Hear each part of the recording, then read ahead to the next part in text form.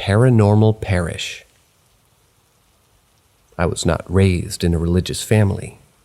I like to think of myself as an analytical person and try to rely on evidence for most of my beliefs. Growing up in Midwestern Michigan, there was a time in my adolescence that I'm sure many people experience, a time when I was looking for some place to belong.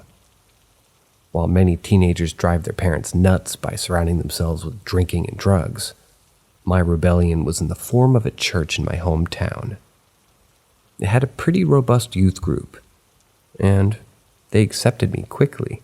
It was a safe place, a community that acted like a family that I could confide in. I threw myself into it and spent a few years being embroiled in everything they did, so much so that my parents questioned whether I was involved in a cult. This prolonged encounter with the church was an important step along my personal development, and would also become the catalyst for one of the most frightening moments in my life. This was during a mission trip that we took to Sarasota, Florida in the summer of 1997. Sarasota is a small city with a population of a little more than 50,000 people. The city was very socioeconomically divided, being populated by the very rich and the very poor. The mission trip was located at a modest Baptist church within the city. The purpose was to conduct a vacation Bible school, a VBS, for the children that lived in the neighborhood, mostly economically disadvantaged youth. I knew nothing else about the church.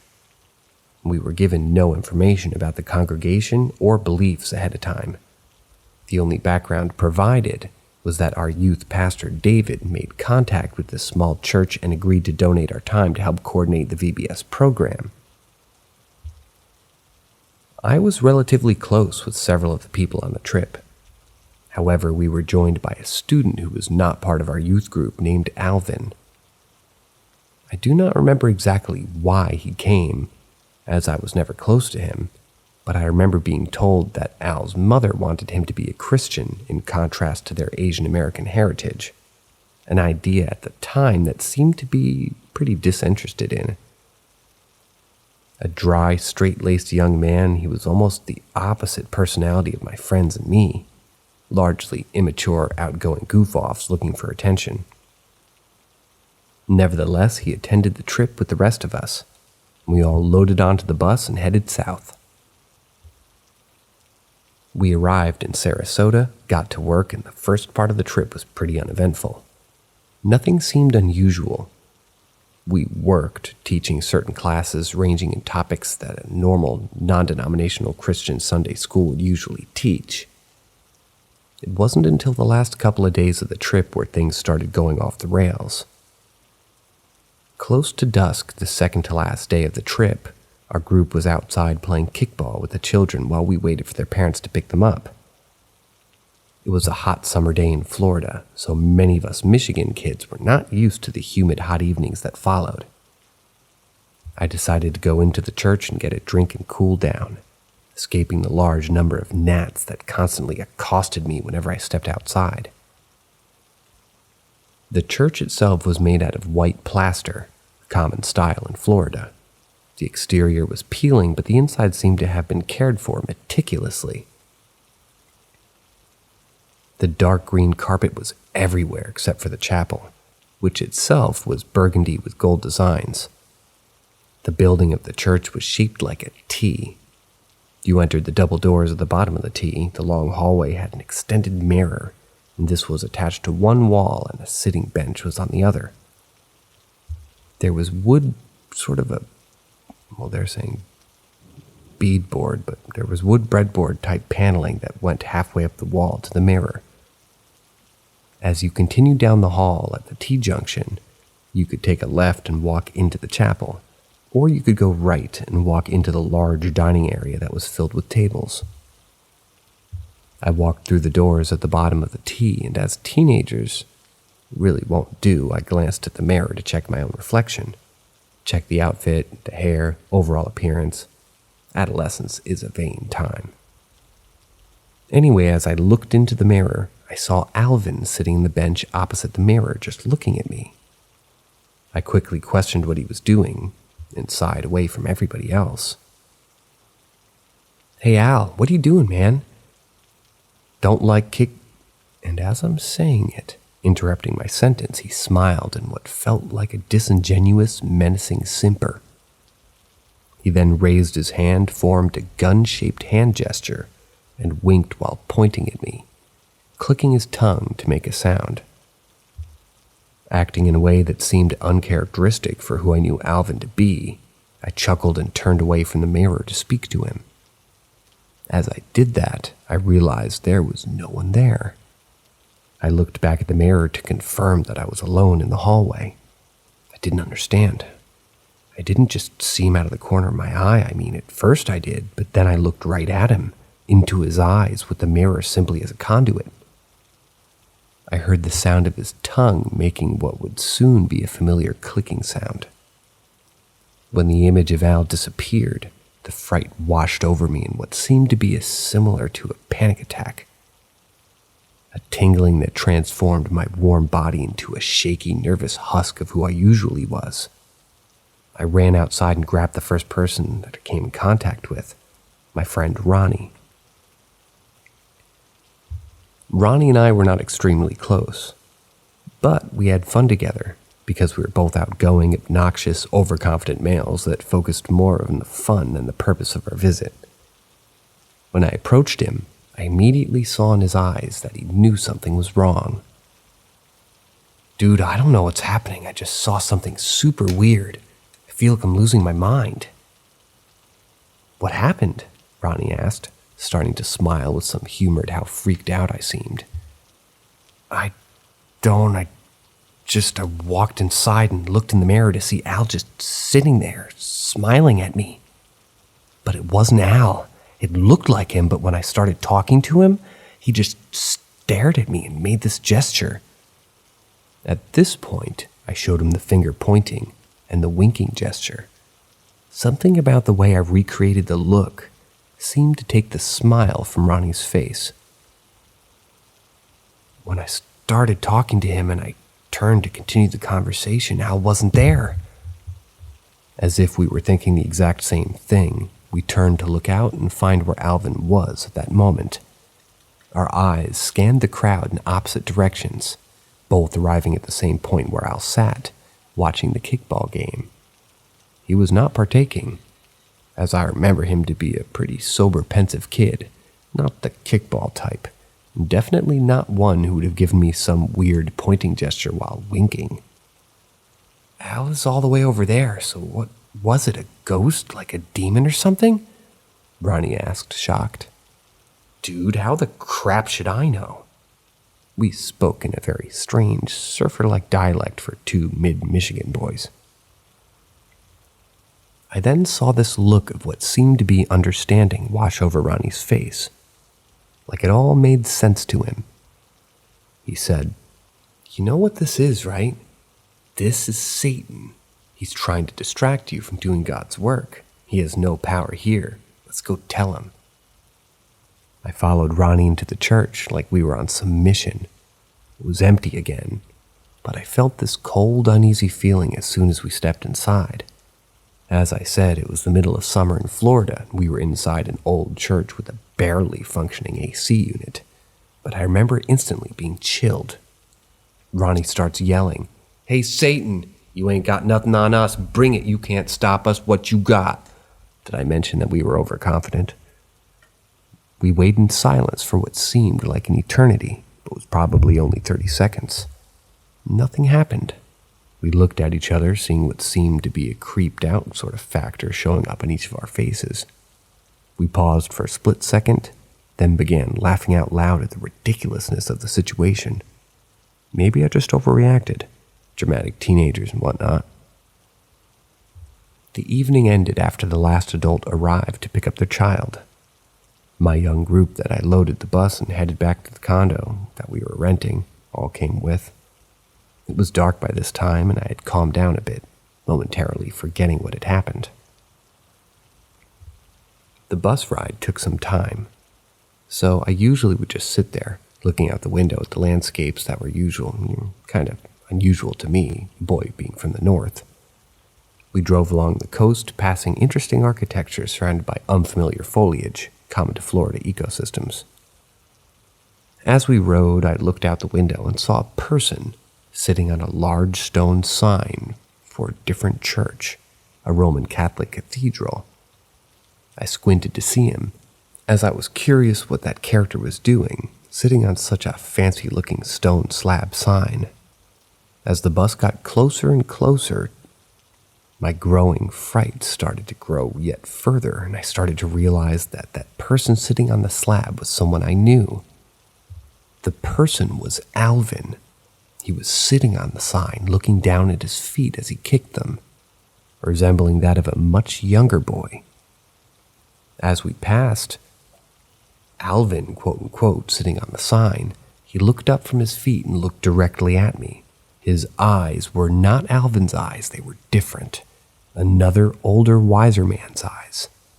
Piercing through the motion and distance, he looked at me and smirked with that menacing, threatening grin. As we began to pass, I turned my head to look to the front of the bus. Just a few seats ahead of me, Al sat, quietly doing what I had been doing a few moments before, looking at the water. I looked back out the window as we passed. The other, Alvin, raised his hand into a familiar gun-pointing gesture and pointed at me. What was even more strange, though, is I could hear the clicking sound in my head, and I'm not sure how to explain this, but it wasn't coming from me. It wasn't my common inner monologue voice, it was someone else. Something else. He winked. For lack of a better phrase, I began to freak out. I shouted and drew attention from some of my friends, my assistant youth pastor Jason and my pastor David. I remember thinking that I was losing my mind. The intensity of the faux Alvin eyes and the click of his tongue playing on repeat in my brain. No one seemed to understand my panic. David said we would talk once we got settled back at our condo. I guess I should just take a breath. We arrived at the condo. It was lavish accommodations to a small-town kid, causing me to wonder how one would arrange payment for such a place, especially for a gaggle of teenagers. It had tall, vaulted ceilings, and the decor was designed in the early 90s, so it was fitted with brass lighting fixtures and lightly stained oak furnishings. Exiting the bus, my knees were shaky. Fog of embarrassment settled over me as other kids gazed with an obvious wonder that only children would lack the decorum would kind of show, right? My youth pastors took me into the back bedroom away from the other kids. Gave me a pint of Haagen-Dazs ice cream. Good choice. That assisted in calming my nerves. Not surprised. Once settled, they proceeded to talk to me about what they thought was happening. David gave his version of what he believed was transpiring. There is a war happening. A war between heaven and hell, where angels and demons are in a battle for the souls and sanity of God's followers. And what you and Ronnie did was incredibly stupid. You challenged Satan to a battle that you cannot win. He is too powerful. That was his foothold. You need to be careful. This did very little to calm my nerves. It seemed uncharacteristically morose of David to be that blunt, especially with a teenager, and yet he continued. Do not do that again. If you keep doing the right thing, God will protect you. But you cannot tell anyone else that this happened. It spreads fear that Satan thrives on. Being a naive young Christian at the time, I believed him. I thought that this war could seem possible, but I also trusted a mentor that I shouldn't share my story, and I would follow that advice for years. I went to bed early that night, trying to move past this experience. Alvin's face and the clicking gesture continued to haunt my thoughts. Didn't work. The next day was our last at the church. We were done coordinating the VBS program, but the leaders of the church wanted to treat us to a dinner as a way of saying thanks. I didn't think about it at the time, but it was very strange that we hadn't met the pastor of the church until this dinner. Beforehand, we had packed up all of our belongings. We were prepared to leave once we finished dinner. We all sat on the east side of the church, in the dining area with all the tables, eating the spaghetti dinner that they had provided us. It was a happy scene, I guess.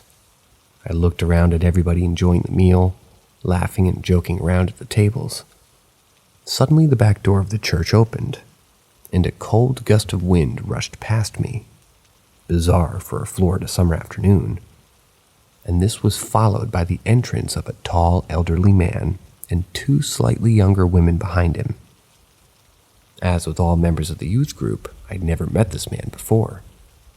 He was introduced to us as the pastor, but none of us recall ever hearing his name or first or last. All I could focus on was his eyes. They seemed familiar to me, although I couldn't place them. They weren't kind eyes, although I couldn't articulate that in my mind at the time. He spoke a short sentence or two of thanks to the group, and then proceeded to move past the tables, sharing short statements of small talk, referring to my friends as guys and ladies, or in the case of Ronnie, who was sitting next to me, young man. He also slowly approached me. I continued to eat spaghetti, because free food. The pastor moved deliberately behind me until I could feel his bony hand touch my right shoulder. I turned around to look and saw the pastor glaring straight into my eyes. Not a polite stranger's glance, but a deep, disturbing glance. Those eyes. I had seen those before. He took his hand off my shoulder and spoke. "Hey, how's it going?" Something was wrong, and it was immediately obvious to me. No one had met this pastor. He didn't know any of us from Adam, and he referred to everybody as such, with generic titles like son and darlin'. But he knew my name. He looked at me like he knew me, and then he did it. He smiled in that familiar, menacing way, lifted his hand and made the pointing gesture while winking. He closed it out with the tongue-clicking sound. I shot up, backed up quickly, clambered for my footing as I knocked over some empty chairs and ran out of the dining hall. I ran to the adjacent chapel and did the only thing that came to mind at the moment, sat in a pew and cried. My pastor and my pastor's wife, Kathy, followed me shortly after. I expected to hear their voice of reassurance, the kind people that had been mentors to me for years. That is not what followed. "What are you doing? That was the rudest thing I've ever seen. What's wrong with you?" "You're acting like a baby," Kathy exclaimed. This was extremely uncharacteristic of both of them, so I knew something was wrong. They were usually very calm, kind people in public. So I ran from them. I ran out of the chapel, down the long hallway past the mayor who I'd originally saw, who I thought was Alvin, and out the front doors. Followed directly after me, Kathy stepped out of the door before the door even closed. I turned to see her expression transform from angry hunter to concerned caregiver. "What's wrong, honey? Why are you crying?" I knew immediately why the anger left her. She had left the church. She was outside. Something was wrong with that place. After discussing what I felt had happened, I never went to that church again. Waited outside for the rest of my group to finish eating. Afterwards, David, with a small group of us, did some weird type of ritual where we anointed the church and its door with oil. He read some scriptures that were unfamiliar to me, and we boarded the bus and left. Haven't spoken with David or Kathy in decades. But directly after this happened, Kathy, while coming short of saying I was lying, disagrees with the sequence of events. She seems to believe that she heard me making a ruckus outside, so she followed me directly out there, concerned for my well-being.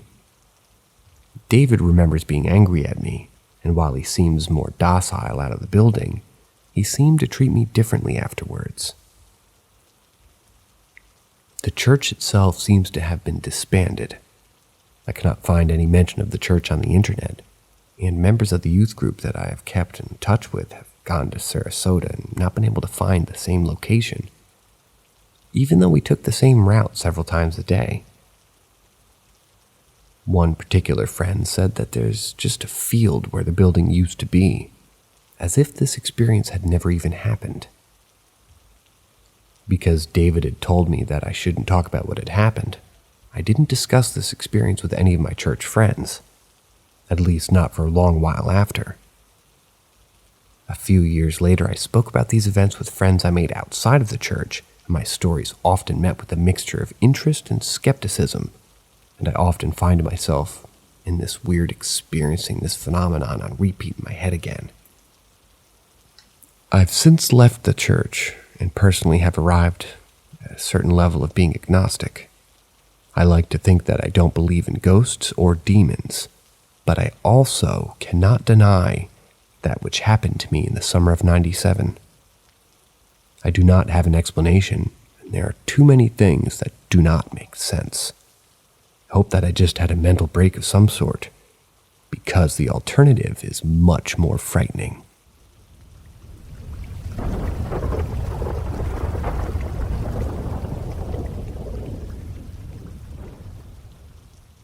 My old job as a CNA. So many years ago, I became a CNA, which is a certified nursing assistant. It was a simple job. Basically, we're taking care of adults all day. Now, I've had my fair share of scary stuff. Wiping butts, cleaning poo off the floor. But those came with the job, and quite frankly, become numb to it after a while. But that's not what I want to share. I wanted to tell my experiences when a patient is close to death. Scary things tend to happen in the days leading up to it. Let's start with my first experience. I won't name names due to the laws and regulations. We will start with Jay. We're going to call them that. And I'm, as the narrator, because I hate reading letters, I'm going to name her Janice. Now, Janice was a retired Marine. Oops, I'm going to now switch genders to Jerry. Jerry was a retired Marine who saw combat in Vietnam and a retired sheriff. Jerry was one bad dude. Years of smoking created a hole in his throat, so it was hard for him to talk. Although you could understand some things. Now, the first thing to change when close to death is the smell coming from one person's body. It's hard to explain, but it just smells like rotting meat. When I noticed the smell on Jerry, I sat with Jerry and talked about life in general. I'm trying not to talk about death, but steering it that way. We finally got onto the topic, and Jerry's just whole attitude flip-flopped. He put up a hand, signaling me to stop talking. He took a deep breath and mustered up some words.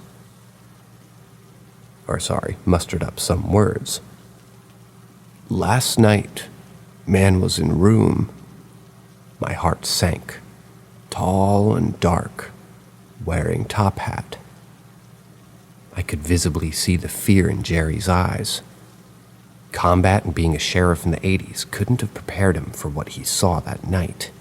I had a blank stare. I didn't know what to tell him. He was visibly stressed. He shrugged his shoulders at me and continued watching his show. Maybe an hour or so passed. Jerry was in the living room, and I was in the kitchen. The TV volume was up a bit due to Jerry's hearing. We both sort of jumped when we heard a loud bang in his room across the way. It wasn't a normal sound. It sounded like someone chucked a piece of steak at the floor.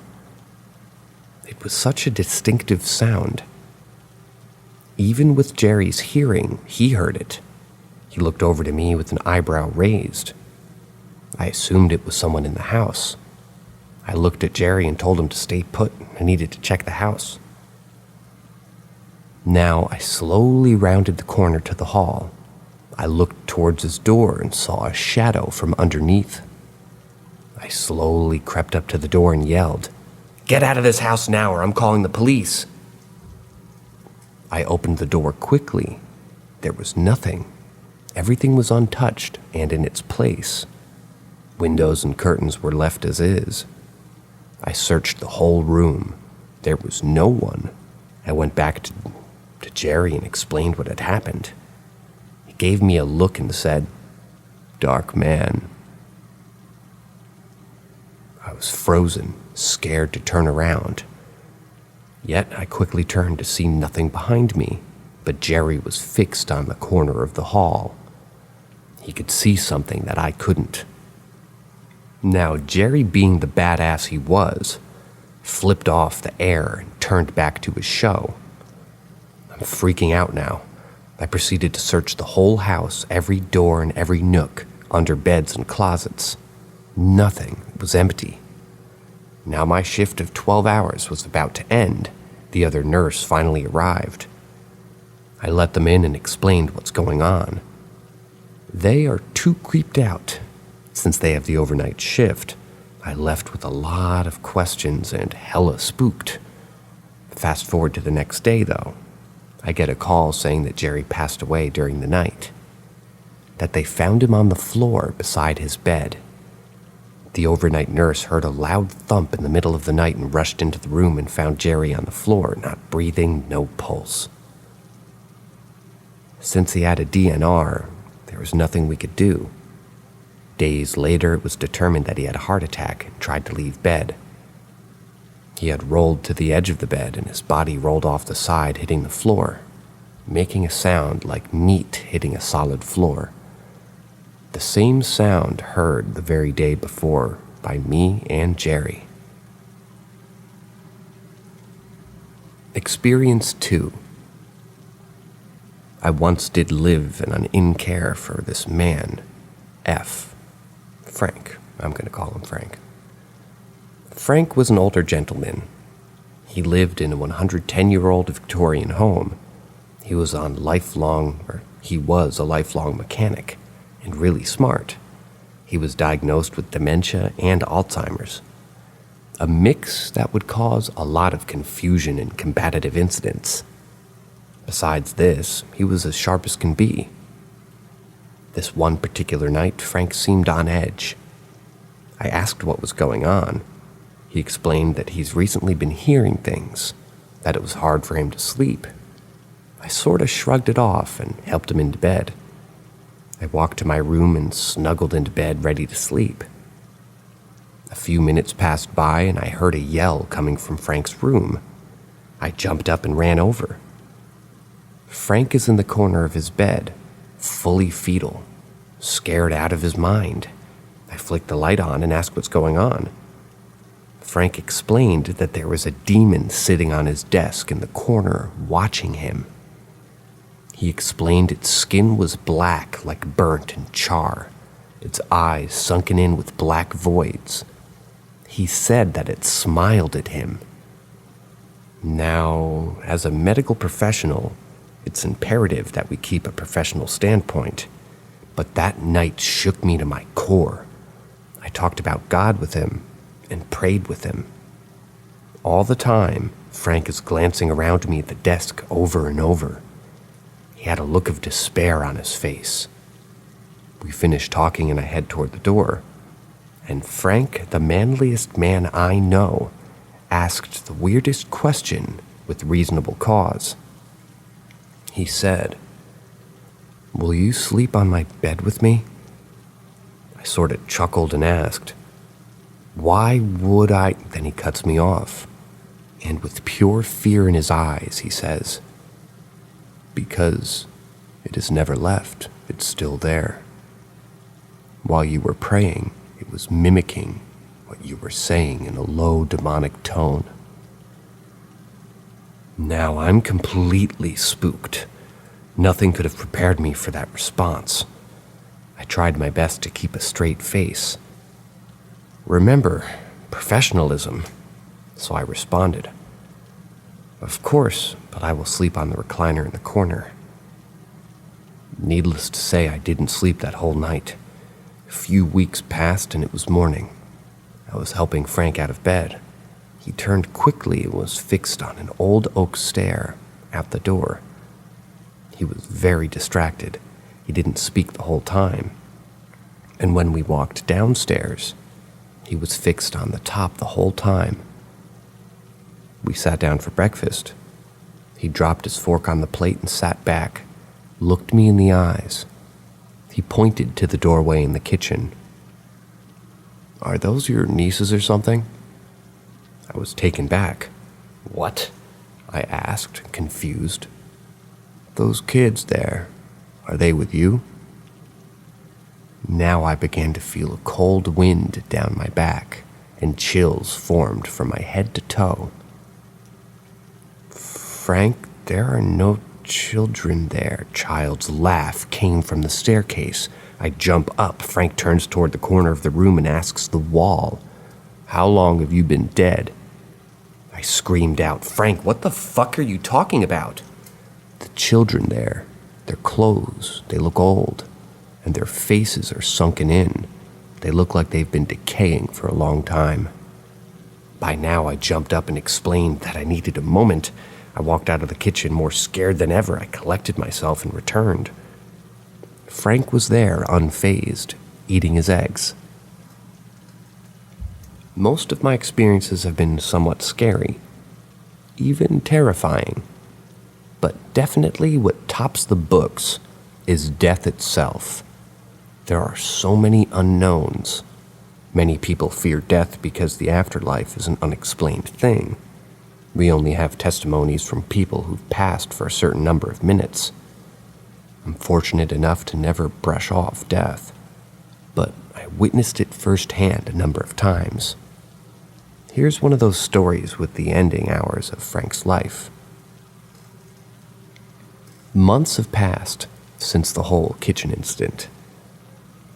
Not much scary has happened besides the occasional noise in the house or footsteps on the oak staircase. Most of the house was original wood floors. Remember, this house was about 110 years old, so anomalies weren't too worrisome. I can only imagine the number of things that happened in that old house. In those months, Frank has had a steady decline in health. It's got to the point that he no longer talks or eats. Hospice is involved.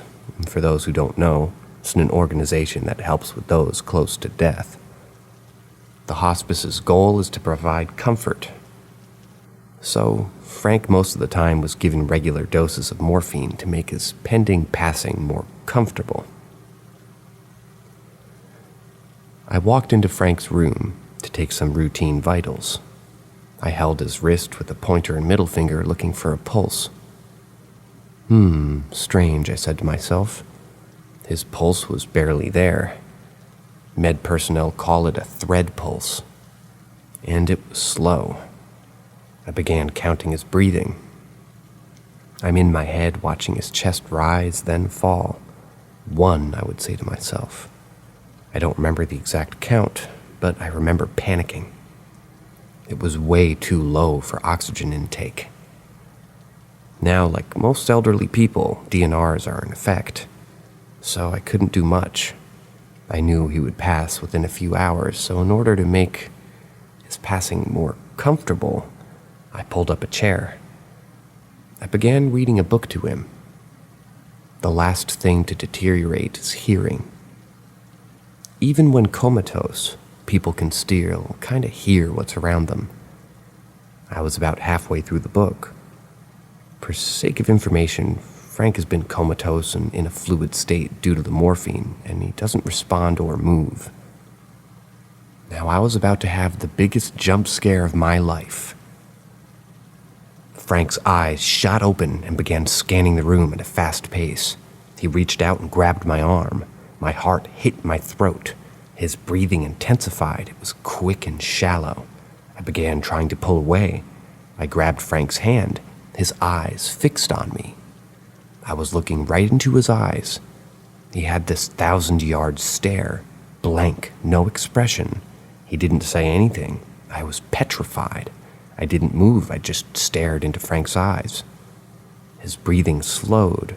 A tear began to fall from his eye. I mustered up the courage and I said, "It's okay, Frank, it's time to go. Don't be afraid, I'm here with you, you're not alone." And with that, he took a deep breath, and I watched life leave his eyes. It's hard to explain the experience or how you can literally see life leave someone's eyes. I'll do my best to explain. His grip loosened on my arm. His hand turned ice cold. His hand fell to the side. Watching his last breath wasn't a fearful one, more like a relief, like it was finally over. I watched fearful eyes turn into blank, dilated pupils. His head fell towards his pillow, eyes still locked on mine. Even after passing, his eyes stayed open. I reached for his wrist. It's still warm but cold. I searched for a pulse, nothing. I reached for his neck, no pulse. Watch his chest, no rise or fall. I checked my watch. 16:28, time of death. I write it down and I called hospice. They sent out an RN right away. They confirmed death. We call Frank's friend and only known trustee. She's in another state hours away. She asked that we locked up and unplugged appliances. Now the whole ordeal was traumatizing, yet it continued. The coroner arrived hours later. They rolled the gurney in, unzipped their body bag. The smell alone coming from them, like death and cheap cleaner. It's a smell I'll never forget. They walked into Frank's room, wrapped him in his bed sheets. They lift him onto the gurney, wipe down his hospital bed. They had the RN and me fill out a form, gave us a card, and just like that, Frank's body was taken away. Now, Frank was single. He had no children and no family. It was the end of a family line. The RN said her goodbyes and walked out. I was left alone in this giant, empty, quiet house. I began locking up the doors and windows, turning off lights and unplugging appliances. I walk into Frank's room and the smell is just lingering of the coroner.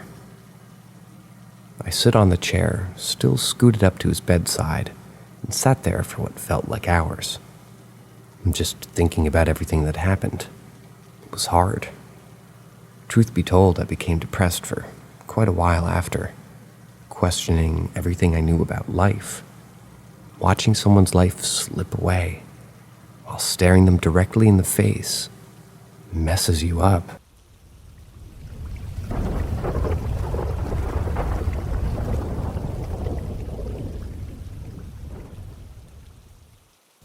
Ghost preacher and attacking shadow entity.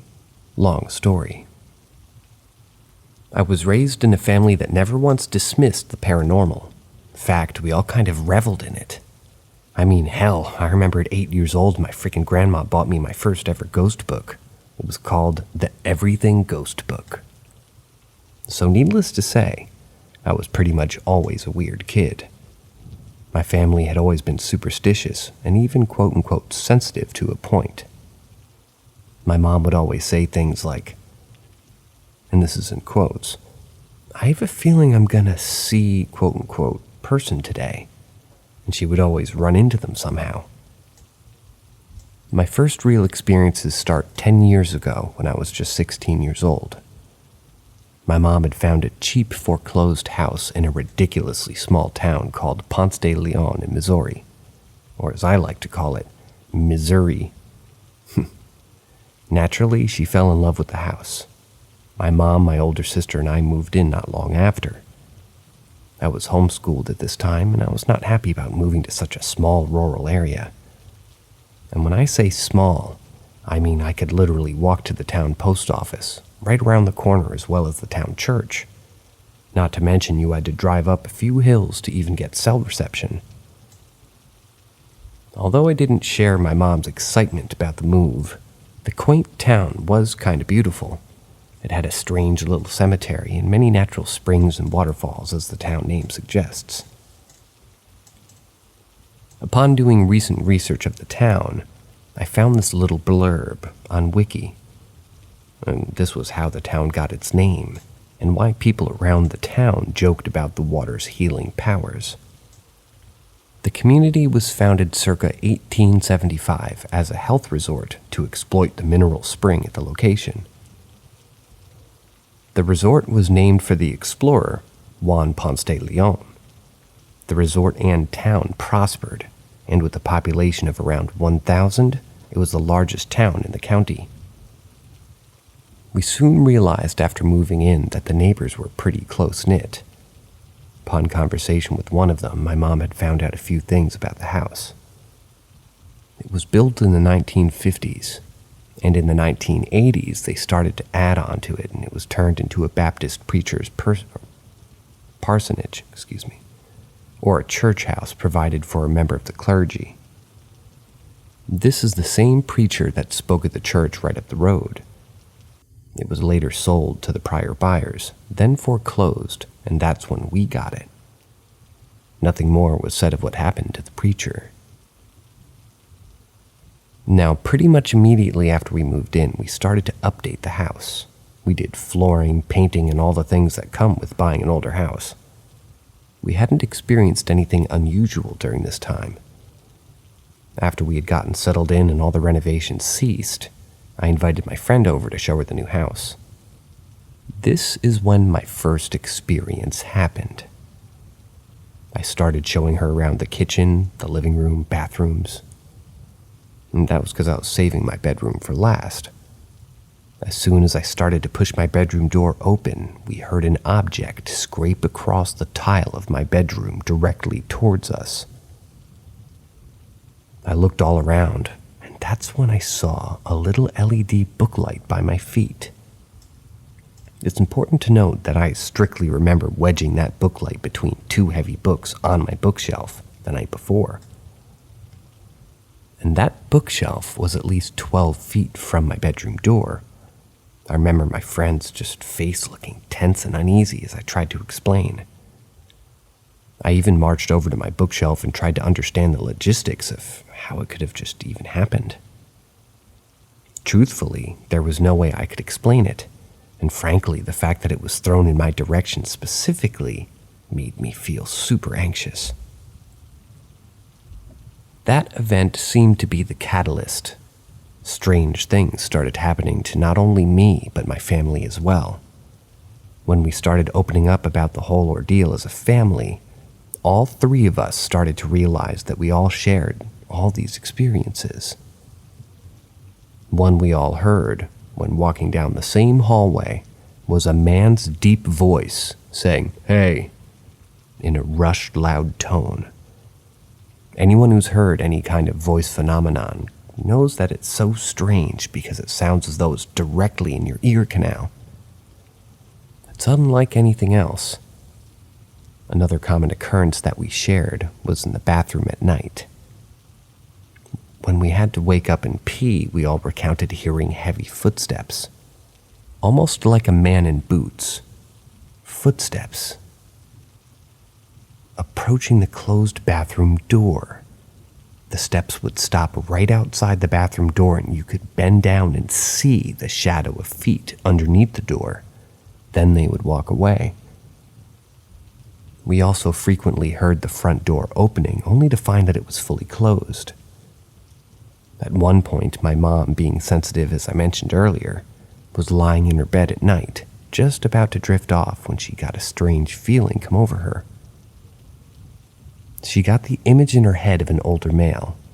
She mentioned that he had an angry face and you could just feel this feeling of anger and hostility. I think she came to the assumption that it could have possibly been the preacher, although we have no proof of this. If it was him, I can certainly tell you he did not like me one bit. This is where my story and experiences turn a little bit darker. We had lived in the house for about a year now or so, and the summer started to come around. I decided I wanted my own space and moved out to the separated garage space. It was a huge space that we never kept the cars in anyway. I remember completely making the space my own. I bought huge curtains, painted the cement walls, got a mini fridge, bought a TV, PS2, and most importantly, all my music equipment. I've always been a music lover and devoted a lot of my time to playing electric guitar in my early teens. This is something that followed me. Right about this time is when I found my love for classic rock, but what really intrigued me was its dark history. It had gotten to a point where my mom and sister barely saw me in the house anymore. I had basically become a hermit in the garage, playing music and delving deep into research on my laptop. One figure in classic rock I was particularly engaged in was Jimmy Page of Led Zeppelin. According to a lot of books and articles, he was into the occult and followed English occultist Aleister Crowley. I often found myself falling down a rabbit hole and I started to feel so disconnected from reality. It was then when I became obsessed with that old idea, the whole sell your soul to the devil and shred like a madman on guitar thing. And one time while practicing, I believe someone or something gave me a small taste of what it would feel like. There was one solo in particular I had tried to play a few times but could never quite hammer down. I had started to practice it again one day and started playing most all the fast-paced solo perfectly, almost without any effort on my part. I all but ripped my guitar strap trying to get my guitar off. It terrified me. Unfortunately, it wasn't enough for me to stop my isolation or research. I didn't touch my guitar for a while, though. My friends that I had then were very like-minded, all very interested in the paranormal, the occult, and otherworldly things. My garage started to be a safe place for all my friends I had, and there were plenty of long nights partying and partaking in things no mom would be proud of. But we were rebellious and pretty defiant teenagers. None of us cared at all at that time. It was around this point I remember almost dreading going into the house when I had to inevitably take a shower or use the bathroom. In a sense, I didn't feel particularly welcome there either. I remember taking a shower one day, listening to Black Sabbath on a nearby iPad. The music kept pausing, so I would reach out and press play again. This happened about 3 more times when I finally yelled, "I know it's you, stop doing that!" And it didn't happen again for the remainder of my shower. It could have been a coincidence, or a technical fault for sure, but I remember being so bold toward what I thought was that old preacher man, almost feeling a hatred towards him. One morning when I was still sleeping in the garage, my mom busted through the door and started to throw all my things around. She was screaming, "I don't know what the fuck is going on here, but something's got to change. Something's not right." Her voice sounded angry, but I could hear the undertones of fear. Keep in mind, it's not like I had a huge pentagram spray painted on the exterior of the garage. As far as I knew, she had no clue of what I was looking into, and what I had even been experiencing. The intuition of a loving and concerned mother, I guess. So, she proceeded to rip down my posters, grabbed a random item of mine and threw them outside the garage door into the lawn. I remember this like it was yesterday because I think it finally hit me how far things had gone, and seeing my mom so upset and ultimately scared, I think knocked some sense into me. It was then that I also moved back into the house, as it was turning to fall and started to become too cold to stay in that garage overnight anyways. Ultimately, I purged everything I had that truly had any dark personal significance to me during my move back into the house. The last thing that happened, and probably the worst of all, happened to my sister. The only way I heard her story was by listening to her explaining it to my mom. Even though I was completely moved into the house now, my family still kept their distance. I knew they felt something too. I felt as if I really divided my family. My sister had a job that required her to get up early in the morning, and when it was still dark outside. She was smoking a cigarette on the back porch, which had a direct view of the garage and the steep hill that runs alongside the detached garage. She said she saw a dark mass low to the ground. She first spotted it come from behind the back of the garage, and then it started to charge down the steep hill towards the back porch where she was standing. She expressed to my mom that she had never felt so much fear in her life. She quickly shut the back door. She also said that she didn't believe it was an animal because it was charging towards her. There was absolutely no sound, no paws, hooves, or sound of feet on the soft ground. The house seemed to go quiet after that. No voices, no footsteps. Unfortunately, a few years later, my mom could no longer keep up during a harsh winter. Everything started to break and we didn't have the money to repair things. We couldn't even keep the house warm. We decided to up and leave. Most of our belongings were still in the house when we did leave. We came back a few times on warmer days to grab some more of our things and started to see our old home become in a complete state of disrepair. Mold growing absolutely everywhere. Paint starting to peel and all the hard work we had put into it gone. It was harder for my mom to see. It was her first house that she bought, and it killed her to just abandon it. It eventually went back into foreclosure. When I turned 20, I got my first apartment, and it had to be blessed twice. I thought everything had gone back to normal at that point. I then met my now husband when I was still in my first apartment. He had no idea of my dark past and admitted to me that he felt something dark in my apartment. One night it had gotten so bad he said that he had to pray over me. I've had 2 apartments since then and we both don't sense anything inherently dark. Sometimes I still wonder if it's truly left.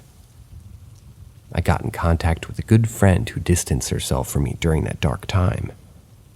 I would actually consider her my closest friend. She recounts things very differently and said that I had definitely changed. She has a few stories of her own and things that I have said to her that were very unlike my true character. The crazy thing is, I don't remember saying some of these things. I truly don't think I knew how bad it had gotten.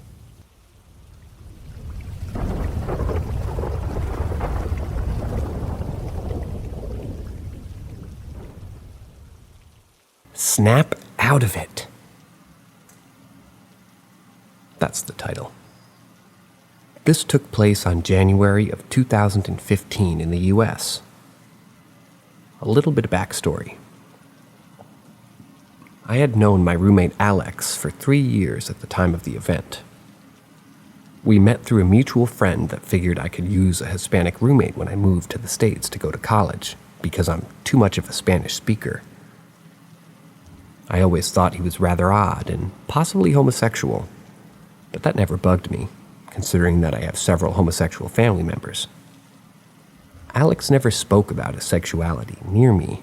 In fact, I had every reason to believe that he was homosexual because of the way that he talked, dressed, and behaved overall. The thing that always struck me as weird is the fact that he would constantly make fun of homosexuals.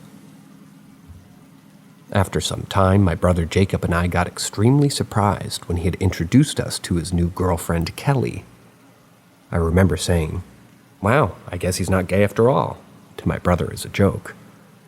Kelly seemed nice and all, but she didn't live in town. So Alex and Kelly were having a long-distance relationship and always spent their free time on Skype talking.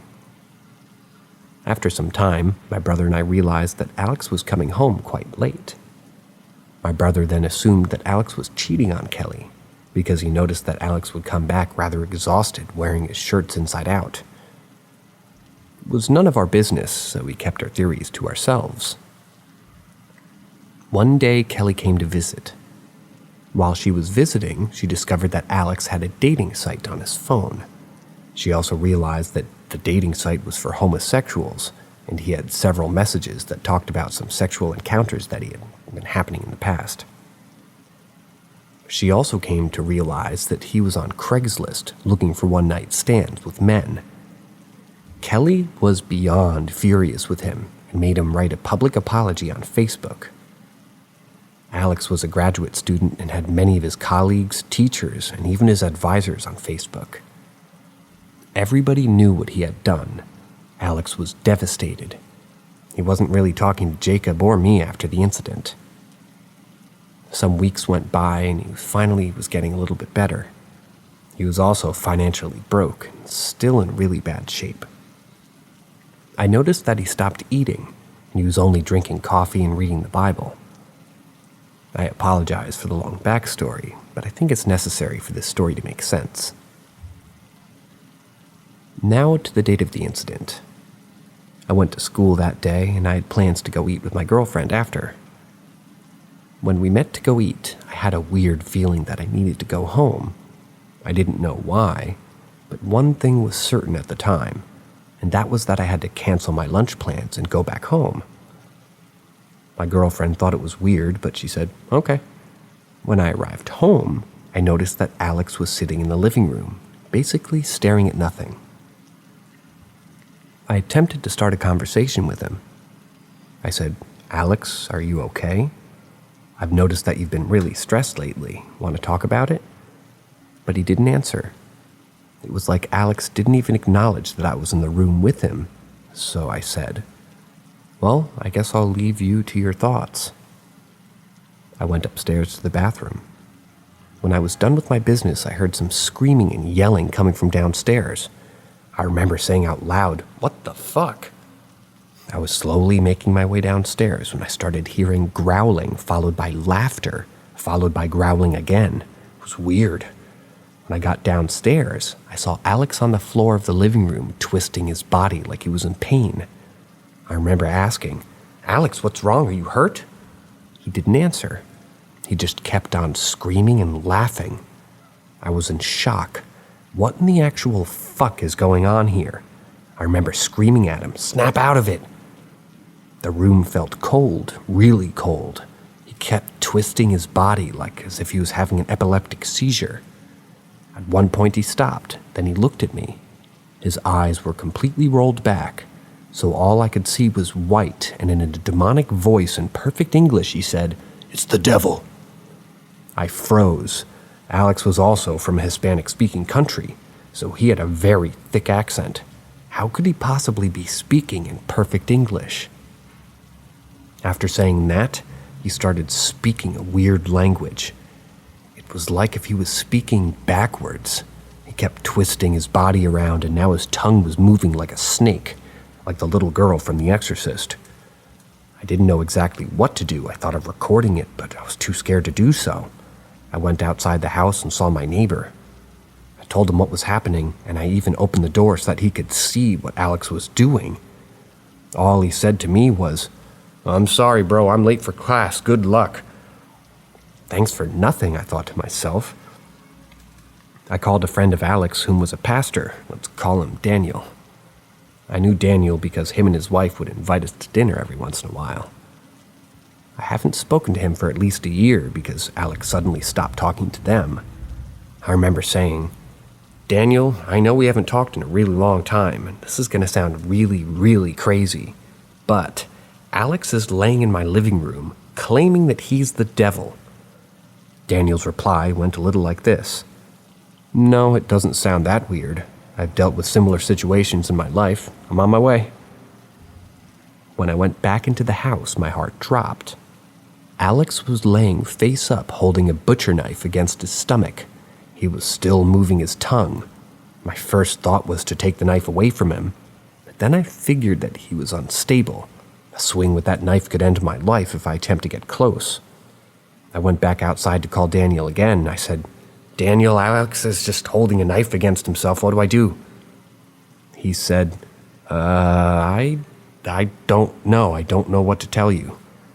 I don't want you to get hurt, bud. Just wait for me outside. I'm almost there." When Daniel arrived, I showed him the best way to Alex. When we got into the house, I couldn't believe my eyes. I yelled, "Daniel, should I call 911? It took Daniel a little longer to acknowledge what was happening. There he was, my roommate, laying on the floor, pulling his own intestines out of his goddamn body. There was blood all over the floor. He just kept pulling them out. Daniel told me to go outside, call 911 immediately, so I did.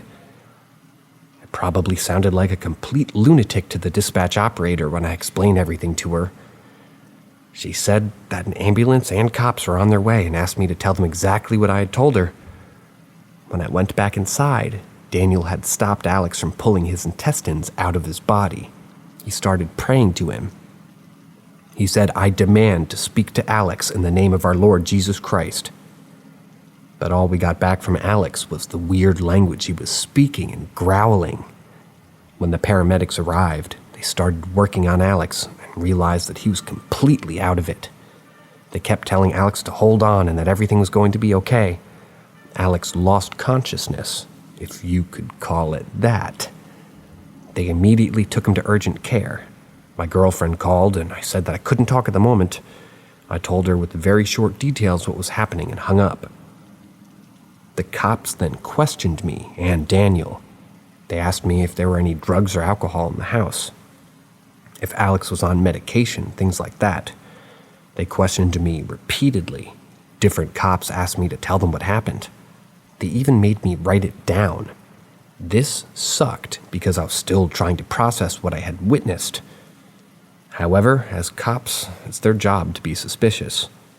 Making me repeat my statement is a technique to see if I would change the story.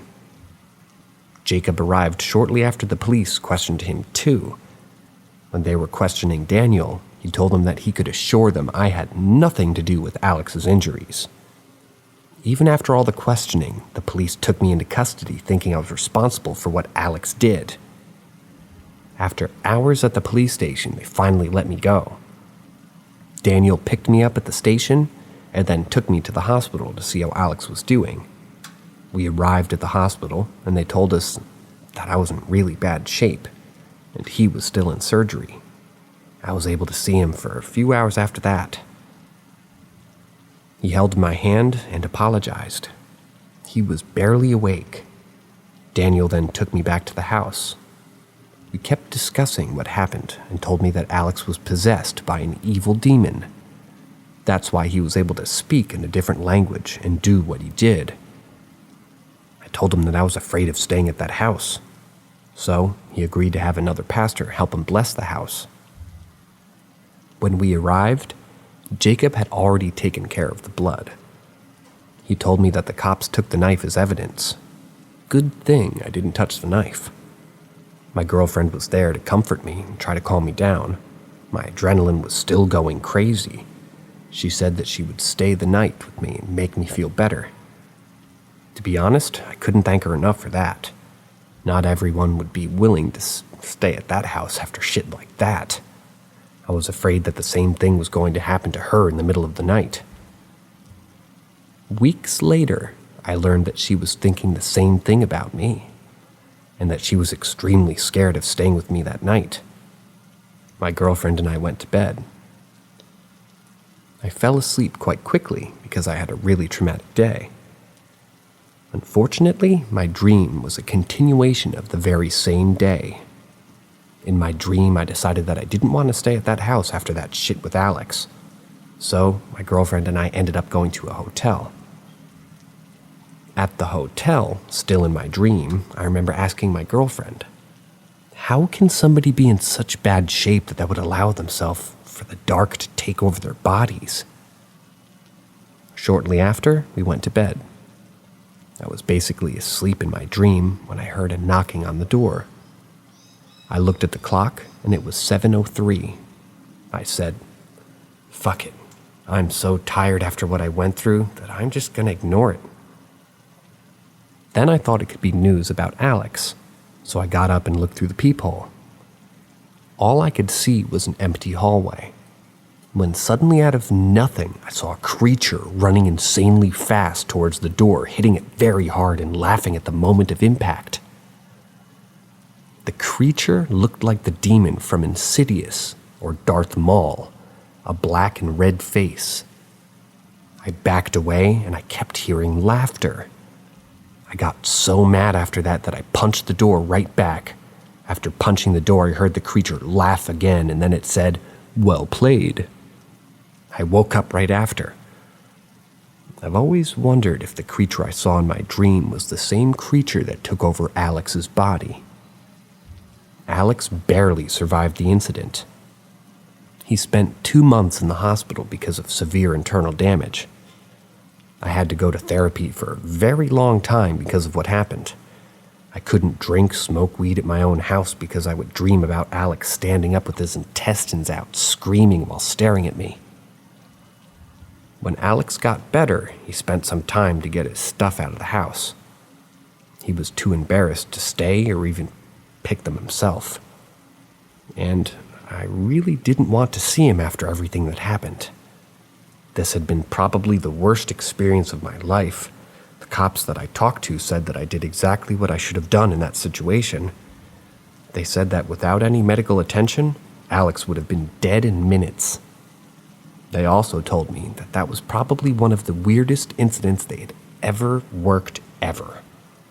My girlfriend and I believed that thanks to that strange sensation I had of urgently having to go home instead of going out to lunch with her, Alex is still alive today.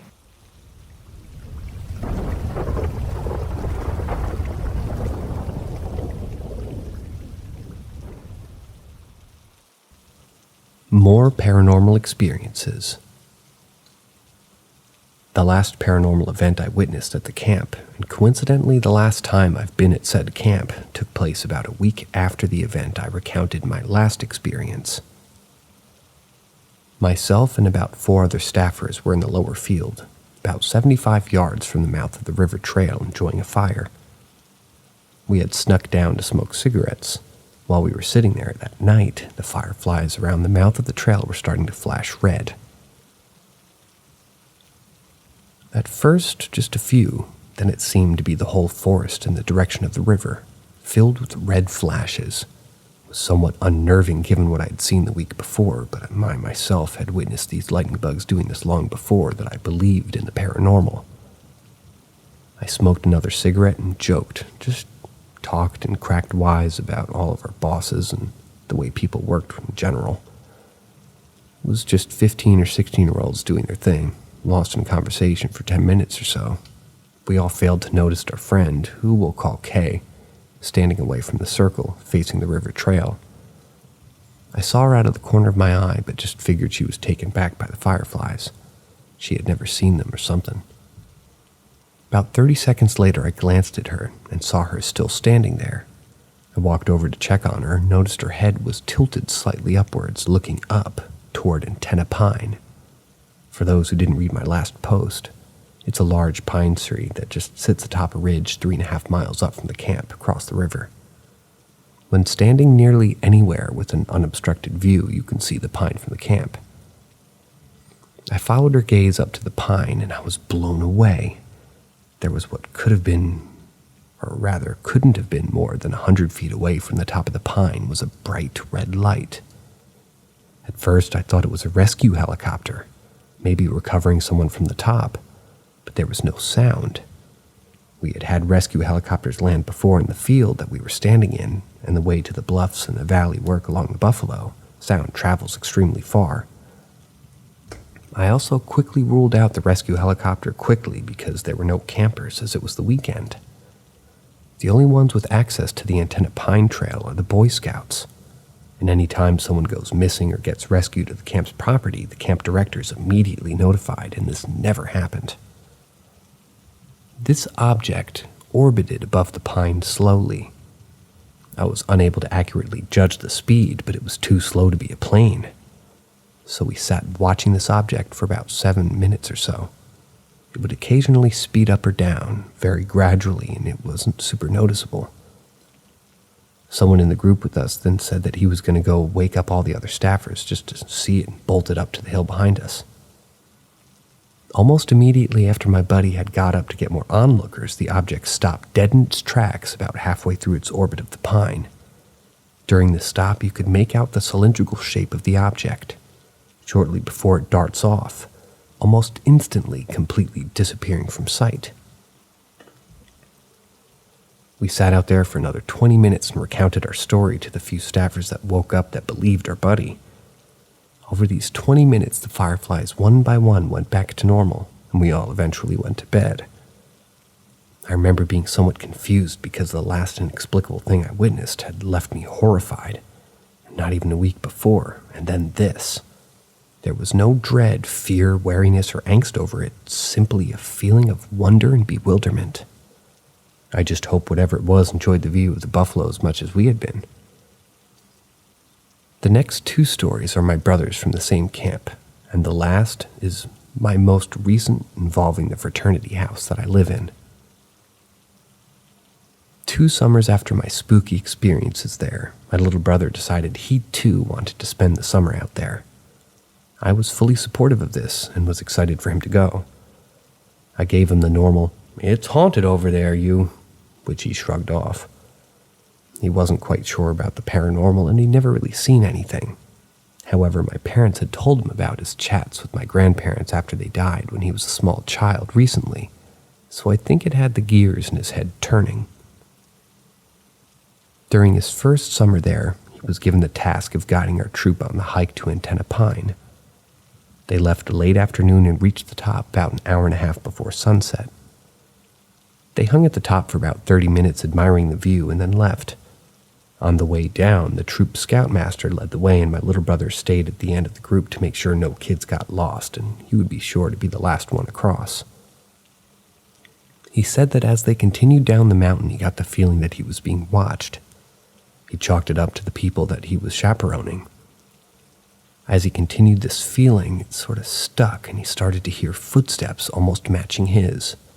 But when he stops and looks back, the footsteps would stop and there was nothing there. Although this creeped him out, he said nothing and just kept moving. I think he made the group move a little faster, reasoning it was about to get dark. They continued back to the camp and my brother said he felt and heard this phenomenon the whole way. And while it was almost entirely muted footsteps on the rock trail he heard behind him, he heard twigs crack a couple of times, and he said this scared him the most. They continued down the ridge and finally reached the ford in the river. My brother said that the feeling here was almost unbearable, and he looked into the woods behind them and saw nothing. Still feeling watched, he slowly took off his shoes and began to cross the ford. Got about halfway across and he said he was compelled to stop and look back. He said that as he did, a large splash of water rose up at the edge of the river like someone had just taken their first step in crossing. My little brother stood paralyzed before members of our troop calling his name snapped him out of it and just ran back across. And by the way, this was in the summer of 2017. The following summer, he and a friend decided to cross the river to the cabin. This cabin was an original homestead cabin from the Boxley Valley and has been reassembled here at the top of a small waterfall in the 90s to act as a living history exhibit for the camp. They did metalworking and several other pioneer crafts. The cabin had been abandoned since about 1998. I had heard stories of staffers in this cabin being subject to strange paranormal events, and one of the staffers who had worked in the cabin had a son working with us. Crazy stories, no doubt. Windows and doors slamming, crosses flipping upside down on the wall. Pretty standard ghostly story fare. I myself had been there several times, never noticing anything weird, just noting how cool the history behind this thing was. So my little brother and his friend make it to this cabin, and it being a relatively hot day, set their lawn chairs in the creek that feeds the waterfall. On the way up to this cabin, his friend had asked him multiple times if he heard laughing. Well, on the way that he didn't, as he sat there, he said he caught it in earshot from multiple directions the whole time they sat there. However, he never heard it clearly. As they sat there talking, a lull in the conversation left them looking at the area around them. My brother said in this moment he noticed for a split second, and the only thing he could hear was the creek that they were sitting in. And even then, he noted it sounded almost muffled, as he realized the most blood-curdling, bloody murder loudest scream he'd ever heard ring out. He said it lasted for a good 3 or 4 seconds, then stopped, but echoed loudly off the walls of the waterfall below. He and his friend were both terrified. His friend literally fell out of his chair into the creek. and slowly stood up and approached the edge of the waterfall where they had heard the scream come from and peered down, only to see nothing 30 feet below them. No rustling from an animal or a person running, simply nothing. That was the last time my little brother went across the river, and the next summer he worked at a different camp altogether. The last experience I have to recount is recent, and multiple variations of it have happened over the past 3.5 years. I live in a fraternity house that was built in 1920. It was constructed as the first female housing on our campus and had seen a couple of owners before a fraternity purchased it in 1971. When I moved in the fall of 2018, all the members told me the house was haunted, that Jake would sometimes make himself known. I was, of course, somewhat skeptical, as I thought it was just the older brothers to give me a spook, but the first time I knew Jake existed happened about 3 months after I moved in. Our entire chapter left the house at about 1 a.m. for activities. I ran upstairs after they left and put running shoes on to catch up with them.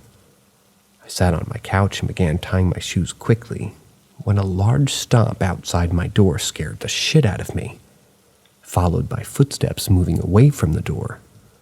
I stood up and opened the door expecting to yell, "Screw you," at one of the brothers. However, upon opening the door, I saw nothing, just heard footsteps moving away from me down the hallway. I knew someone was there, but I couldn't see a damn thing. The footsteps completely stopped at the wall at the end of the hall, and I just stepped back in my room, locked the doors, and went to bed. I asked my frat brothers the next morning, and they all asked where I had been. I told them what happened and that I thought one of them must have pranked me.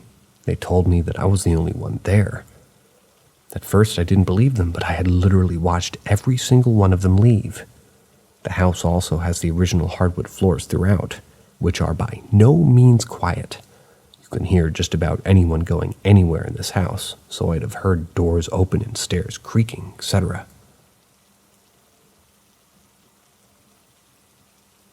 For anybody that's still hanging on there, thanks for listening and sorry for a couple of those mistakes. If you know what that one word means that I couldn't figure out, let me know, because I'm not exactly the opposite of bright, but I certainly don't know every word in the book. So, as always, have a good night. See ya.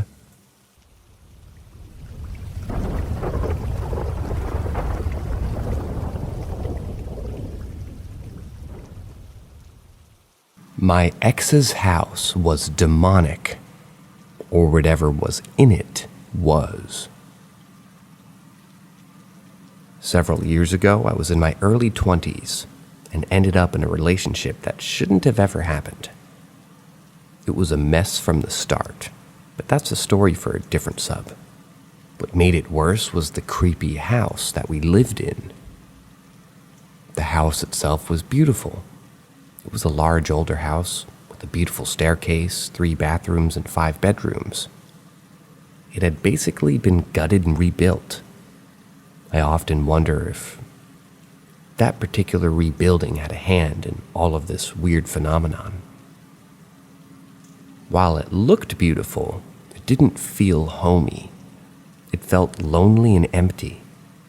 Initially, I chalked this up to its size and need for more homey decor. Of course, there was the cliché feeling of being watched, which I'm no stranger to, especially at nighttime when we would be watching TV with most of the lights off. A long hallway branched off from the living room, and it sort of felt like somebody was glaring at us from the dark corridor. All stuff that I'd say you can shake off. My first real, oh crap, moment was one evening after I got off work. He texted me to let me know that he'd be working a bit later and to go ahead to the house and let myself in just to freshen up. This house had an amazing bathroom with a jacuzzi tub on the lower level, so I jumped at the chance to get in and relax. After filling the tub up with nearly melt-your-skin-off hot water, I laid back with my eyes closed.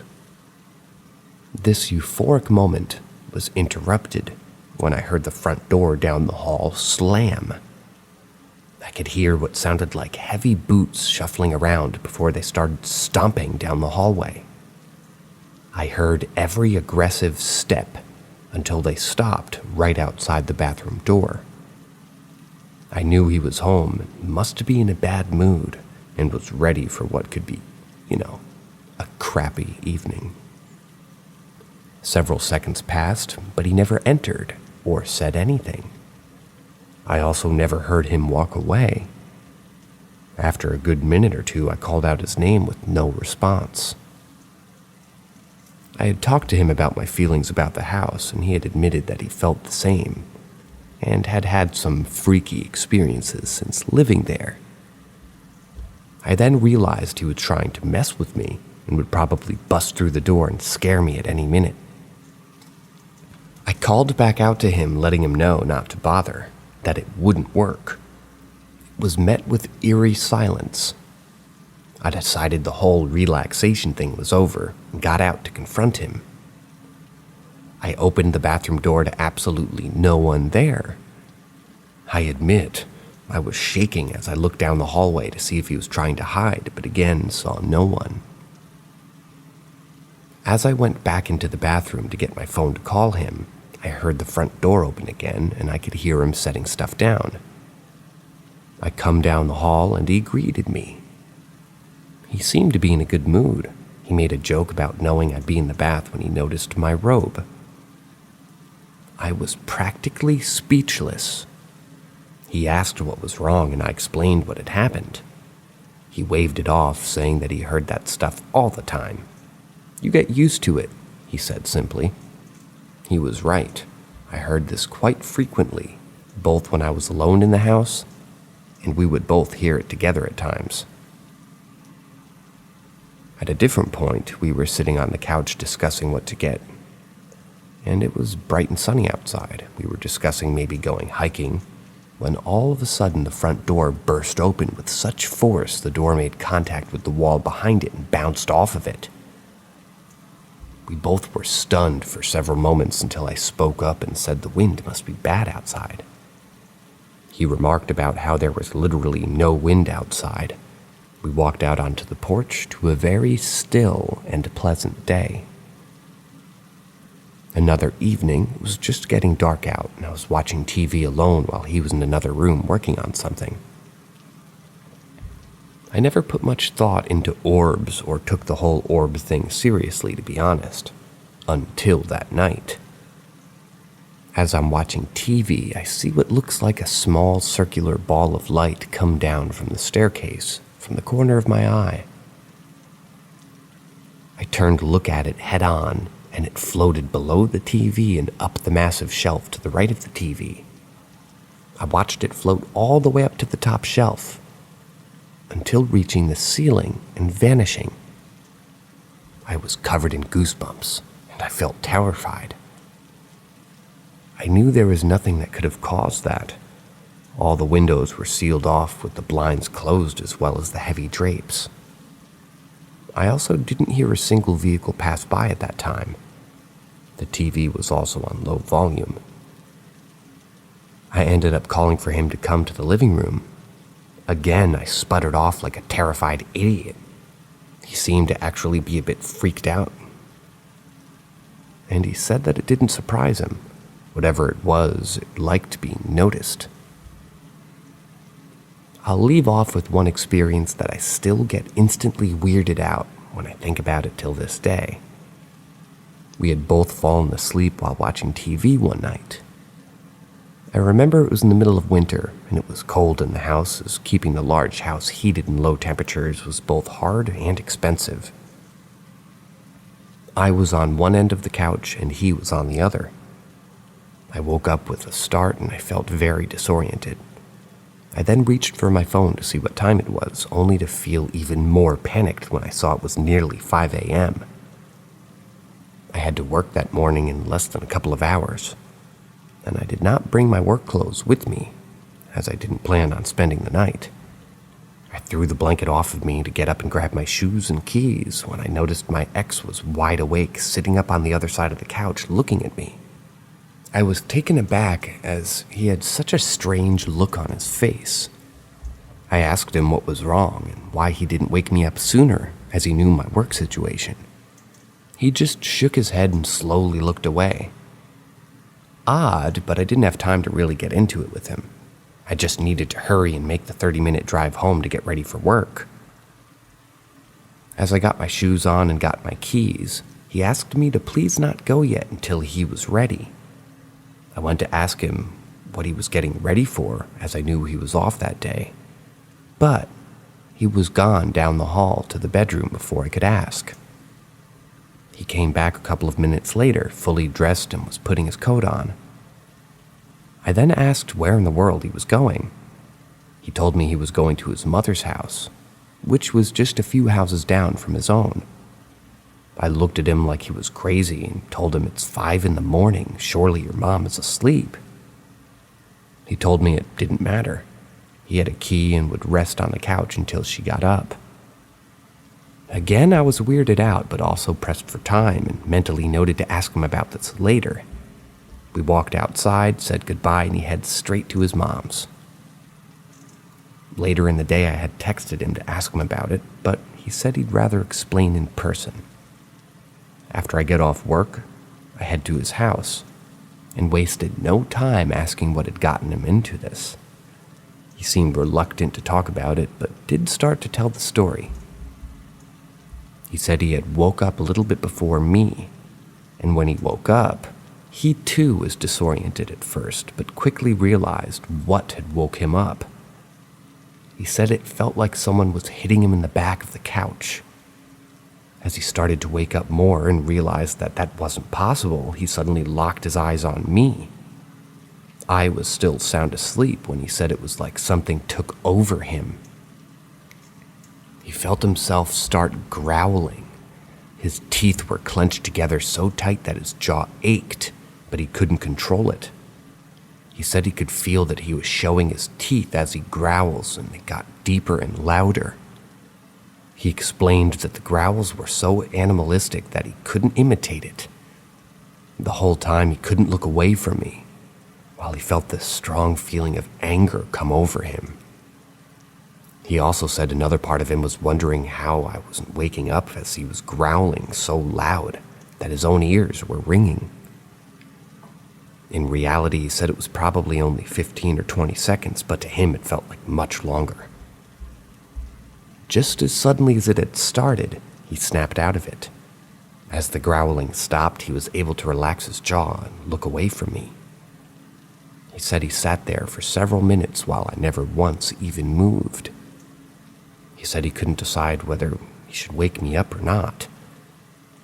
He was so confused. When I did wake up and went to leave, he was so shaken by the whole experience that he was scared to be alone in the house, hence him asking me to stay so we could get ready and go to his mom's until daybreak at least. Other things happened, but that last one always got me. Did whatever that thing was, want to hurt me? Want him to hurt me? I was honestly relieved knowing I'd never have to go back there once we split for good. He's moved since, and I wonder what the new inhabitants have experienced.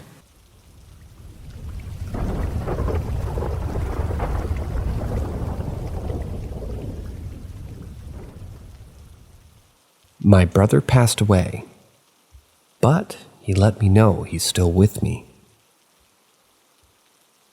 My brother and my best friend passed away unexpectedly in December of 2019. It had been the hardest thing I've ever been through, and I've been through a few things. I miss him, and I always know I will, but he gave me a few undeniable signs after he passed. They all took place within 3 to 4 days after his death, with the exception of one that happened a couple of weeks after. I'm writing this post for 2 reasons. One, I'm hoping if it'll bring comfort to those who lost loved ones, that it'll help strengthen your knowing that they're not really gone. 2, I'm hoping others will read this post and share their experiences of loved ones giving them signs after they passed. I'm going to write the events out in chronological order, starting with the first.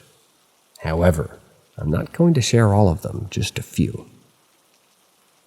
He went to bed and died very shortly after, sometime between 1 and 2 a.m. My fiancé and I were in our house, and we were up late as usual. It was about 3 in the morning, and we heard a pretty loud bang. We thought, what the hell was that? I walked out of the room, and there was a sign on the wall. It had been pulled off. Not only the sign, but the entire nail it was on was missing, and the sign was about 6 feet down the hardwood hallway. We've all been together 8 years, and we have that sign up the whole time. It's never fallen off the wall. We bought a house and we moved in maybe a year and a half ago, and it was one of the very first things that we put up, and it hasn't moved since. The sign had metal grooves and teeth on the back, which allowed it to grip the nail very securely. I never ever say things like this because I think maybe this never would happen, but I said to my girl, I wonder if that was your mom trying to say hi. I couldn't think of a logical explanation, and her mom passed away a year ago. Once again, not the type of conclusion I jumped to. The words written on the sign were, "Keep calm and carry on." That's the first thing that he did to let us know that he was okay.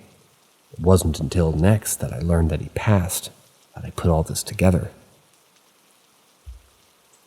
2 days after he died, my mom, my fiancé, and I were going through old photo albums to get pictures to make some photo boards for the service.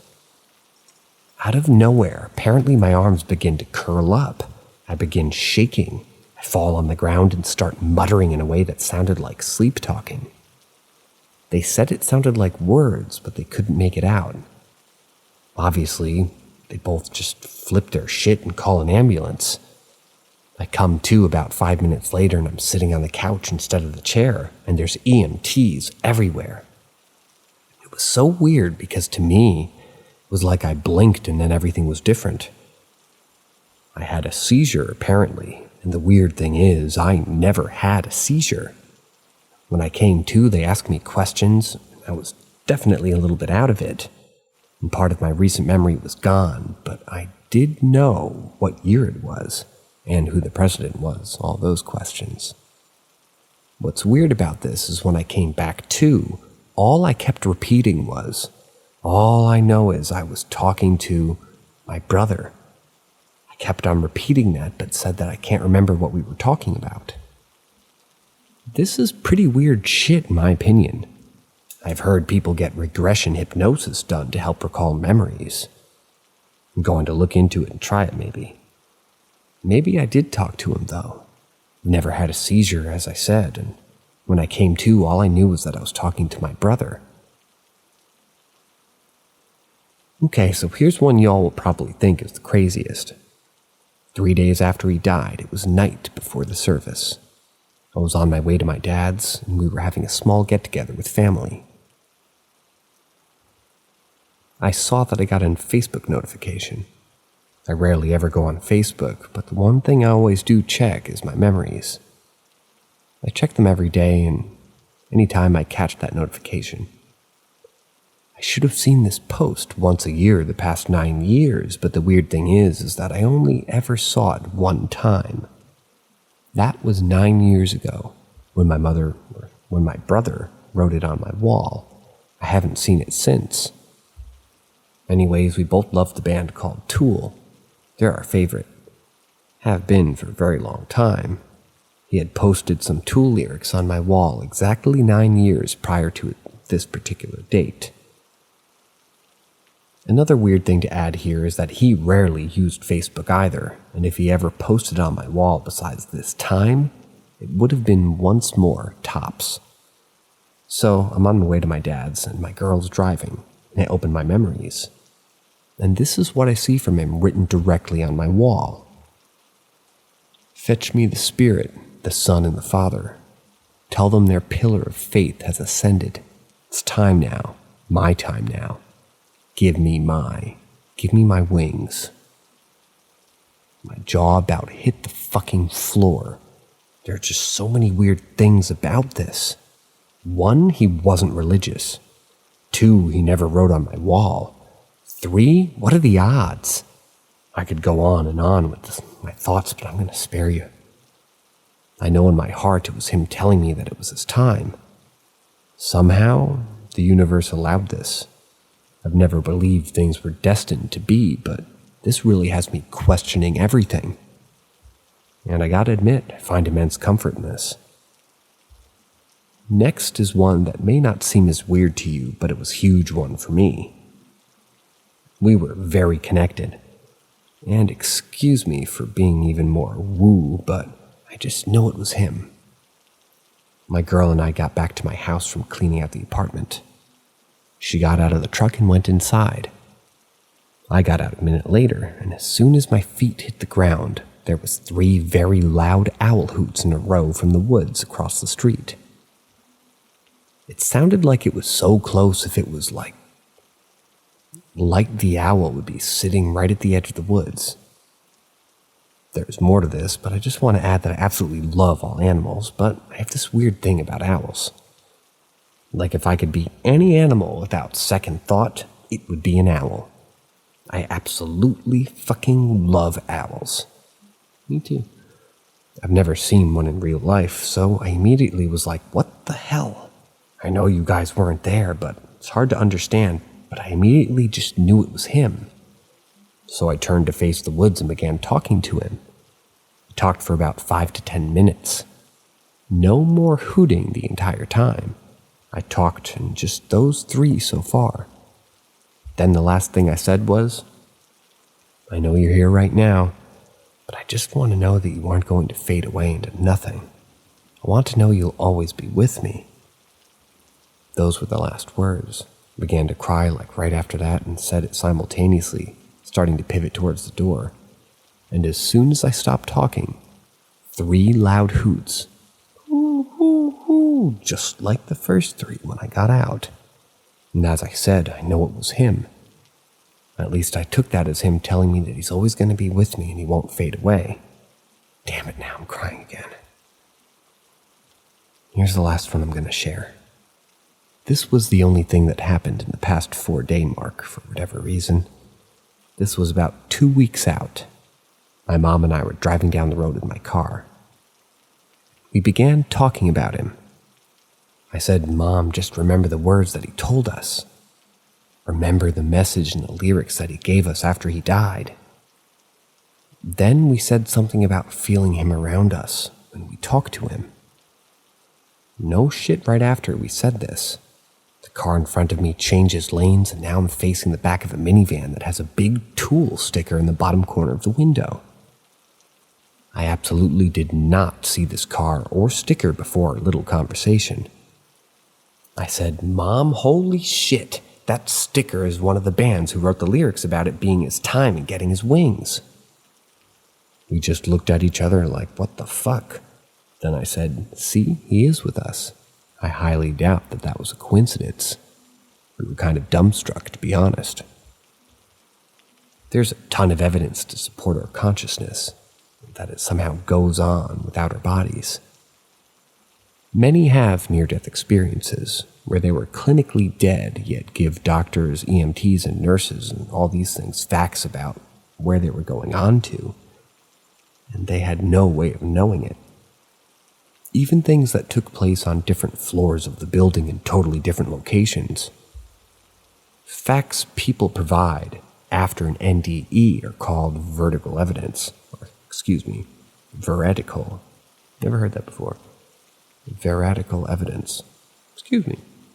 There's more of it than most would ever imagine, and certainly more evidence to support this than it takes to convict someone of murder in a court of law. There are even numerous universities now that have departments dedicated to this sort of thing, as well as evidence of past lives.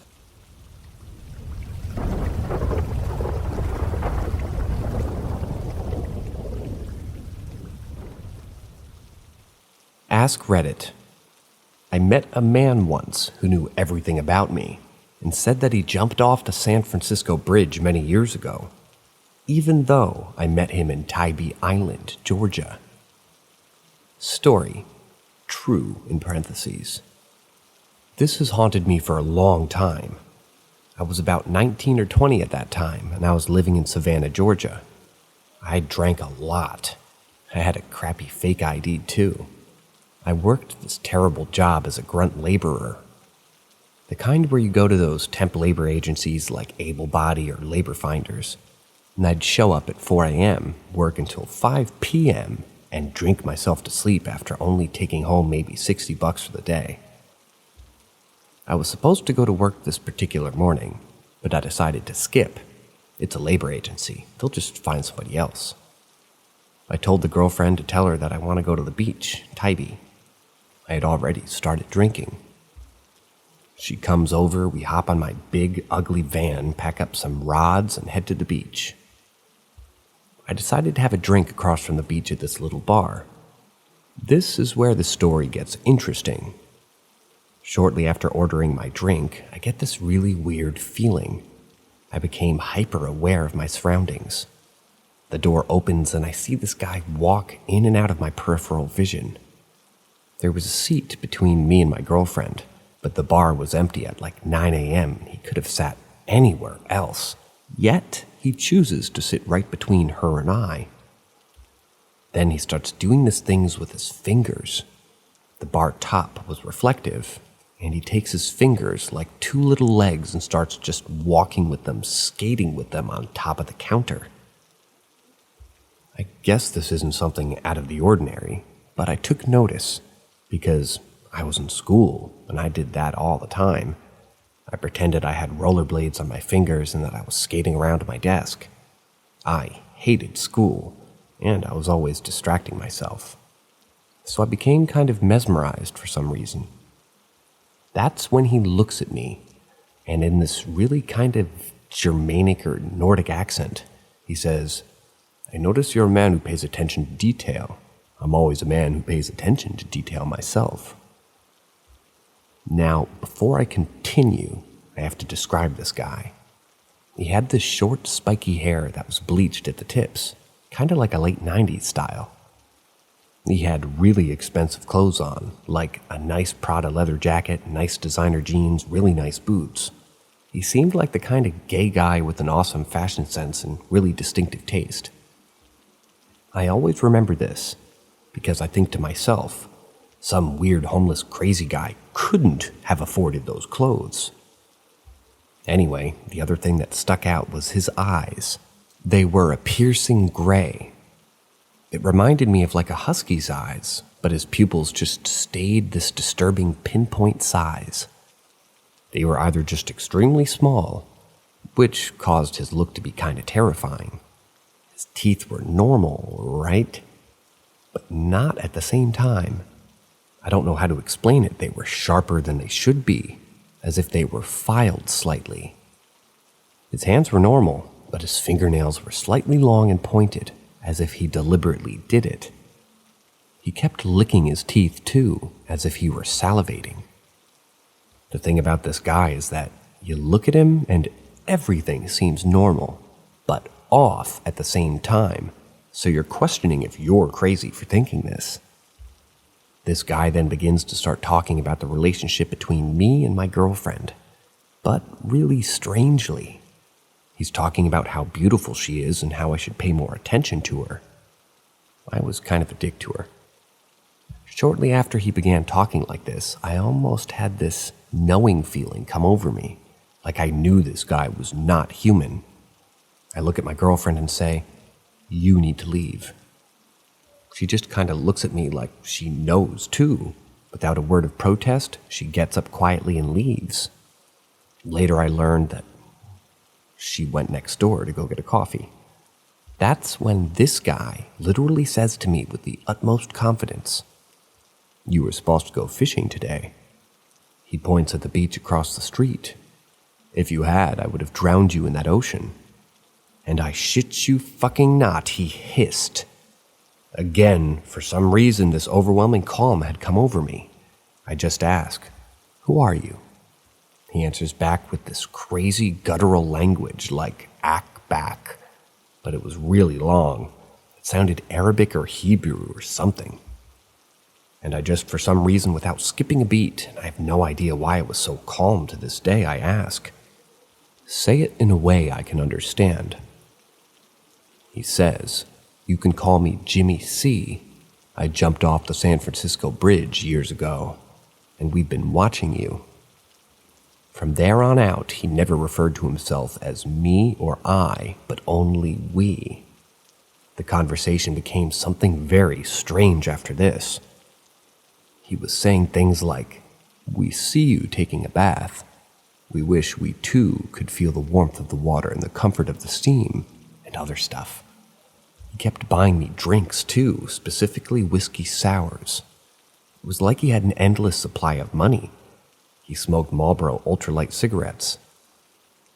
After I don't know how long, because I lost sense of time, I told him I'm gonna leave. I walked next door to get my girlfriend, and she's stone silent. We start driving home. Don't say a word. Then I just ask, "Do you know what that was?" She just says, "That was a demon." This girl had parents that were scientists. She was really analytical, completely non-religious. That was the first thing that she said out of her mouth. Now, I don't really say this part before because to me, this is the most important aspect of the story, so I'll say it now. Because it's what's happened after this that screwed me up for fucking years. The last thing this Jimmy C guy said to me before I left is this: "Look at my car." I look outside. I see one of those newer Volkswagen Beetles. It was white.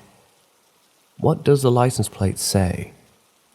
I look at the plate, and it literally says, "Fierce." He looks me dead in the eyes and says, "The next time you'll see me, I'll be driving a black Mercedes, and the license plate will say Utopia." Stupid, right? That night, I was still calm. I don't know why. I felt like that guy in the Office Space after his hypnotherapist died right in front of him, and he was weirdly zen. But my girlfriend started having terrible nightmares of this guy's head just staring at her in her dreams. Weeks went by, and that's when the encounter started affecting me. I found myself becoming paranoid about that black fucking Mercedes. Every black car I saw, I checked if it was a Mercedes, and if it was, I immediately looked at the license plate. Started doing it when I watched TV or movies as well. I couldn't stop. Now I'm going to fast forward a bit. About 10 years go by, and I'm 29. So this is just recently. And in silence, when I'm alone, when I'm drinking, I often think about this encounter. I still look at black Mercedes every time they pass, but I'm not so much anxious about it anymore as curious. And I remember that my girlfriend at the time always kept a journal. And by now, I'm pretty sure that I'm insane, but maybe I was drunk. Maybe I'm not remembering any of this correctly.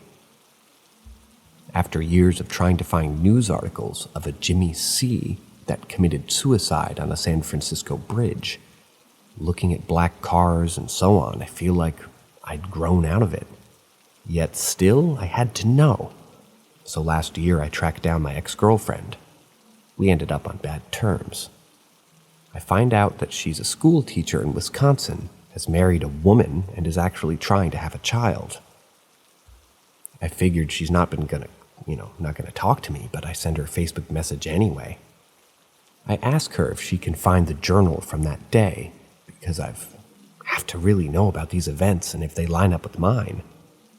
Sure enough, she had it, and it contained even more detail than what I remembered, because she had literally written it at the coffee shop next door right after it happened.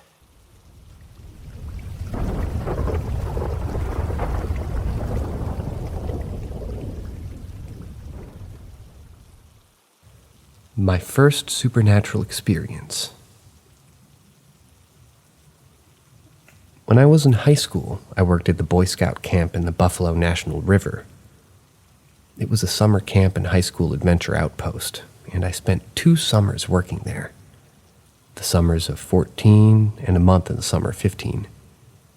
When I started working there, older staff members started telling me stories of how haunted the camp and the trails that gave access to across the Buffalo River were. Things like children laughing in the distance, blood-curdling screams coming from deep in the woods, a haunted cabin across the river, and a slew of others. For lack of a better term, we could call them campfire stories. Me, being a total skeptical of all this, brushed it off, and nearly the entirety of the first summer saw or heard nothing out of the ordinary. The only odd thing I saw the whole summer was lightning bugs, one by one turning red near the mouth of a trail leading to the river, until all the lightning bugs you could see in that direction were flashing a sort of sickly red color.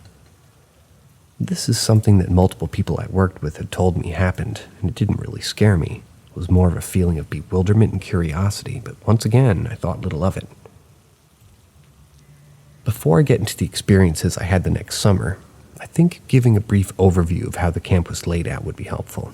As I said before, the camp sat on one side of the river with a large empty field running along the campside of the river, used for various activities beyond this field.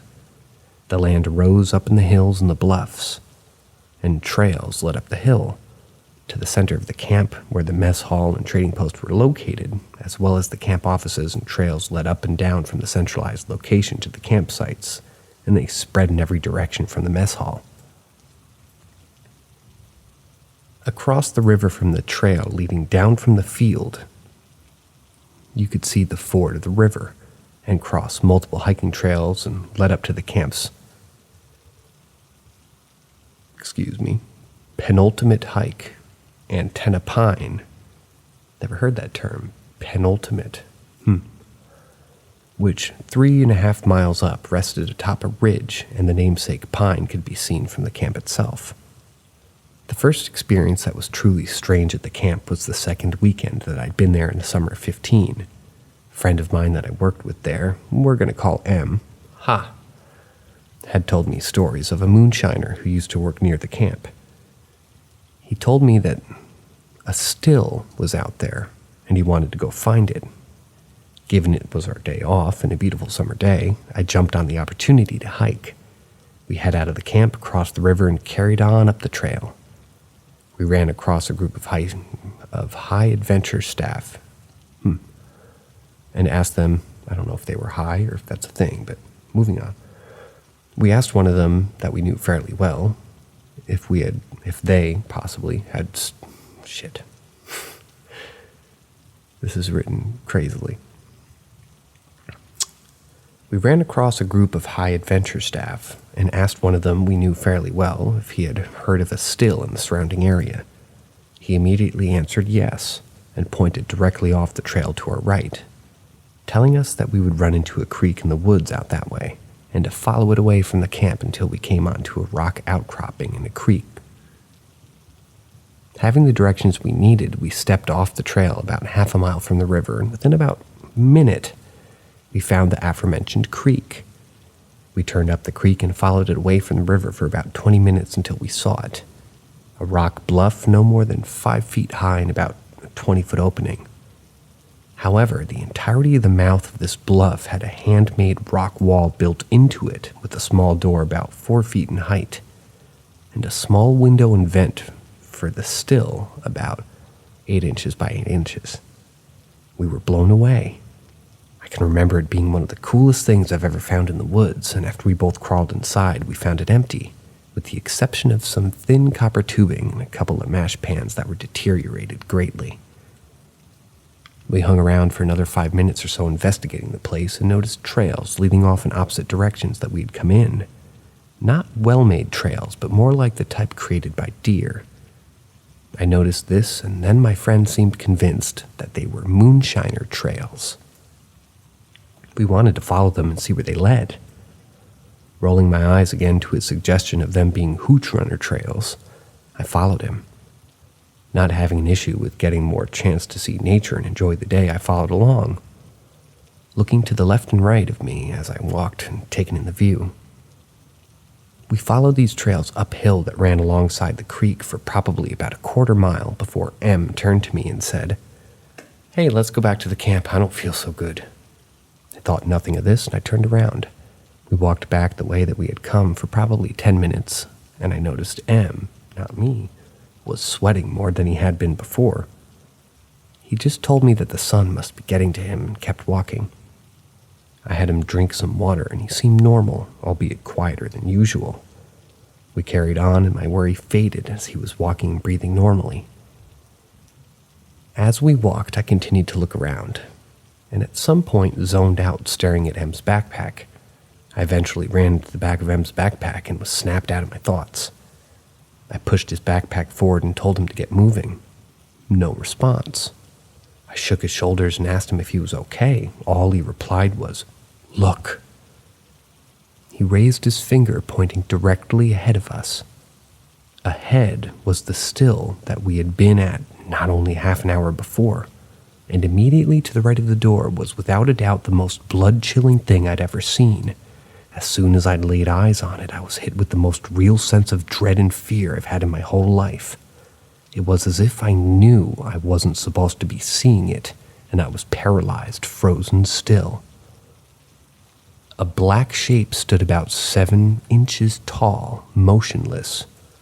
Albeit its composition appeared to have some sort of movement within it, it struck me as a shadow at first, and I immediately looked up to see if there was anything that could be casting it. Nothing, just the forest. I looked back quickly and looked at the object for another 5 seconds or so before it started moving. It moved itself directly center of the doorway. It compressed down to the height of the doorway, then rushed in. I think he meant feet. I had thought that this was just a shadow, but when it moved, I could see there was dimensionality to it, and after looking at it for a few seconds, I could make out what seemed to be a thick black smoke within the shape and filling it. It seemingly disappeared as soon as it entered the still, and before I could say a word, M was sprinting back towards the main trail and camp. I rapidly followed him, and neither of us stopped until we reached the river crossing, and we could see other staff across the river. As we sat there catching our breaths, neither said a word. I sat listening and turned towards the woods that we had just come out of, half expecting to hear or see something crashing through the woods behind. It was silent. All I could hear was my own breathing and the sound of the river feet behind me. No birds, no squirrels, no human voices despite staff, and even outsiders using the trails frequently on the weekends. As I was taking my shoes off to go through the river again, Em asked me, "What in the fuck was that thing?"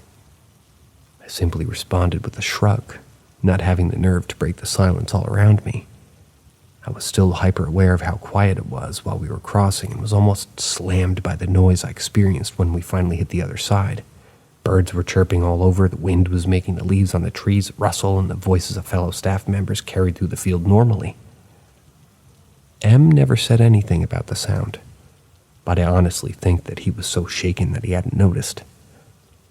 I took him to the camp chaplain, who offered to counsel me on what had happened as well, but I didn't want to talk about it. The one time I asked M later about it, he said out of nowhere he had gotten this feeling telling him he needed to leave now. Something primal. A primal feeling, almost like he said. He didn't say anything to me because he thought it was strange too, but had decided he just wanted to leave. I still don't know what I saw that day, but it scared the shit out of me. I had more creepy stuff happen the next week there, and my little brother worked there for 2 summers as well and had some strange stuff happen.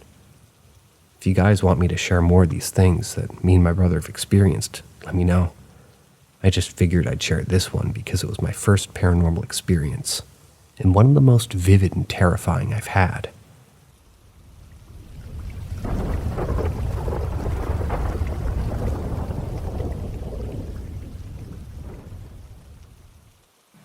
I'm a nurse at a palliative care unit in an old hospital. I'm a nurse at a care unit in an old hospital. If you're a nurse at one of these units like me, or know a nurse, please read or listen until the end. I could use your help. Throughout my years working at this hospital, I've seen a lot, especially being in a palliative care unit. You see a lot of things other people wish they wouldn't. For some of us, at some point, we just have to accept things as they are. The unit I work in has 9 beds in 9 different bedrooms, all spread along a long corridor. At the start of the corridor is the lift, and coming out of it, you'd find the cleaning room on your right, where we keep all the cleaning equipment and products, and the nurse's room on your left, along with the entrance through the stairs. Because of the building and the patient's safety, so we can access the other floors easily if in need, the administration forbade us from locking the stairs doors. This isn't ideal because some of our patients, in their delusions, can go across our room's door unnoticed and will be a danger to themselves. So we always keep the door closed by tying a bedsheet around the door handle to keep them together. This is important so you know why what comes next started out so strange. The nurse's room is where we'll spend most of the night shifts doing all kinds of activities, including resting and actually sleeping. Usually late at night, my routine would include checking on all of our patients, checking on all the doors and windows to make sure that they're all locked properly, checking on the doors to get to the stairs, and then spend most of the night checking patient files. This night in particular, I had finished with my rounds, and I was checking on all the cameras when my nursing auxiliary came into the nurse's room. She asked me if anything else was needed, or if she was okay to sleep for a while. I told her she was fine just to go to sleep. So she took her shoes off, laid down with her back to the room, and me facing the wall, and went to sleep. I was reading a new patient's file who was coming into our unit soon, to know what to expect and how to behave around him, when I started hearing footsteps walking up and down the unit's corridor. At first, I ignored them, thinking I was just tired and that my ears were playing tricks on me. It wouldn't be the first time. As they persisted, though, I started wondering what was going on. I took another look at the cameras, but each and every one of the bedroom and corridors sort of feed seamlessly and completely normal. I believe they meant to write feels and seemed completely normal. Sorry, a lot of these stories are talk to text, so I don't really get very many clues as I'm reading these stories as to how to read them. I just try my best. On with the story. The steps, though, kept coming all the way into the nurse's room, stopping about 2 steps away from showing at my door, then turning around and walking back all the way to the opposite end of the corridor. I waited to see if anything changed, but when it didn't, I stood up to go check. That's when one of our patients, the one in room number 7, started calling us frantically. My auxiliary nurse was still asleep, so I walked carefully out of the room, peeked out of the room and looked around. There was nothing there, and the footsteps had stopped, so I rushed to the patient's room. When I got there, he was shouting frantically, huddling against the bed's headboard with what seemed like renewed energy, shouting at me to tell the man in the top hat sitting in the chair in the room to go away and leave him be. Usually with patients like these in this state of stress, we just go along with their delusions to calm them down. If there are nurses watching, which I hope there are, you'll know what I mean. In this case, with him screaming in the room, I turned toward the chair and started talking to this imaginary man in a top hat, telling him that he needed to go, that the visiting hours were done, and that he needed to leave right now or we'd have to call security. After this, the patient calmed down, thanked me for sending the man away, and lay back down to rest. I went back to the nurse's room and back to studying the new patient. As I walked back in, my heart stopped. All I felt was panic gripping my heart inside of me. As I stood there not knowing what to do and looking at the surveillance cameras, there was a big shadow standing in the middle of the frame of the camera recording, at the end of the corridor, right in front of the bedroom I had just been in. I took one step back and leaned backward to check if I could see anything there. There was nothing. I gave the cameras another quick glance, and the shadow was still there, standing terrifyingly still in front of this patient's bedroom door. This time, though, when I turned to look directly at the corridor again, this thing was there. For a moment, it felt like everything froze in place, and I just stood there, looking at it like a fool.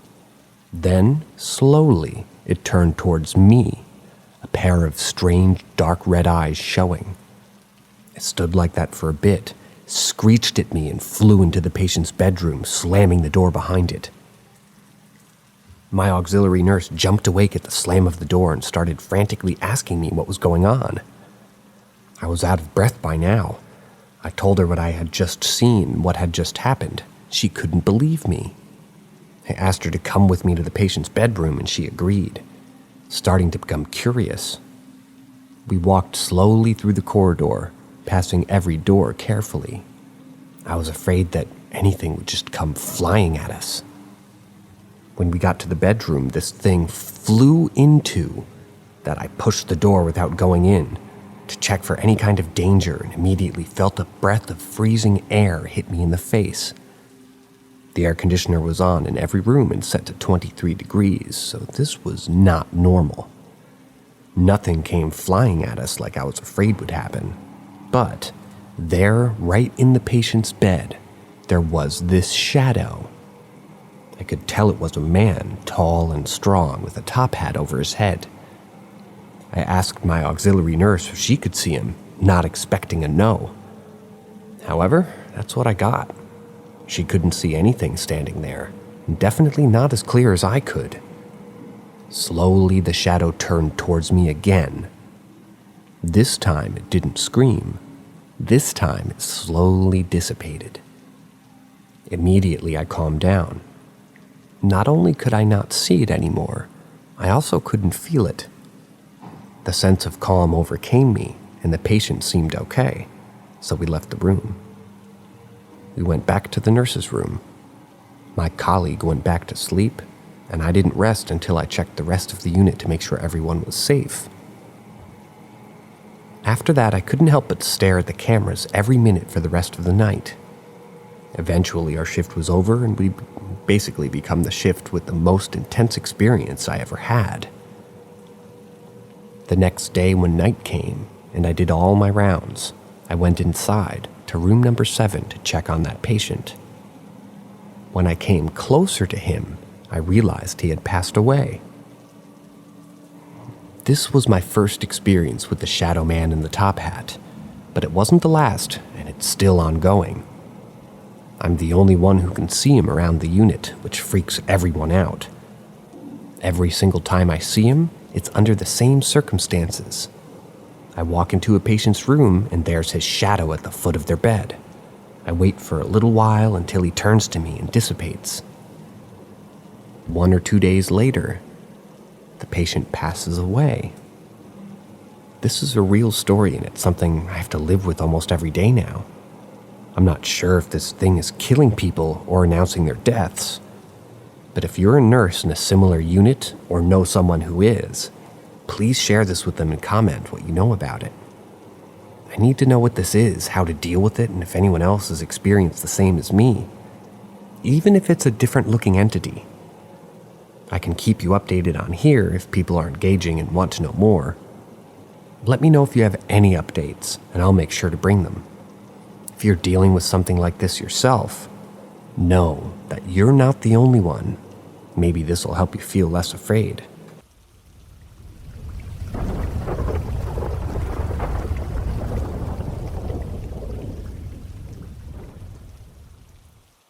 My worst nightmare came true. When I was just a young chap, I had these horrible night terrors, as well as reoccurring nightmares. The difference between the two being that one usually doesn't remember night terrors. I did not remember mine. Part of me is glad, but part of me wishes I could. My brother and I shared a wall between our rooms. During these night terror episodes, I would scream so loudly I'd actually wake him up. We had a decent home. The walls certainly were not paper thin. He told me during these episodes, I was usually screaming for whatever it was to get away from me. Please stop screaming in fear. Things of that nature. I'm sure you get my drift. I'm unsure if my night terrors and nightmares were interconnected, My gut tells me yes. During these nightmares, a little old evil woman would break through my window, proceed to terrorize me and snatch me from my room. I don't recall actually seeing her like a broom or anything like that, but she was an evil old lady and she stole me through my window. So of course, I rightfully named her the Witch. The Witch looked like a tiny old lady. She was hunched and had a large curve in her spine, and she carried a gnarled wooden stick that her hand would rest upon. She wore a brown robe, but it was made of really thin material. Cloak, I guess you could call it. It had a hood.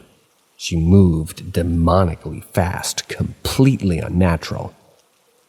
Often she had a large grin on her face, but it was a grin fueled with hatred.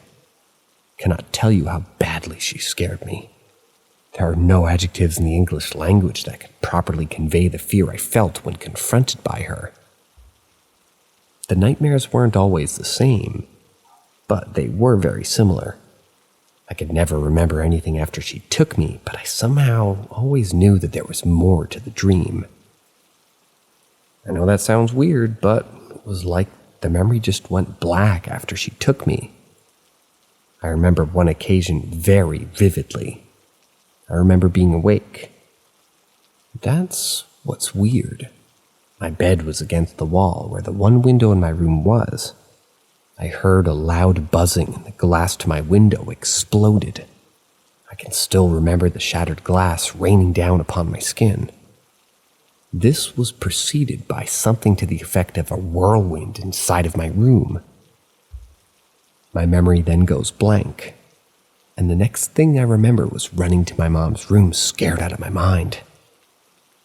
Fortunately, there isn't much more to say about that dream itself. She came, she terrorized, she took me.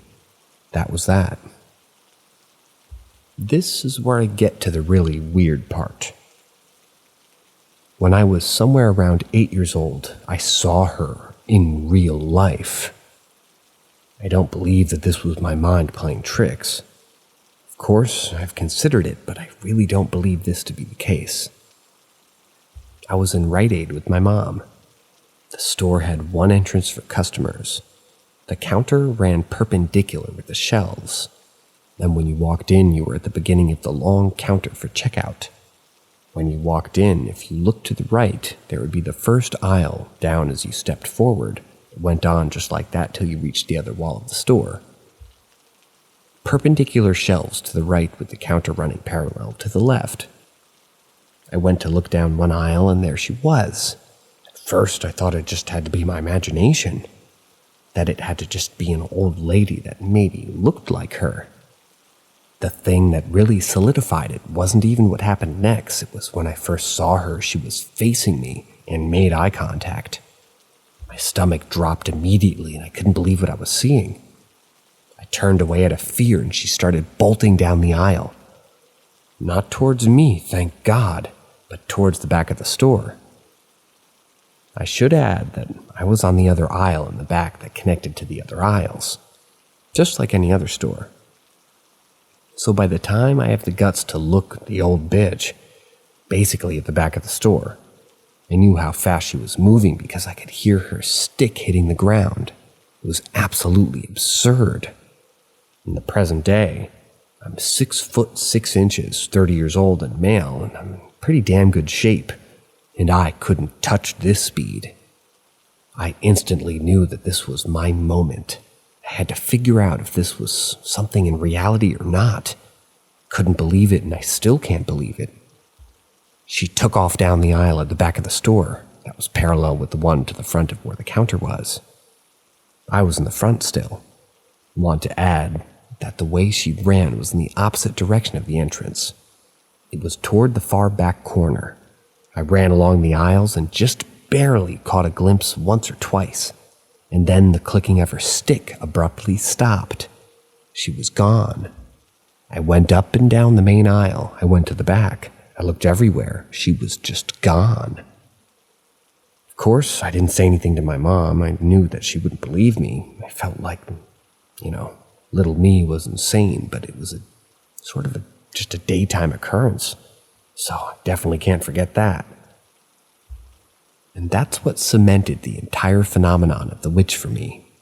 It convinced me at a very young age that there is much more to this reality than meets the eye. I've searched far and wide, hoping to find someone with a similar experience, but I haven't really had luck. I mean, as far as specificity goes, But the nightmares stopped a while after that, and they wouldn't happen again in a great while. I remember getting a little older and they were fewer and farther apart. The last I had as a kid was quite a bit different, but she was still there. I was in a grocery store, and all of a sudden I looked down the aisle, people just bagging, and there she was, staring at me with that malicious fucking grin. She looked like an absolute maniac, but I didn't turn away in fear. I stood my ground and I stared back. In my mind, I told her basically to fuck the fuck off, and I wasn't scared of her. She kept staring, and my vision zeroed in on her eyes until they were so close I could no longer see her. Then I woke up. The nightmares totally stopped after that, but they started again at another point in time. Can't recall in my childhood years whether or not I'd gotten sleep paralysis. But as I got older, around 20 years or so of age, I began having rare occurrences of sleep paralysis. Every time there would be almost always in my doorway, it would be her, just standing there. Then she would bolt over to my bed and terrify the living fuck out of me, poking and prodding me with her bony-ass fingers while hysterically laughing like a goddamn lunatic. I hate it with a passion. I wouldn't have written this here if it wasn't for this instance in the Rite Aid. It makes me believe wholeheartedly that there's something more to all of it. Anyone can say what they want. I know what I saw that day, and it's stuck with me ever since. It forever changed my view of our reality, especially when around 25 or so I began digging into the web in search of similar experiences. I then heard of a night hag, a phenomenon shared by many throughout the ages for centuries. This isn't something I would ever talk about in real life. I've told only 2 people about the event in the store and the nightmares. It'll probably stay that way. But thank you for taking the time to listen to all this, and thank you for providing me with a group of open-minded people who believe that there's something more to all of this as well.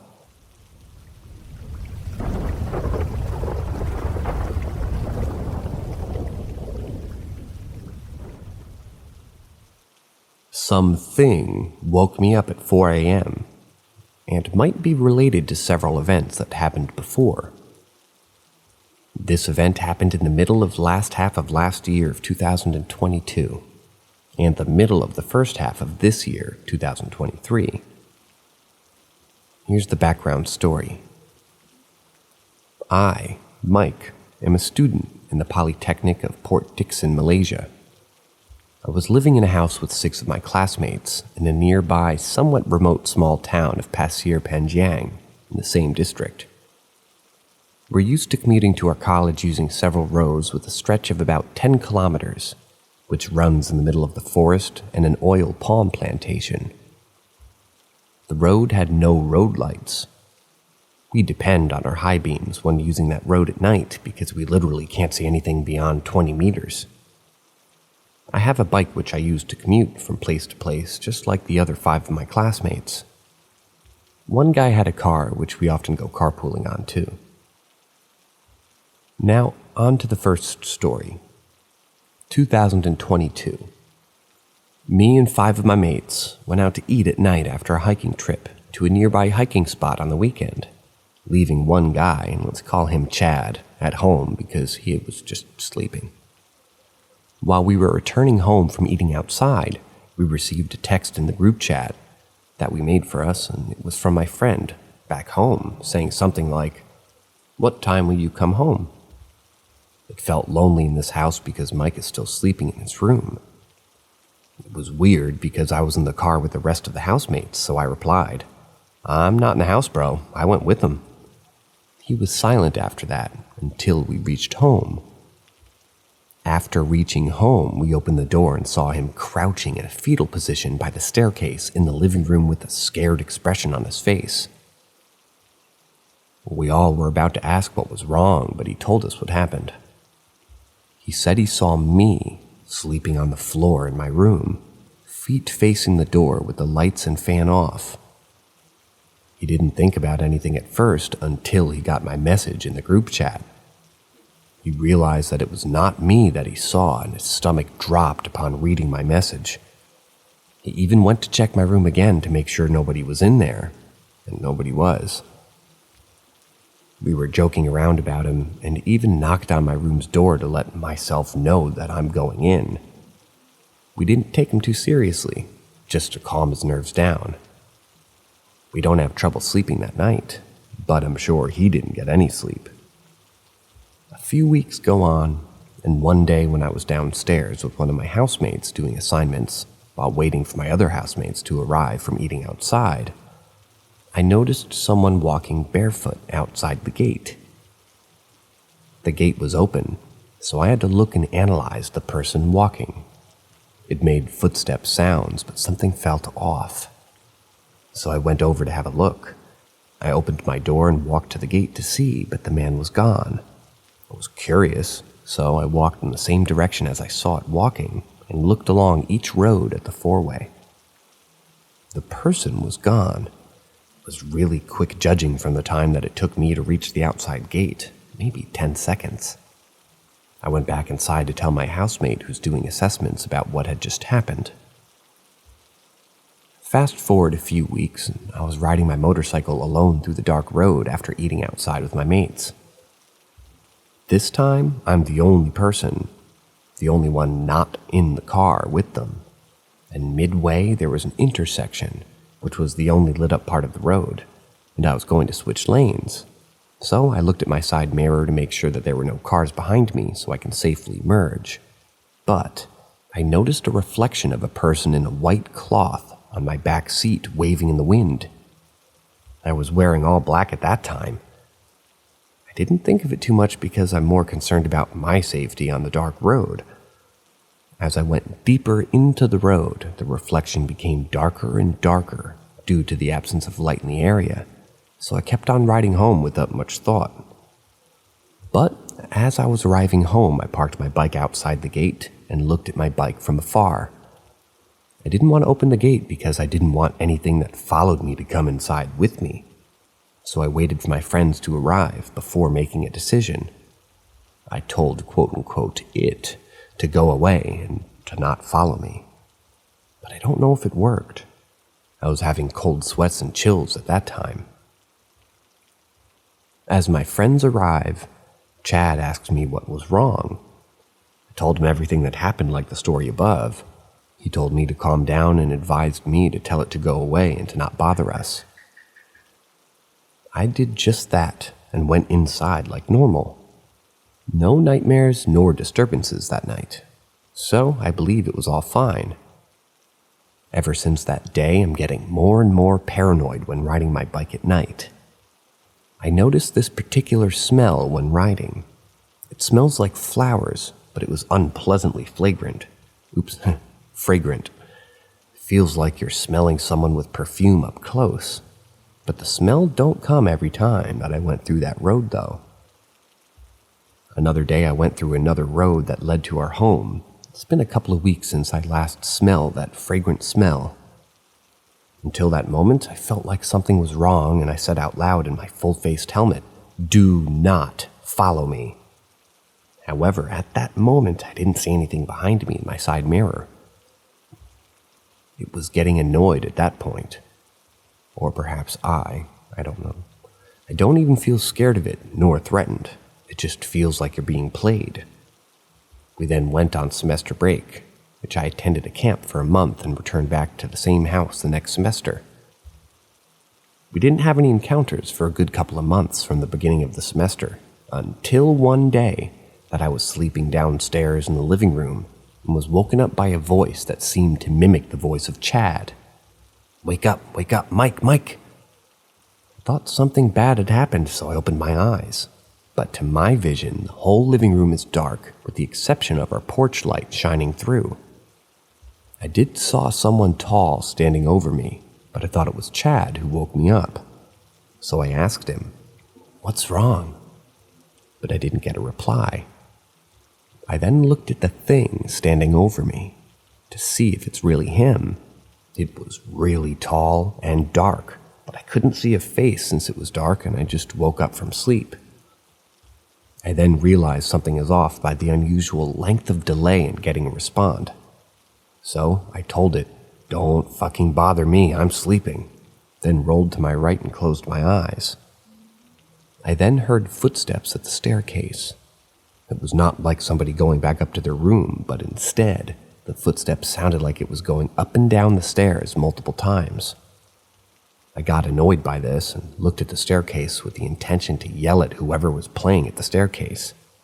But there was nobody there. The sound of footsteps were still there and continued for about 5 minutes. Then my friend's watch alarm sounded, which then I knew what time it was. The watch showed 5 a.m., so this incident happened at like 4+ a.m. I told my housemates everything in the morning. Until today, I do not know what entities were these things that hitched a ride behind me, the smell and the tall figure calling my name and waking me up. All I knew was what I saw, what I heard, and what I smelled, and that I felt them. Might need to taste them to have the complete experience of the 5 senses. Feel free to speculate what could be the entity that I encountered, or how it might be related, or not.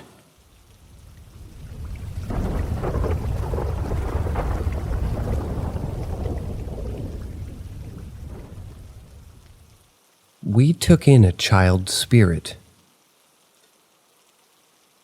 When my daughter was 2.5 years old, I noticed she was getting more creative with her imagination.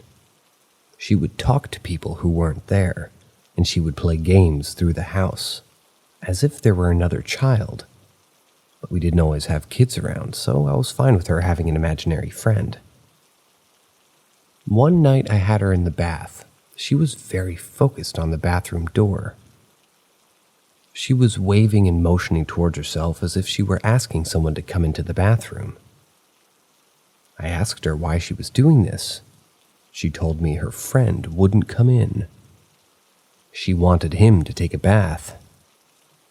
I asked her why, and she said that he was always really dirty. I asked her who this little boy was. She told me that she didn't know his name, but he lives here too. And he says where he sleeps it's cold and wet and he hates it. I told her, well, it's okay. Maybe you'll take a bath later. I got her out of the shower, put her in her jammies. She immediately went to the living room couch and opened a Sesame Street book and started telling her invisible friend all about Big Bird, Bert, and Ernie. Her dad shrugged this off, but it made me wonder where she came up with all that. I told my mother-in-law about what had happened. That was at bath time. And she made a call to the person that we were renting our home from. She was a family friend. And they told me that it would make a lot of sense if she was communicating with the ghost of a little boy who had passed away on the property back in the early days, like way back when. She told me that some papers from possibly a journal had been recovered from that land, and it was written in them that a boy who lived on that land had fallen ill and died unexpectedly. Apparently this was from unknown reasons. Put the boy in a well, and she knew this to be true because human bones had been recovered from this well some 20 years prior. She told me this was all documented and found true to the best of her knowledge. I've always been an empath of sorts, and I knew to look into this because of my daughter, although she's very charismatic to those she knows. Definitely not an extrovert, and she's never put herself out there. So pretending to be super sweet to an imaginary friend was weird to me in a way. For the next few weeks, we were experiencing weird things. Like one day I was spring cleaning and took a mirror off my bedroom wall to put into another wall, and for the time being, I washed it with Windex and covered it with a blanket. facing it towards the living room wall to get it out of my way before I put it back up. At this time, the neighbors were helping us rearrange the house, and their son was playing with my daughter in the living room. I hear an ear-shattering scream and run in to see my child bleeding from her hand and the neighbor's son holding a huge pair of fabric scissors. And I knew these scissors were put away in the computer desk. I took the boy to his mom and asked him to take him home. She asked him where the scissors came from, and he said the other boy told him where they were. When I went back and picked this mirror up and uncovered it, there was a little footprint in the bottom left corner of the mirror. I compared my daughter's foot and the neighbor kid's foot to the print, and it just wasn't the right size from either kid. So from what I could tell, and the mirror never got moved by anyone else, I would try to wash that footprint off several times after that, and it never came off. Other things happened as well, like I would hear her playing in her room and I could swear that I heard someone talking or laughing with her. But when I would go to the room to check, it stopped. Things would go missing for a few days and then appear right when I knew they were originally, where they were originally. My animals wouldn't go to the upper level of my house and sometimes wouldn't even go near my daughter's room, although she's never hurt a living thing. Later, I gave birth to another little girl in March of that year, and soon after we were home from the hospital, we found out our home, the rent was just going to be raised, so we decided to move. We had a friend who rented her mobile home out to us, and we lived there for a few months where we had some more activity. My younger daughter was just an infant, and I had her bassinet put up in between my side of the bed and the wall in my room. We had sweet three-legged pitty named Sammy, who attached himself to E, that's one of my daughters, the younger one, and slept on the foot of our bed to guard her bassinet while she slept.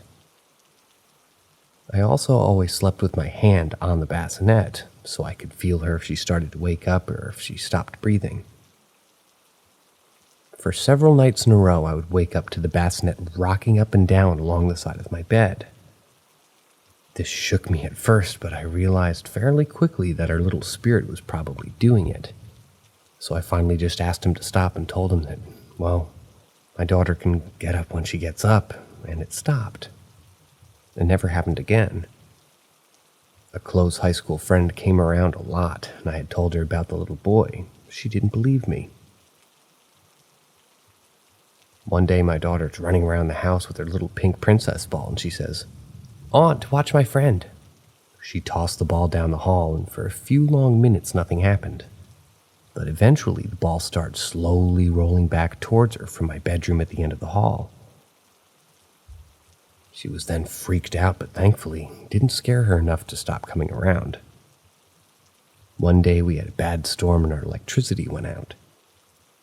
As we were waiting that day to have it come back on, we get a knock at the door, and it was a company electrician telling us that the power pole to our house had fallen. He said we could stay there for safety reasons, so I called my mom who lived close, and he gave me and the girls a ride over. My family stayed there until we were able to get an apartment a couple towns over. On that first night, everything changed for me when it came to this boy, and I learned my lesson about inviting things to follow my family. We were all sleeping in my mom's living room, and E and I were laying on the couch, and Anne was on a blow-up mattress with her dad on the floor. E was very riled up and wouldn't go to sleep. She was around 9 months old at that time, and she had pulled herself up over the arm of the couch to see into the hall. I kept trying over and over to pull her down to make her lay down, but she kept getting herself up. She even began pointing and saying, "Bo." Finally, after fighting her to lay down for far too long, I patted her bottom to show my assertion. She began crying when suddenly I felt a terrifying rumble in the floor next to the couch where my head would lay for the night, and a cold burst of air hit the back of my neck. Their father even felt this as he shot up asking who was running around through the room at 11 p.m. I freaked out, grabbed her, and ran to my mom's bedroom. I was streaming tears while I told my mom what had just happened. She agreed with me when I told her that I felt threatened and that this little boy probably didn't like the authority over her. She smudged us, circling us 3 times with burning sage, and she asked me to tell the boy to go find his place with his family and to no longer follow mine. I did this with as much force as I could, and thankfully we never had experiences relating to him ever again. From that point on, I've always had my mom, who's a pagan, practices Wicca, come and bless my house. And I've always kept clear crystals and windows to help bring in positive energy.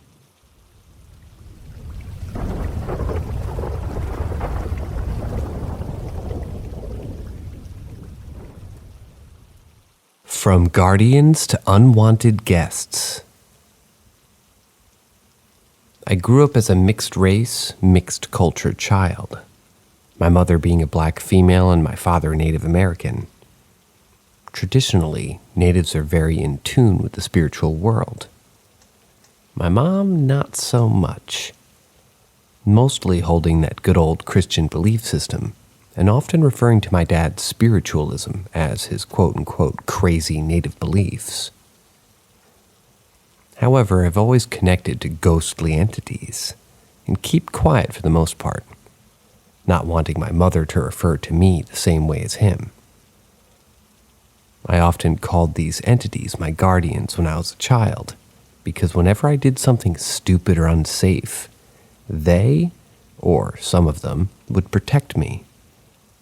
So I literally grew up not fearing the supernatural.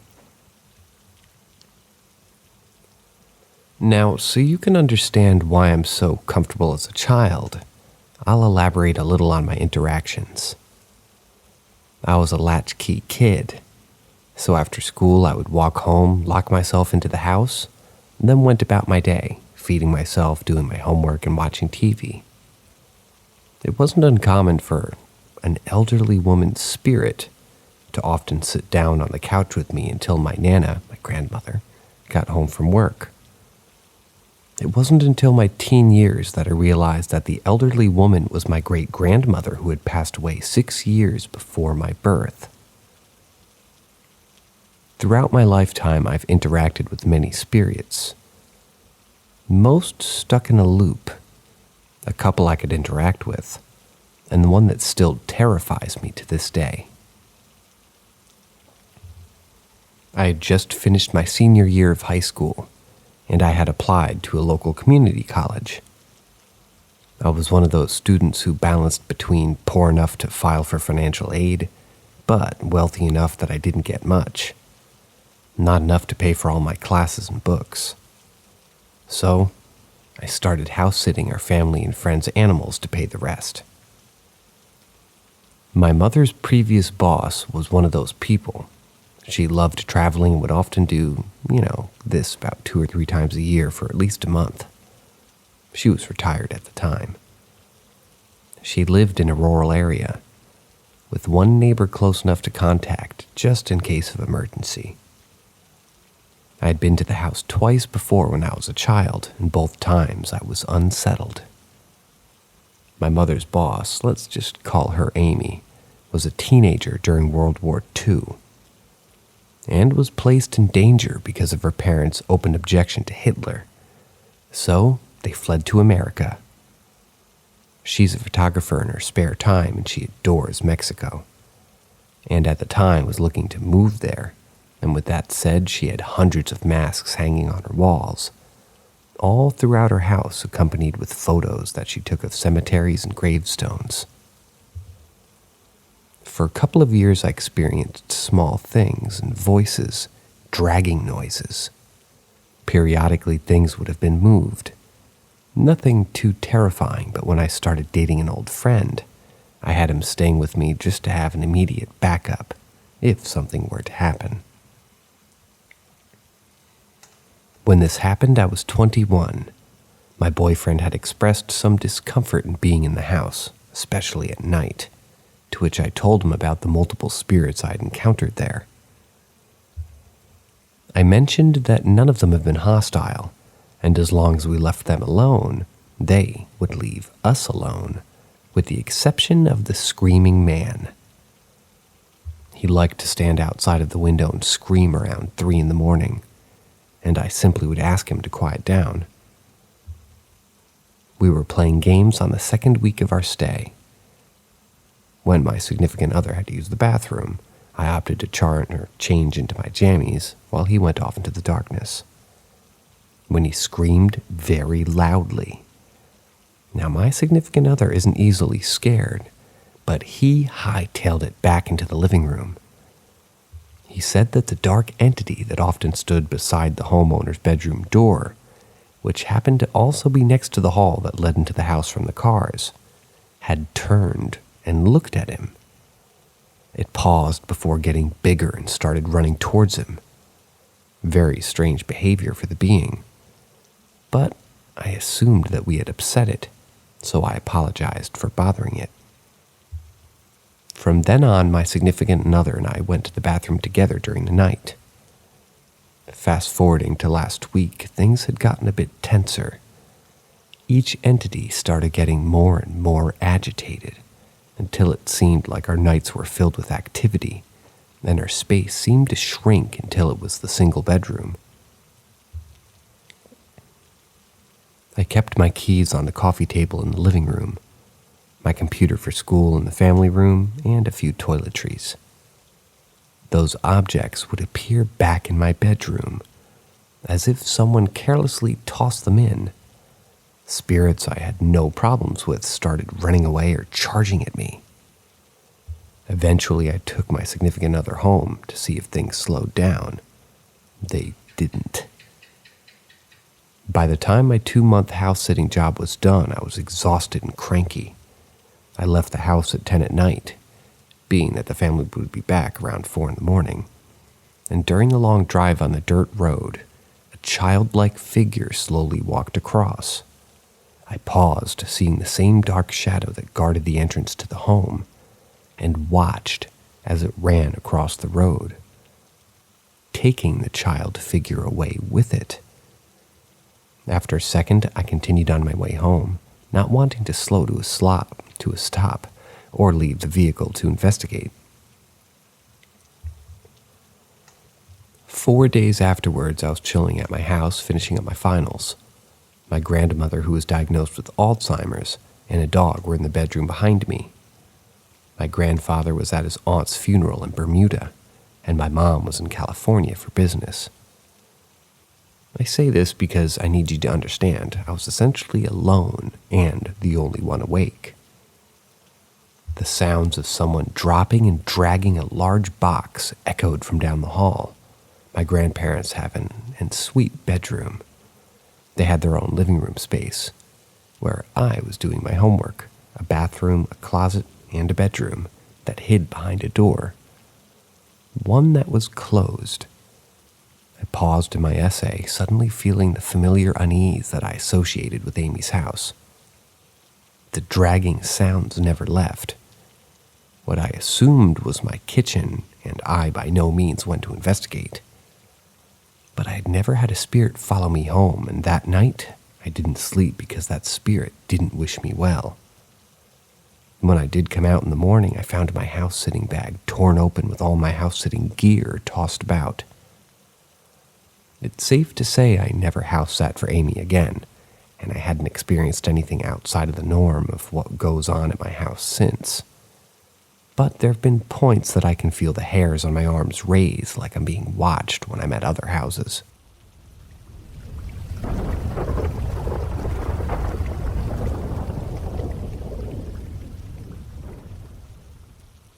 My rented house in Delhi is haunted.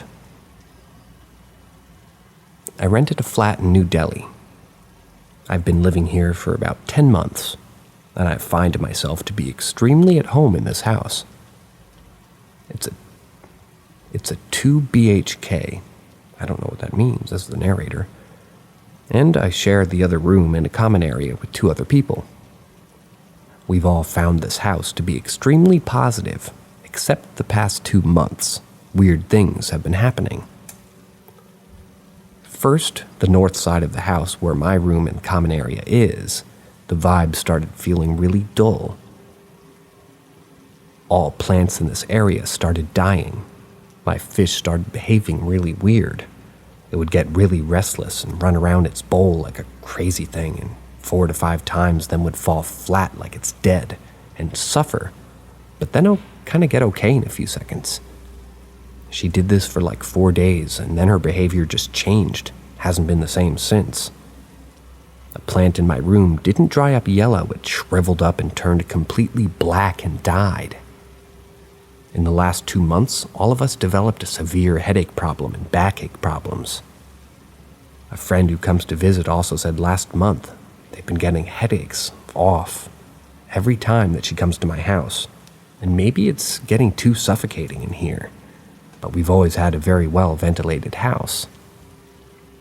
Anyway, we washed all the windows and mesh doors and kept windows open because these couple of months the house has started to feel stuffy and still. I've never complained about living in my house, but as of late I started saying that I wanted to move out. Maybe because this room gets to me, and it's too dull. I hate being in this room. I got more lights and shit, but it just felt too dark and felt too unsettled. But I've honestly loved being anywhere more than here before in the last 2 months. Anyway, we didn't think any of this could be paranormal. Our landlady who owns this floor and the top floor of this building has come late last month and complained about the top floor becoming too negative, and her son, who lived on the top floor with a tenant, had been experiencing weird unnatural shit in his room, which is right above my room. But we never made any connection and never took her seriously. We always defended her house and said the ground floor, our house, is really positive and you shouldn't worry. Last week, during a full moon, both ACs on that floor stopped working altogether. And something else unnatural also happened, which the landlady refuses to disclose. She got scared and called a pandit, a Hindu priest, to do a puja, a worship, on the floor in the room where her son lived, above my room. The pandit performed a hawan, a ritual where offerings are made into a consecrated fire in the room, and then he kept the hawan kund, it's a metal structure in which the fire is lit, neatly on the side. The room was then locked and no one slept there. The tenant slept in his own room in the south on the same floor. Next morning, the landlady's son came and opened the room, and he found that the hawan kund had been placed at the center of the room, and another ritual had been performed there. The room was a mess, with the tube light being broken. The bedsheet on which the pandit had sat to perform the hawan had been half burnt in a pile. There was haldi, which is turmeric, and some red powder in liquid that looked like blood, which wasn't blood, but spread everywhere on the floor. There was haldi on the walls and the cupboards. However, nobody heard anything, saw anything, or smelt anything, or felt anything. The tenant who was sleeping in the other room claimed that he felt nothing happen and vacated the house the same morning and left for good.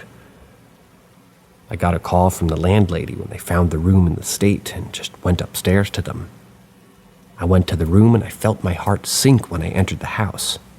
The vibe in the house was the same as in the room where somebody had died. I felt it.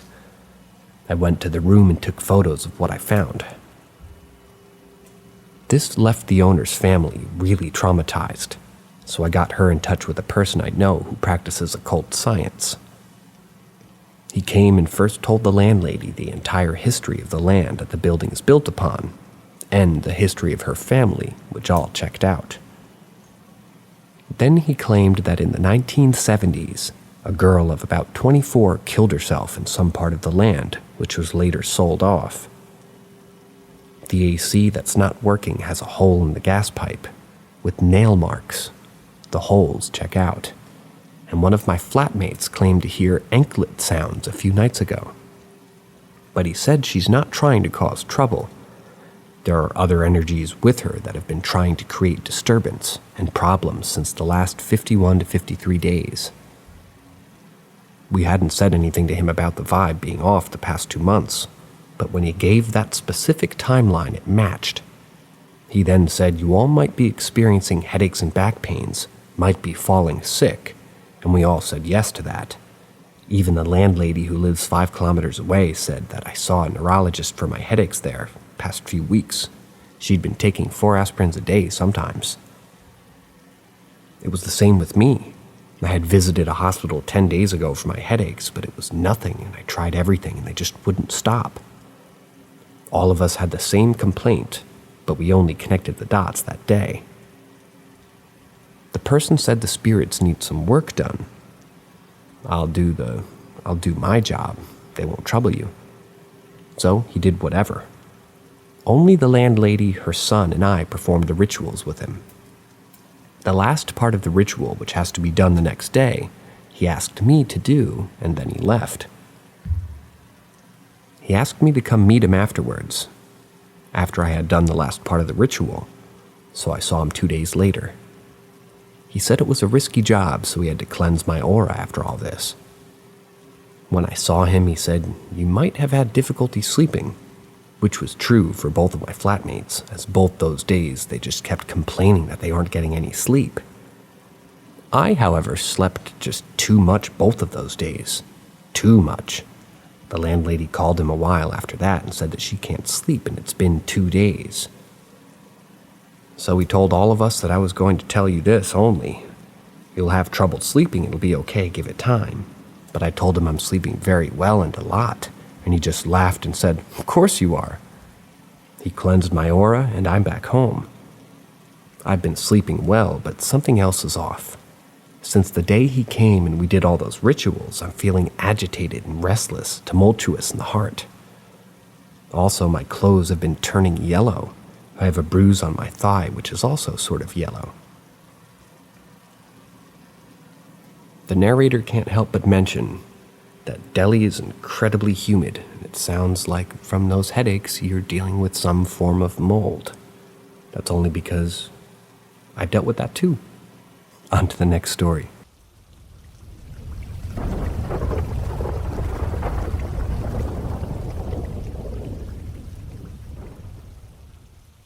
The boy in the mask, so vivid, was it more than just a dream? This was a dream that was very vivid and very real. A month later, and it's still disturbing me. On an evening a few days before Thanksgiving in 2019, my wife and I went to bed fairly early in hopes to get some much-needed sleep before our 1-month-old son wakes up for a bottle. I fell asleep fairly quickly. I dreamt that I was in a dark gray night scene. It was a landscape similar to downtown Bangor, Maine, against the waterfront and surrounding land. But there were no cars parked in the street. There might have been a few stray cars, but for the most part, none parked anywhere. I'm apparently walking home, although I don't know how I got downtown, and I was having difficulty finding out where the bridge to Brewer was. In the eerie gray, everything looked too much alike. I walked a bit and realized that I was going the wrong way. So I circled around in place and chose another direction and walked a little then. Soon realizing that I still wasn't in the right direction, I circled again and chose a different one. And my scenery seemed to be making sense. I was relieved. It was a long walk home, but at least I was on my way. Just as quickly as I was relieved, I was nervous again. I was being followed. I looked around. I couldn't see anyone. And just as I began to relax, thinking it was nothing, a kid wearing black with a gray mask over his face and a hoodie with a hood over his head walked beside, then in front of me in a weird motion, like a curling walk. I stopped walking. He tilted his masked head one way then the other. He lifted his right fist up, the index finger, the only finger not locked in a fist. He lifted his other hand in the same way and used an index finger to purposefully point the index finger of his right.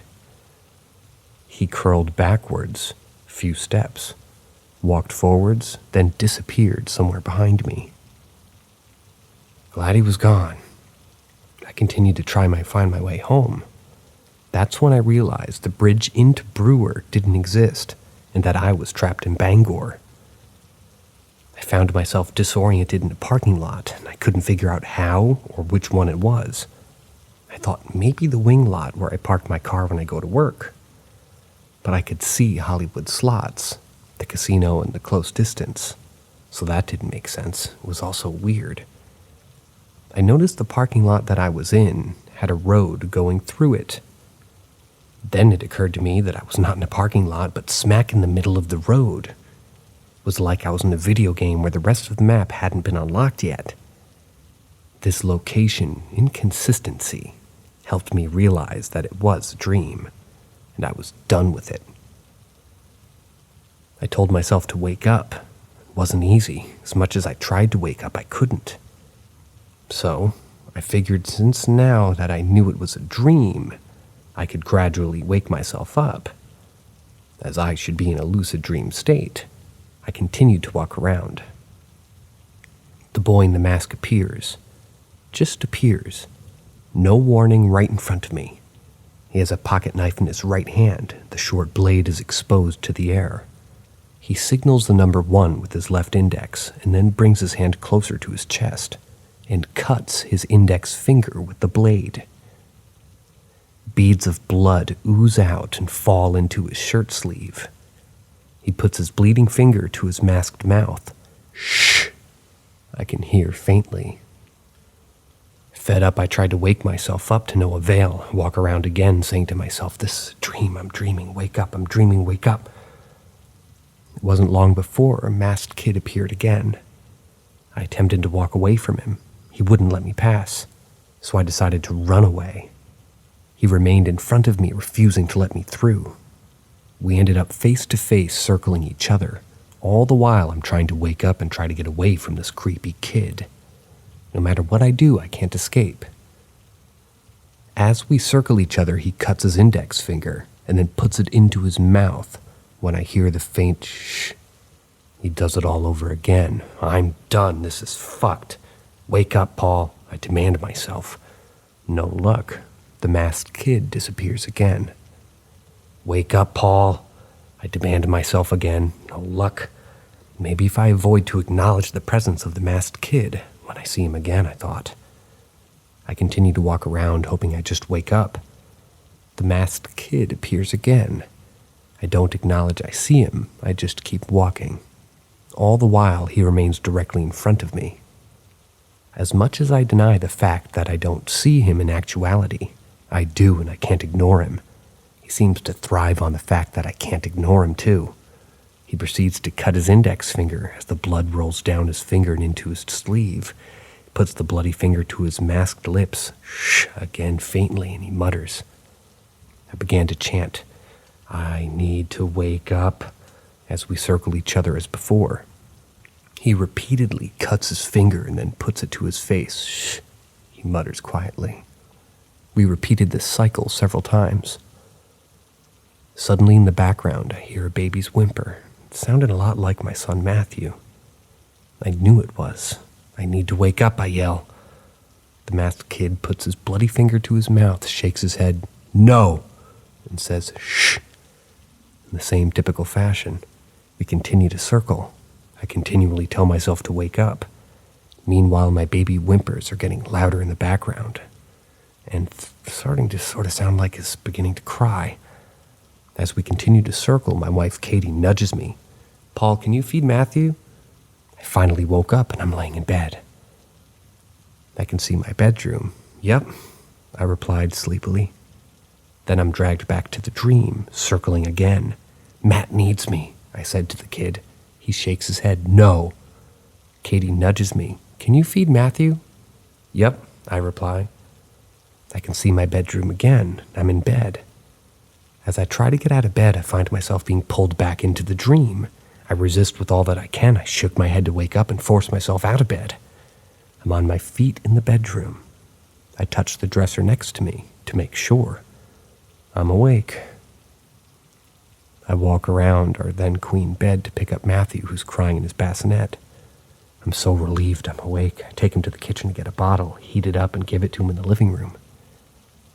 This was the most vivid dream I've ever had. I haven't been able to get it out of my mind since.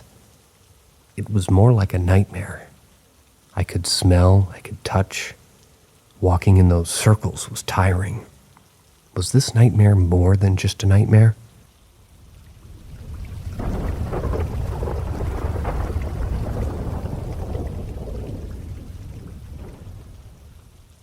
Looking for some input on household paranormal incidents. I live in a house with my mom, sister, stepdad, stepsister, 2 dogs, and my cat. My stepdad is a major paranormal skeptic. My sister is a little over-believing, and my mom and stepsister are mostly neutral. A lot of my family's been experiencing some really scary things. My grandpa's moved because of it, and it's sort of common knowledge that we can all tell if something is paranormal or not. My grandpa has had weird, terrifying things happen that he'll insist aren't paranormal at all, and some things that are slightly less scary that he'll insist were. I can generally tell if somebody else is telling the truth about some experience, but for myself, I just can't tell the way that they can. And I think it's partially because of my anxiety, which is constantly making my thoughts contradict themselves.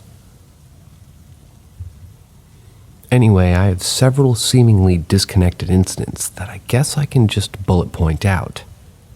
They're over my entire span of living here, so I can't really remember the order. I'm standing in my sister's doorway. I was leaning on the door frame, reading over a thing that she wrote for school. She had wanted me to look it over, and the dog ran past me. Kinda shoving me a little, I said, "That's rude, Mr. Sanders." The dog's name is Barry Sanders. We don't watch football, don't ask me. A couple seconds later, I hear my sister crying and look up. The dog is asleep in her lap and was there the entire time, so whatever ran past me was not our dog. We can't talk about it out loud because it still makes us choke up just how scared we were in that moment. I was laying in bed. It was pretty dark, but I wasn't asleep yet. I was just sitting on my phone waiting to get tired. I heard a really loud bang come from my closet, and my cat ran over and laid directly on my neck, which she does when either one of us gets scared. I already had Snapchat open, so I decided to start recording to see if it happened again, because I was pretty sure that there were animals living in the walls. But my parents insisted that they weren't that big of a deal, so I was hoping something else would happen so I could have a bit of proof that I had reason to be bothered. You can't see anything in the video though, there's only sound.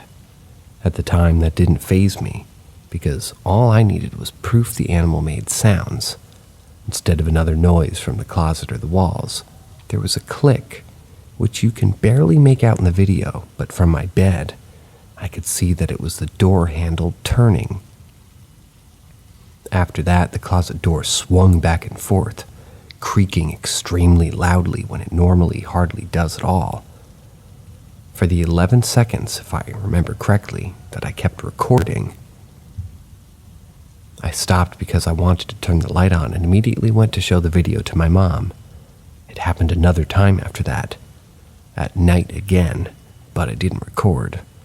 I didn't feel threatened, but I did start keeping my laundry basket in front of the closet door and haven't had it happen really since then. This one is possibly the scariest because no one's been able to explain it in a way that matches up with the story. Me and my sister were in the kitchen. Both parents were taking a nap and had been so for about an hour. We were the only ones in that kitchen for at least the previous hour. On the counter, there were some dirty dishes, and out of nowhere, my mom's measuring cup just explodes into tiny pieces all over the kitchen. We couldn't even walk anywhere. We had to yell for our parents to put on shoes and sweep the floor around us. That way we could go and shake the glass out of our hair and clothes. I've looked it up and found some things about Pyrex measuring cups exploding, but not to the extent ours did. And ours was not a Pyrex. It was a really old one with all the measuring letters engraved, so they wouldn't wash off. My grandma had given it to my mom about 3 or 4 years earlier. I was looking at different measuring cups for the sake of this post, and it was the same general look as the bread bunny, but but I don't believe ours was. Once I was on the phone with a friend, and two things on my wall, one hung canvas and one hung glass frame, both fell at the exact same time. That's probably the one that can be explained the most easily, I guess, and it's also the shortest, but it's still weird. Similar to the dog incident, we, my stepsister and I, once opened the front door to get ready to go to school, and something large and black, a little bigger than our lab, looked like it ran through the house. However, we knew it wasn't the dog because he was already inside, and again, this was bigger than him. I don't think it was the same situation as the dog incident, though, because it didn't sort of push us at all and didn't really have a specific shape. Whereas the previous one was so much like our dog that he had been in another room when it happened, we would have thought about it again. Or we wouldn't have even thought about it again, we would have assumed it was him. But this was just sort of a black blob that appeared solid but wasn't, and by the time we turned around it was gone. There's some other smaller things like canned goods falling over when they shouldn't be able to do that by themselves, the shower curtain being open, it was almost definitely closed before, things going missing and showing up in odd places. My family also has quite a bit of paranormal and non-paranormal disturbing backstory if anybody might be interested in more context. Specifically, some things that happened when I was in my early teens. Some things my grandpa said, who my stepdad bought the property from, and my family's very weird trademark of having near-death experiences and dying young, and how death follows us around in general. I really don't know if I'm looking to be proven wrong or told that I can't be. I guess it would be nice to get some other opinions. I've also neglected to include the door video, because as I said, it's really only audio, and I believe that was the first paranormal-aligned incident that I actually paid attention to. And it was over 2 years ago now. If anybody really thinks it'll help, I'll try to find it, but I honestly don't think it'll provide much since it's just the sound of a door creaking, and that could be faked pretty easily. Like I said, I'm willing to provide whatever background info you guys might want for anybody looking to give me some input, advice, explanations, or whatever else. I got Reddit specifically to post this somewhere because all my other social media accounts are semi-professional to mostly professional, and while this isn't a throwaway, I definitely don't want to look like an idiot on my regular public profiles.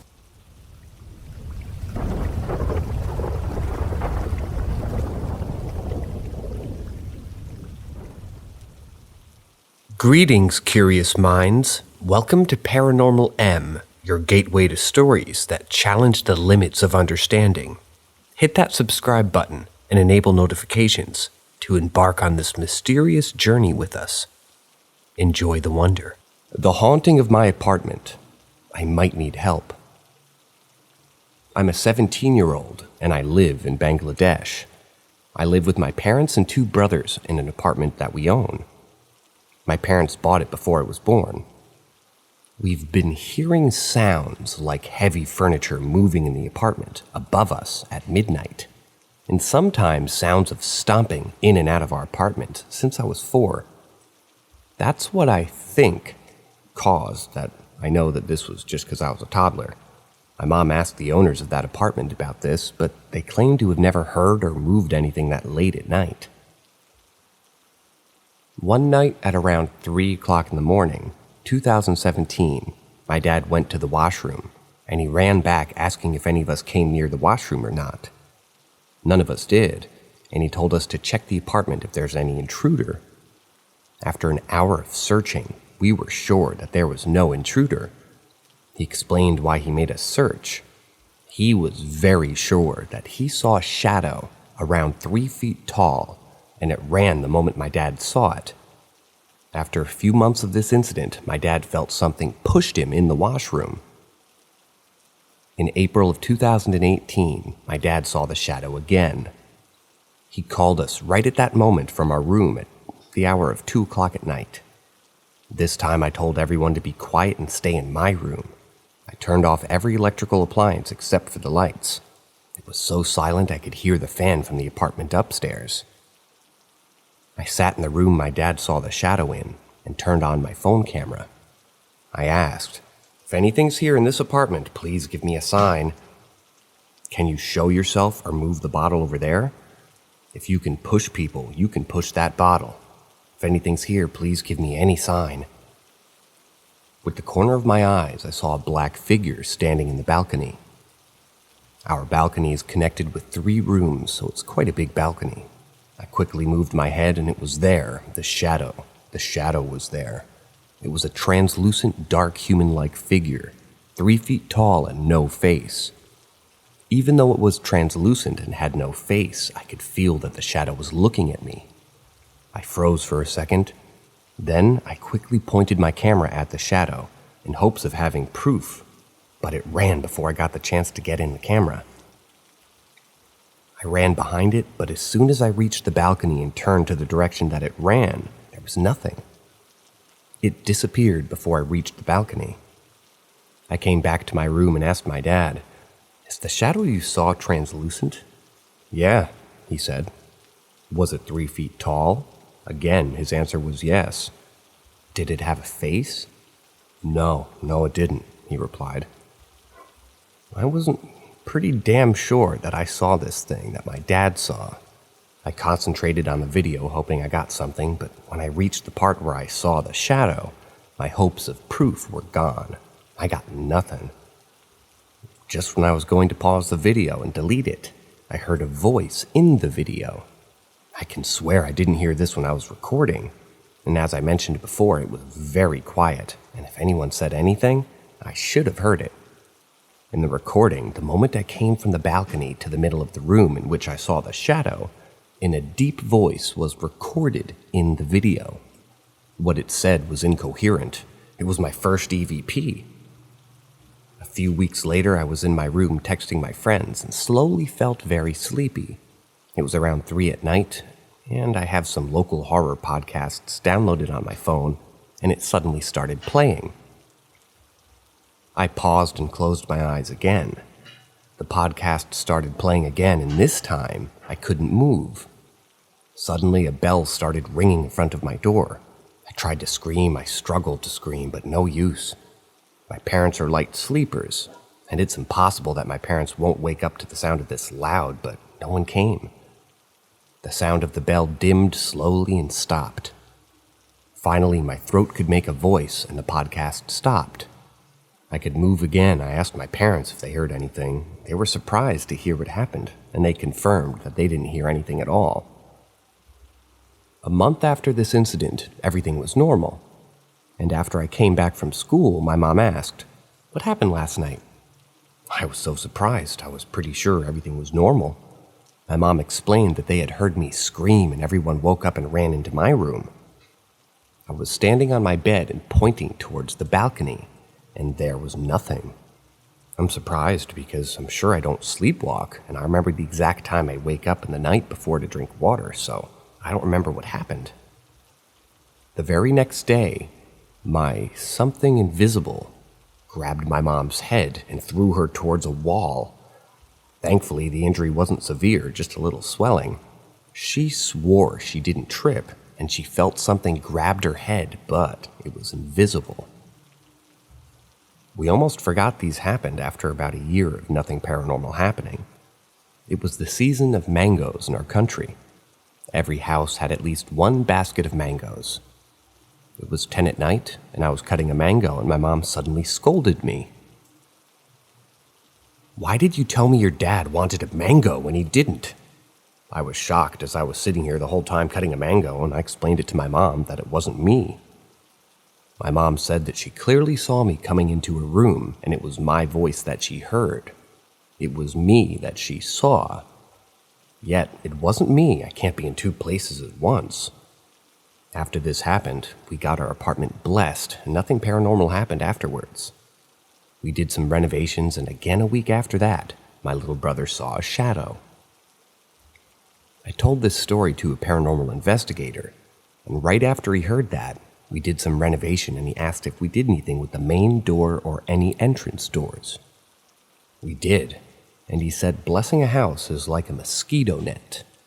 We changed the doors, which means that now there are holes in the net, and now shadows can come in again. In May of 2020, I discovered long, straight scratches in my back from the top end. It's impossible for me to scratch my back like this. And one day in the middle of May, I heard a knock on my door. The door was open and there was no one standing there who could knock. A minute later, I heard the knock again, and this time, I turned to see immediately, but no one was there. The 31st of May 2020 at 3:50 a.m., my older brother ran into our parents' room and told them something grabbed his hand and pulled it. He didn't see what it was. I'll keep you updated if anything new happens. If any of you know what this is and what I can do, please leave a comment.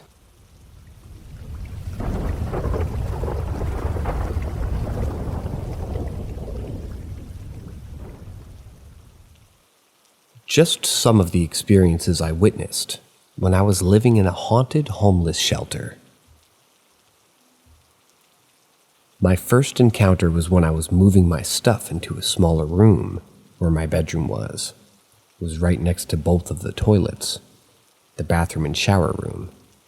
There was a door with a glass window and a corridor that led you upstairs to rehab. People who overcome their addictions.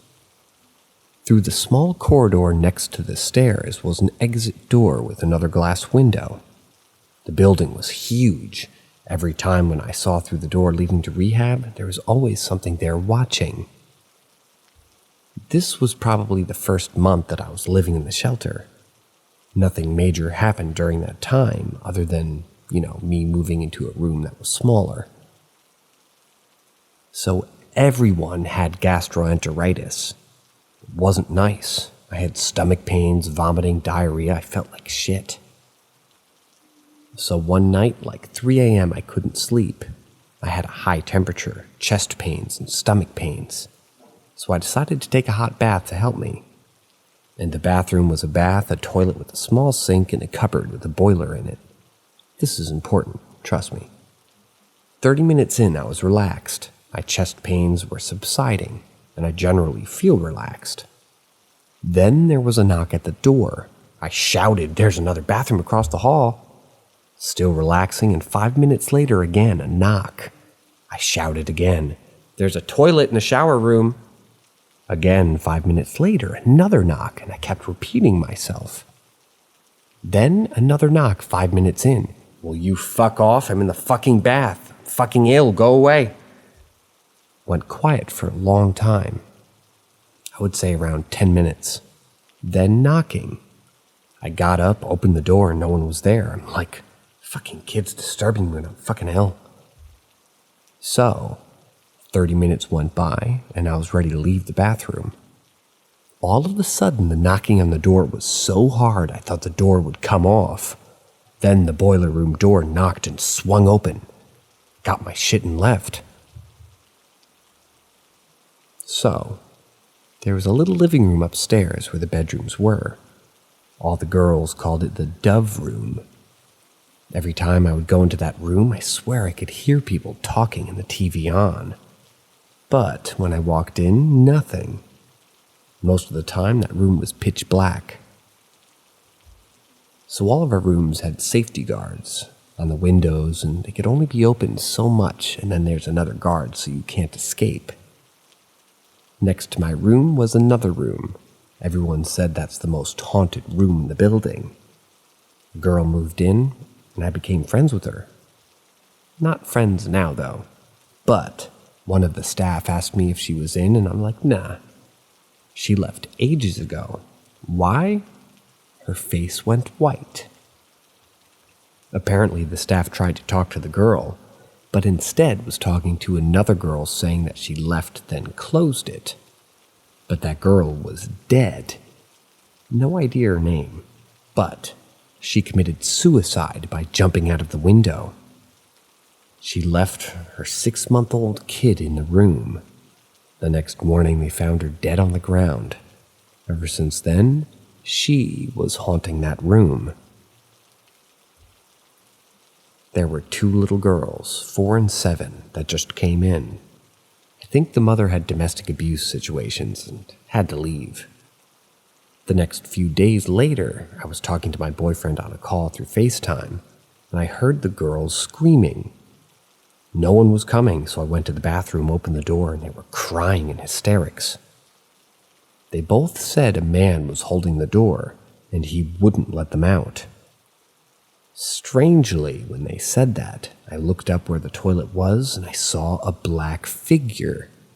I grabbed the girls and took them to their mother. After a few days, I kind of forgotten about that black figure in the bathroom. So, when I was in the main hall talking to the girls, there was a new family. They had just moved in on that day. She had 3 children, 2 twins, a boy and a girl, and they were like 5 years old and a young boy in his early teens. The little 6-year-old girl said to the other 5-year-old girl to play a game.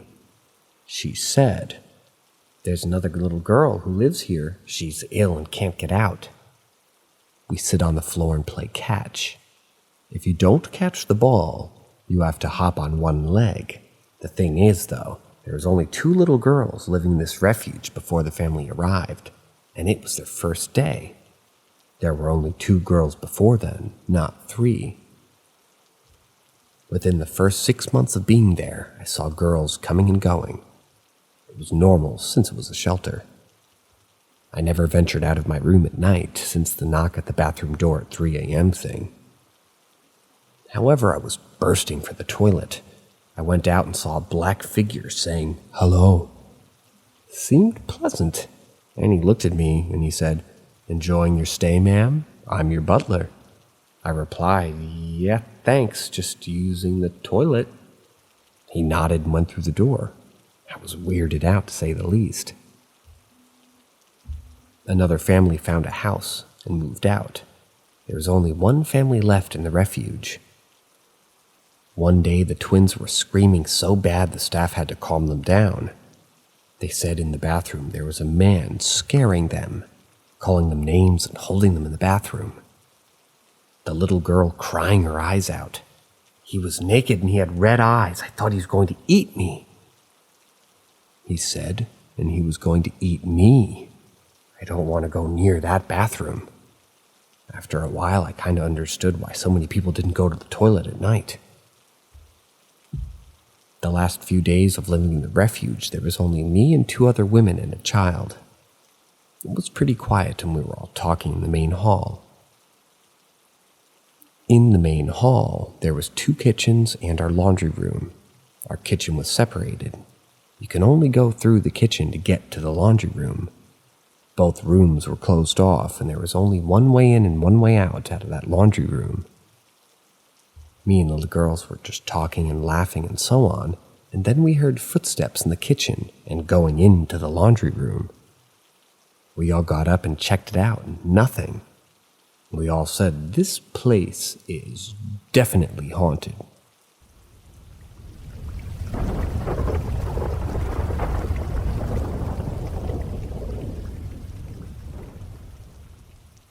Apparently, I attract stuff even without seeing them. Part 2. It all started with rumors from seniors of the corner building being most haunted building with multiple sightings, along with people going missing when hiking at the forest across the school. I hear this all during my first year then. Soon the rumors intensified to night shift security guards seeing weird apparitions and hearing disturbing noises at open-air parking lots. A guard saw a white lady right outside one of the ground floor classrooms at the very corner of another building. Take note. At the parking lot, and prayed for his life as he feigned ignorance. Another guard says he saw a weird flying creature on the roof of one of the school buildings. We never saw him again after he quit that next day. At this point, some of the students are already also saying that they see or hear things in the corner building, and the toilets near the parking lot. Creepy hands and voices from things that aren't there. During my second year, everything escalated and creeped out the whole school. The students are split into morning and afternoon sessions, by school year to lack of space. For first and second years, we got the afternoon classes, while our extracurriculums are in the morning. That day was just another typical boring afternoon as I was dozing off in class at the second floor. Suddenly, 2 to 3 screams can be heard from the downstairs classroom, and everyone was stunned, unsure what happened. My seat was at the front row in the middle of the class, and I was about to turn and look around when an eerie chill went down my spine and I freeze. The screams continued. We start to notice the amount of noises from downstairs as well. After around 15 minutes, the screaming stops. Soon after class, my friends from the classrooms below told me what happened. 2 girls in one class and 1 girl from the class next door suddenly stood up screaming and just being super hysterical. No one could stop them as they pushed everyone away. The ustazas and ustaz, Islamic teachers, rushed to the classes and started reciting prayers as the students continued to panic. It took them a while to finally get the girls to calm down, and they all looked confused. One of my classmates, with the third eye, also mentioned she saw a lady with a very pale face and in a red dress pass by and stop at the back door of our class, and bend inwards as if peeking at us all. Nonetheless, that explained the chill I felt. She added that the way she bent was inhuman. Remember the night shift guard and his encounter at the parking lot? The classrooms are both right next to that lot. Since then, the classes are converted into computer classrooms that are only open at certain times, mind you. Next are most recent accounts from friends. The next incident happened on my 3rd year. I was switched to the morning session this year. Some juniors told me the story that happened on a stormy afternoon.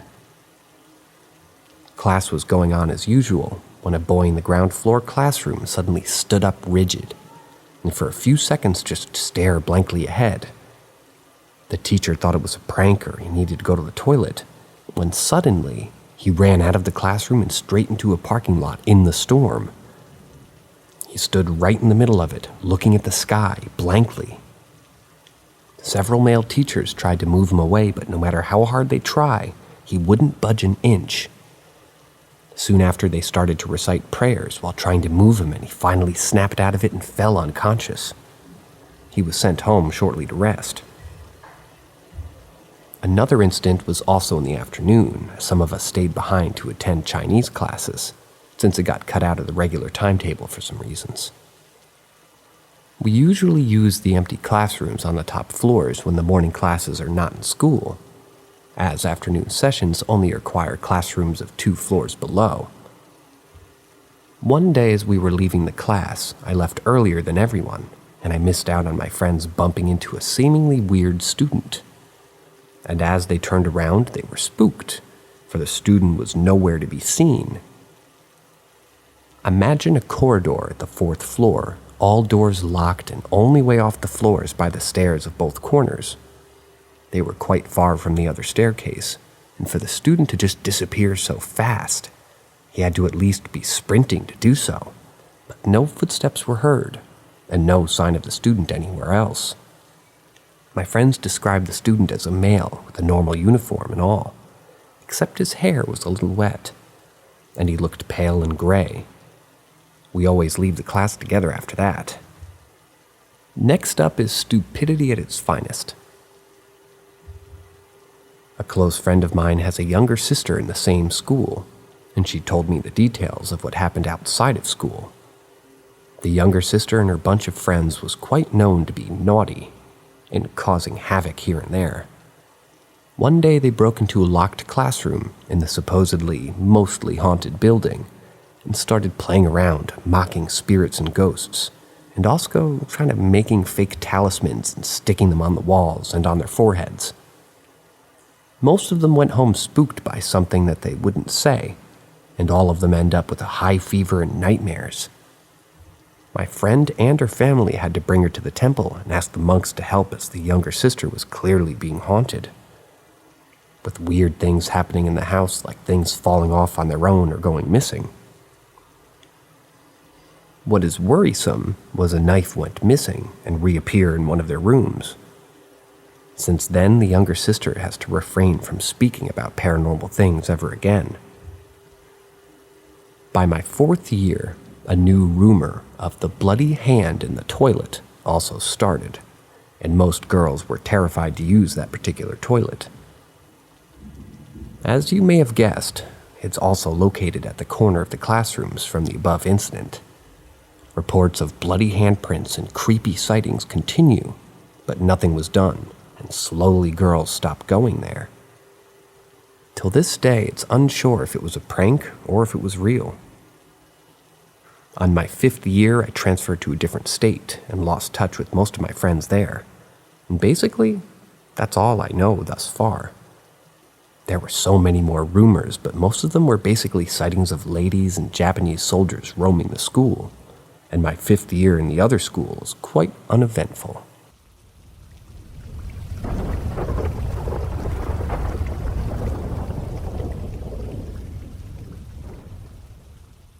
My experience with premonitions.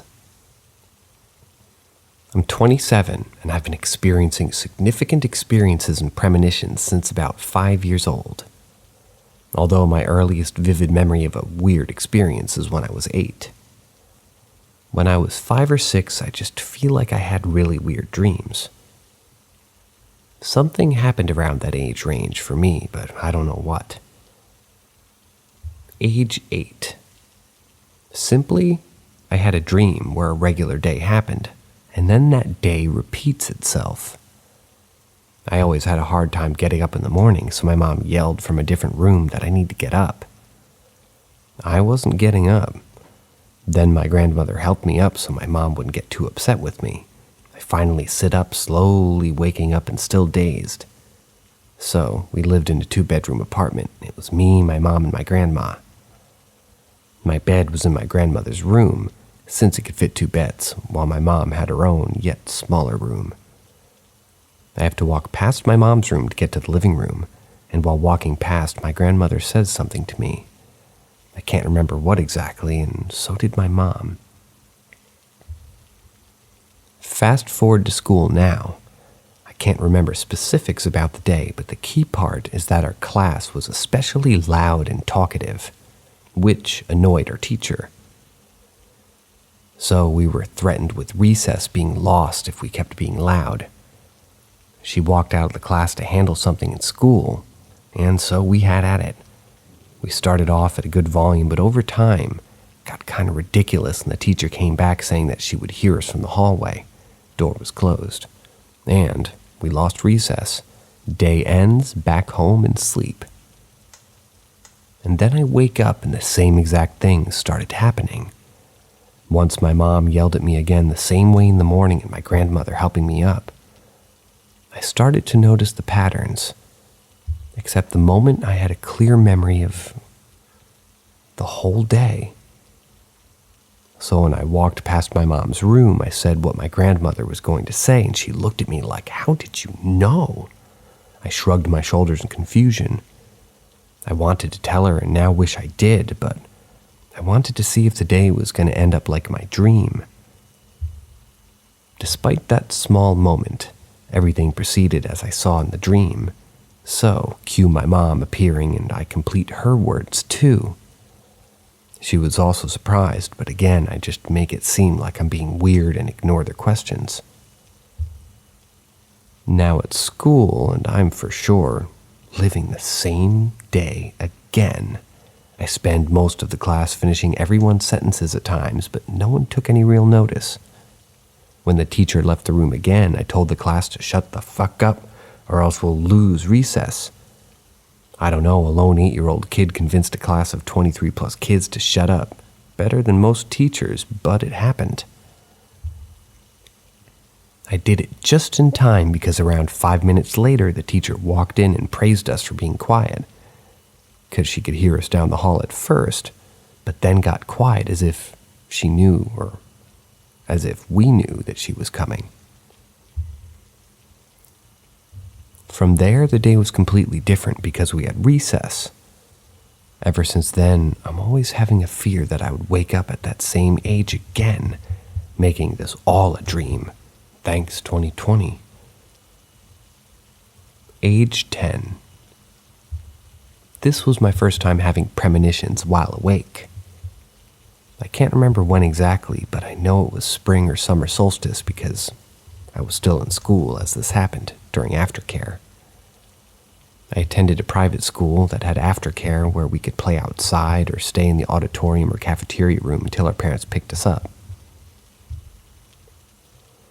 Anyway, it was hot that day and all of us kids are just kicking it. My friends and I are all in the swing that are just facing that faces the blacktop, where we all usually play board games like dodgeball and all that. There were some kids playing soccer and all of a sudden I had a vision exactly like That's So Raven, where I stared blankly and I see what was going to happen with a bright yellow glow and a vignette. And then it went away and I come back to reality. My friends noticed what happened and was asking me what I was looking at. I point to a kid running with the ball and say, "He's gonna fall in 3, 2, 1, and then he fell and flipped over. My friends lose their shit and ask me how I just did that. Of course, it just happened and I'm just as confused.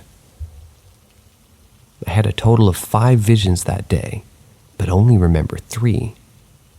The other one was seeing my friends sitting on the playground, trucks getting chased by bees. Specifically, I see my friends on the trucks and one of them yells, "Nothing's happening!" And then they get attacked by bees from a bush. Once again, for this vision, it's happening randomly, but this time I didn't know when it would happen. My friends were all into my vision, so I told her what I saw. So they ran up to the trucks and sat and climbed on them. A couple of minutes go by, and then one of the girls says, "Nothing's happening." And then they get bombarded by bees. At that point, we're all convinced that I can see into the future. Last vision was seeing the earth blow up. If it helps, all my vision I had were from my perspective of where I see it, not any other angle. So if it is true, I guess I'll be in a space watching the planet explode. Then again, 3 of the 5 visions came true if I'm correct. I definitely know because I can recall feeling disappointed that not all my visions were accurate. Age 14, which is now. Since around 14, I would have random premonitions strictly in my dreams, and it would be for mundane things like a lunchbox falling on my face when I open a cabinet, or having a specific conversation when walking into a theater. I've become able to discern my déjà vus when I experience them because I would intentionally try and remember when it came from a dream or a sequence, and it was actually repeating itself perfectly. And other times, I just sometimes know when something's going to happen, and thus I predicted a lot of personal events or read people perfectly, even though I don't know them. I may have seen a spirit too. Oh, and some kind of winged demon like flying in the sky, but overall premonitions have been the most consistent phenomenon I've experienced throughout my life thus far.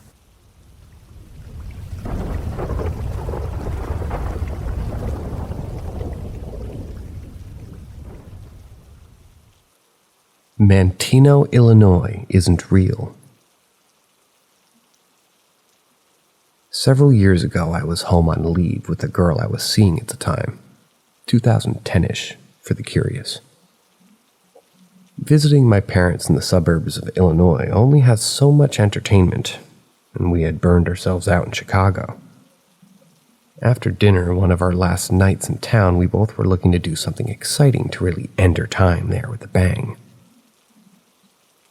Before I had left for the military, I was a bit of a thrill seeker.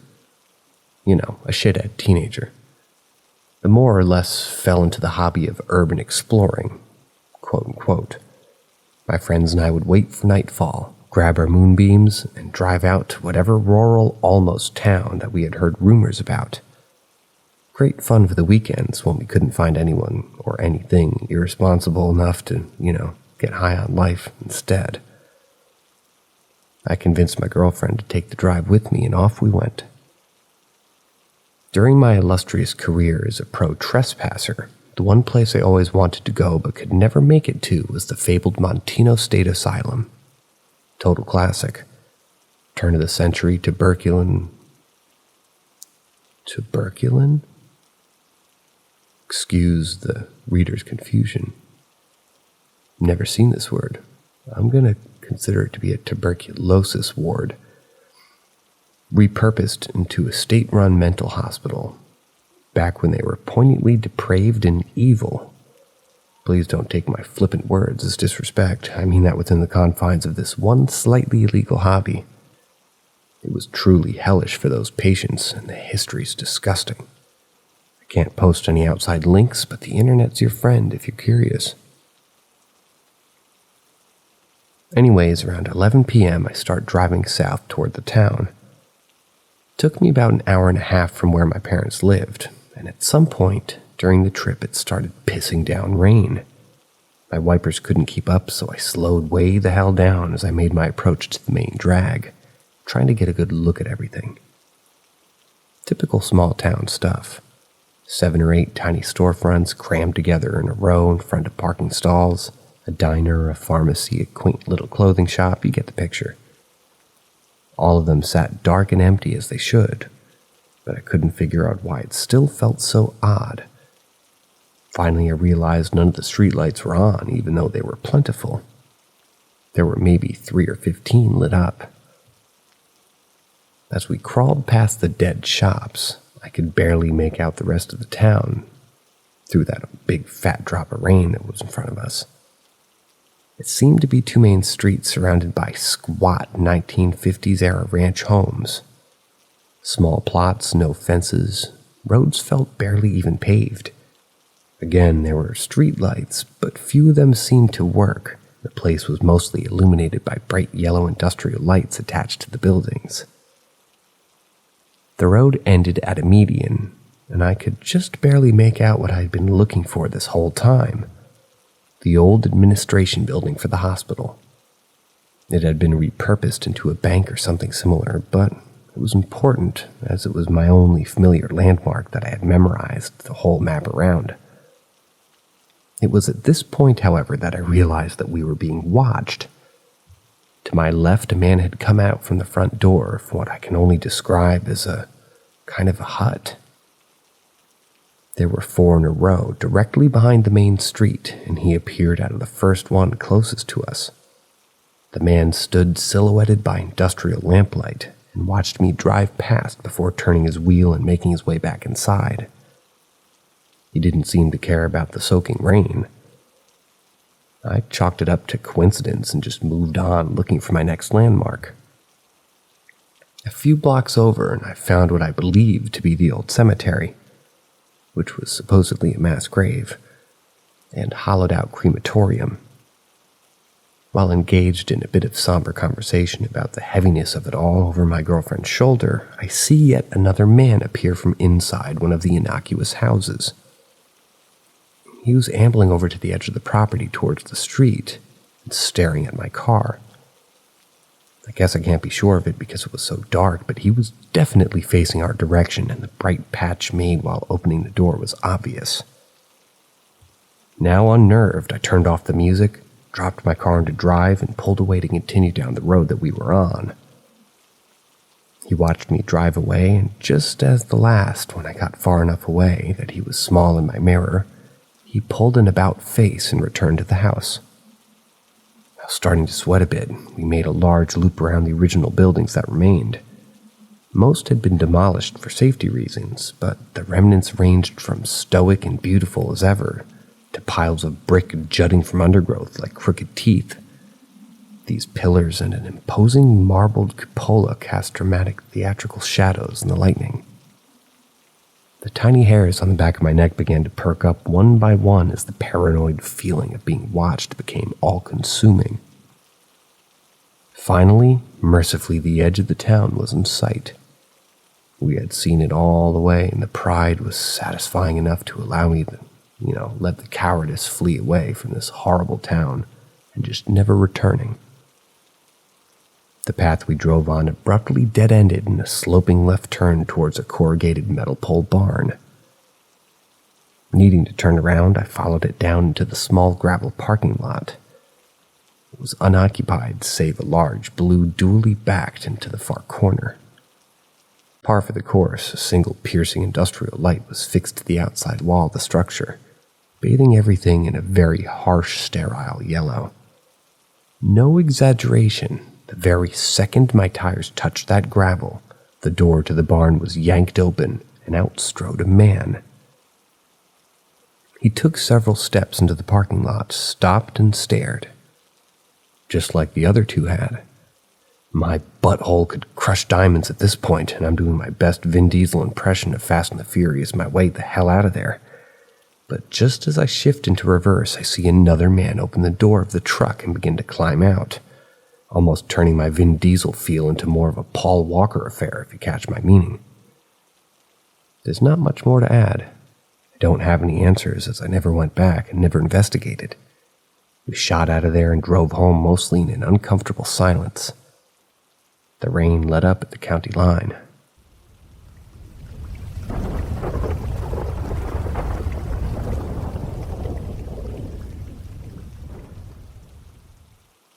Late one night, a little girl appeared behind me, and my friend. It was terrifying. I think she might have turned into a dog, too. This occurred when I was 11 or 12. I'm 28 now.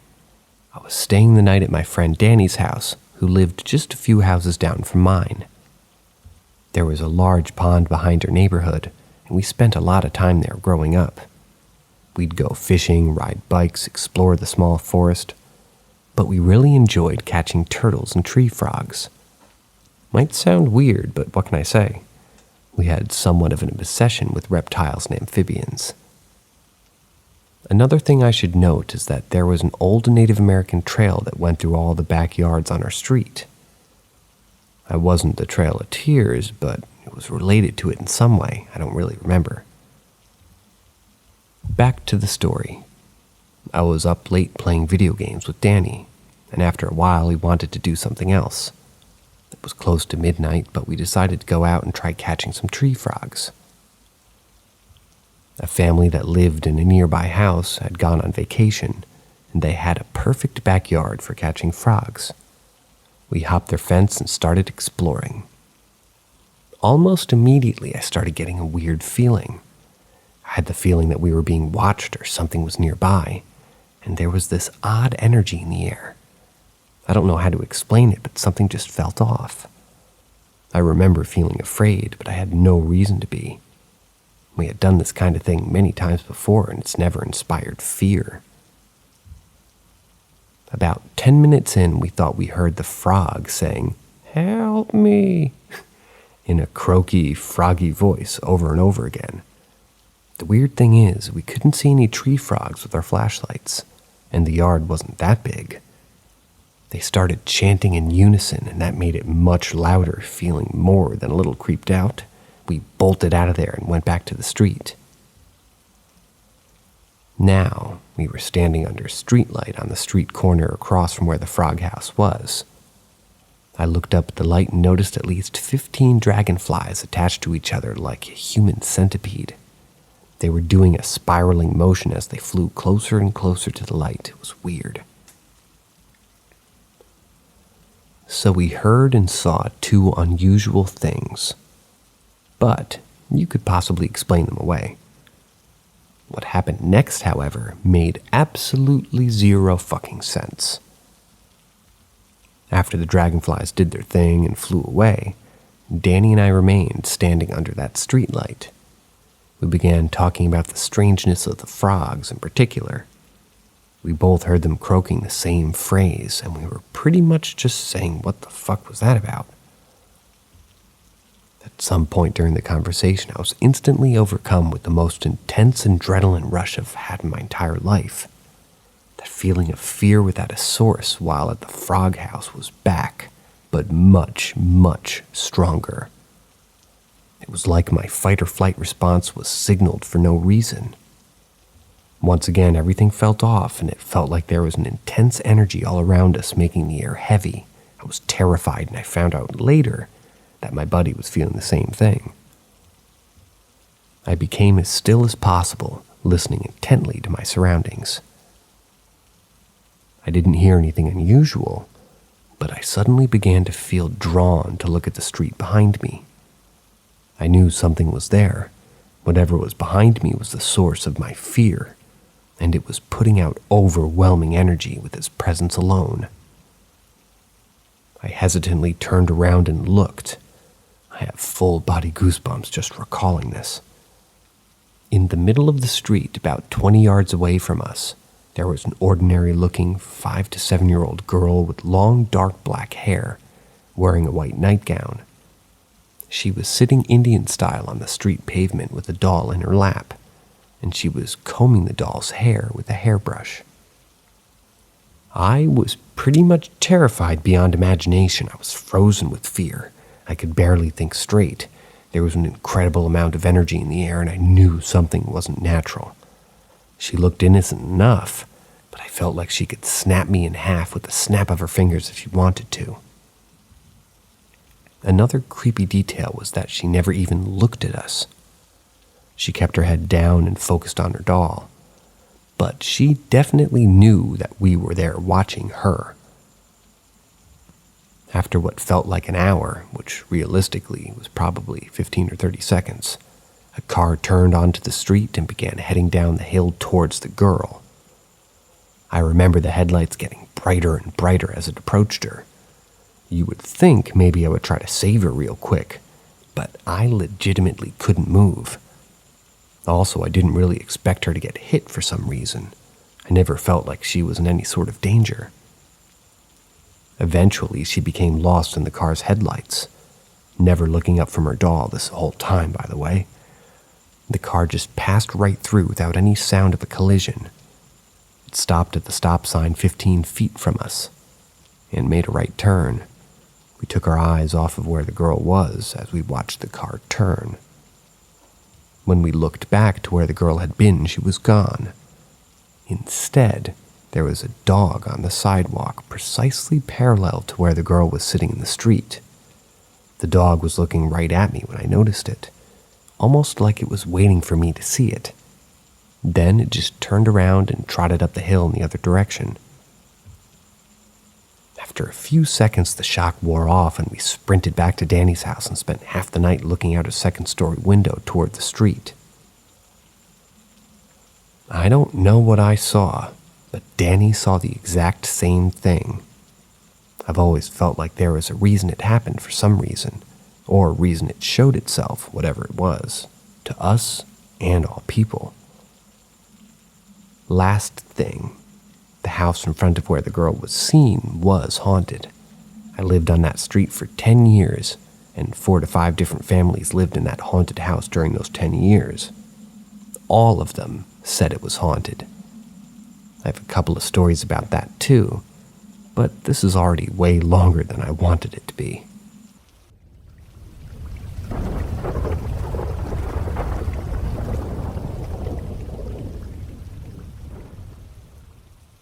I was attacked by something dark in my dreams, and I'm convinced an angel or something saved me. When I was about 5 or 6, Dad had enough of me climbing into their bed at night and told me that day I was to stay in my own bed from now on. He was not a great dad to have in the first place, and so any experience with him was traumatizing for a young girl. I had gone to bed, and a short while later, I began to have the most horrific dream of my life. I still remember it 30-ish years later. I awoke in the dream to terror, blood everywhere. On me, on the walls, the floor. Blood was splashed like a murder scene from Dexter. I knew my entire family had been murdered, and I could sense the haunting being near me, wanting to hunt me. It wanted me. I could sense it in my dream. There was a feeling of malice and a sense that I was the prey. Feelings that still haunt me to this day. I sensed that I could not let this thing touch me, but that it already had its claws wrapped around my soul. It did not have me yet, but I felt like I was in serious danger.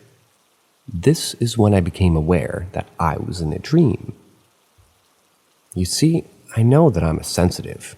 I was born vulnerable. I sense emotions in others, and often sense bad things and some good things when they're near. But I digress. Back to the story. With a sudden awareness that I was dreaming came the ability to create things inside my mind. Dad and I had a conversation about lucid dreaming because I would constantly climb into their bed at night due to nightmares. Unfortunately, that also brought the awareness that I was stuck inside my dream, inside my very mind. This obviously caused more terror and adrenaline to flood my psyche. I was in full fight-or-flight mode from this thing that very clearly wanted to do something very bad to me. So I ran, hid, and played tricks to think I was in one place when I was in another. But where is a 6-year-old child going to hide from some ancient evil, especially one that has already gained access to the vulnerable, newly emerged sensitive that doesn't even realize she has this new ability? I was absolutely terrified and had nowhere to go, and the thing was exceptionally strong. This went on for quite a while, and I could feel the dark being getting closer to that part of me that would be open. It would be opening the final lock, if you will, into my soul. I remember thinking, where could I go that it wouldn't find me? I was beginning to panic. I could only fight intrinsically for so long. I was using my abilities inadvertently when I took control of the dreamscape. But that would only hold the dark being for so long. With its experience, age, and powers of its own, it was only a matter of time. Plus, it could just come back the next night and try again, right? Suddenly, the dream simply vanished, and I hit REM. I know, abrupt, right? I've always been a light sleeper, especially for any type of light source, so I was out. When I stirred awake to a brilliant white light surrounding me, I was folded against someone's chest and held in their arms as they walked down my home's hallway to my parents' room at the end. I just saw enough to see where I was, that I was safe, and then I was out again. This new being must have sensed that I was awake and could see them because I was overwhelmed by sleep again, and I don't remember making it to the end of the hallway, let alone being placed in my parents' bed. Right next to my mom, literally almost into her very arms. I awoke to my mom's blow dryer the next morning, had no idea how I got there. When Mom and I talked about it, she voiced to me that she had seen the glowing being as well. That night she had mistaken it for my dad, but when she asked him, he stated he had been asleep all night and hadn't gotten up for anything. We were shocked, to say the least. I actually just recently realized that I hadn't told my mother the first half of the story, and she only had a partial picture of the entire encounter. There were 2 beings that night, one of dark and malevolence, one of light and joy. The second probably saved my life. I'm not certain that my powers were manifesting that week, but because I was so young, I was unable to protect myself.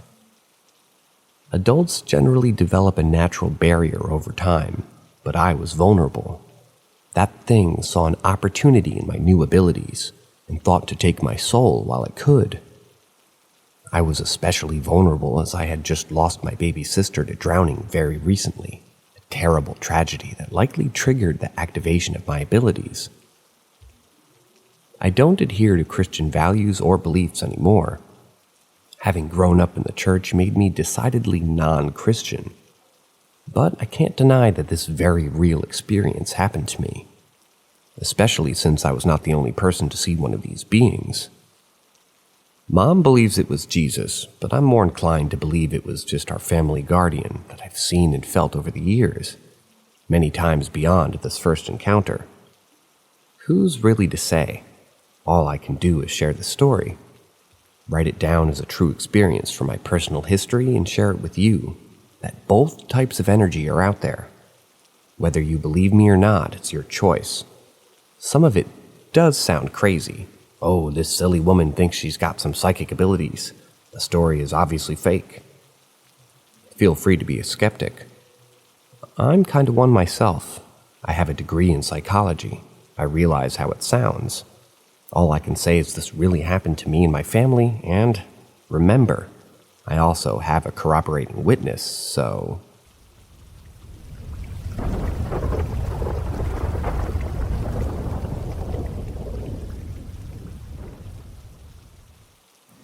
Big hotel spook in England. Me and my boyfriend stayed at a pub hotel in the early summer, back when we were long distance, and boyfriend was still living in a different region. He would regularly come up to see me, and we'd stay in different hotels in my area of England, because I lived with my family. In this pub in the room we were staying in, we had been having a little bit of an argument. Before it could really escalate, I decided to go outside and sit in my car for 5 minutes. So I left the hotel and sat in my car, which was in the car park, a little after 9 p.m. When I returned to the room about 5 minutes later, my boyfriend told me that we were in trouble with the manager for being noisy. He told me that after he returned to the room, the manager had knocked on our room door and told him off for making a noise, saying that he had received 2 complaints about the noise that we had been making. Before we checked out the next morning, I was looking out of our room window and saw a young couple also leaving, and wondered if it had been them who'd been annoying everybody, and who had complained perhaps.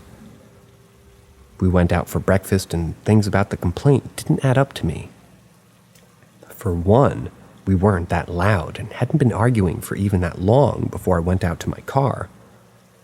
So how had 2 people managed to complain, and for that complaint to go straight to the manager, all in the space of 5 minutes that it took for me to walk to my car and back? I concluded to my boyfriend that the manager must have just heard us himself and made up that 2 different guests had complained. Fast forward to the afternoon of that day that we checked out, and we unexpectedly needed to book another night at this pub hotel due to the trains all being on strike, when boyfriend was due to travel back home. While I was at work, my boyfriend went back to the pub and checked us in for another night. He apologized for us being noisy the night before to the woman who was checking him in again. This woman said she hadn't known about us having made a noise. My boyfriend told her that the manager had knocked on her door last night and told him off. The woman member of the staff said that that was odd, because the only staff they have on at night was the chef and the young male bartender, and neither of them go upstairs, and that their manager was a woman with blonde hair, not a man. The female member of staff said that she doesn't know who this man was. None of the staff do, but that other guests have also told her the same, that a man had knocked on their door complaining about the noise, implying to be the manager. Well, the man my boyfriend had spoken to was in his 60s, with gelled back salt and pepper hair, and he was really freaking mean. My boyfriend recalled to me later that when he apologized, this man just glared at him and didn't make a move to leave, so my boyfriend just awkwardly shut the door on him. My boyfriend asked who else had stayed there, but was told that us and the other young couple I saw leaving were the only guests that previous night. This left us questioning who on earth the man who knocked on the door was pretending to be the manager. Who was that? So that night we were feeling quite creeped out. We were in a different room that was just opposite the one that we'd previously stayed in. Anyway, eventually we forgot about it and were having a bit of a laugh when a really hard knock on our room door rang out. My heart sank, and I was telling my boyfriend not to answer because it's the man again. He, of course, answered anyway. The door was about 2 to 3 feet from the bed that we were on. He opened the door, and there wasn't anybody there or in the corridor, which we were at the very end of. It was a long, straight, creaky corridor. Well, we were terrified by now. The next day, my boyfriend emailed the pub explaining the situation and saying that we were concerned that perhaps a weird stranger was knocking on doors in their hotel. We gave them the exact times of both incidents and asked them to check on their CCTV cameras, one of which was right next to both of the rooms that we'd stayed in. The manager replied to his email with this. It's a screenshot of the email my boyfriend received from the pub. But since I can't attach images, I have transcribed the email. It goes as follows. Dear Mr. So-and-so, following your recent complaint about another guest knocking at your door late at night, we reviewed our CCTV footage from 8/6/23 and 9/6/23.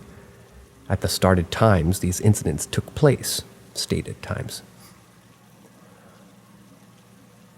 On the 6th, at exactly 21:05 p.m., CCTV footage showed a man knocking and having a brief conversation with the guest in the room, after which the man turned, left, and walked down the corridor.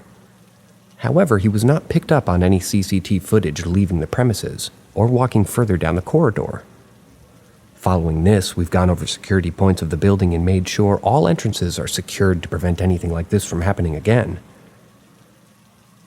On 09/06/23, however, we did not pick up anything unusual happening on our cameras at the stated time of the incident. We hope these incidents didn't affect your stay at such and such pub, and we apologize profusely for any stress this may have caused. Just know we have taken all measures to resolve this. Kind regards, manager such and such pub. This email to us made us feel validated that we didn't imagine our experiences, especially to have it confirmed by the manager herself via CCTV. We did ask to see the CCTV ourselves, but our further emails were ignored, unfortunately. This pub was taken over by a pub chain company, and they're very strict with their staff about being anti-ghost stories and only focusing on high-quality customer service, according to a former member of staff who I by chance managed to speak to. This member of staff told me some crazy things about the pub.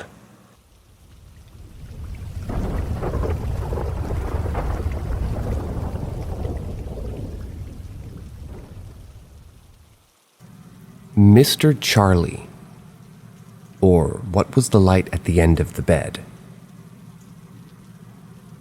Myself, a male 30, my fiancée, a female 29, and our child, female 21 months, all live in a suite attached to a larger house.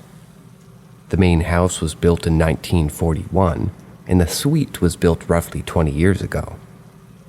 The daughter of the original owner sold the main house to her son, who built her the smaller suite because she didn't need a giant, square foot house.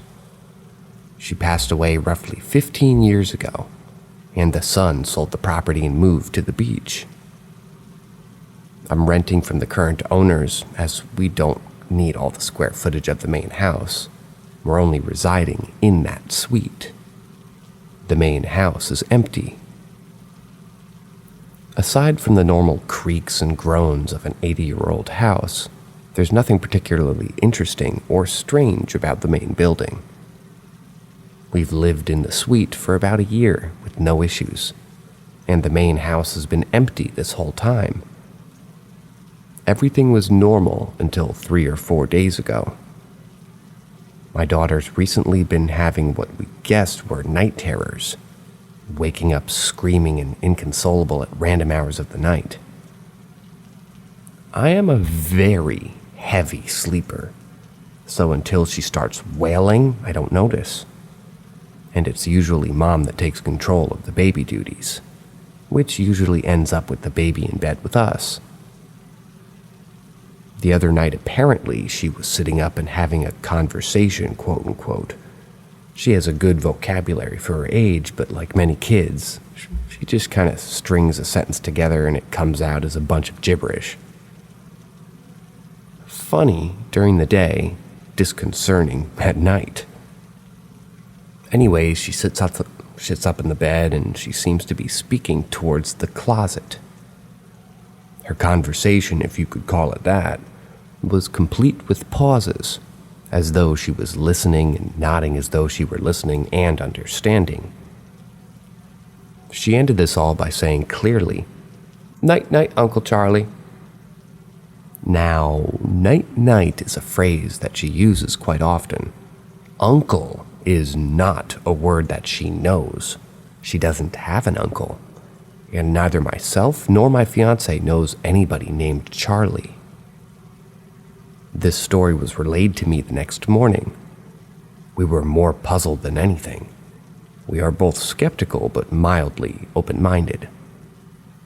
Trying to figure out who Charlie could be, my fiance says that the only Charlie she knows is her Uncle Charlie, who died when she was a baby, and who I had never even heard about. Doesn't seem likely that my daughter would be talking about him. A strange idea occurred to me.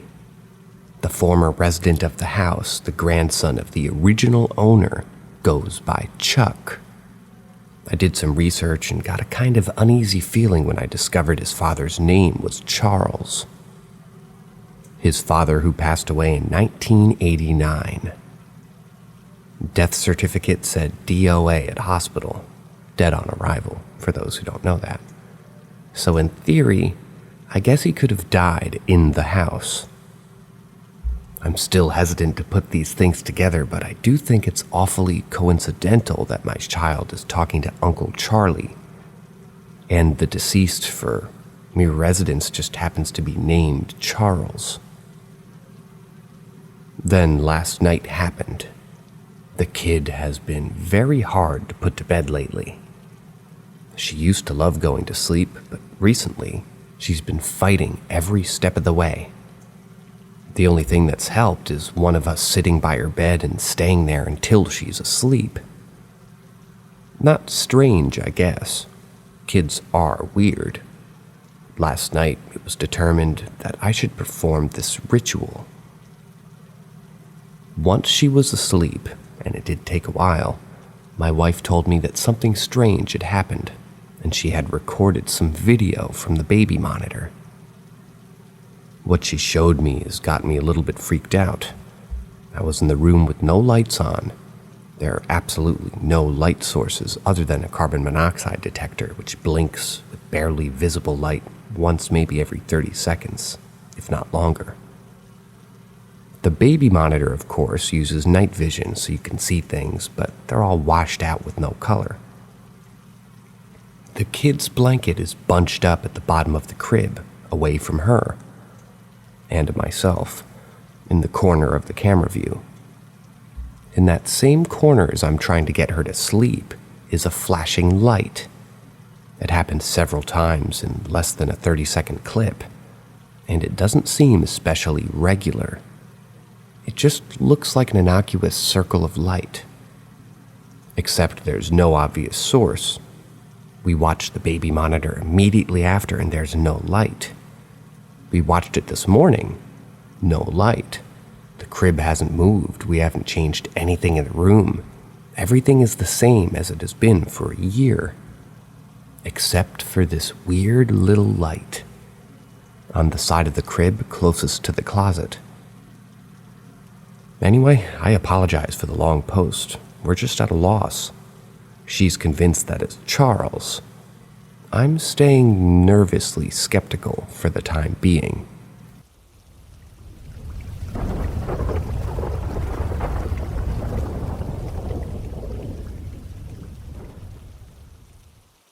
Apparently, I attract stuff, even without seeing them. For background, I'm a 24-year-old female, and I live in a country of Southeast Asia. My memories are not the best from my childhood, so apologies for lack of details in some of them. My mother's side of the family apparently has history with delving into unexplained stuff, and the women in the family all possess a certain amount of a third eye.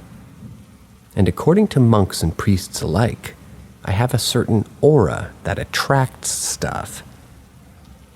When I was roughly 5 to 6 years old, my grandfather passed away, and we had a funeral, a cremation, and all that. But while all this is going on, I remember still talking to my grandfather, asking him why there was two of him and why one of him is sleeping. This story is backed up by my family, mentioning that I was always chatting and playing with something that only I could see during this period of time for 7 days. Soon after, my parents then brought me to a Chinese temple and to church on different days to close my third eye, as they say. According to family recounts and my own blurry memories, I had imaginary friends, normal kid stuff, except I would call them angels, without ever being taught that word before. What creeps them out, the way that I would talk to them about topics like life and death, things not common for kids below 5. Soon after, I also remember vaguely of seeing the infamous headless ghost in the middle of the crowd. It was the body of a middle-aged man, and above his neck was nothing. No blood or opening. Instead, a smooth, covered neck. But before I could say anything, my mom, who was holding my hand, pulled me away. After my third eye is closed, with multiple attempts, I grew up to be a fairly normal person in that matter. Except, I start to realize I can sense the presence of things I can't see. My high school is right across the street of a preserved forest, and being teenagers, me and some friends used to like going into the forest and having a little hike, heading to our secret spot that has a little pond. From one of the entrances to the forest, that's big next to a big lake, going there is like there's a fork in a path and a huge tree in the middle. One day, me and my friends had some hours to kill before extracurricular stuff and decided to go into that forest like usual.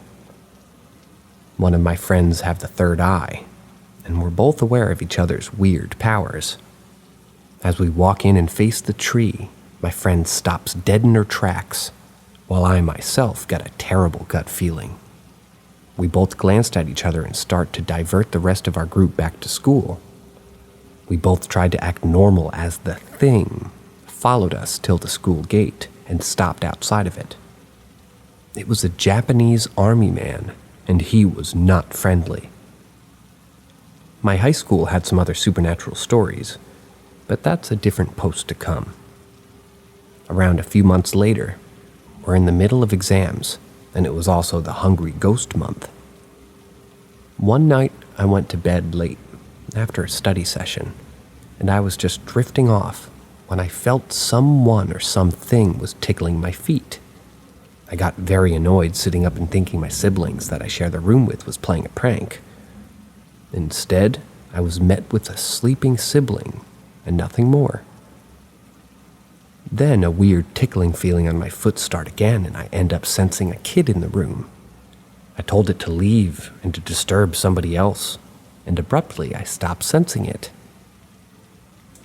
Years later, I give birth to a healthy boy, and this happened when he was around 4 years old. One day, the babysitters dropped him off at my workplace, as we had plans to bring him out for dinner that night.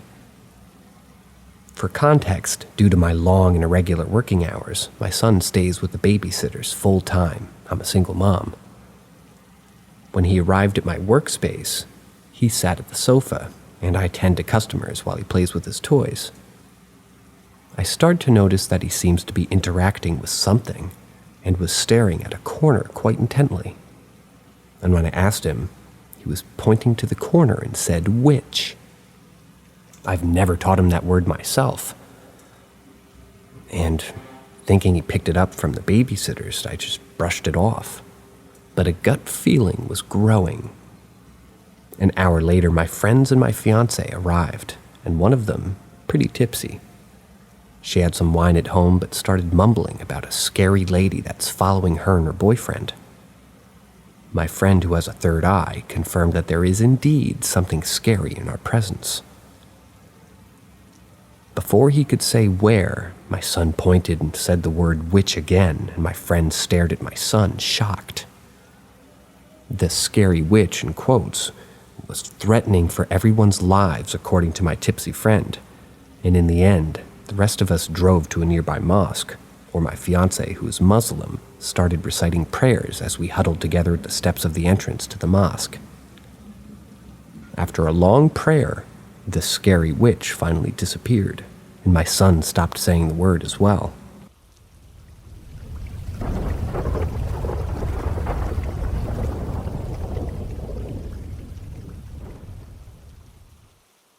Strange creature encounter when I was a kid.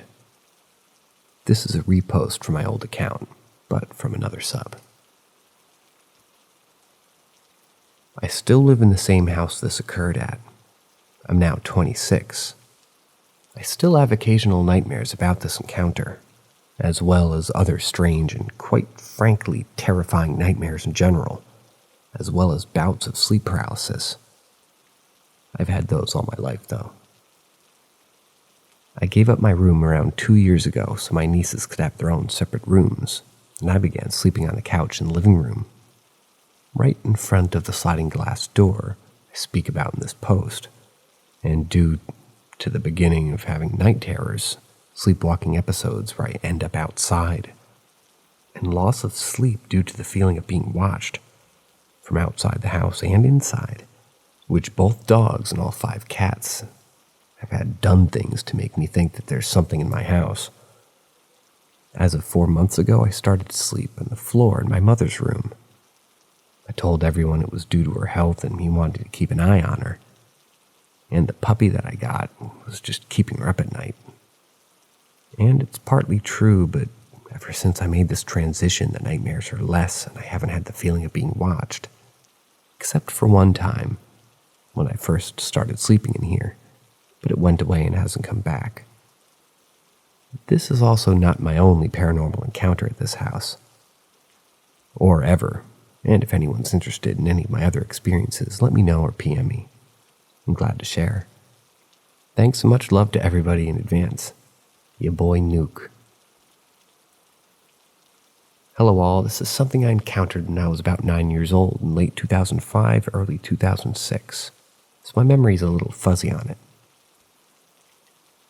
We moved into this modular home. Think a trailer, but on an actual brick foundation. It was in the rural area of Virginia in the summer of 2004. It was me, my mom, my dad, my older sister, her husband, and their child and my niece. I stayed home alone a lot after school and on weekends due to everybody having work and my niece going to the babysitter's house. It was never that big of a deal because my grandma lived right across the driveway. And we lived down a long gravel driveway that was off the main road. I can't remember exactly when this occurred, but it was after my dad died in April of 2005. I was home alone after school one day watching The Weekenders on Toon Disney with my little Pekingese poodle mix Clyde in my lap while eating some pizza rolls. Sounds good. All of a sudden, our huge, and when I say huge, this dog had no business being as big as he was considering what breed he was mixed with, a golden lab and boxer mix, Rudy, that we had chained in the backyard, started to bark. Not as usual, "Hey, I'm out of food and water," or "Squirrel!" bark, but it was violent and a scary bark. I looked out the sliding glass door that goes to the backyard and saw him at the end of his chain trying to break loose and get at something in the woods. I can't really see what he's trying to get at until all of a sudden some creature walks out of the woods and stops right at the tree line. It was about 4 feet tall, walked on all fours. Its body was similar to a bear, had brown fur in its face. It's almost, I would say, its most distinct feature. It was solid white and completely flat. It had 2 black slits where its eyes would be, no kind of nose to be seen, and its mouth just hung open, a black void with no tongue or teeth that I could see from where I was. It looked in my direction, and I remember just being overcome with fear and dread when it looked over at me. I started to shake. I was so scared, and before I could even get off the couch to get to the landline to call my mom, it slowly backed into the woods. Rudy was barking and growling the entire time that it was standing there, which, for your reference, was about 2 minutes total.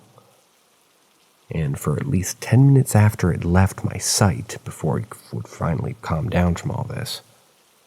I called my mom, my sister, my brother-in-law, my aunt, my uncle that lived behind my grandma, and then my grandma before somebody answered. She told me to walk over, but I was too scared to go outside, so she came and got me.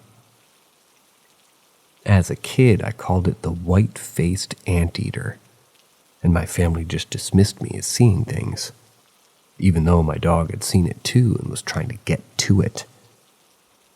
My uncle told me that it was probably a big-ass possum. They always think it's a possum. But I knew damn well what a possum looked like, and that wasn't it. To this day, and I'm 23 now, I still have nightmares where all I see is this thing standing in my yard at the tree line staring at me. I always wake up screaming and sweating. My girlfriend has to console me. Has anyone ever seen something similar to what I described? I'd be interested to hear all y'all's encounters and stories.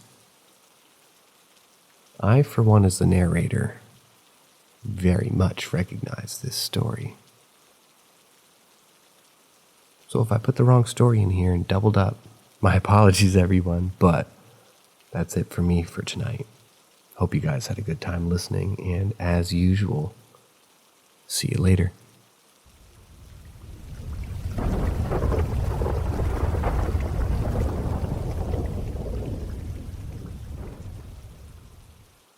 Dennis the Menace.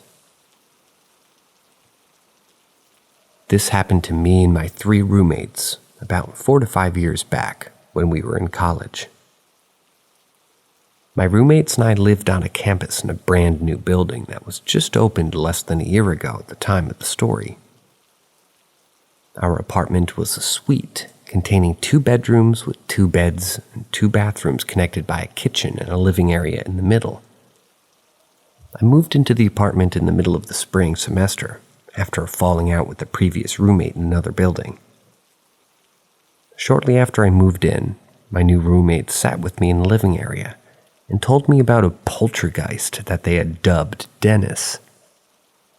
Dennis moved things remotely, but had never at that point caused serious harm. Thought it was a little scary at first, but incredibly I found myself getting used to it.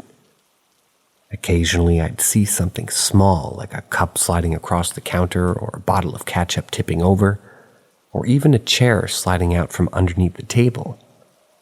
But there wasn't anything too major. That is, until the end of the second semester, when it seemed Dennis was becoming more and more active, and that it was targeting one of my roommates. One evening, close to finals week, I came home to my roommate, C, from here on. C was pale and shivering next to the stove. Dennis just tried to kill me.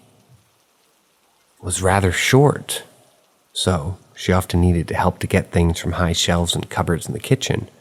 Whenever I was around, I'd help her because I'm pretty tall and I understand the plight of the vertically challenged, but she was alone this time. See, I tried to get some sauce, pointing at the cupboard above the stove, so I grabbed a chair to climb, and then suddenly I felt the chair move underneath my feet. She spoke quickly and breathlessly, so I moved her to a seated position on the chair and tried to calm her down. Me. How did it move? Did it feel like it slipped or something? No. It felt like it was being pushed. It moved way faster, and if I had slipped, I was lucky enough to jump down before it started moving too fast. I encouraged her to lay down on the couch until the other roommates were done with classes. She relayed the same story to them when they came home. We decided to simply watch out and text each other immediately after another incident happened. I moved out after that last semester due to my participation in my school's program, but kept in touch with the other roommates. I ended up still living in the same building, but on a different floor. When we came back for the new school year, I met up with her for lunch at the school's common area. We were sitting and waiting for our food when she told me the latest update in the Dennis saga. This is her. I was the first one back before the semester started. I was moving my stuff in, and I'd gotten some holy water that my mom gave me from the church. Her mom was a super religious person. I put the water in a cup on the coffee table, and I was moving my stuff back into my bedroom when it happened. There was a loud noise like something was shaking. It was so strange because I couldn't feel it in my room. But when I came to the living room, it looked like an earthquake was happening. I grabbed as many electronics and fragile items as I could and stuffed them into my bedroom. Me. Did it stop? Her. No. Not until I said the prayer that the priest told me to say. I think that bringing the holy water really upset Dennis. We all wondered who or what was haunting this apartment, and why. There were two prevailing theories. One was before the building was erected, there were a series of old auction houses that were selling slaves during the Civil War era. We suspected that the poltergeist might have been a result of a spirit of a slave, but there wasn't much credence behind this theory. The second theory was one that I personally believed due to the fact that plenty of other school buildings around us were haunted in the same way. My school consisted of two campuses, the medical school campus and the general education campus. However, the medical school campus was much older than the general campus and used to be surrounded by hospitals run by the university. Less than 1 block away from where my apartment now stands was an old mental institution. That building was turned into housing for the honors college students. One of my friends who lived there described a similar, although slightly more intense haunting, as the one that happened to my roommates and me. We learned later that most of the buildings on the block were used as part of the mental institution itself. Things seemed to calm down after that incident, and she kept the holy water around just in case. We never knew for sure what happened to Dennis, but he really was a menace.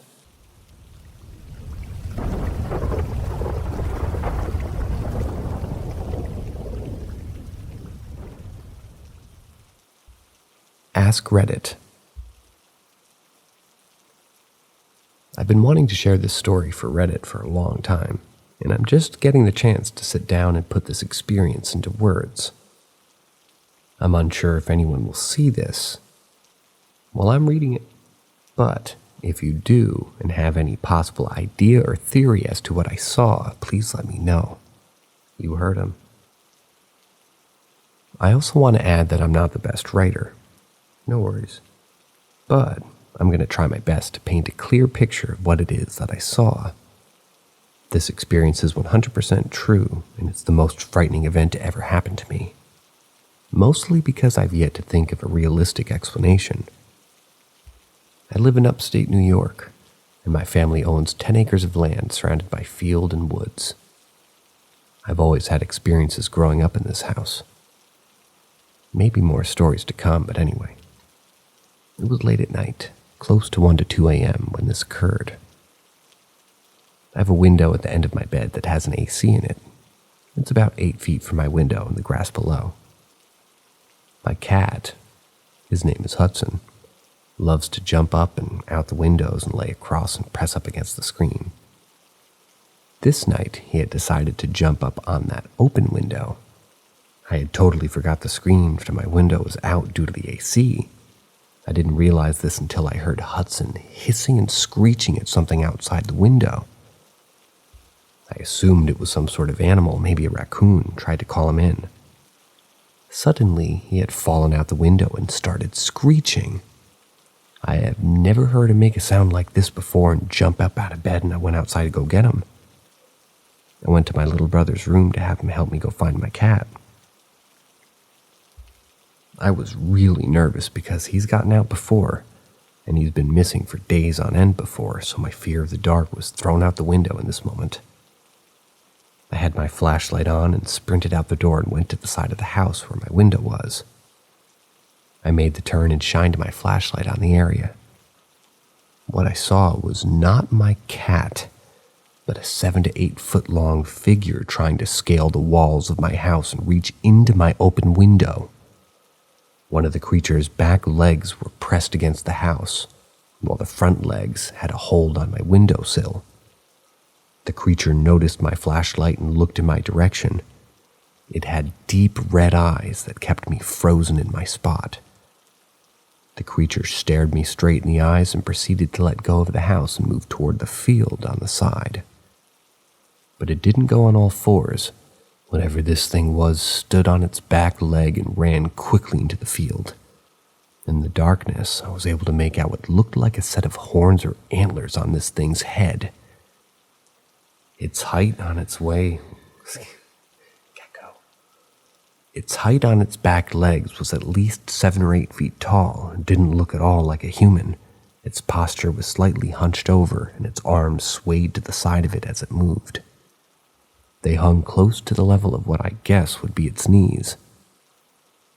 My little brother was in the front of the house looking for my cat, so I went out to go grab him and help me look in the field the creature was running into.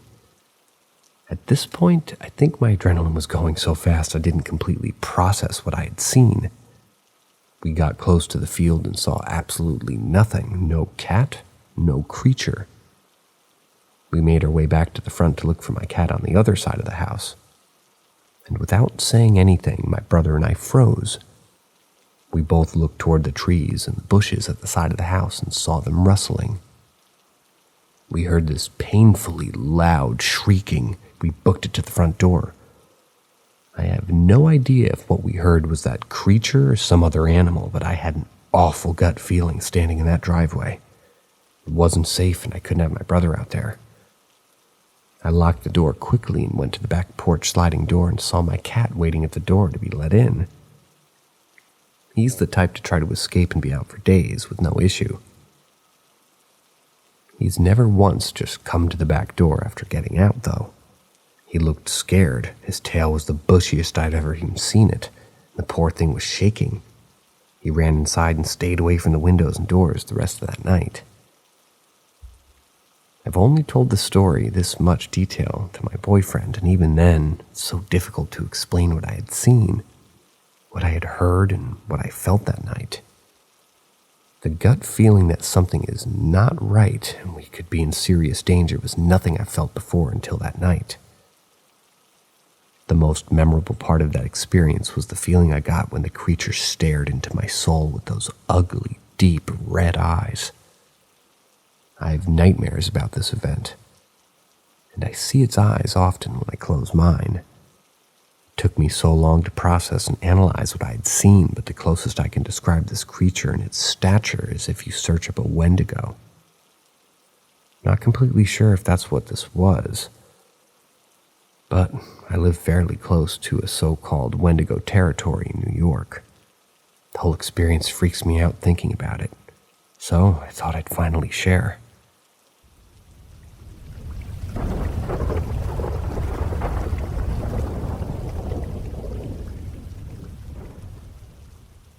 Video chat ghost. I had a friend I made in Indonesia while I worked in Jakarta. I was chatting to her one night via Yahoo Messenger with the video on. This was back in 2010, a few months before I met my wife. I'd been chatting to her for some time, and at some point I noticed a girl behind her sitting on the floor. She was just chilling out, smiling with legs bent in front of her. I was really amused because my friend had been chatting to me for some time and turns out she's been ignoring her friend the whole time. So I teased and say, "Hey, a head just popped up behind you," expecting her to say, "Oh, that's my friend such and such. She's just hanging out." Instead, she says, "What head? I'm alone." And I say, "There's a girl with glasses behind you. She looks totally freaked out now." I joked that she had a ghost, but I didn't mean it. It just looked like an ordinary young woman. And it kind of looked like the woman ducks down and then is gone. I ask my friend to get up so I can see her room, and it's empty. She says she's totally alone. My friend looks really frightened, and I try to calm her down and I say it might have been imagining things. But I only said it to calm her down because she looked so scared. It was late, but at that time I regularly went to bed late and I felt pretty awake, mostly because text chatting always makes me a bit nervous for some reason. Then she says that 3 of her other friends told her that they can see a girl in her house. But she never seen the girl herself. They all described her as wearing glasses, except everyone who says that she's wearing different clothes. 1, and actually 2, say that it's a red dress, another a dark blue shirt, and for me she was wearing a white sort of blouse shirt and pants.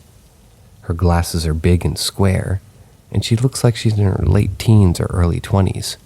Indonesians can be hard to age for me. Anyway, she tells me she basically didn't take any of her other friends seriously at all. Indonesians can be a bit superstitious. For example, I had an Indonesian colleague who was training to be some sort of shaman, and my friend was not into any of that stuff. Did not believe in ghosts or have any real religious beliefs. I didn't believe in ghosts either, and if she hadn't looked so freaked out and told me about her friends, I might have put it down to a hallucination. The only thing was that the video window was quite small, but the picture was clear. It wasn't glitchy or blocky. It would be weird if my imagination overlaid a hallucination so perfectly to appear partially obscured by my friend's desk on the floor behind her. The funny part of the story is that we both thought the other person was lying. I thought she was lying about there being nobody in the room, and she thought I was lying and didn't believe that I saw someone. Nevertheless, the fact that I saw this girl independently of her other friends, each of the other 3 also saw the girl independently of each other, intrigued my friend, and so she asked me questions about her. Although I only kind of saw her briefly, I still remember exactly what she looked like. The next time I chatted to my friend on a different day, we talked about it again. Apparently, she asked more questions of her other friends. She had a friend that claimed to be a psychic that supposedly communicated with the ghost, and the ghost said that she liked it in the house and that she was kidnapped, murdered there, back when the area used to be farmland. My friend lived outside of Jakarta in a place called Deepak. I don't know if I believe any of this bit. I only know what I saw, and what I saw just appeared to be an ordinary young woman, totally solid, not transparent or anything like that. I went back to Jakarta as part of the Southeast Asian holiday with my wife and met up with a friend. I asked her again if she was playing a joke on me, and she still claimed she wasn't, and we chatted about it again. If she's playing a prank on me, 1, she's an amazing actor. She really looked scared when I said there was a girl in her room. 2, she improvised the story about her friends also seeing a girl really quickly. And 3, it really wasn't her style of humor. It made me more open to the idea of ghosts, but being scientifically trained, I still have it in my mind that I might have just been, the victim of a joke or a trick. Maybe a trick of my own mind. I kept the transcript of the text chat. It still strikes me as very genuine on my friend's behalf. It's a shame I couldn't save the video. And even if I could at the time, I don't think I was seeing anything unusual, apart from the fact that I thought my friend was being really rude and ignoring a guest.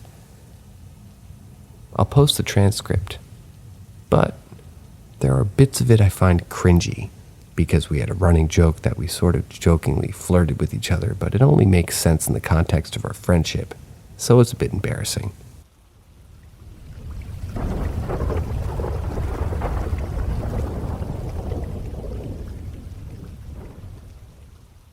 Faceless Man.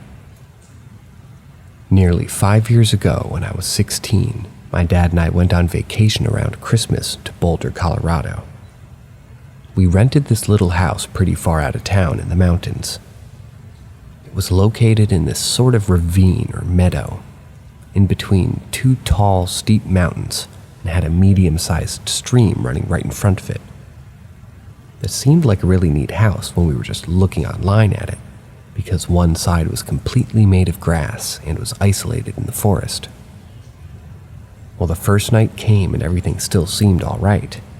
I had brought my little dog along, and of course he needed to pee in the middle of the night. I was kind of spooked at the idea of going outside at 1 a.m., but more because I was afraid of bears or cougars or whatever. I tried to wake my dad up, but he had been taking some sleeping pill and literally refused to wake up. So I put on my coat and everything and went outside with my dog. I had a high-powered flashlight, and as I was walking out of the yard, I was sort of scanning the light along the edge of the valley.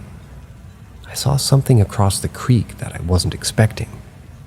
There was a man standing out there. I froze for a minute. Then, like a total idiot, I yelled, "Who's there?" I really just thought it may have been, I don't know, in the moment I thought it was like a night ice fisherman. I didn't get scared until he didn't answer, and by then I started to notice some weird things about him. It was freezing, like probably -10 Fahrenheit at least, but this man wasn't wearing a coat. It was like I couldn't see any details about him, almost like he was a solid shadow. Even though I was close enough and the light was bright enough to see the trees behind him in detail, I was shining this super bright light right into his face, but he wasn't recoiling whatsoever or putting his hands to cover his eyes or anything. Also, the longer I looked at him, the weirder he seemed. He didn't seem to be moving at all, like not even shifting his shoulders to breathe or anything. He looked to be average height and build, but the other weird thing, first I thought he was wearing a face mask, like the kind of people wear when they go skiing, but this mask covered his entire head, as if the entire face was one smooth black surface. He was certainly facing me though. I was not looking at him from the back. The longer I stood there, the more scared I got until I sprinted back inside, yanking my little dog behind me. I could still clearly see him through the glass side of the house, and I was very alarmed to see that he had swiveled. He had sort of smoothly tracked my movement into the house, but it didn't seem like he had moved his feet or anything. I ran upstairs and tried again to wake up my dad. I told him that there was a man standing outside the house. He sort of shuffled over to the window, saw him, but said it was probably a druggie and went back to sleep. I probably should have called 911, but my dad didn't seem concerned. I thought he would get mad if I caused a stir about it, so I didn't do anything. I did watch the man, though, all night. The man stood in the exact same place for hours, never moving, not even seeming to breathe. He didn't seem fazed whatsoever by the extreme temperature. He just seemed to stare right at me, and I stared back. At one point, I looked away. When I came back to the window, I was shocked to see that he was gone. An odd movement grabbed my attention, though. This is the bit that I find the hardest to describe or explain.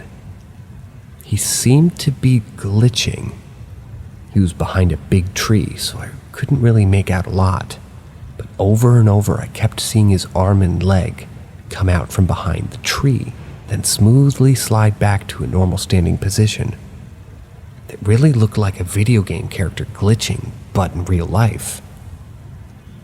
At some point I dozed off, and when the sun came up he had disappeared. It was such a bizarre experience, I wasn't sure if it was real. It just didn't seem like the quintessential ghost or Slender Man or whatever. So I don't know what to really make of it. My dad reconfirmed though the next day that he'd definitely seen the man, so at least wasn't hallucinating. I also walked across the bridge to where the man was standing, in the day of course, and there were not any footprints or any other confirming evidence that the man was there at all. It continues to be one of the most significant paranormal experiences I've ever had. I did try to take photos during the event as well. I also photographed the entire property. When I got home, the SIM card was corrupted, quote unquote, and all the footage was lost. I don't know if that was just bad luck or part of the experience. But I'd never had a problem with my camera before and never had a single problem like that since. Additionally, the house that we rented has been taken down from every single house renting website, so I can't find any trace of it, even when I reverse searched the single image of the house that I'd saved on my computer before the trip.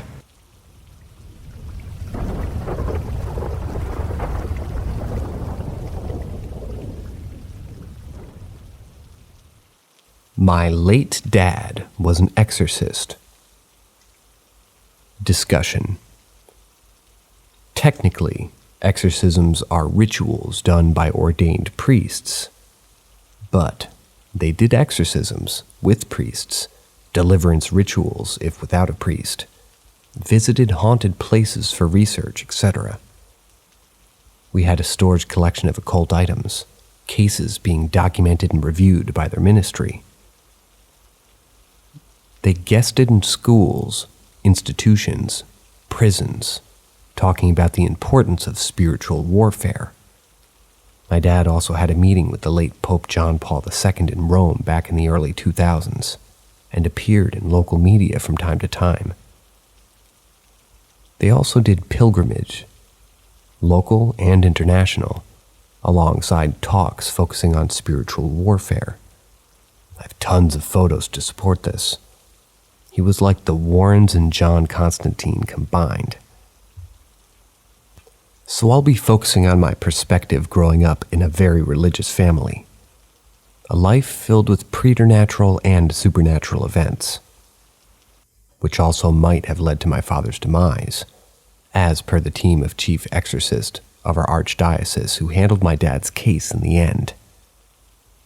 I'll be going back to some history first, as documented by his ministry in the accounts of my uncles and auntie. He grew up with some abilities, as simple as turning the TV on and off using his mind, to being an experienced practitioner of astral projection. With astral projection, he was even able to help the military to locate a plane crash by giving exact coordinates in a rural mountain region here, and identified the bodies by directly speaking with the victims. No survivors, since he worked for that airline too. With those abilities, a group of cultists, in air quotes, was able to locate and identify my dad, through astral projection as well. Insane. They went to our house and tried to recruit him. He was open arms with them until he felt so much negative energy emanating from these people. He drove them away and he felt he was starting to get possessed and tried to run over our maid with the car. Now, coincidentally, his priest friend came by and he was supposed to be a priest but left the seminary when my grandpa died to take care of my grandma, just to visit him and witnessed my dad's possession and exorcised him. This is when his spiritual path started. After his friend priest left, he had a vision of the roof opening up to the sky and saw Saint Michael the Archangel, an intense light. He drew his sword and reached out to him. My mom and our maid witnessed this, and all were dumbfounded. This happened in the early 1990s. He went soul-searching for 40 days and nights. A holy mountain is where he went, Mount Banahaw, where he met different personalities. Fast forward, all possession cases that our parish, the National Shrine, receives were being led straight to our house. Not just that, local and international cases happened as well that my dad handled in the years that came. Growing up, we were taught to pray exorcism prayers and the rosary, all in Latin since we're susceptible to attacks given my dad's exposure. It was a common occurrence to wake up in the middle of the night to pee and hear someone screaming at our garage, where the cases were being handled, and would just tell myself, "Here we go again." Our house also became a gateway for spirits. Given the exposure of my dad to these entities, a lot really latched to him, good and bad, and also shared a good number of personal paranormal experiences with them. My dad passed away back in 2007 due to kidney cancer. He only had 4 months to live after being diagnosed, from being normal to his passing.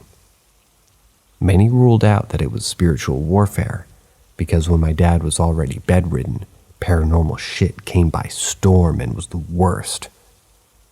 5 demonic entities were in the house, handled by the team of the chief exorcist of Manila. It was crazy. When my dad was also in the ICU, he practiced deliverance on a fellow comatose patient due to an entity harassing this patient in the hospital. I have so many stories to tell. Specific cases and personal experiences being the son of this man. Though when he passed, everything died down. Paranormal and preternatural experiences happened from time to time, but not as often as when it did when my dad was still alive. I'm now an agnostic for personal reasons, but demons are real.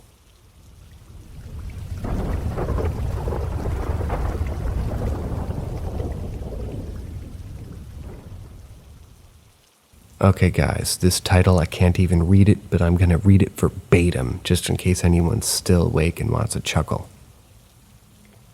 And no disrespect, by the way. You might just be writing this scared. I'm if this a story sub, but this happened. Am deny don't know how live anymore. That was good. Okay. I live in eastern Washington state, and all my life I've always wanted to experience some things unnatural. This night I had just finished playing Among Us with some friends on Discord. I went out to my living room for, I guess, my kitchen. They're both connected, and I grabbed a glass of water. I looked at the orchard, and we have a small chicken coop in that orchard. And underneath one of the apple trees to the right of the chicken coop for the small chicks, I saw a pile of sticks. I've never seen these piles before. I thought that was weird. I looked at it jokingly. I was like, oh, it's like a gnome or something, since I'd recently heard a story about them. Then I felt this feeling of being watched. Yes, Gecko. So I went around the cupboard and I peeked at it, and I got this disgusting feeling of dread I've never felt. I've never felt so small and weak before in my life. I never thought I'd feel something so wrong. I felt hunted. I felt like an animal. I started heading towards my room, and I looked back, and it felt wrong, so wrong, so wrong. I can't get over the feeling of horror that I felt when I looked back at the window. I messaged a friend on Messenger about it, and then it started happening. A bump on my window, and he told me to record it. I recorded it, and it happened again, and I know that there's no difference, no trees by my window. The closest tree is a pear tree about 4 yards away from my window. Cut that bloody thing every year because cutting the grass around that fucking thing is miserable. I know that the pear tree didn't touch my window bit, but it assured me that maybe that dreadful feeling was there and it left us small, and I tried to ignore it. Confusing. I tried to watch something. I need to fight the feeling of fear. I even tried to ask for help, but my parents' room was on the way by that window, and when I peeked it felt wrong. I ran back, and that's when I heard it. I heard this beating. It was like a heartbeat. I couldn't tell where it came from. I think it was on my roof. I got scared, and no, I hid underneath my covers. I hid underneath my covers like a little bitch. I was scared. I've never been so scared in my life. The closet, this feeling that I was being assaulted by a bunch of dogs. When I lived in Peru. And that's when I started hearing it, this moaning, this horrid moaning. And I asked my friend what to do, and he told me to record, and I did. I recorded it, and I sent it to him. By the way, guys, there's no periods or anything. I'm just raw dogging this. I sent it to him, and I don't know what it was. I don't know if it was a man or an animal. What was it? I sent him 2 videos, but then I felt the cover move up by my leg, and I felt it grab me. It picked me up with one arm, or I don't know what, its appendage, or some fucking thing. It was a mess. If you could grab hold of me with that entire arm in a small room, and I saw his face illuminated by an aquarium light. It was vibrating. I don't know what it was. I don't know what that thing was. I just can't describe its face. It's just, I just can't. My body shakes and goes numb when I think about it. I know it has a mouth that laid me on the ground by the side of my bed, and it put his big arm underneath my chest and put his mouth next to my face, and it said it in perfect English. It said it the most perfect English I could ever heard, and it was as if a dog decided to speak. It sounded wrong, but it was so fucking perfect. And it told me, don't peek. And as abruptly as it came, it left. I don't know how it got in my room. I feel so unsafe, oh my God. How did it get into my room? How? I don't know. All my life I wanted to feel high. Wanted to see something unnatural. Something supernatural. I've never been religious. But I said this night fucked me. I don't know what it was. It's a face. It left me intact, and no, it wasn't sleep. It moved me from one to another, and I sat there shaking, and I fucking pissed myself. I don't know what to do. I've never been so afraid in my life. My friend told me to ask on forums for what this was, and I'm starting here. Please, if anyone knows what this thing was, please tell me if you're into cryptid or monsters, ghosts, or anything of that, or aliens. It's not worth it. It's not worth it. It's not worth it. It's not fucking worth it. It's not worth it. Editor, no more stories like that. That is, well, I hope somebody got a chuckle out of it. With all due respect. Moving on.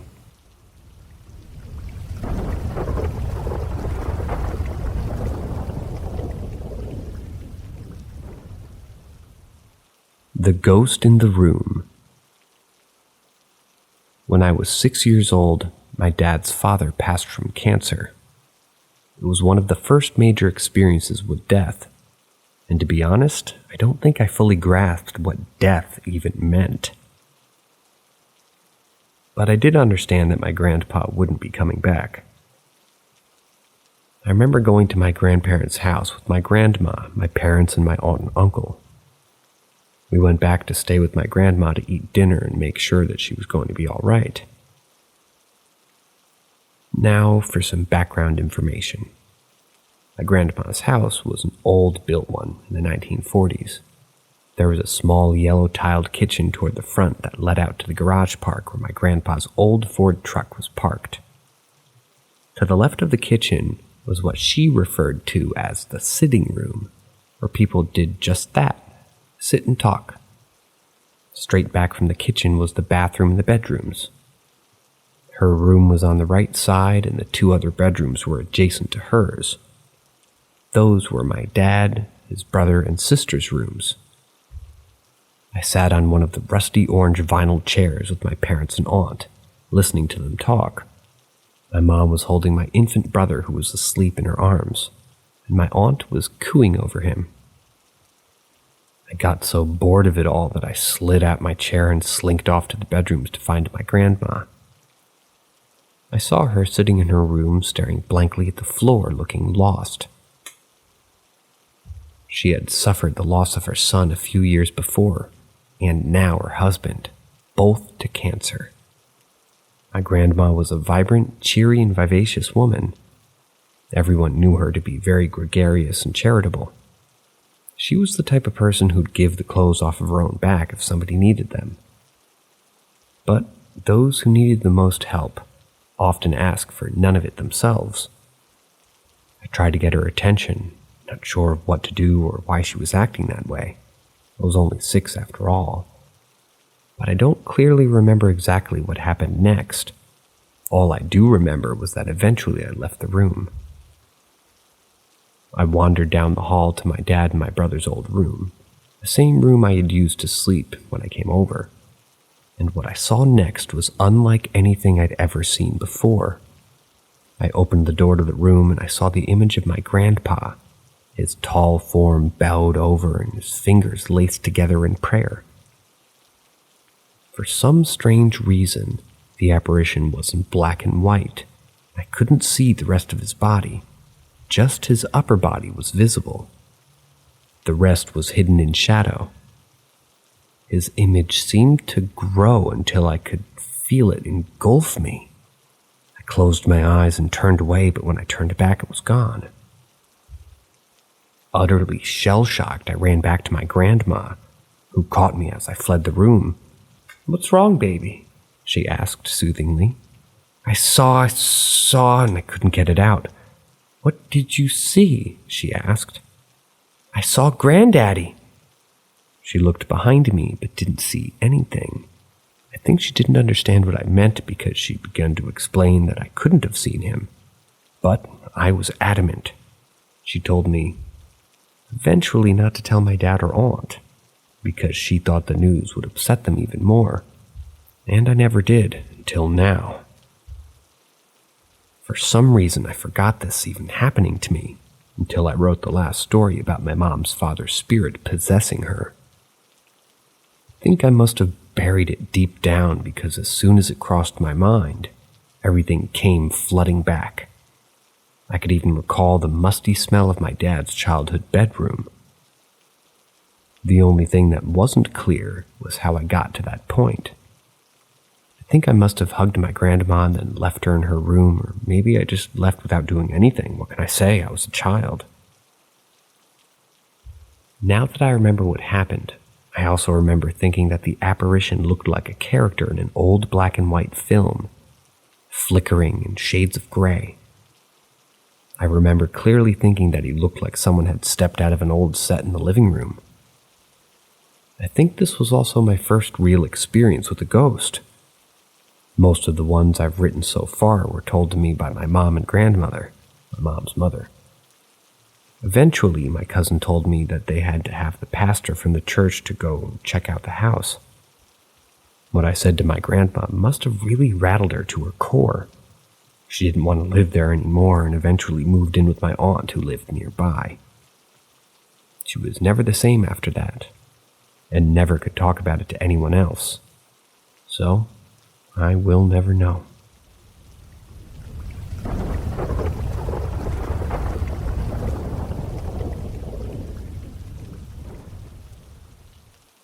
My basement was haunted.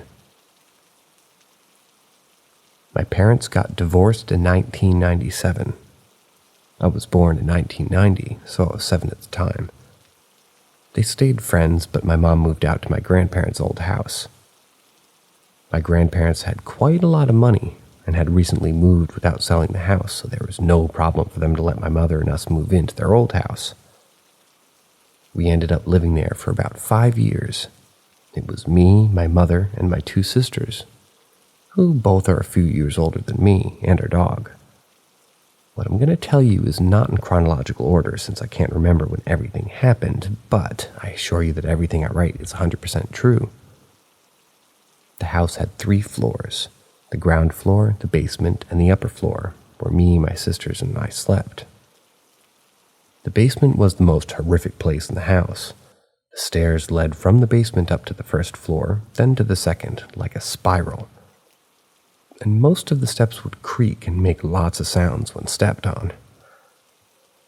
Several times a week you would hear footsteps slowly walking from the basement up the stairs, taking a short break at the ground floor, then continuing to move on to the second floor.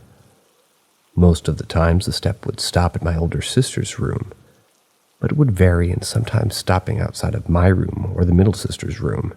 We all heard it though.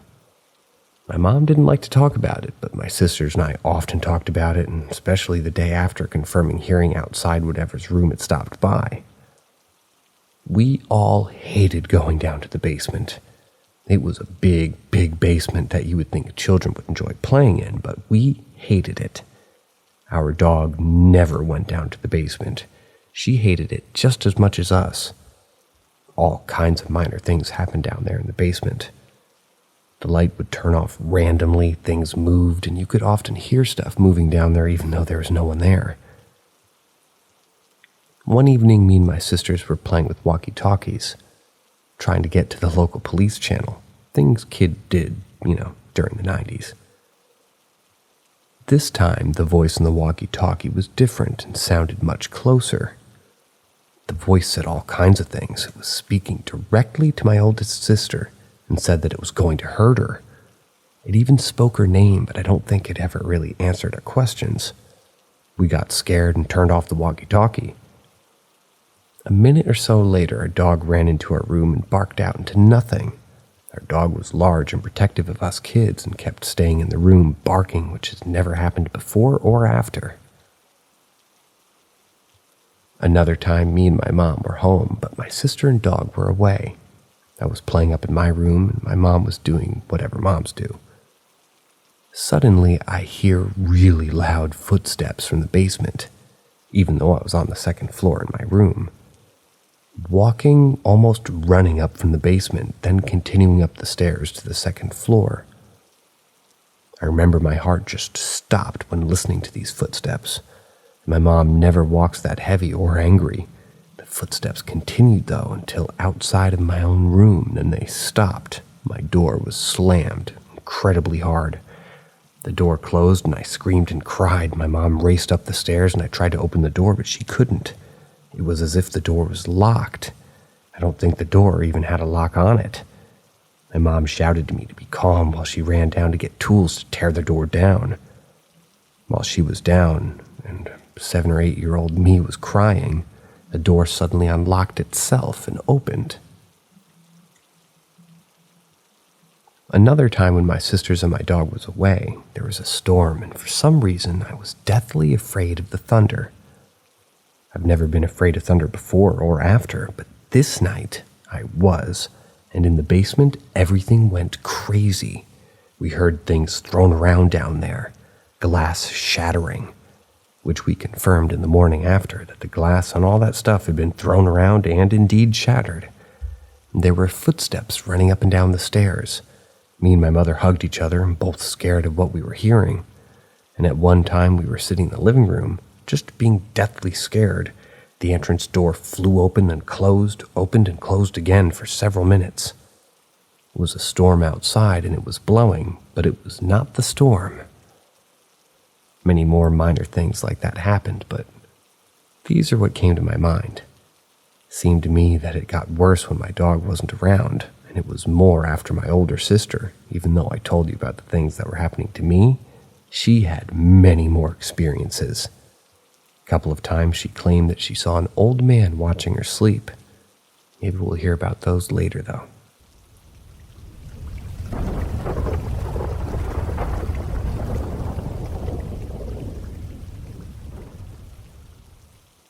It's come back for me. Things were quiet. We all started to forget about my mystery woodland encounter we had last year. For the most part, my girlfriend and I had moved on from it. That was until 2 months ago, on a cold February morning, my girlfriend discovered that one of our chickens' legs were snapped in half. I took her to the vet, and they were as confused as I was. There was no sign of any attack, or a clear indication of who or what did this. They recommended that I put her down, but I just couldn't do it. I believed maybe with some rehab in a safe environment she'd heal. I took her home and I put her in the pool house. I went about my days thinking nothing of it. To this day, she hops around on one foot, and she is thriving. Anyway, a week goes by, and I come out one morning to find another chicken, and both legs are snapped clean in half.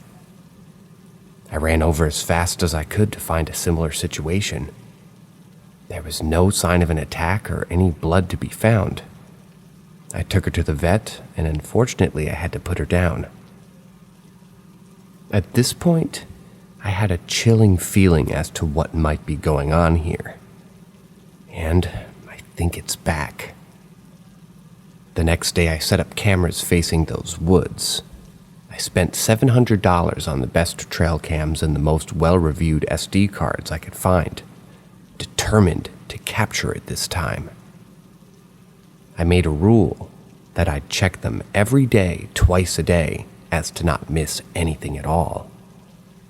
Every time I'd find nothing, just some cats and my chickens doing animal stuff. Since we found the first chicken, I haven't been able to sleep. I've had night terrors, nightmares, and sleep paralysis almost every night. I kept having a dream about the woods. Something chasing me, something attacking me, or getting lost in there. I'm constantly on edge, and it seems like every noise makes me jump. Yesterday morning, I went to check the cameras. They're gone. They're fucking gone. Poof. I was baffled and in utter disbelief. I hid these cameras so well, not even my girlfriend could find them, and yet they're gone. I searched everywhere for these things. Every inch of my yard, every nook and cranny of the house and pool house. No trace of them. Angry, confused, and upset, I put on my boots, a thick jacket, and headed into the woods, determined to figure out what this thing was and what it wanted with me. Remember, now those woods are dense and thick. Everything is overgrown and muddy, or so I thought. I pushed my way through the vines and bushes, around trees and stumps, and I stumbled upon something I wish I never found. A clearing. I stopped for a moment to try to understand what I'm looking at. I wish I could share a Google satellite view to prove that this clearing can't possibly exist, but then it dawned on me. Where the hell am I? How long have I been walking? Did I go the wrong way? Oh shit, am I lost? Amongst all my confusion, something catches my eye. It's one of my fucking trail cameras smashed on the ground. How the hell did this end up here? It was at this time I realized that it was absolutely silent all around me. I mean, I could hear my own heart beating. Reality set in, and I had the immediate urge to run as fast as I could in the opposite direction. This is where I'm at a complete loss. I took what I thought was maybe 100 steps through some dense vines and brush, and there I was, at the back of my property. It felt like it took a minute or two of scrambling through the thick overgrowth, and I was back. Still, absolutely panicking, I continued onward until I reached the back door. I bolted the door and locked myself in the bedroom. I haven't said a word to anyone today. I called out of work, and it's been about 18 hours, and all I can think about is going back in.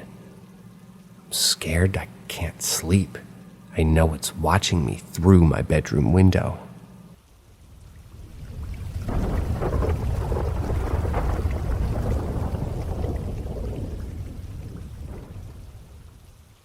The pool boy.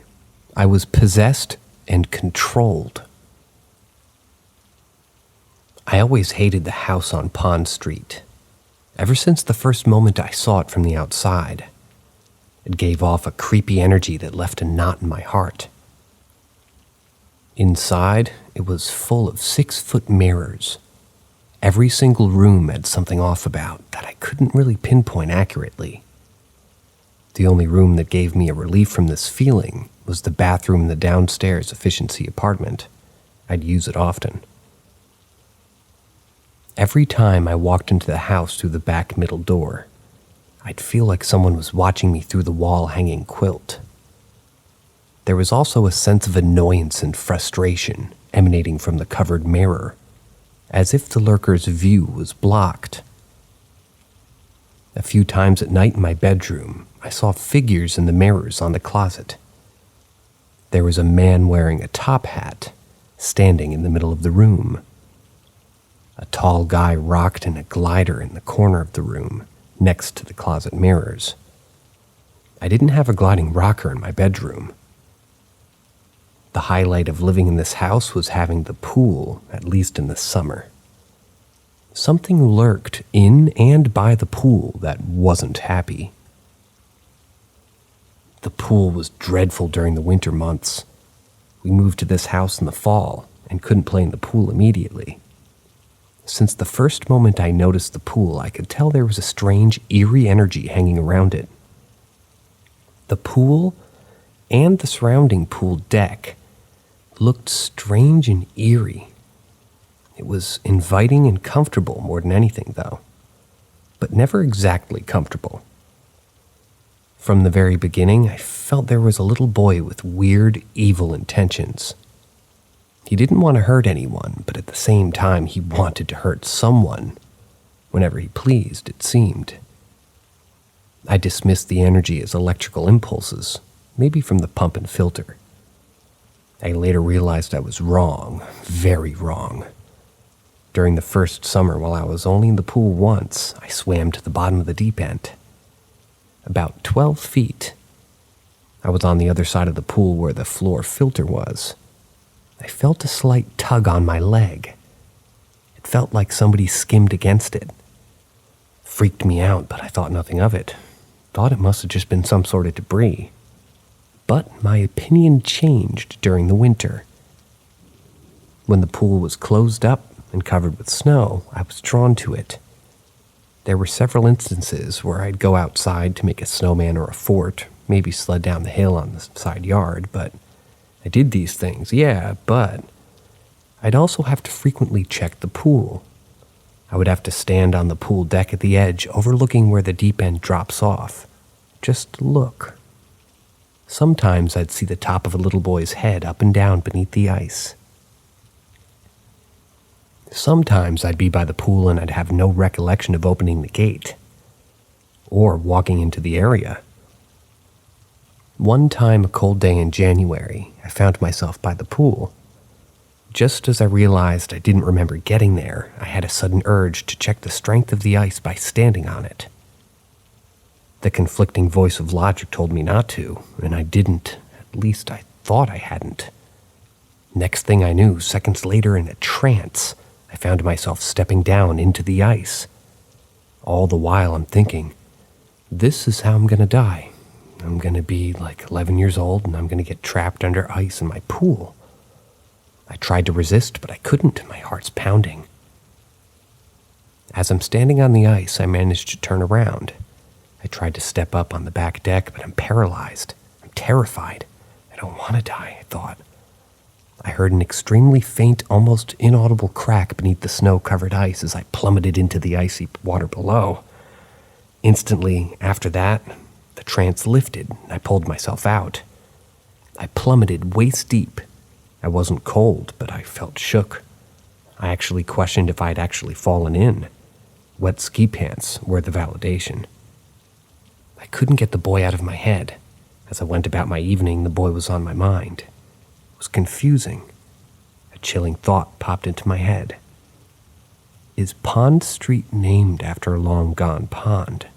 Did a boy drown in the pool? Is there a mirror world where a boy did drown in the pool?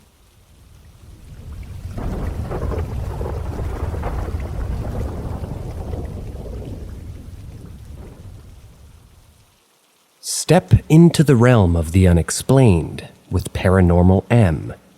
Hit that subscribe button and enable notifications to stay connected to our latest stories that will ignite your imagination. Get ready for a journey like no other.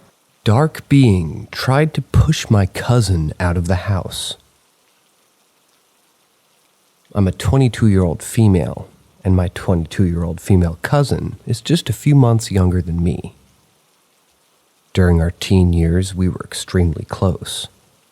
My parents were divorced, and I'd stay with my dad on the weekends. Every weekend, we would both hang out at his house, while my dad was out doing other things. I always had strange experiences in that house on my own. There was a lot of evil there. This particular weekend, though, the house wanted to push my cousin out. My cousin and I had been listening to a song together on my phone. It was The Cave by Mumford & Sons. I generally liked the song, but for whatever reason, she was really freaked out by it and thought that the song had a creepy vibe. Later on, I ended up somehow losing my phone in the house. We checked everywhere, multiple times. I specifically remember checking the kitchen in depth, multiple times. But after a while of searching, my phone was magically placed perfectly in the middle of the kitchen counter, and it was playing The Cave by Mumford & Sons on a low, creepy volume. There's no way it was there before, and I remember being especially creeped out because I hadn't even been playing music on my phone when I lost it. The next day, my cousin woke up before me. They decided to take a shower. I woke up to the sound of water and her yelling, saying that she needed help. I went into the bathroom to help her, and I found out that one of our pipes had literally burst through the wall, and it was spraying water everywhere. We called my dad and let him know what was going on, and a neighbor lent us a shop vac and helped us turn off the water to the house. The house didn't have any problems with plumbing, and when I talked to my cousin, she told me that she didn't do anything that would have broken it. She literally just turned on the shower, and the pipe next to the toilet just burst and started spraying her super hard with water. After my dad was informed and the water was turned off, he still wasn't going to come back anytime soon. So my cousin and I decided to walk to the gas station to get some fresh air and some snacks and take just a break from that house. When we got back, we sat up in the living room eating our snacks and hanging out.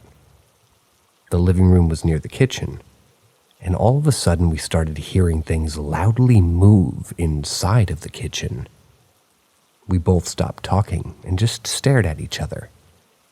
Then it started moving again. The house didn't have mice, but either way, the movements were too loud, heavy, and intentional to have been from a mouse. At that point, we both shot up and ran to my room, locked the door, and started crying. She ended up calling her mom to come take her home. Here's some added info. My cousin would also get headaches constantly when she'd stay at his house with me. My dad was and is a very evil man. As the years have gone by, I've realized that he's most likely attached to some sort of evil spirit. He did unspeakable things to me as a child, and his house always felt so dark and heavy. The energy was so thick, you could physically just feel it. After a year or two ago, my best friend went with me to that house to collect some of my mail. She came inside to use the bathroom, and we could both feel and somehow even smell the evil in that house. She felt pressure on her chest, trying to force her out of the house. With me, it was dark, angry, and depressing energy. But I had the understanding that it wanted me for some reason. I think that the house tried to push away the people that have helped me in my life, so that it could keep me there. My dad wasn't there when we went to go get mail, but after we left, my dad saw that I had been there. He kept trying to harass me to come back, and a whole slew of dark things started happening to me after that. Yet, I've now gained the strength to cut him off completely, and haven't been back to the house since.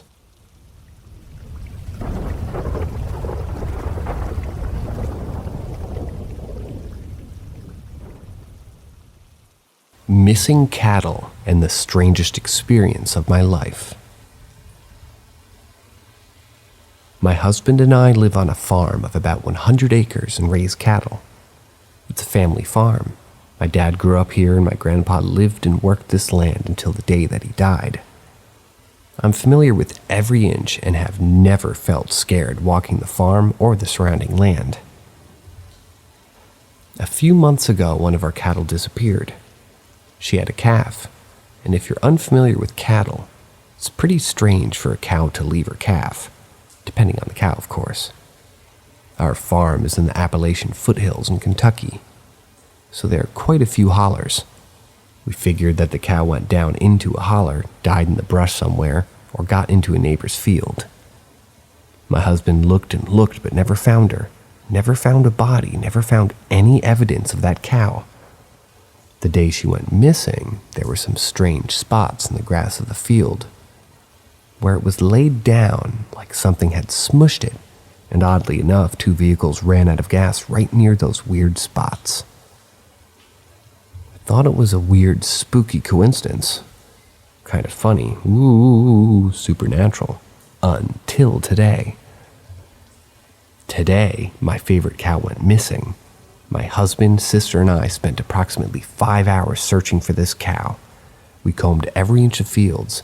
We searched the hollers. We checked the neighbors' fields. No sign of her. She also had a calf and was a notoriously good mama, and the calf is still here. I figured she got out into the neighboring cornfield, or perhaps somebody stole her, which would have been weird because she was an older cow and was also the only missing cow. Until I experienced the strangest thing that makes me think maybe it is supernatural. My sister and I were out looking for the missing cow around 6:37 p.m., and between 2 of our fields, there's a piece of land that we don't own that juts in between 2 of the fields that we do own. It's mostly wooded and bordered with a barbed wire fence. I knew our cows sometimes crossed over, so I wanted to search there. My sister and I are both in our late 20s and grew up running wild in the woods. We hunted, climbed waterfalls, dodged snakes, pulled tricks off ourselves. Nothing scared us then, and nothing scares us now. I crossed over the barbed wire to go look for the cow, and my sister stopped. Which is weird, she's my younger sister and always follows me. I was teasing her, calling her a chicken and telling her that I'd be there before that and that I wouldn't take her anywhere dangerous, and that she knows that. She kept stalling, and I finally got short with her and yelled at her to come on. She crossed the barbed wire but kept stopping. Finally, she caught up with me, but as I walked further into the woods, I got a bad feeling. The only way I can describe it is dark.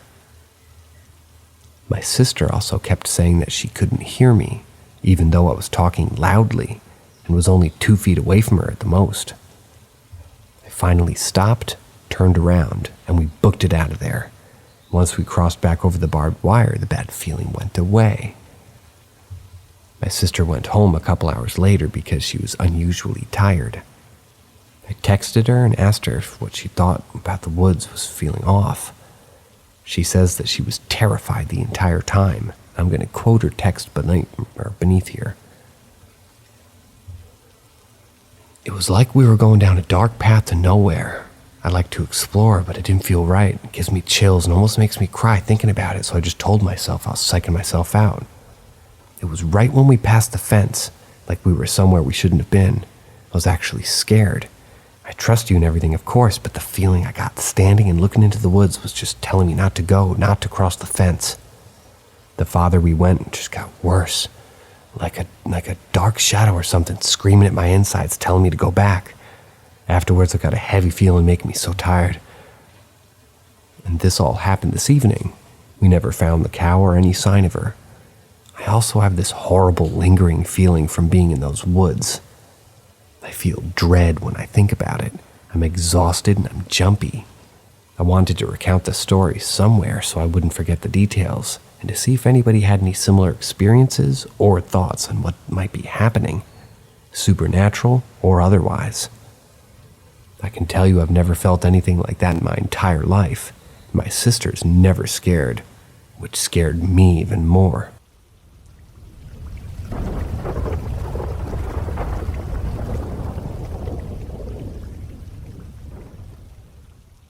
Haunted bathroom. I've lived in the same house since I was 4, and I'm currently 20. The bathroom adjacent to my bedroom is the kids' bathroom and appears to have been since the house was built in the 1940s. It's also funny because when we moved in, we remodeled some parts of the house, including the bathroom. It's all white, with white tile and granite and bright lighting, which doesn't really seem to fit the fact that a ghost haunts it. The first time I ever experienced anything really scary in that bathroom was when I was around 8. I was taking a bath and I was alone. I was just chilling, reading a book or whatever, when I heard a girl's voice inside the bathtub. Like it sounded like it came from directly above me, as if the ghost was hovering a few inches above me in the bath. It said hello several times, and I was terrified. At first I was frozen, then I absolutely high-tailed it out of there. After that, I hated the bathroom near my room. I refused to even enter it for at least a month and had to go all the way downstairs to the bathroom and shower and brush my teeth in the kitchen sink. Well, nothing much ever really happened for many years after that. It wasn't until I was much older, probably 13 or so, that things started happening there again. The next run-in with this ghost was by far the worst. I was alone at night. My mom was out on a date. It wasn't a big deal, and I was used to it, so I wasn't already scared or freaked out. I was hanging out in my room, and I had my dog sitting next to me. The door to my room was open. I wasn't paying attention, listening to music and playing a game or something, when my dog jumped up and looked at the door. I followed his gaze and saw a dark figure at the door. It was child height and appeared to be a little girl. She had black hair that was dripping wet, and the rest of her face looked to be dark gray. She was peering around the corner of the door so that I could only see her head. As soon as I saw her, she ran down the hallway and stairs. I could hear her running. It didn't occur to me whatsoever that it was a ghost at the time. The fact that both the dog and I could see her, then I could hear her running down the hallway, made me think it was an intruder. I was so scared that it also didn't register that the intruder was a small girl. I just thought that there was somebody else in the house. It felt like lightning was coursing through my body. I ran into the bathroom and hid myself in a cabinet, then called the police. The police came and searched the entire house and had to come pull me out of the cabinet. But they said that they didn't find anything, and in fact, the house alarm was still on when they arrived, which meant that none of the doors or windows had been opened since my mom left. Not a week after this incident, another thing happened. I was standing in the bathroom washing my face. I got a strong feeling something was behind me, but I ignored it, thinking it was just because my eyes were closed. But out of nowhere, I was, almost like possessed. I lost consciousness for a moment. It was as if I were taken to a different place. It was like an empty black space with nothing anywhere. The floor was made of water and I was soaking wet. In the distance, there were these glowing purple lights. Then I heard a voice. It was the same voice that I heard in the bathtub years ago. But this time it was in my head, not out loud. It said my name, Lucy, over and over. Then I woke up. I was on the floor of the bathroom. It was so strange. It was like I'd been in some spiritual journey or something. I suddenly knew things about this ghost. I knew it was a child. I knew her name, like I knew instinctively that Lucy was her name. I knew that she died in that bathroom. And I knew that she was friendly but lonely, that she wanted me to know about her death, but didn't actually mean to scare me. I wasn't freaked out, really. It was more relieving to find out what all these events were, or that she wasn't an evil spirit or anything. I tried to run and tell my mom what had just happened, who, by the way, thought I was being crazy about the whole thing and was still angry that I messed up her date a week earlier by calling the police when nobody was actually in the house. But she definitely thought I was just acting like a loon. And I mean, who wouldn't think that? Since then, the bathroom is still 100% haunted.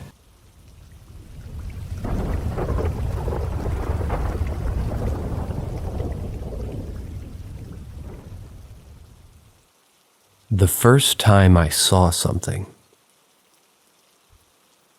Back in 2012, I was going to school for a certain trade. My parents and child were out for that evening, and I stayed late at school to finish up some missing hours. We used to live in a duplex. The two-car garage was detached and was in the front. The actual house was in the back. When you're walking to the front door, there's a big gap in between the house and the garage. It's a grassy area. My bedroom window was a sliding glass door. You know, the ones that are usually used for apartment balconies. Yeah, anyway, in this gap between my window and the garage had a porch light. Porch in air quotes. Hope this gives you an idea of what it looks like. I had a crazy psycho ex that terrorized me and my family, which is a whole different story for another time in a different sub. But this is relevant. Months earlier, he busted the garage light and he busted our front porch light to the house. He wanted it pitch black outside at night so we couldn't see that he was there or who was trying to break in. Back to the summer evening in 2012. I came home and parked in the driveway. My parents' car wasn't there, so I figured that they were out getting ice cream with my child or something. I grab my phone and I start walking up to my house. I'm scared of the dark, so I have my phone light on to see where I'm going. As I put the key in, I notice the street light shining on my door. It gave me a tiny bit of comfort knowing that it wasn't extremely pitch black. As the door unlocks, I push the door open and put my right foot inside with my left foot still on the welcome mat. I'm feeling for the light switch to turn on the light in the entryway. My house was completely dark, so I didn't want to step inside until there was a lot of light. As I'm doing this, I notice the street light shining in and I see the shadow on the living room curtains. I'm starting to panic because I'm flicking the light switch, but it's not turning on. It's only been 30 to 40 seconds max, and I'm feeling like 20 minutes have gone by. In that moment, I had this sudden burning urge to move my head and body to see if my shadow would move with me. I don't know why, I just needed validation that it was my own shadow. I'm swaying my head side to side in the most exaggerated way, and what the fuck do you know, it doesn't fucking move. Once I noticed it, that it wasn't moving with my motions, I saw this quote-unquote shadow go from a 2-dimensional thing on my curtain to a 4-dimensional body. It's like it lifted off the curtain, coming forward very slowly, and became a body of a person, a silhouette of a person, but it was black. The hairs on the back of my neck jumped the fuck off my body. I yelled a short, "Fuck no," then slammed the door and ran back to my car screaming like a bitch. Kinda just like I saw a big roach and scurried away. I was horrified. As soon as I got into the car, I bursted out in tears. I had this overwhelming feeling of fear. I called my best friend at the time, crying hysterically. She believed me instantly and told me to come over. As soon as I got there, I told her exactly how I'm telling you. I finally called my parents and told them what happened. They agreed to meet me at my friend's house, and they followed me back to the home, but this time with my friend in the car with me. My mom walks in first with her holy water ready. I'm right behind her. She opens the door, and lo and behold, the light turns on normally, nothing out of place. The eerie feeling is gone, too. My mom blessed the house anyways. I asked my parents to get our priest to come bless the entire house. I haven't had anything bad happen after that, and I'll never forget the feeling that I had seen my shadow not moving with me.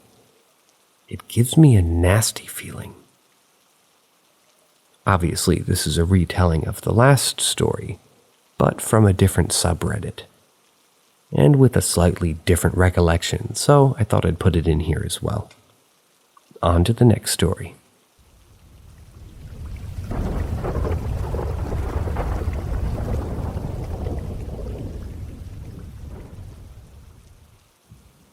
Mount Hope Cemetery, the very same one that Stephen King mentions in his books, and the one that he cameos on the Pet Sematary. Day and night, Mount Hope Cemetery is always unsettling. Every time I pass by it, I always feel like I'm being watched.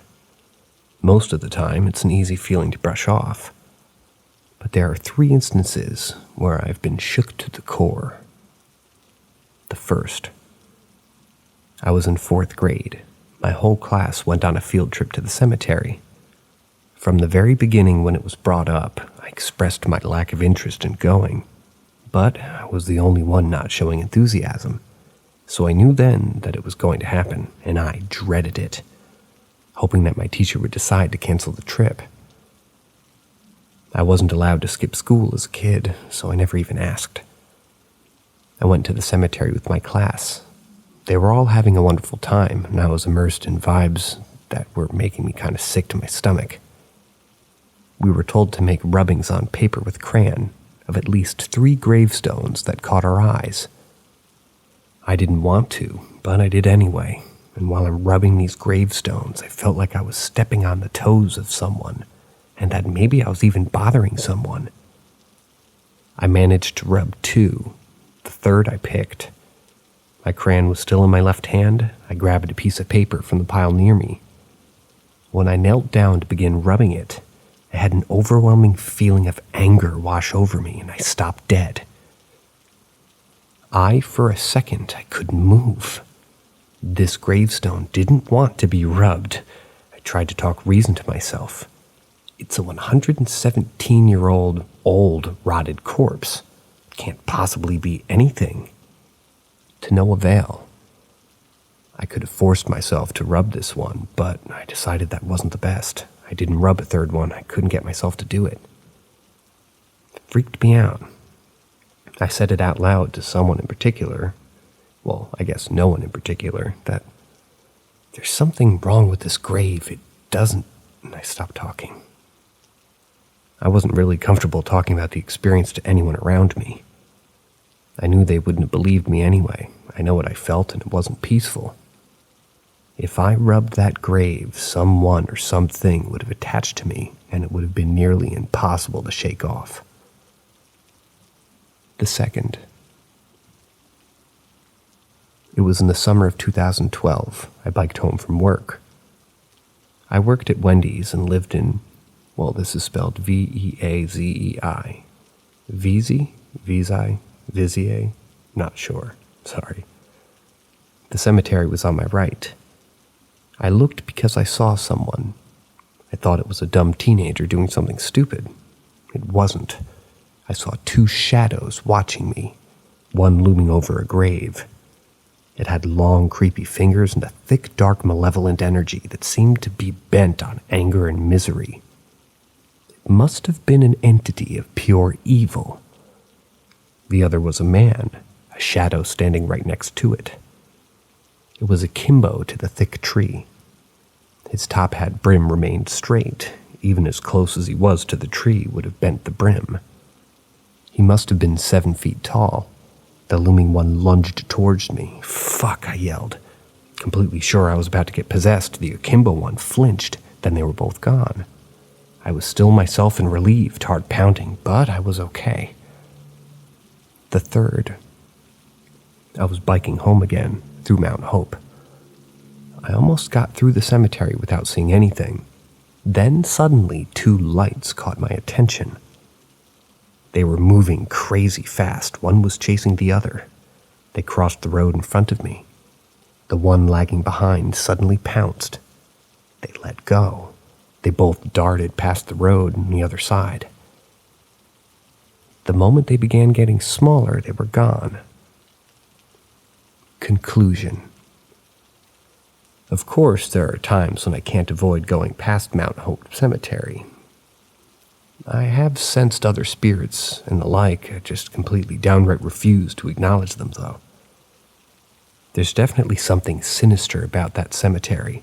Part of me feels like there might be something there that wants to latch on to me.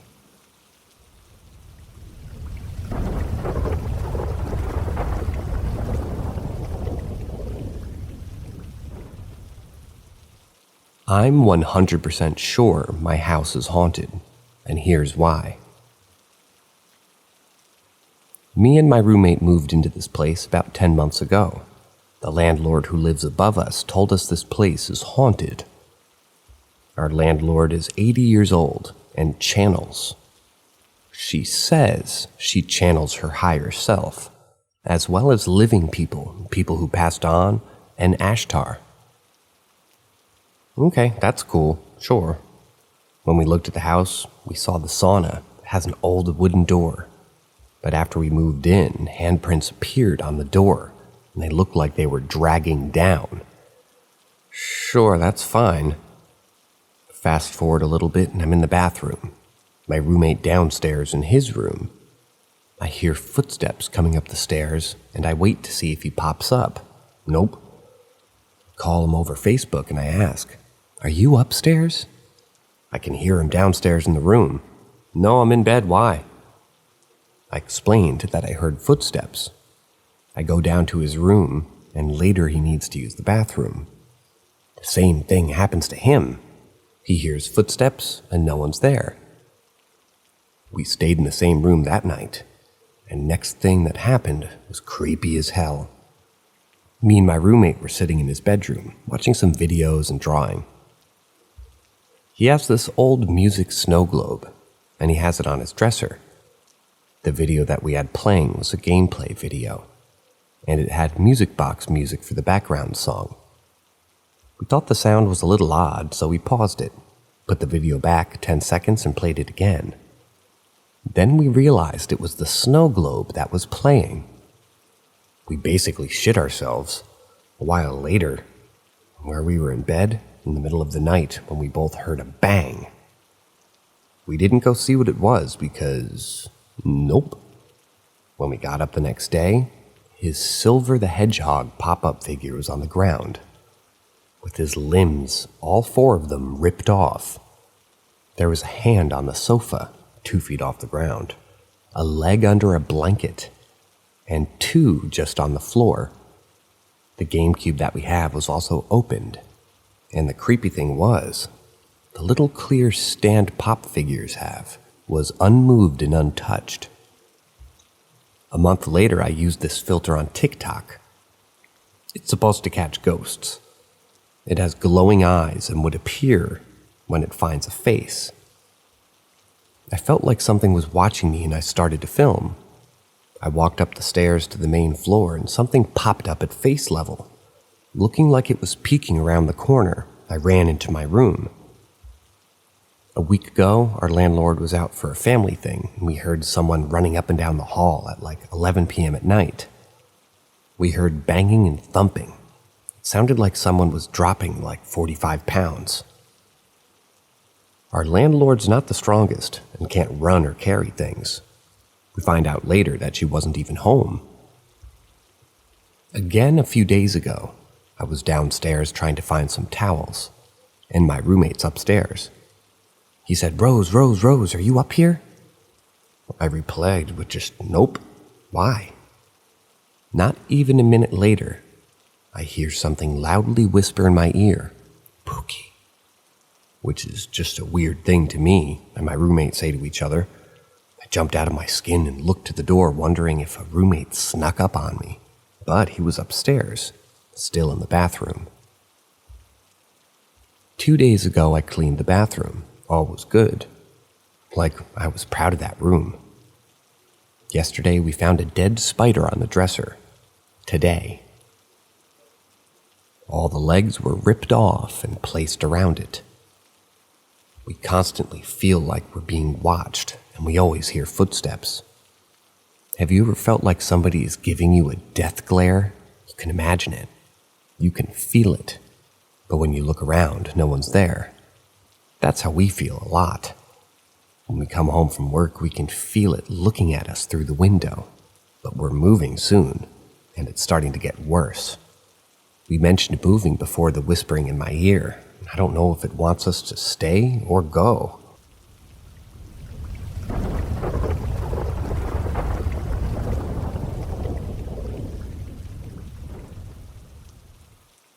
Just sleep paralysis or an evil spirit?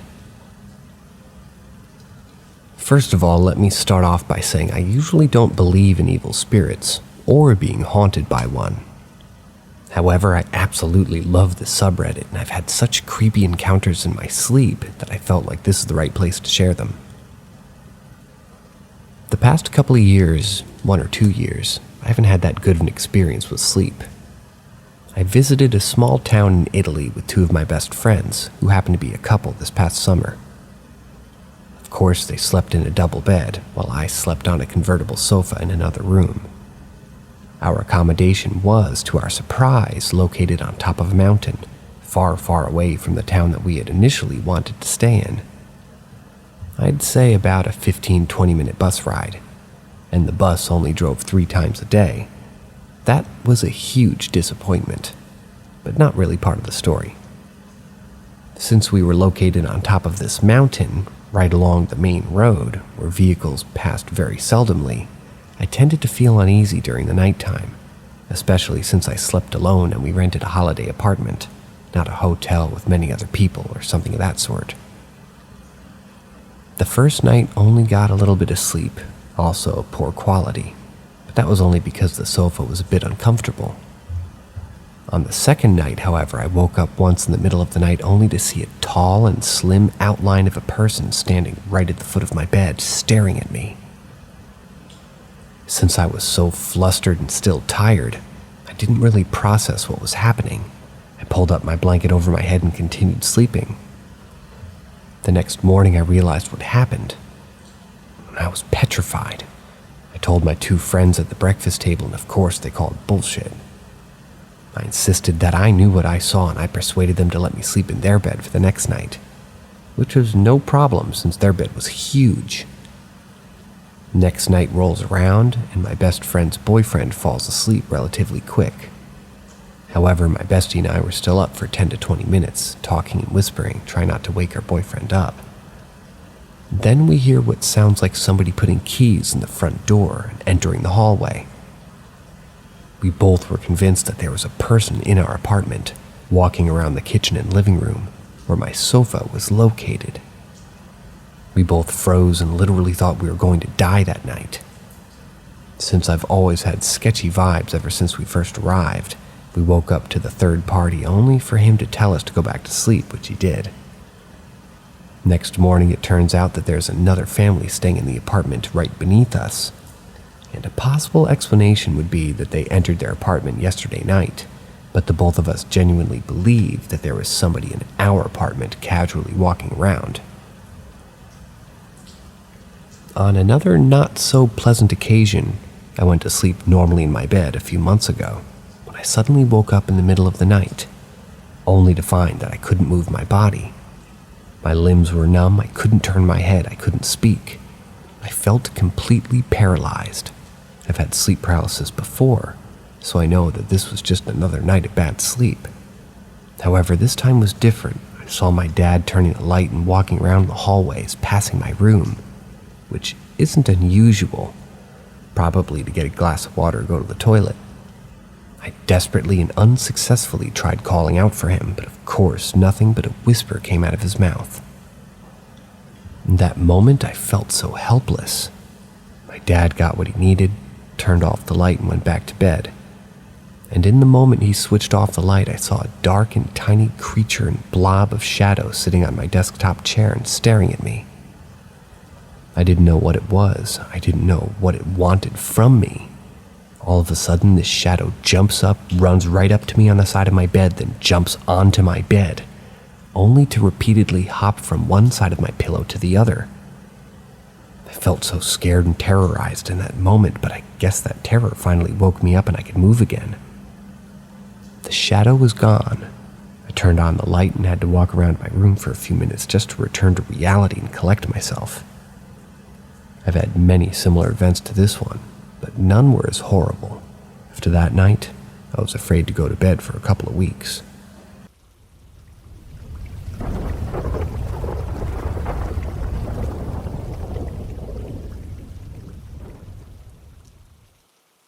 My shadow turned into something else.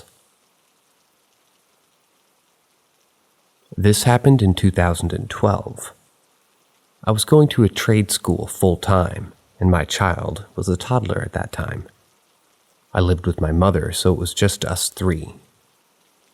We stayed in a duplex. The layout was weird. The 2-car garage was in front of the front door, and the house was towards the back. The garage and house weren't attached. There was a space between the house and the garage. In that space, you could access my bedroom through a sliding door, which was technically my window. Then, next to my window and door, was my mother's room. She had a basic window. The door to access the garage was facing my bedroom window.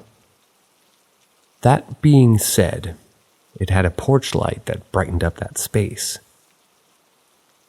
However, due to a stalker of mine, long story, that light was busted, and my front door light was busted too. It took a while for them to be fixed. Wasn't really a priority for my landlord, otherwise known as my uncle. Now let's get to the story. One day I stayed pretty late after class to make up a few assignments. By the time I left, it was dark outside. I'd say around 7:30 to 8:30 p.m.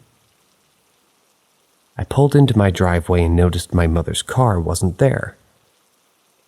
I usually call her if it's dark outside and ask if she could open the door for me so I wouldn't be scared walking up to the door. That night, it was pitch black. And, well, I'm a pussy. I sucked it up and started walking to my door. I'm struggling to get the key in the lock because it's dark and my phone is deep in my purse. Finally, I turn the key and push the door open. My right foot enters first. Left foot is still on the porch. My right hand is feeling for the light switch so I can bring my entire body inside. This happened all too fast, but felt like forever. As I'm still struggling to find the light switch, I can see my shadow on the curtains in the living room. The street light behind me is shining into my house lightly. I'm freaking out and I'm intensely focused on my shadow when my heart sinks into my asshole. In that second, I see my shadow lift off of the curtain and take an actual form. It was still a dark, shadowy looking thing, but it wasn't 2D anymore. It looked like someone was now standing in front of the curtain, very still. I realized I already flipped the switch, but no lights came on. I don't know why I kept flicking them up and down. I was panicking. My brain told me I should move my body, and if that figure moves with me, it's just my shadow and my fearful imagination. I moved, but that motherfucker did not. I quickly said, "Fuck," slammed the door and ran back to my car, making a weird noise out loud. As soon as I got in my car, I started crying uncontrollably. I immediately called my best friend, trying to frantically explain what I just witnessed. She was shocked and told me to come straight to her house. She stayed on the phone with me until I pulled into her driveway. She calmed me down and told me to call my mother. I called and told her to come to my friend's house first, and we'd follow her to my house. She arrived after 30 minutes or so. Once we got back to my house, my mother pulled out her holy water and she opened the front door. She switched the light on and it worked. I yelled, "I swear it wouldn't turn on earlier." She said a prayer, and we followed along. When I entered my house, I didn't feel that horrid feeling I had felt just an hour before. It was so strange. My mom called a priest that we know personally. He came by a couple days later and blessed our entire home. Haven't had any issues there ever since.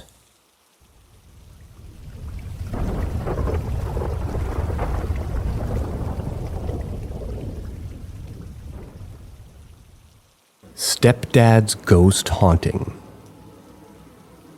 When I was 16, 39 now, my stepdad died of lung cancer in the house that I lived in.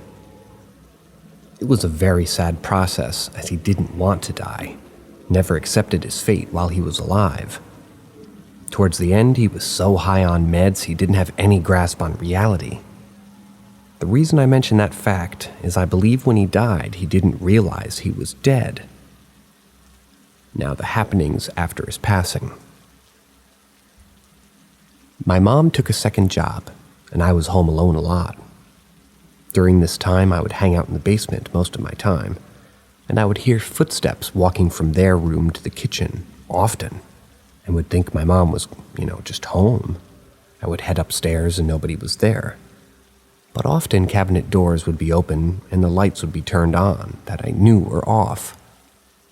I had a very vivid dream where he was telling me about how much better he's feeling and how his hair is growing back, even on his feet. As I woke up from this dream, I was basically convulsing and making this very bizarre snorting noise. That's when I saw him walking out of my room. I had friends over for some drinking and card playing. I decided to go to sleep upstairs in my room, and 3 of my friends were sleeping in the basement. I was woken up by them in my room with them asking me, "How did you do that?" Totally confused, I had no idea what they were talking about. They told me the basement lights were flickering and a radio turned on with song lyrics playing with something along the lines of, "This is my house." They were convinced I was playing some elaborate prank. I wasn't. The footsteps and cabinet door instances would continue, and I became accustomed to hearing noises coming from their room where he died. Noises that sounded like someone going through their things or just moving around. The last time I ever experienced anything from him was the strangest experience of all. I was home alone again, and this time in the upstairs living room, which was right by their bedroom.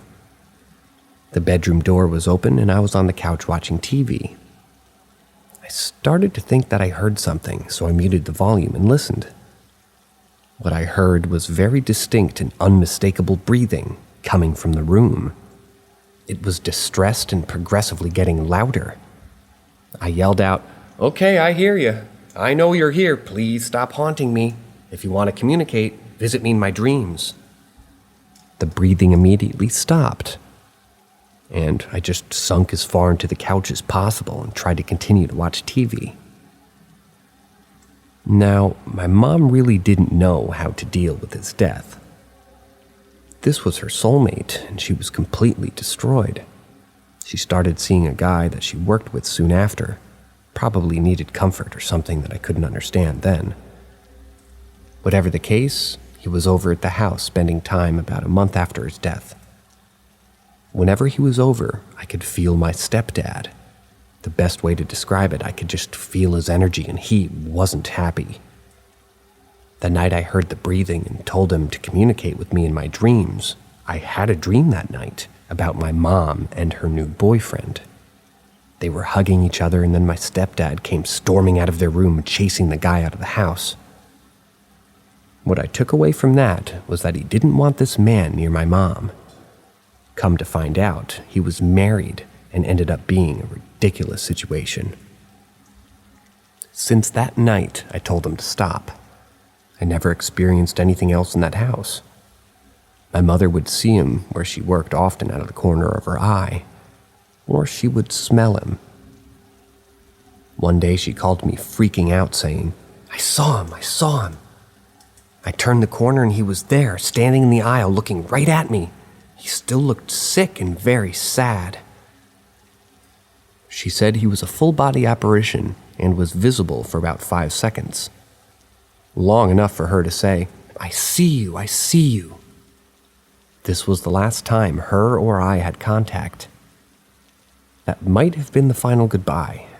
He was a great man. Miss him dearly.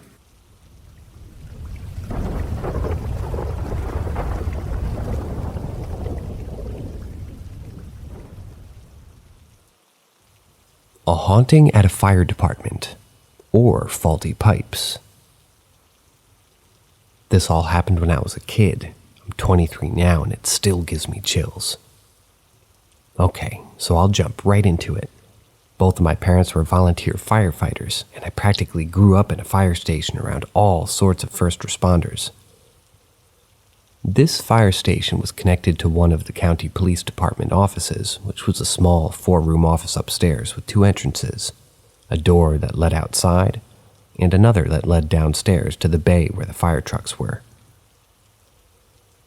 Everything seemed normal and fine, until a friend of my cousin and my cousin's husband, an EMT, used a Ouija board to try to talk to an officer that had just died a week before. So let me give you a rundown on this cop real quick before I get into the paranormal stuff that started happening after his death and the Ouija board use. So from what I remember of him, which isn't a lot, he was a pretty crooked cop. He would arrest people in the small town for drug possession. Then he would give the drugs to his son after they'd been processed into the system and counted, so his son could sell them and they'd split the profit. Nasty. This goes on for years, and there's rumors but no proof of who was stealing the drugs until he died. This officer had a surgery and was taking stolen pain meds and accidentally OD'd. They found his body and a large amount of stolen drugs in his home. So now on to the paranormal. So my cousin told me about them using the Ouija board there. This officer's death was recent, so them doing this to talk to him, well, to me, a kid who loved horror movies, was super cool and fascinating. The one key detail I do remember from the story that my cousin told me was that they asked the spirit who was there, and the spirit whispered to the officer and told him his name into his ear. For a while, I thought my cousin was messing with me to scare me, until a few months later I had an experience there. So I was about 10 when this happened, maybe 12 the oldest. I used to go work out with my parents at the fire station because I was a chunky kid, and the family doctor rode my parents' ass to get me to lose weight. Well, one night we had finished working out, my parents get a towed to the firehouse, and my mom agreed to stay there with me until my dad got back. So we're sitting there watching old training VHS tapes on the TV in the dark, and we hear loud stomping upstairs. My mom and I immediately froze and looked at each other, because we thought it was just us there, and we're pretty sure it is just us. It was bizarre. The stomping would start in one room, then stomp to the other. Filing cabinets would open and slam, doors would open and slam, almost as if it was looking for something. Then the stomping got to the middle of the room and stopped. It was so quiet you could hear a needle drop. The way this fire station was set up, there was a ramp that went down to the bay where the trucks were, so my mom and I are sitting there in silence, just listening, and we hear the door to the bay open and someone walking up the ramp. My mom got up, went to open that door that looked out into the hallway at the ramp, and nothing was there, not a soul. But as clear as day, we heard a person walking up that ramp. Moments after that, every sink in the downstairs bathroom turned on, all 8 of them. And I know someone will say that it could be faulty pipes, but do faulty pipes turn all the knobs on the sink? I don't think so. This all took place in the span of 10 or 15 minutes, too.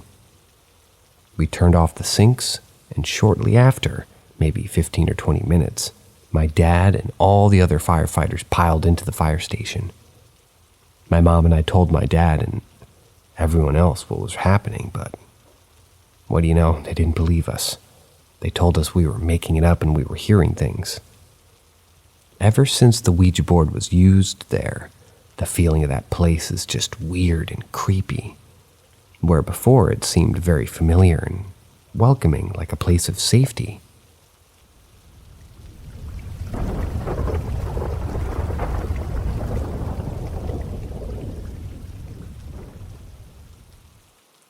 Ask Reddit, Marshville, North Carolina, 2008.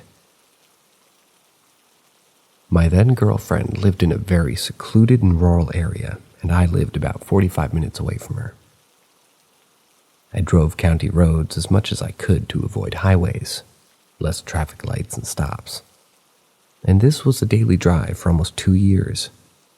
I always took the same road, and I knew every inch of it by heart. It was mostly a straight stretch of road, except one area where it banked right up a hill. And as soon as it crested, it banked back downhill and left. Very few houses along the way and a fair amount of trees, so it was quite dark. Never once had I encountered anything out of the ordinary. There was rarely even other vehicles traveling. The most signs of life I ever saw was an occasional deer in the distance. However, one late summer evening I was headed home around 2 a.m., cruising around 40 miles an hour down the same road. Got up to the hill, made the first bank at the top, and as I turned into the down bank, I saw it, a humanoid shape cloaked in shadows. No discerning features, and oddly, my headlights barely illuminated it. This thing was just floating there, resembling how ink spreads through water. This was all I could make out before I realized that I wouldn't be able to stop in time to avoid it. I white-knuckled and squinted my eyes as I had no idea what I was about to mow down. At that moment, my bumper would have collided with solid matter. The black mass dissipated away.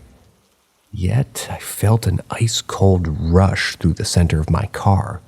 My dash lights failed, but the throttle jerked in a sudden burst of acceleration. I didn't bother even glancing in the rearview mirror. I was frozen in disbelief of what I had just encountered. The dash lights flickered back on, and I took the first available turn. Sped away toward the brights of the highway. I went to a gas station, went in the parking lot, pulled up under the pump overhang there, basking in the warm fluorescent glow and trying to slow down my heart rate. I immediately called my girlfriend to tell her what had happened, but didn't get an answer. I was relieved at first, thinking maybe my imagination had just pulled one over on me, and I didn't see anything at all. Saved me from sounding like a raving lunatic to her, so I went to the gas station and bought some smokes, convincing myself that the dark really does play tricks. I wrote it off as maybe something wrong with the car, maybe it was aged or flawed. But as I made my way back outside, my fears began to rekindle. From a distance, I noticed something on the front bumper, and as I got closer, I realized it was on the hood as well. It looked like frost, a white strip of white frost across the center of the hood, grille, and bumper. Mind you, it was 78 Fahrenheit outside, which is pretty warm. There's no way it could be frost. Against my better judgment, I reached out to touch it. It was definitely cold, but more odd is that it was slimy. It melted into a goo-like substance as I felt it and stuck to my fingertips as I pulled my hand away. I just stood there for a few minutes and watched as it melted, congealed, and slowly dripped down and off the car. I have no idea what any of it was, and for a long time I told myself that it didn't even happen. Kept it to myself and made up weird excuses to my girl and friends why I wouldn't drive that road anymore after midnight. A few years went by until one night I was drinking with a close friend and decided to spill the whole story. He explained to me that him and his family had lived in the area for years, and while what I experienced anyway, was shocking, it didn't surprise him in the least. He told me his parents and grandparents had shared similar stories, and they always just said, "Old Scratch was out tonight."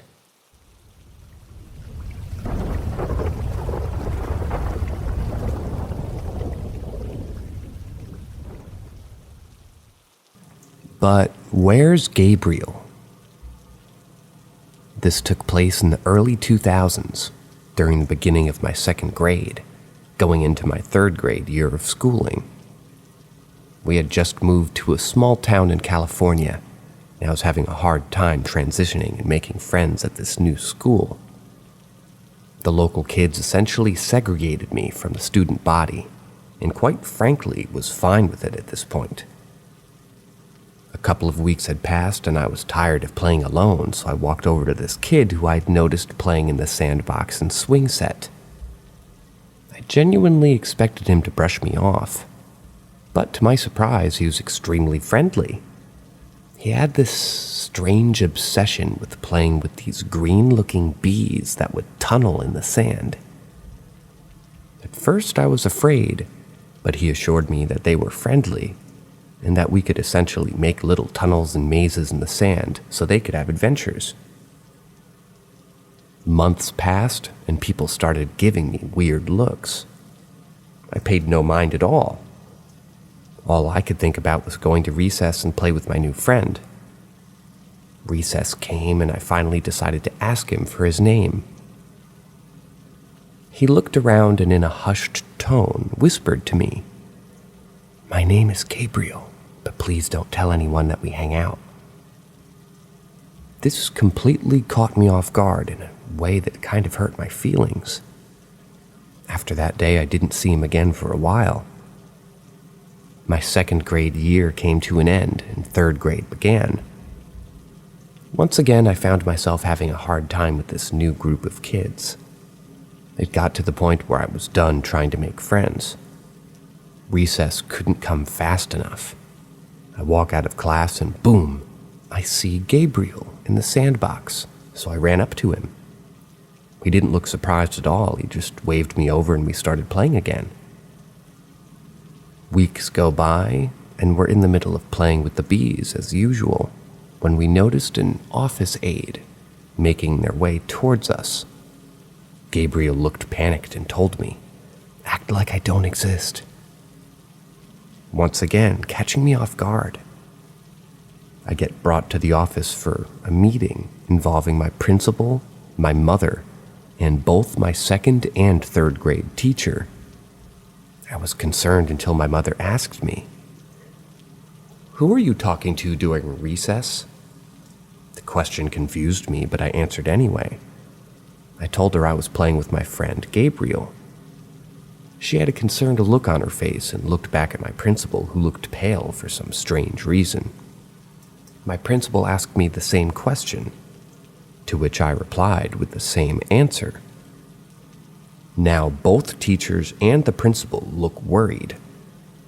They asked me to not go back to the sandbox anymore, and that I couldn't play with Gabriel anymore either. This struck me to my core. This was my only friend in the last year and a half, and now I can't play with him? Why? Well, I listened, and a few years later I decided to ask my mom about that conference that we had. She was shocked that I remembered it at all, so she explained everything. Apparently, almost 10 years prior, a little boy named Gabriel had passed away after getting stung by a bee in the sandbox. He was actually severely allergic to bees. The teachers knew I had a hard time making friends, so I guess they'd watch me during recess and noticed I'd be talking to myself during recess. It got to the point that they were concerned enough to finally figure out what I was doing. Long story short, I was playing with a kid who had passed away. This bothered the principal so much they renovated the sandbox and I never saw him again. Normally I'd be spooked by something of this nature, but in this case I only find myself grateful for him and the memories. Shout out to my spooky friend Gabriel for reaching his hand out when I felt so alone. Rest in peace, Gabriel.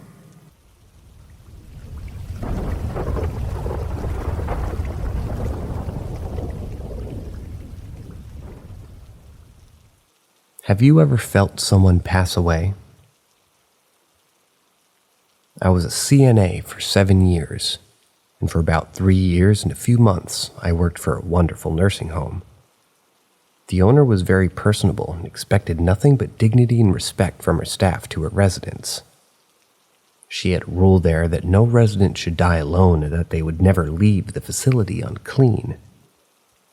We did death watch and post-mortem care.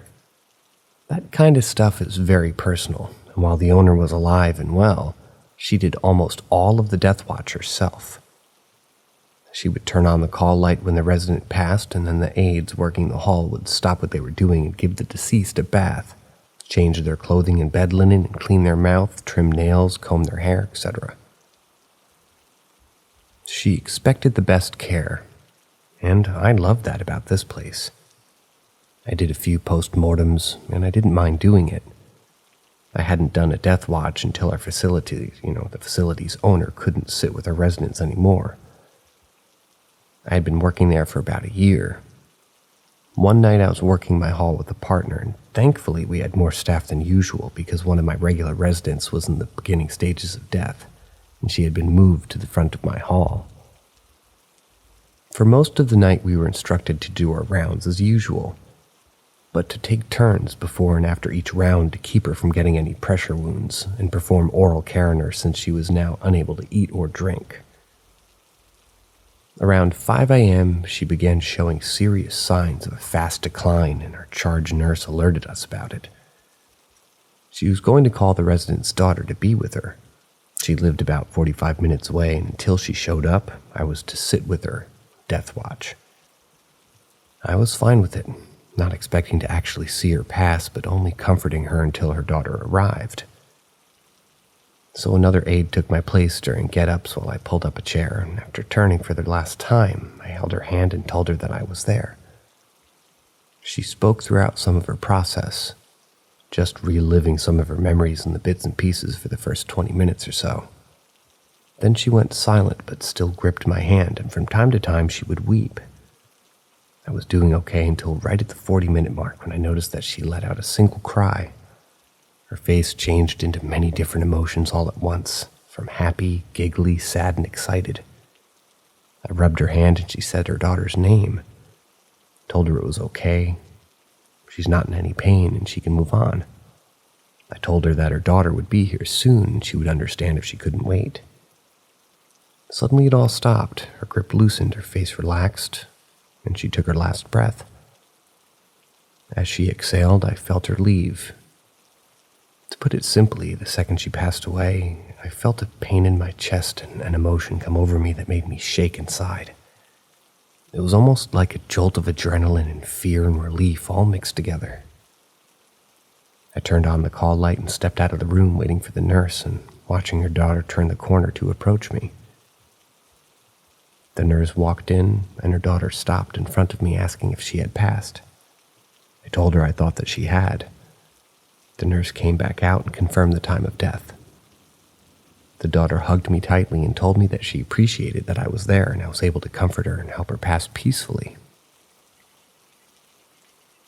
I'm a hyper-emotional person, quite an empath, and it was very overwhelming for me. I cried all morning and ended up having to take a break before I could continue the end of my shift. I told my charge nurse what I felt, and she said that what I experienced isn't abnormal. I was just so overwhelmed that all I could do was cry. And now, years later, I feel pretty honored that I was able to be there for her in her last hour and that she didn't have to die alone. It helped me face my own fear of death and taught me that death is inevitable. It only made me love my job that much more. Although, if given the option, I would not do Death Watch again just for the fact that it's so emotionally taxing. I believe her spirit left her body and passed through mine.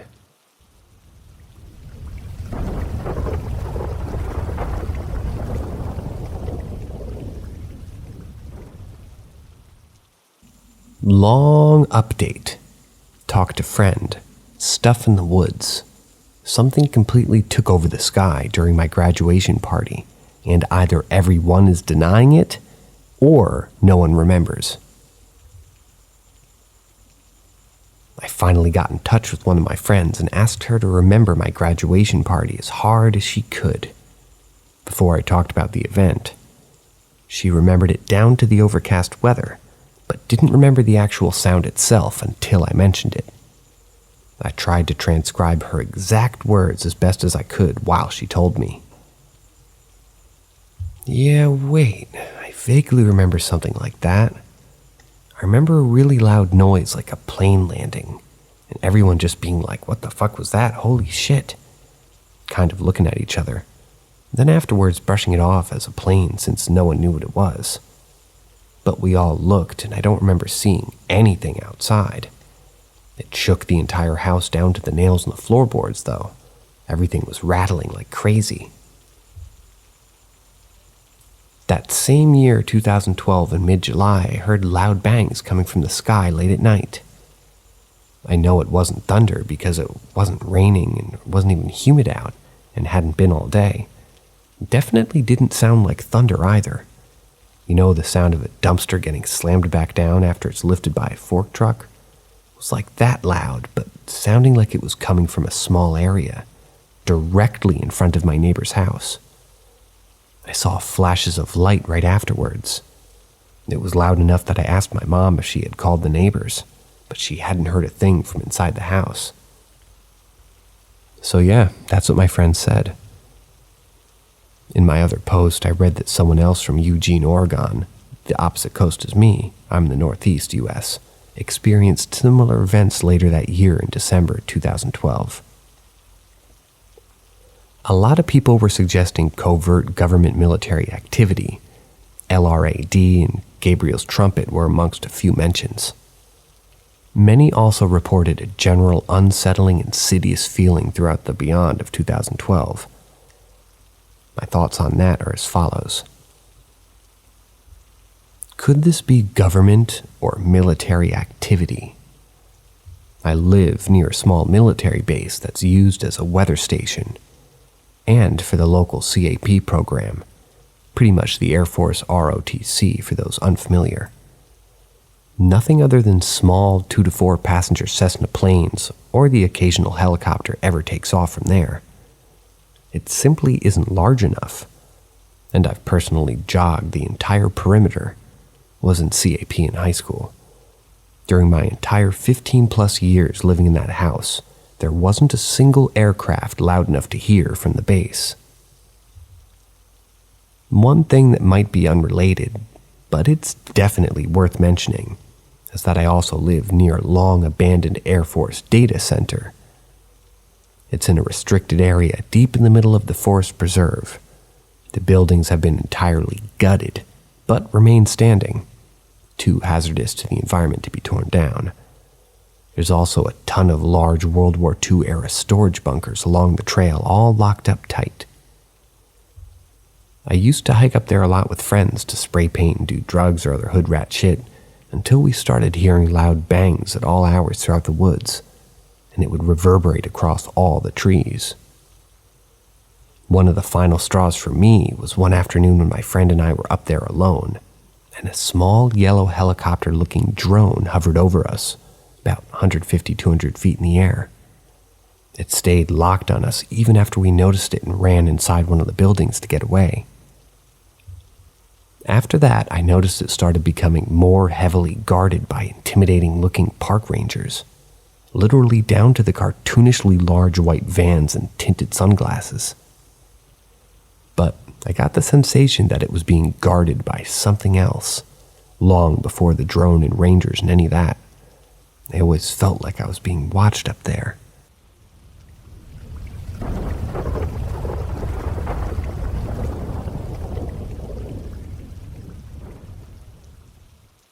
Ghost City. I'm not sure if this is allowed here because it's a place that's seen a lot of paranormal activity rather than a single occurrence. In fact, it is deeply rooted in the ancient religion as a result of its perceived connection with the afterlife. I lived in Chongqing, China, up until about a year or 2 years ago. One of my closest friends was from a town known as Fengdu, which was located in Chongqing province in south-central China. She told me that Fengdu was also known as Ghost City throughout mainland China, because it was believed to be the entrance to the afterlife. She told me that the name Ghost City was ascribed to Fengdu in the Eastern Han Dynasty several thousand years ago, when 2 imperial officials came to Ming Mountain, central to Fengdu, to practice Taoist teachings. Their surnames Yin and Wang combined meant King of Hell, and later a temple was erected in their honor, depicting life in the underworld. She told me that it's believed that the dead go to the afterlife through a series of 3 tests. The first test is to cross the quote-unquote nothing to be done bridge, which is a series of 3 stone arches under which square pools of water reside. The virtuous souls will be able to cross without any issue, while the villainous souls will fall into the pools. The second test is to face King Yama, aka the King of Hell in the afterlife, for judgment. At the temple, the passage is known as the Ghost Torturing Pass, and it's decorated with sculptures of ferocious demons and the horribly mutilated bodies of evil souls. The last test is known as the Tianzi Palace. Tianzi means child of heaven. The soul must stand upon a special stone using only 1 foot for 3 minutes. If the soul is righteous and pure, they may enter paradise without issue, but an evil soul will be struck down and sent immediately to hell. At the very end of the 3 passages, there is what's called Last Glance at Home. This is a tower where souls consigned to hell may say farewell to their living family. My friends told me that it can be somewhat gimmicky, but the place actually is believed to be populated by ghosts. Decorated throughout this 2,000-year-old temple are depictions of torture, where people are shown being hung upside down and beaten, black and blue. Coffins are hung from the sides of cliffs as part of an old tradition, and dismembered body parts are pictured in reliefs around the temple walls. Many of the locals also regularly report paranormal activity happening in and around the temple grounds. For example, it's not uncommon for one to see a dead loved one there, and poltergeists happen very often within the temple walls. The entire city really leans into the nickname of Ghost City, and it's most popular to visit during Halloween. And King Ming Festival, which is a time where the spirits of loved ones are believed to return to the world of the living to see their families. Not much unlike the Day of the Dead in Mexico. Despite not having visited there myself, my friend told me that the people were visiting for the first time that Fengdu can have a haunted air about it. Giant statues of King Yama and the demons don't help much to alleviate the tension. She also added that the locals love to decorate the area with skeletons doing daily tasks such as cleaning, cooking, playing mahjong, etc., to make it seem more fun.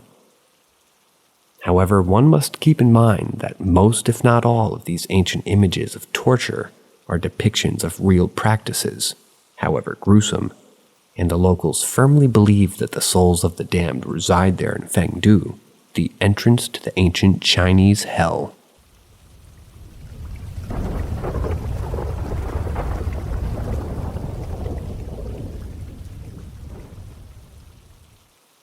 My Doppelganger Story 2.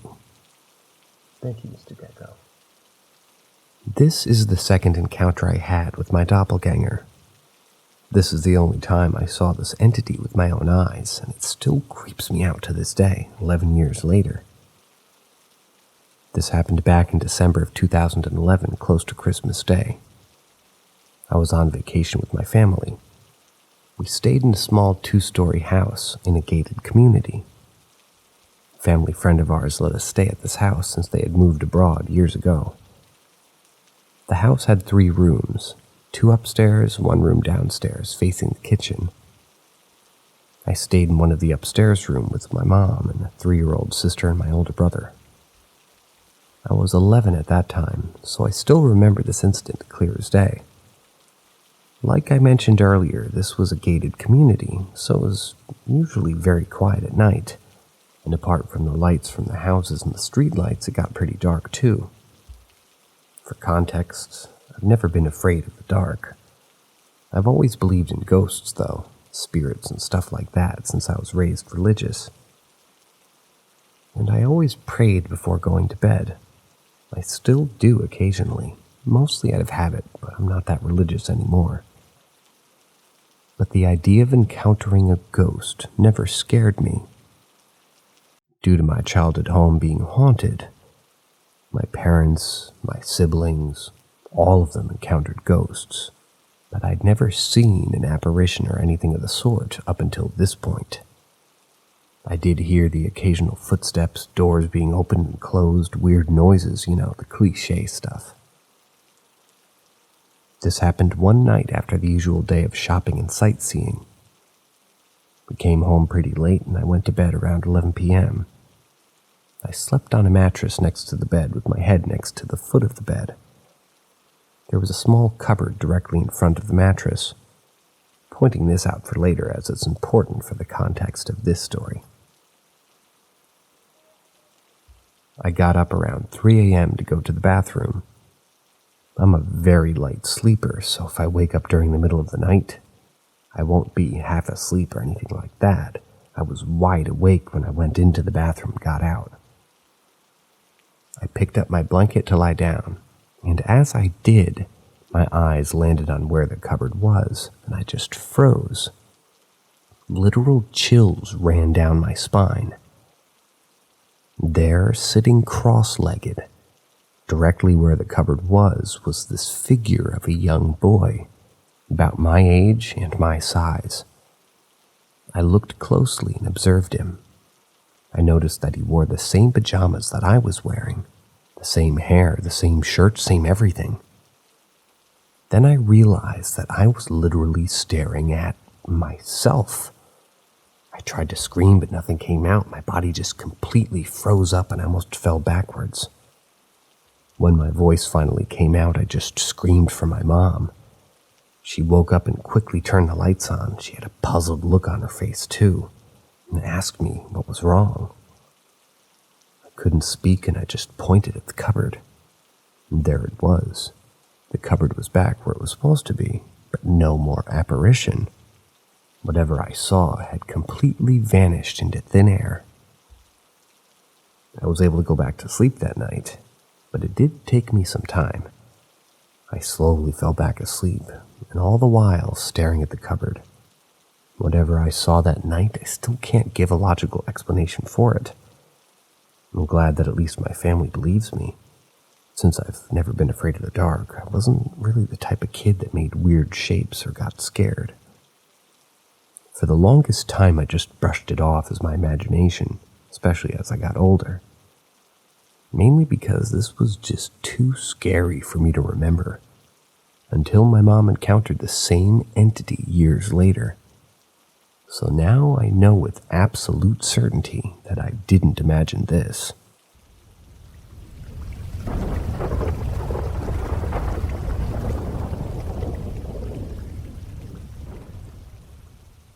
Being watched over by the unknown. About 5 or 7-ish months again, I decided to hang out with my ex-wife to see how things were going. A foolish mistake that I chose to partake in. I meet up with her at nighttime, and I drove around town. I had a feeling that I shouldn't be around her due to obvious reasons as to why I divorced her in the first place. But my human mentality of maintaining a relationship took over. There were 3 warnings, I guess you could say, that happened throughout the night.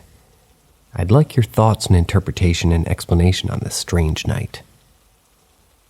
I'd gotten pulled over because my headlights weren't on. I haven't gotten pulled over in about 3 years since this experience. The officer, being a kind man, as well informed me that my taillights weren't on. I gave him a surprised expression and said, "Huh, that's weird because from my switch here it's telling me that they should be on." He raised his eyebrow, walked to the back of my car, came back and said, "Surprisingly, they're on now." I didn't touch my car light switch at all. They were supposedly on the entire time from when I started my car like 30 minutes prior to this. The officer apologized for the misunderstanding and bid me a good night. Nice guy. 2. We were driving around in the country back roads. Ended up in a small town. I wanted to park and chill because the cop experience weirded me out a little bit. I pulled into the parking lot of a much older church and drove all the way in the back so that no other cop would pull up and question me. I parked in the back and turned my car off. Me and her start conversing, and about 20 minutes into the conversation, we both noticed that the street lamp in front of us was flickering at an odd pattern. The lamp would flicker violently for a couple seconds and fade in and out of brightness before being shut off. We look at each other confused. The lamp next to the one had been shut off repeated in the same pattern but backwards. It faded in and out of brightness, flickered violently, and then shut off. A sense of dread and doom filled the atmosphere around us. I turned my car on and slowly drove out of the parking lot. When I turned onto the main road and began to drive away, I glanced over to my rearview mirror and saw that the same 2 lampposts turned back on simultaneously. 3. Coming from the old church, we drove back to the city that I'd gotten pulled over in. I parked in front of a closed coastal Mexican food restaurant. We started talking, and the atmosphere in the vehicle got hot and heavy. She wanted to make out and made the first move. Me being me, I didn't decline this offer. We started to make out. I told her to get in the back. She did, and I followed. As things were on the verge of getting far from just a simple makeout session, as clear as day, we both heard a loud, intense, and heavy growl from what seemed like a beast coming from the rear passenger side of my car. The growl vibrated the vehicle from what felt like. We stopped, sharing an expression of fear towards one another. I hear a disembodied voice say, "Tell her to leave." I get out and investigate around the car. Me and her are the only living things out here. I tell her that we need to leave and the night's over. I drive her back to her car and we go our separate ways. I later found out that my ex-wife had been using black magic on me for years and had been paying witches to manipulate my emotions and beliefs. This was as a result to continue staying with her and seeing her when I shouldn't be. My personal belief is that my guardian angel, or whatever being it was trying to warn me and alert me to not see this woman again. Lucky guy. Me being stubborn as hell, or having my judgment clouded by dark forces, didn't really work until it became obvious. A whole ass different level of craziness. So what are your thoughts?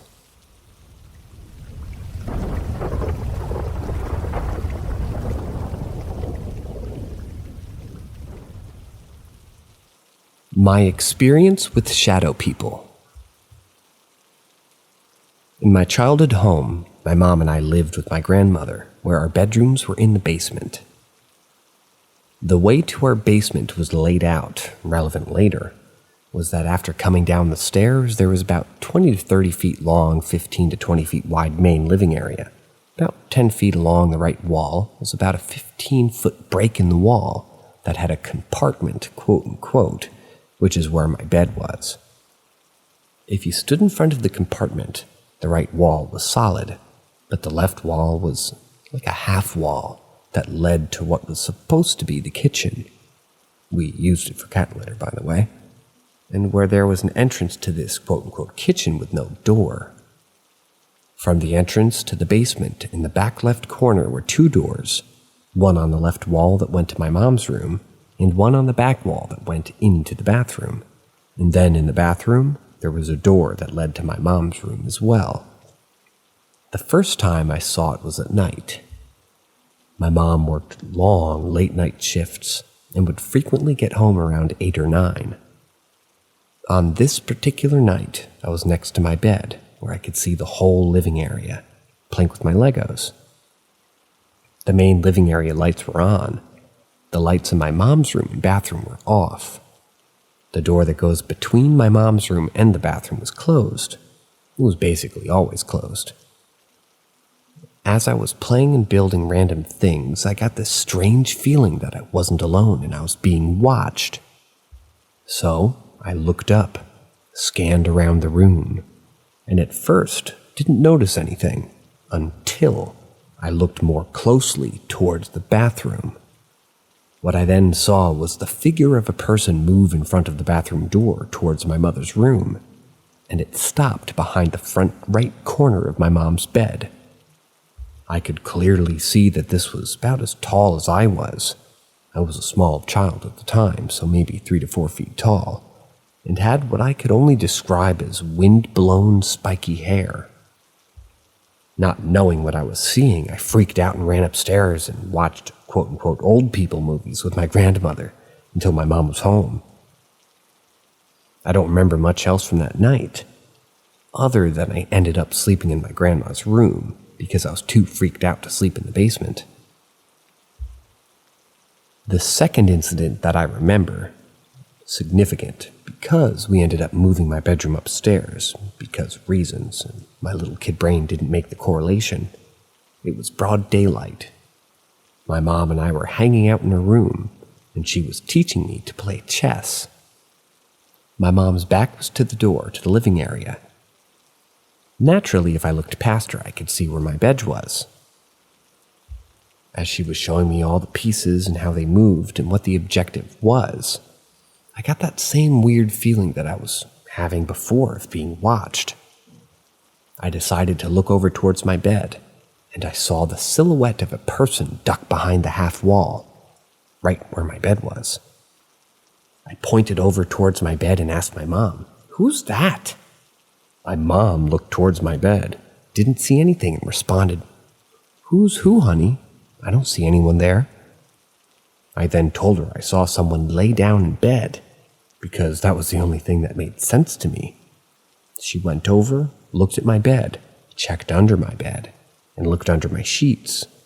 She came back and told me that there was no one there, left it at that, and continued teaching me chess.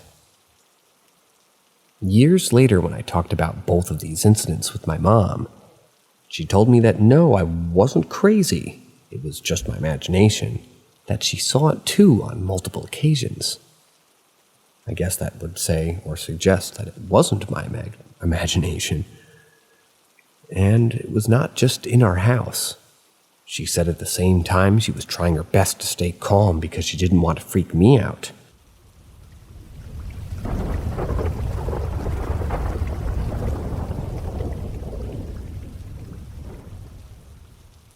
Meeting the entity on the roof. This happened to me about 4 or 5 years ago while I was living in a major metropolitan area of the Pacific Northwest. My wife and I lived in a condo on the second floor of this oldish 2-story building. While my wife was back home in Texas for a long weekend, weird shit started happening in our home. On the first night I was alone, I started hearing footsteps on the roof. Mind you, these sounded like stomps and not like little feet, just in case you thought it might have been a raccoon, possum, or some other night creature. They were loud, as if someone was running in circles right above my bed. Really freaked me out, but I tried to ignore it. The following night, my sister and mom stayed the night because they were visiting from a few towns over. That night, I let my mom and sister sleep in the room as I slept on the couch. My sister and my mom heard the stomps too. They didn't know what to make of it, so they woke me up to go check the roof. I went outside and looked, but there was nothing to be seen. They left the next day and we still didn't have a clue what the fuck was going on. It was getting really freaky by this point, so the night they left, I slept by myself in the condo again. I laid there without being able to sleep, and by 2 or 3 a.m. the stomping began. It would run all across the roof, and when it would get to the room, it would start stomping hard. So I'm really freaked out at this point, and I decided to load my handgun just in case it's some crazy homeless person, or someone being crazy on the roof at 3 a.m. It kept running on the roof as I loaded the gun when all of a sudden the stomping stops. And then I hear a loud thump by the door, as if someone had jumped from the roof to the front of my door. It knocked on my door 3 times, loud as fuck. At this point, I'm paralyzed in fear, but I said, fuck it. Whatever it is, it's going to get a bullet straight to the head. I walked carefully towards the door, opened the door as fast as I could, but no one was there. I checked the roof under the stairs, and there was no sign of anyone. The fear I felt made me run cold through all my body because I still felt its presence, but I just couldn't see anyone. I went back inside, locked the door, and laid in bed with the gun next to me. I was terrified, couldn't sleep all night. The next night, my wife comes home. I told her everything that had been going on, and she just couldn't believe it. She asks me how come I only heard it when she was gone and never happened in the past when she was here. told her I didn't know why it happened, and why it happened that weekend when she wasn't around, but it did happen. I had witnesses, my sister and mom. They also heard the stomping. So I'm not going crazy, and this isn't just my imagination. I'm perfectly healthy, mentally and physically. So this couldn't have been some weird mental disorder. We go to bed together that night. She tells me not to really worry, and that I probably had smoked a little too much weed during the weekend. I'm a bit pissed at her because she doesn't believe me and thinks I'm being superstitious. As we're falling asleep, something pulls on my toe. A hard pull on my toe, not some light touch. It was a violent pull on my big-ass toe.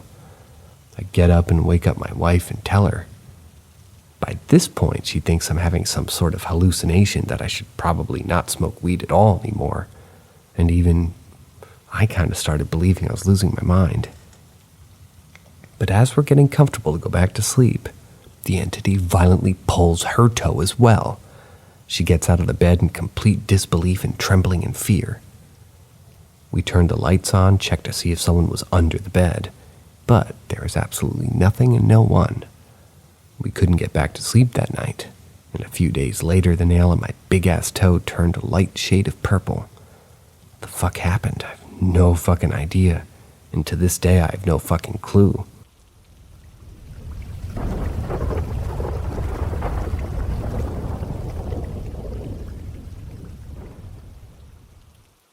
My mom and her ghosts. So a bit of background first. My mom and her family are from Indonesia, specifically a city called Bandung. Her father and mother weren't poor, but weren't terribly wealthy either. She and her sister grew up there in the 1960s to late 70s. They had a house in the mountains that they would go to during holiday breaks. The house wasn't new, possibly around 10 years old at the time that this particular incident happened, and had about a 1-acre big backyard. The yard had a few trees and an old covered well that my mom and sister liked to play around. The well was supposedly much older than the house itself, but no one knew how old. At this time, my grandmother told me that my mom was probably around 3 to 4 years old and her sister about 6 or 7. My grandma, who loves gardening, was out in the backyard planting some flowers and watching the girls chase each other around. She eventually went inside for a drink, with her elder daughter following her in. She asked her eldest, my aunt, about her younger sister. My grandmother, aunt, mom, I'm just going to say that, okay, the story is saying that GM stands for grandmother, A stands for aunt, and M stands for mom, so I will read them as such. Grandmother: where's your younger sister?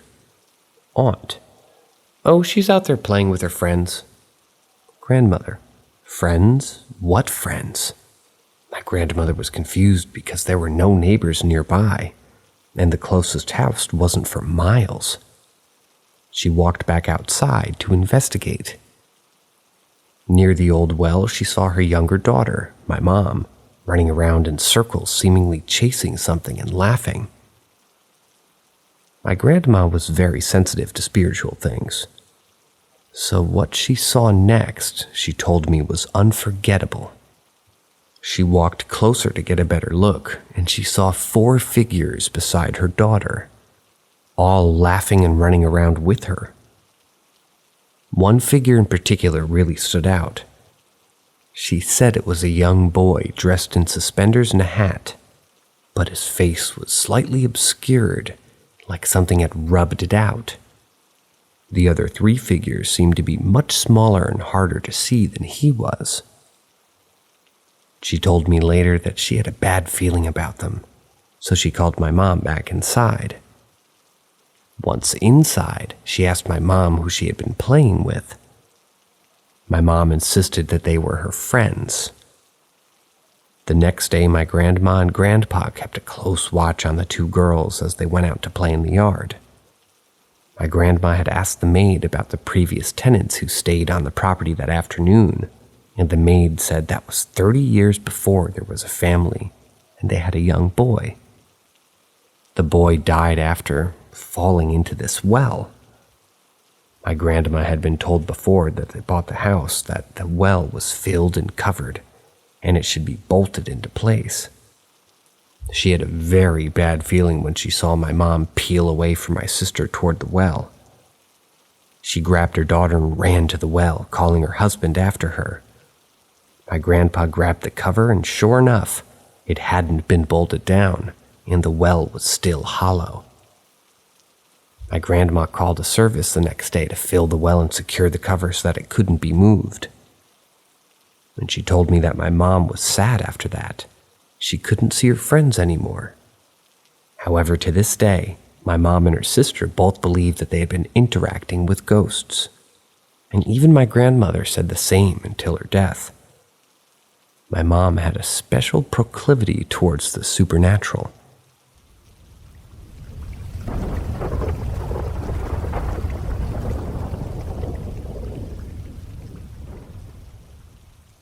The shadows. My son is 9 years old, and he's always been sensitive to energies and spirits. He's able to see how energy changes color, too. This past year, we're struggling with these shadows, and when I ask him to describe them to me, he said that they're small. They move incredibly fast in every direction. They do not interact with them. He stated that it's like they can see me, but I can see them. They can't see me, actually. They feel frustrated. Now, I myself have about all the clues, more or less, some stronger than others. I have like 100% accurate radar for creepy, dangerous, or annoying energy. Whatever it is, simply pissed off a spirit or something way lower on the scale. I can't sense those shadows. I don't feel my radar going crazy, at least, but my son is really scared of them. He says there's so many.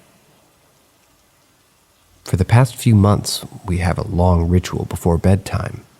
First, I set a UV lamp in his room. The UV light doesn't allow for... Excuse me. Let me paraphrase. UV lights don't allow a safe energetic vibration for ghosts to manifest. We do the energy bubble, quote-unquote. It's a grounding and protection exercise I do, where I breathe in and out and dipping into the universe life force. I call in the flow from the source, and I let it pass through my body, and I create a shield all around the house. Fun fact, I change often the energy I call in, whatever's needed, really. Healing is green, protection, blue, comfort, purple. My son, 9 times out of 10, tells me the right color I produced. Second step is the sigil of protection that we make on his third eye using an oil made with Solomon seal root, which, quote-unquote, seals off all evil. The same sigil I reproduced in a magnet I handmade, and he stuck right above his head. He had a bunk bed. Third, I got him a St. Benedict medal, which he rubs every night before going to sleep.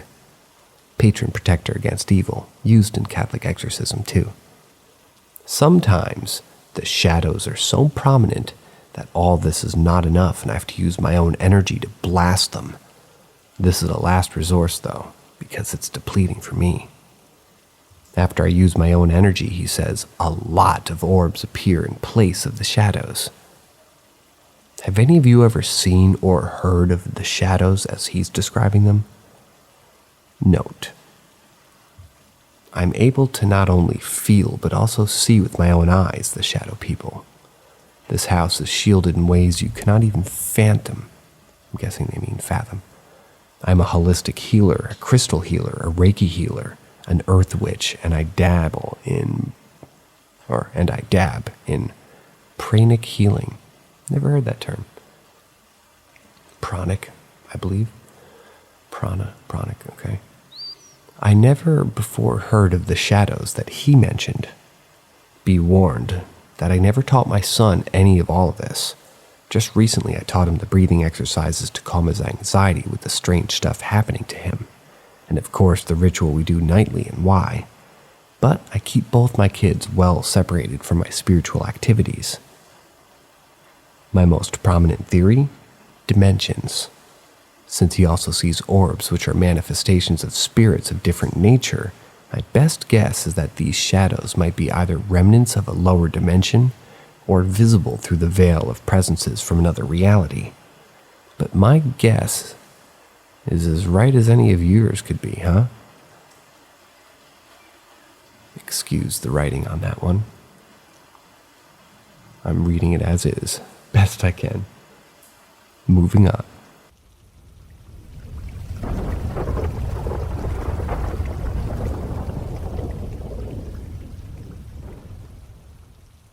Stories from a Church Custodian, Volume 2.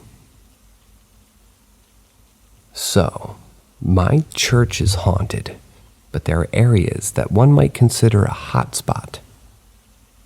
These areas are the first floor men's bathroom, the bridal room, which is beside the staircase mentioned in my first story, and the baptismal, which is connected to the third floor bathrooms. After years of being the custodian's son and part-time custodian, my friend has experienced pretty much all the notable spirits and ghosts that are in the church. One of these spirits is a little bit more than a mild inconvenience, due to the fact that it likes to throw a wet paper towel in an otherwise clean hallway. My friend has told me about this spirit's antics before the story I'm about to tell occurred. My friend and I were around 16 when this happened. My friend was playing basketball with two other friends from church one day during summer break. This was midday, so there was no one at the church, and the church remained locked until we decided to go in. Being the custodian's son, my friend had a key. While taking a break from playing, all three of my friends swore that they saw the blinds in one of the windows on the third floor move, like someone had brushed their hand from top to bottom. Me, not being a big basketball person, was not at the church to witness this part. Immediately after they saw the blinds move, they called me to tell me that they were going to go inside to investigate if I was interested in joining. I arrived a few minutes later and we went in. Obviously, being an old building, the church has a tendency to make noises. But some of these noises are very distinguishable footsteps. One of my buddies puts his phone on the voice recorder and sits in the first pew of this sanctuary, while we're all wandering about the rest of the building, hoping to record some of the noises that we keep hearing. We place the phone down and head to the third floor. Nothing paranormal occurs on our first pass, but for some reason we decided to take the exact same path that we had just taken over and over. On our second go-around is when we notice something strange. There's a broom propped up in the doorway of the men's bathroom on the third floor. This broom was without a doubt not there on our first pass. We don't think much of this until our third trek, when we notice that the broom is still in the doorway, but in a different position. The thing about it was that the broom had not slid out at the bottom, but had been stood up. We continue on this path maybe 3 or 4 more times. Each time the broom has been moved to a different position in the same doorway. We decide that it's been long enough, so we go check on the phone that my buddy had in the sanctuary. We all go in and begin listening to the recording when we realize how stupid of an idea it was, because we couldn't tell what was us and what wasn't. That is, until we heard a loud tap that sounded like it was coming from a few pews behind the phone. The tapping gets closer, then one more tap even closer. Finally, there was what sounded exactly like a triple tap on the screen of the phone. After listening to the recording, we decide to check on the broom one more time. As we reach the third floor, there are 2 very obvious things that have changed. 1, the broom is now in a different doorway. 2, there's wet paper laying in the middle of the hallway in front of the men's restroom. My friend claims to have seen a reflection that wasn't ours in the window across the hall from us, and that's when we decided that we were done ghost hunting for the day. A couple years later, and one of my buddies is helping his dad, who's a plumber, renovate one of the bathrooms in the church. As they're headed to the bathroom, my buddy spots a familiar sight. In the middle of the hallway lays a wet paper towel.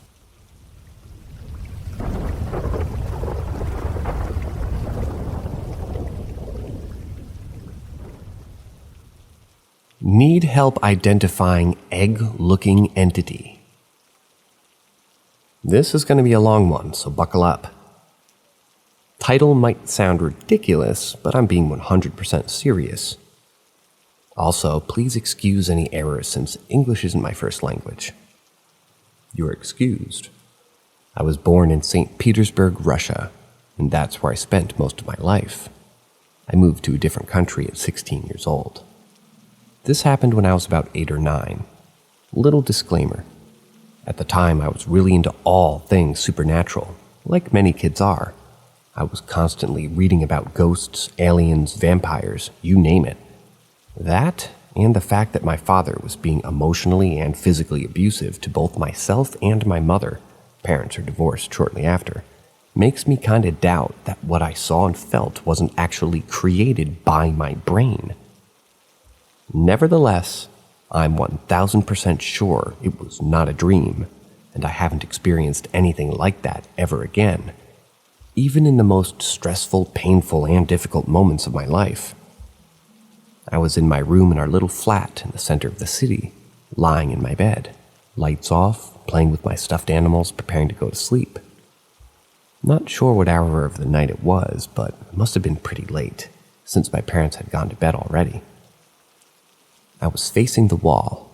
My bed was placed against it, and on the opposite wall there was a window, under which stood my table and an office chair. I was calm, sleepy, consumed by my own thoughts. Suddenly I felt an incredibly, intense sense of terror, as if there was something sinister in the room behind me, staring at me. It was so intense that I couldn't even find the courage to turn around and look at it. So I didn't. I laid with my eyes closed, heart pounding, until I finally managed to fall asleep. But the very next night, it happened again. Same scenario, except this time I was facing the room. The edge of my bed was pretty tall to stop me from rolling off of it in my sleep. So I still couldn't see whatever was there. But just like the first time, I felt its presence, and I was terrified. But my curiosity got the best of me, and I raised my head to take a look. Floating in the center of the room, right above my chair, was something I lacked the vocabulary to describe with one word. It looked like a vaguely rectangular thing, roughly 2 meters tall, 1.5 meters wide, give or take, and it was glowing softly.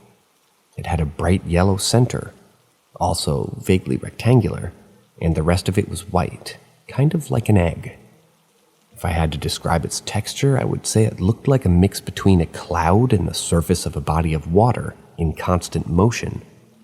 That's why I said its shape was vague, as it was constantly changing slightly and didn't have any sharp edges. The color also wasn't uniform, with some parts more opaque than others. Now that I've reread my probably very confusing description, kind of sounds like I'm describing a portal, but it didn't feel inviting in the slightest. It felt like an independent entity with a mind of its own, and it felt hostile. That said, I looked at it for only a couple of seconds before I plunged my head back into the pillow, just trying to hide behind the edge of the bed, and I closed my eyes. I don't exactly remember what happened after that, but what I assume and hope what happened is that I fell asleep after a while. Just like on the first night. It's been over 10 years now. I haven't seen or felt it again, and I really hope it stays that way. I still think about it from time to time, though. What was it? Was it watching me? Was it trying to make its presence known? And most importantly, where is it now?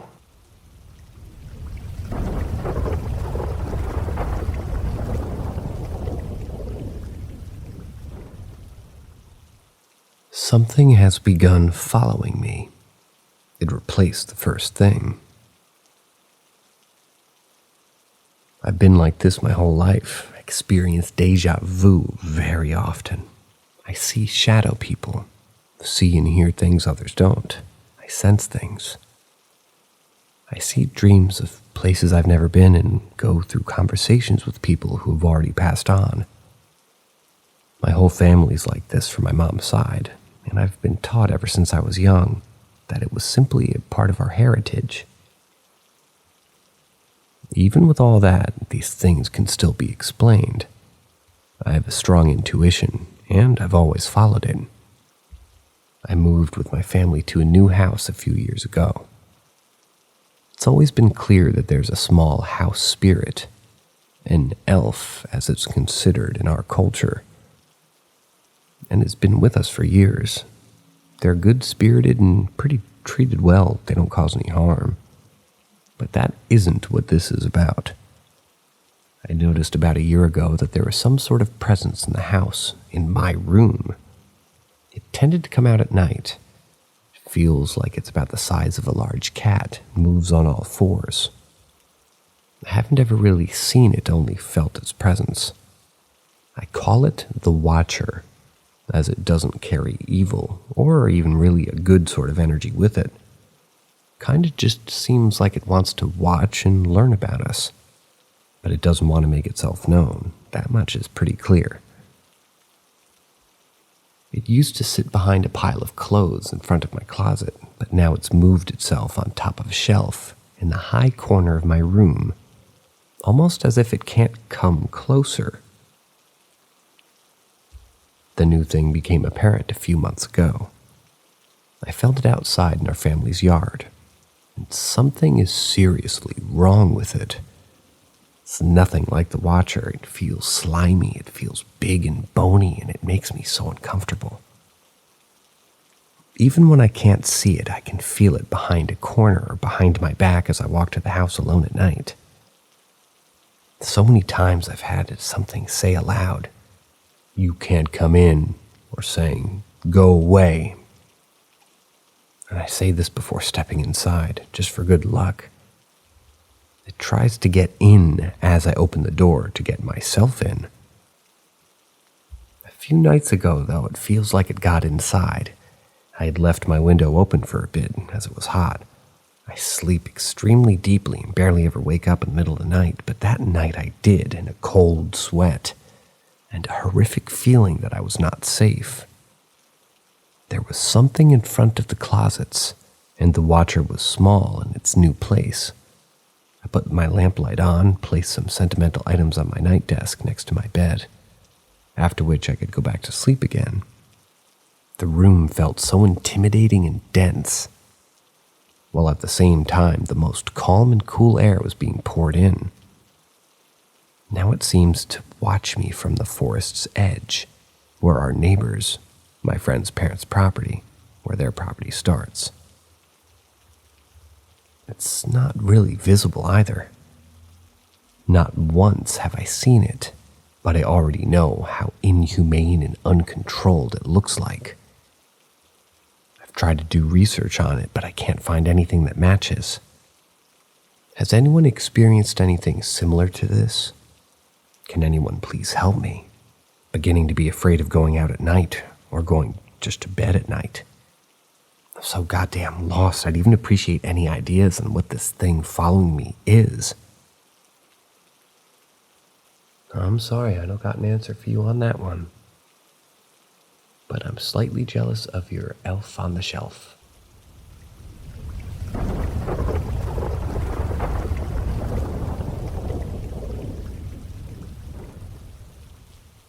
Valleydale Ballroom. 2018, Columbus, Ohio, Valleydale Ballroom. I have to give you some background, and for short, Valleydale Ballroom will be shortened to VDB. Well, the narrator's just going to say it.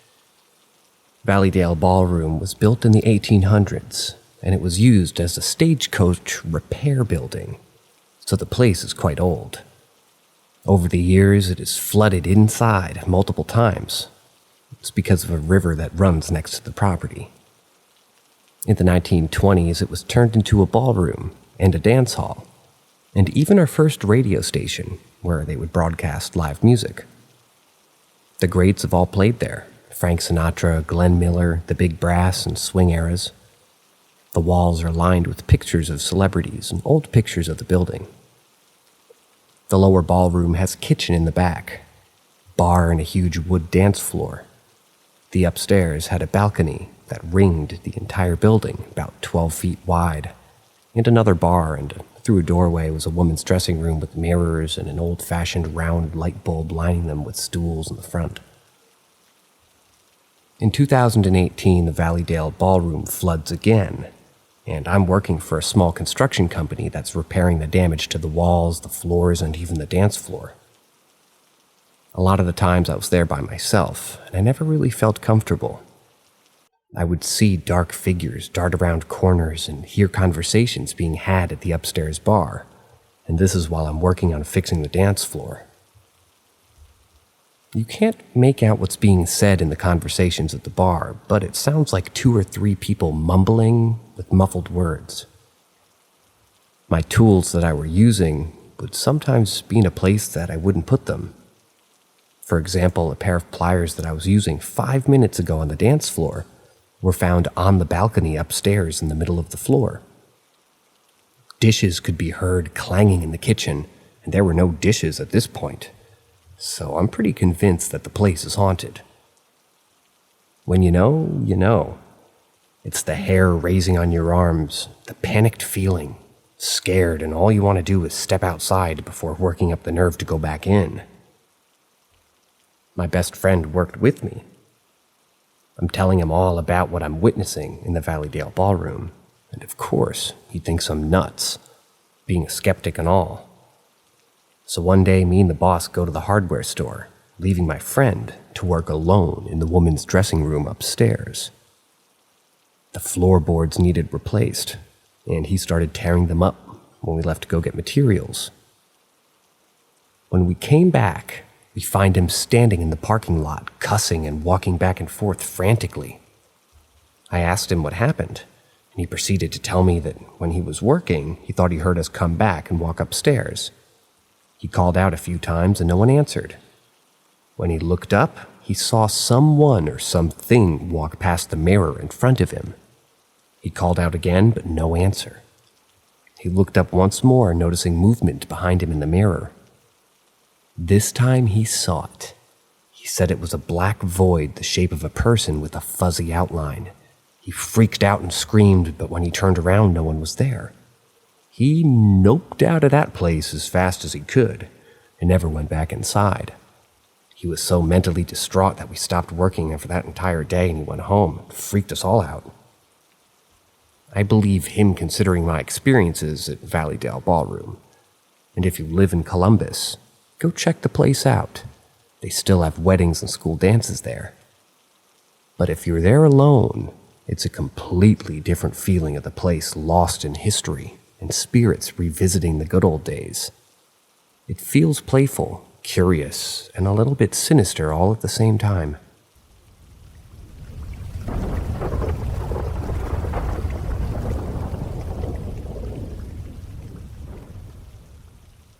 The haunting of my apartment. Footsteps. It was the 1st of June 2020. I tried sleeping in my younger brother's room, since the charging socket is near the bed, and he sleeps with our parents. After 12 o'clock, I heard 2 footsteps. Maybe from the apartment above ours, but my bed vibrated. It vibrated as beds normally vibrate when somebody stomps near it. After 2 or 3 minutes, I heard the footsteps again. I turned on the lights, but there was nothing. I ran out of the room and filled a bottle with holy water. I came back in the room, and a few minutes after, I turned off the light. I heard the footsteps again. I sprinkled some holy water in that direction, and again, after a few minutes, I heard the footsteps again. This time, I sprinkled holy water in the whole room, and the footsteps were gone. An hour or 2 went by, and suddenly I heard 2 footsteps, and my bed vibrated again. I was too tired, so I was sprinkling holy water in the direction, and I fell asleep sprinkling it. June 2nd, 2020. I turned off the lights in that room, and as I went to bed, exactly at 11:45, I heard 3 footsteps. This time, I noped out of the room and slept in my own room. I told my mom to be in that room for her midnight prayers. I made an excuse that I'll be in the room that she normally prays in. The next day, she told me she heard footsteps in the room that night. Now, I'm sure it isn't playing in my mind. I forgot to record the date and time, but this time, I tried to record the footsteps. Every night any of us try to sleep in that room, they hear the footsteps. As soon as I heard the footsteps for the first time that night, I went to my elder brother in the next room and asked if he heard any footsteps himself. He didn't hear any, so I think it isn't the apartment upstairs. I went back in the room and sprinkled holy water on the bed and on whenever I heard the footsteps to make sure I don't get attacked.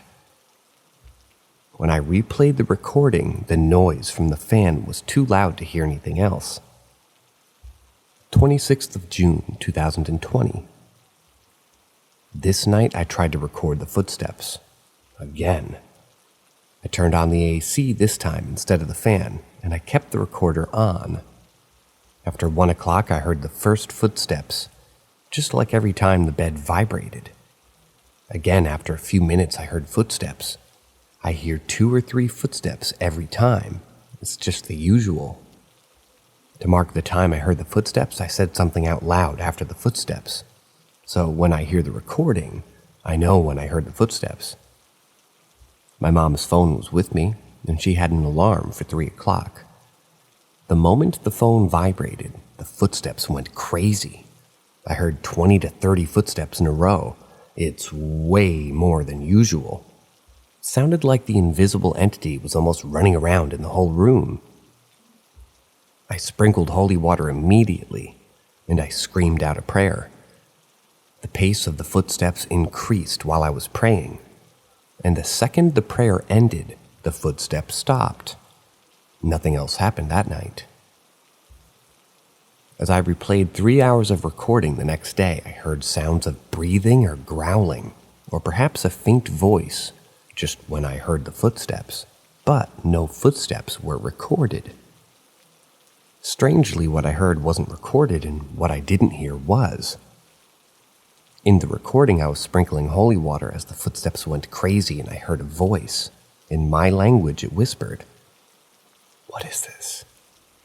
Then a normal voice, "Oh, this." After this was recorded, I started praying, and nothing unusual could be heard while I was praying.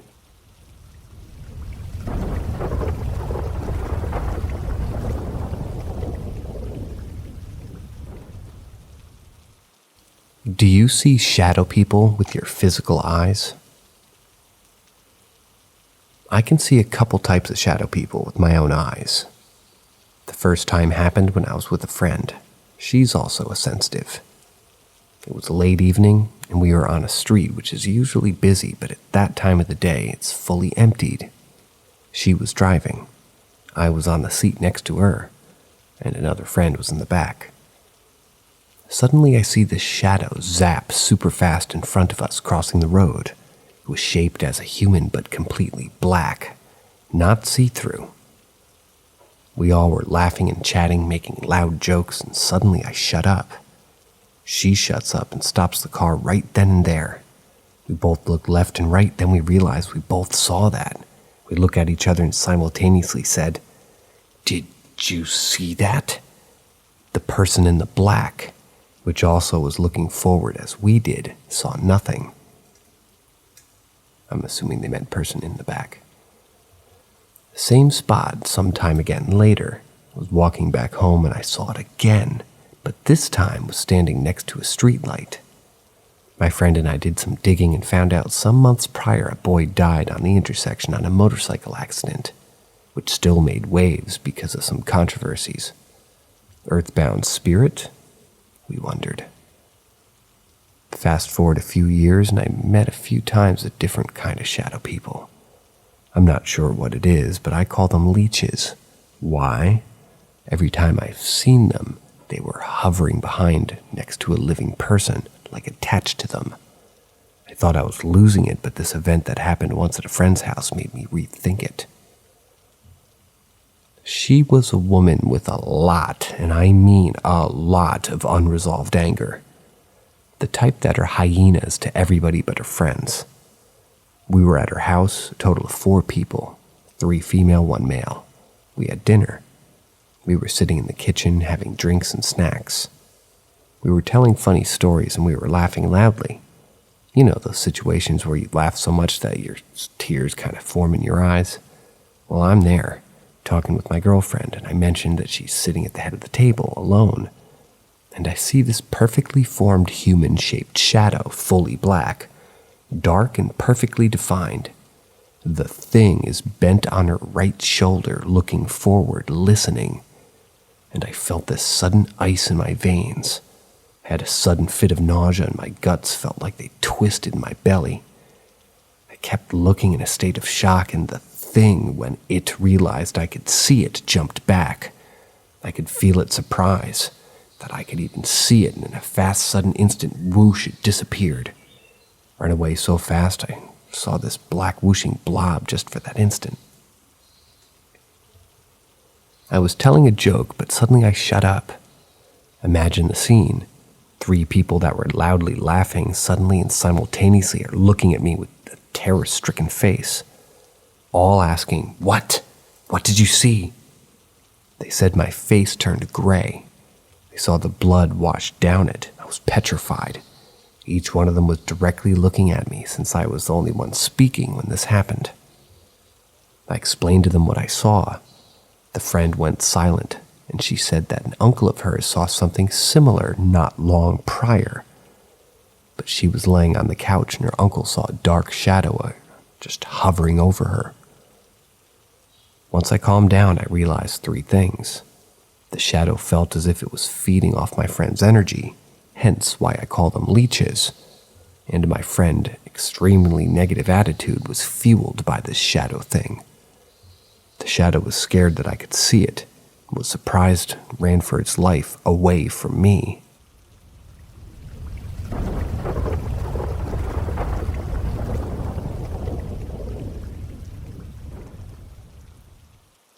Story number 4.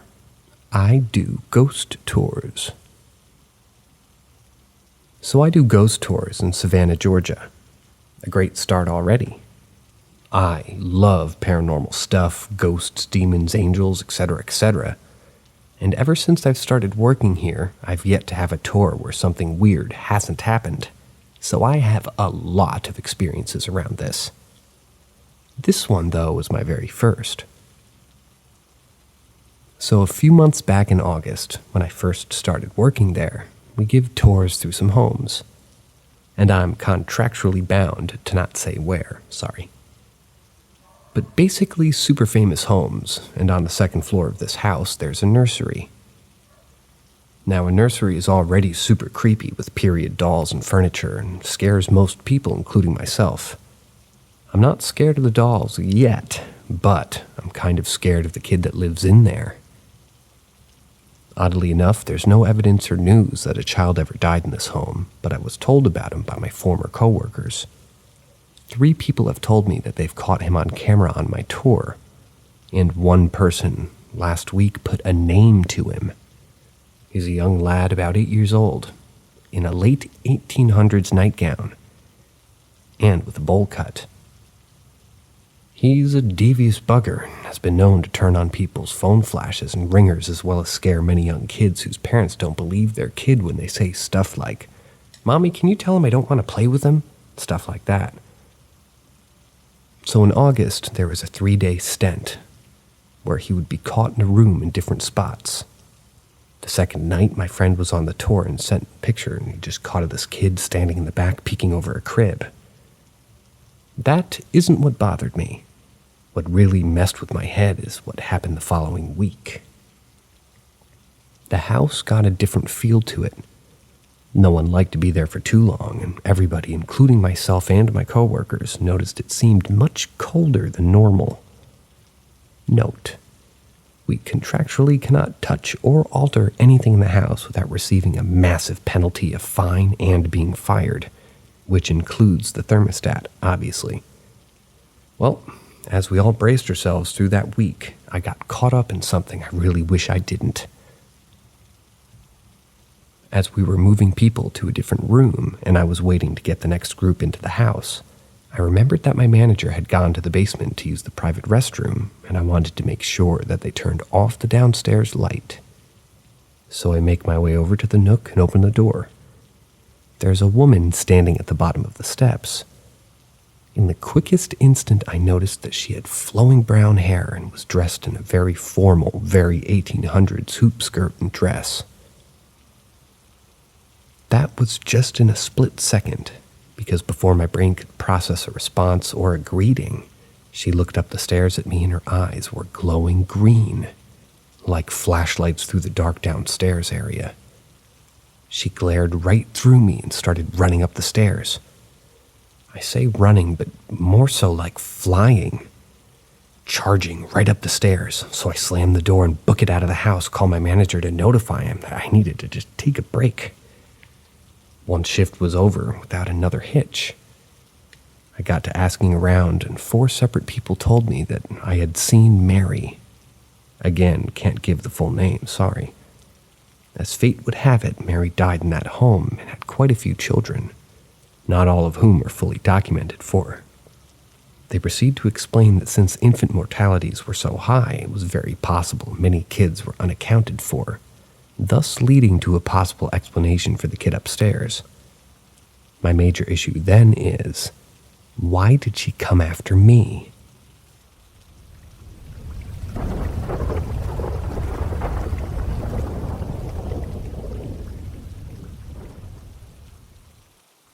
The painting. When I was 5 years old, my family and I moved into a new house. My dad wanted to buy some paintings to decorate our new home. There was one painting that he bought at an antique shop that hung just over the stairs.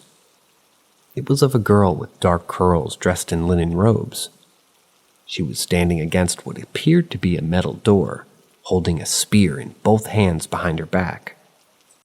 Her brow was low and heavy, and her feet bare, and her posture was stiff. Immediately, I sensed a weird air about this painting. About a month after the painting was hung above the stairs, I saw something cross her face, like a shadow. Her normally expressionless visage was now smirking. An evil-looking half-grin appeared across her lips. And maybe it was just me, but I swore I saw her hands tighten on the spear behind her back. Frightened, I ran as quickly as I could up the stairs into my bedroom, where I hid underneath the covers for almost an hour. A little while later, I peeked out from behind my bedroom door at the painting at the end of the hall, making sure that she was still smiling. This time I saw her dark eyes meet mine. I yelped and slammed the door shut and didn't come out for the rest of the day. That night, I dreamt about her. The dream was so vivid and real that I remember it to this day. In my dream, I saw the painting, but this time she was gone.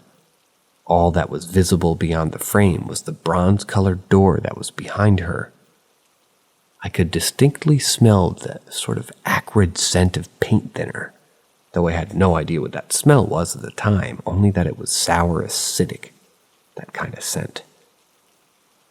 I looked all around for my parents, my grandparents, anybody at all. I ran into my grandparents' room where my brother's crib was. No one was there. I couldn't find my parents either. I was alone. When I left my parents' room, there she was, standing in front of my bedroom door, spear pointed in front of her, her dark face twisted into an expression of rage. When she turned toward me as she ran at full speed down the hall, her spear flew through the air and lodged itself into the wooden door of my parents' bedroom. Terrified, I ducked underneath her legs and ran as fast as I could outside, and though my terror, I just heard her scream something and I woke up. The next morning after my nightmare, I decided I'd tell my dad that I didn't like that painting. Fortunately, he didn't take me seriously. My dad had an odd fascination with the girl in the painting. My mom even admitted later that she didn't like her either, that she had an evil air about her. But no matter how much she tried to convince him to get rid of it, he refused. My dad would make comments like, "She's beautiful, isn't she?" And no matter where we moved, he always took her with him. For years after, he'd call me crazy for not seeing her beauty, or paranoid for thinking a painting was evil, but I held fast to my belief. The last time I saw her was in my parents' attic. She was much smaller than I remembered. Her expression as dark as ever, but her face looked different than before. She now wears a poker face, her eyes unreadable, and her mouth is in a tight straight line. The evil air about her is diminished, but is still very much there. I turned her painting around so she'd face lying down as I left the attic.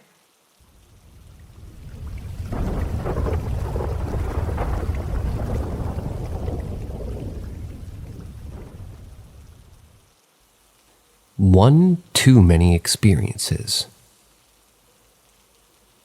My family and I moved countries when I was young, and the first house we moved to in that country was about 40 years old, owned by a young guy. I can't tell you where, but it's one of the Commonwealth countries. The reason for not disclosing the location is because I want this to remain somewhat anonymous. But I know that people who I've told this story may know who I am. It was a rented property, and nothing out of the ordinary other than multiple neighborhood cats roaming around a dying garden with very much dead lawn. When we moved in, we were fine for a few weeks, and then it started. I had a really good relationship with my family, until we moved into that house.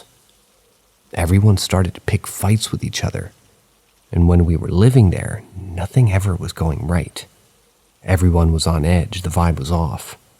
I sometimes saw pearly dusts floating above me at night while laying down on bed. I reasoned it as cars passing by, producing that reflection on the walls or something. But it was still there, even after the cars passed by in the street. I didn't think much of it at the time, and as a kid I just thought we moved to a dusty old house. Then the house would randomly get cold, and when it did, it would never get warm despite the 3 portable heaters in the same room. And scarily enough, they were all functioning fine. And where it would get cold in the house would vary every time. At the time, we just thought that the construction of the house was old and maybe we had thin walls or the heaters were all defective. Then one day I saw it. Before I get into details, I want you to imagine this corridor right in the middle of the house, surrounded by bedrooms and bathrooms. Basically, this corridor had no natural light, and it was very, very dark if all the bedroom doors were closed. Going back to this encounter, I was in the bathroom washing my hands, and as I opened the bathroom door to exit, I see this fog. And this fog resembles a human arm, moving back and forth as if it was walking.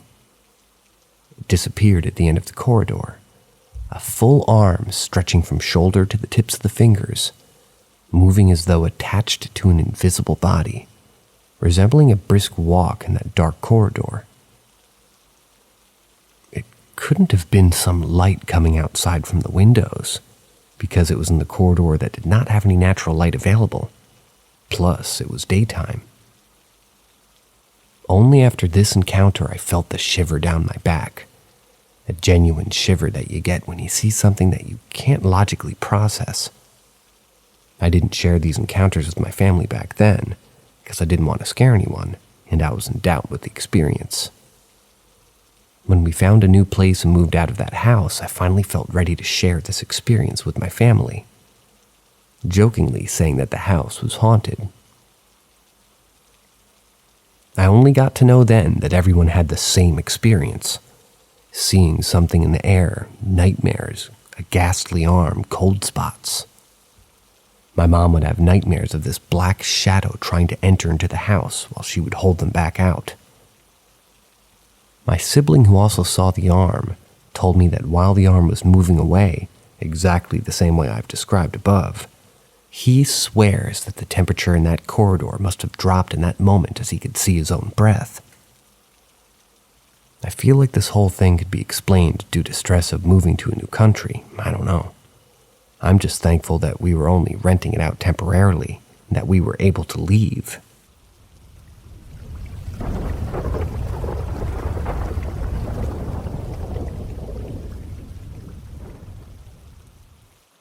Shower prank. I'm a strong believer that if you acknowledge something, it gets stronger. This happened to me months ago, and I just want to put it out into the world in hopes that it takes away the temptation to bring this up to my fiancé all the time. One evening after work, I went to take a shower. I will admit that I had not slept the night before, so I was incredibly tired. I had my music as loud as it would go on my phone so I could hear it over the rushing water. About midway through, my music volume lowered to silent. I turned around to open the curtain to find out why my fiancé pulled back the curtain a little bit, stuck his head in the shower, and grinned at me. I looked at him with confusion, and he popped his head back out before turning the light off and closing the bathroom door. To say I was furious was an understatement. I really don't like certain kinds of pranks. Call me lame if you want. And one involving wet and slippery darkness just hit me hard with how tired I was. I immediately stepped out of the shower, flipped the light switch back on. The switch is right between the shower and the door. There's only about a foot between the two as they share a wall. That was in parentheses. And stormed out of the bathroom without even getting a towel. I found my fiancé sitting in his computer with his headset on and absolutely laid into him. He had this confused and panicked expression as I asked why he would think that was funny, telling him to never do that again. He asked me to explain what he did wrong, which made me angrier. But when he said that he had been playing since before I even went in the shower, I actually believed him. To begin with, he hates pranks even more than I do. We've been together for 6 years, and he's never so much as jumped out from a corner to startle me. I've never seen him mess with anyone else either. He's not the type of person that would even think to do something like that. But I was so tired that none of that sank in before I lost it on him. Along with simply not being the type, the setup of the apartment would have made it impossible for him to get back to the office without me hearing him. Between the bathroom and the office, there's a noisy metal baby gate. The living room, then the kitchen, and another noisy metal baby gate in the office doorway. I would have also heard his footsteps on the wooden floors if he were moving as quickly as he would have had needed to. I've thought about it over and over and over. It's the creepiest thing that's ever happened to me, and I want to write it off as me being sleep deprived. But I had to turn my music back up. I had to flip the light switch back on. I had to open the bathroom door to get out. We leave it open when the shower's going because it's just the two of us, and the bathroom has poor ventilation for steam. I made him check the apartment for anyone else. Even though I know what he looks like and the face was him, I asked him to stay in the bathroom with me until I washed the conditioner out of my hair. I think about this every time that I shower now. We've had some random things happen before that. Stuff moving into places that we know we didn't put it. Sounds we could rationalize forever. The motion sensor triggering on the cameras over nothing. But nothing nowhere near that level before then. I don't know what I'm looking for here other than a moment to just wring out my brain. But if anyone has ever had any similar experiences, this misery would welcome some company. And we at Paranormal M welcome your stories. So that's the end of them for tonight, And as usual, catch you guys tomorrow. Sweet dreams. See ya.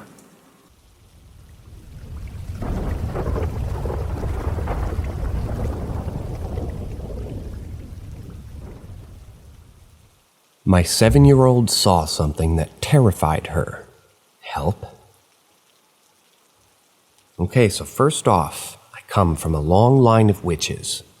My mother and a couple of my siblings see things as well, and I grew up on the East Coast in multiple haunted houses, and I've had endless paranormal experiences, to the point where even seeing an occasional spirit barely bothers me anymore. My kids also see spirits, especially my oldest, a 9-year-old girl. I've also basically been interested in cryptids and crime and a lot of strange things ever since I was little, way before it was quote-unquote cool. Anyway, I mention that because I really know my cryptid stories, and I have no idea what the hell my kids saw, so I'd like some opinions. Anyways, I'm now in the PNW, and I've seen weird things here, but less spirits than the East.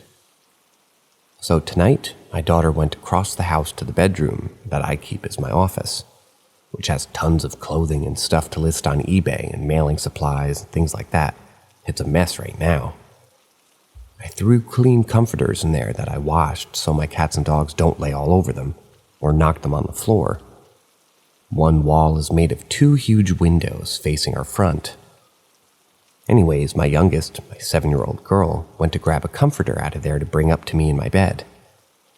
Because I was changing the sheets for us to go to bed soon, she was gone for like 15 minutes or more, and I was getting annoyed because I wasn't sure what was taking her so long and why she wasn't saying anything when I kept calling out to her. I just wanted to make sure that she was grabbing the comforter. I finally was about to go check, since I put all the sheets on and all that stuff already, and she comes screaming and crying into my room, absolutely losing it, crying so hard she's shrill and red-faced. I couldn't even understand what she was saying. I asked if she was okay, and she said no. I thought she got hurt and asked if she fell down. She shook her head no again. She finally told me what happened after trying to calm her down for a good 3 or more minutes. She said she saw something watching her through the big windows. We have had 2 break-ins before. It's not a very safe area, so I immediately started to freak out and asked if it was a man, because I'd call to the police and get my gun. She said no, it isn't a man. I asked her again who was looking at her. She said it was as tall as a man, but reddish pink, like it had no skin, and had no face, and had hands but clumps for feet. She kept telling me that he had no face and no ears and not even a bump where his nose should be, and he was standing at the window, twitching, and that she got tangled up into the comforter and was on the floor crying, scared to move or yell. Until she finally jumped up and ran, got her headphones tangled in the door, and the thing ran by the window, and she abandoned them. I checked, and they are tangled in the door. She ran for me. I asked her if she was crying and freaking out. So she was screaming at me not to go in there, so I didn't. I ran across the house and got my 9-year-old and brought her into my room to sleep as well, because I'm unnerved. She was 100% serious about what she saw and would never make something like that up, especially not with the kind of terror she had. Does anyone know what the fuck looks like that? A raw hamburger Slender Man, I guess? I'm weirded the hell out, and I really don't want to sleep now.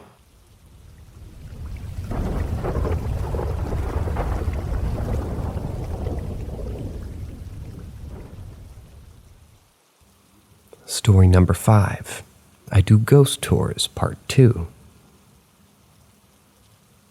So someone talked about the Telfair Mansion. I'll call it a mansion, a museum and a house. And Mary Telfair herself. And as I've come to find out, she might hate me. I've tried to go in there and look around, at the top museum collection a few times.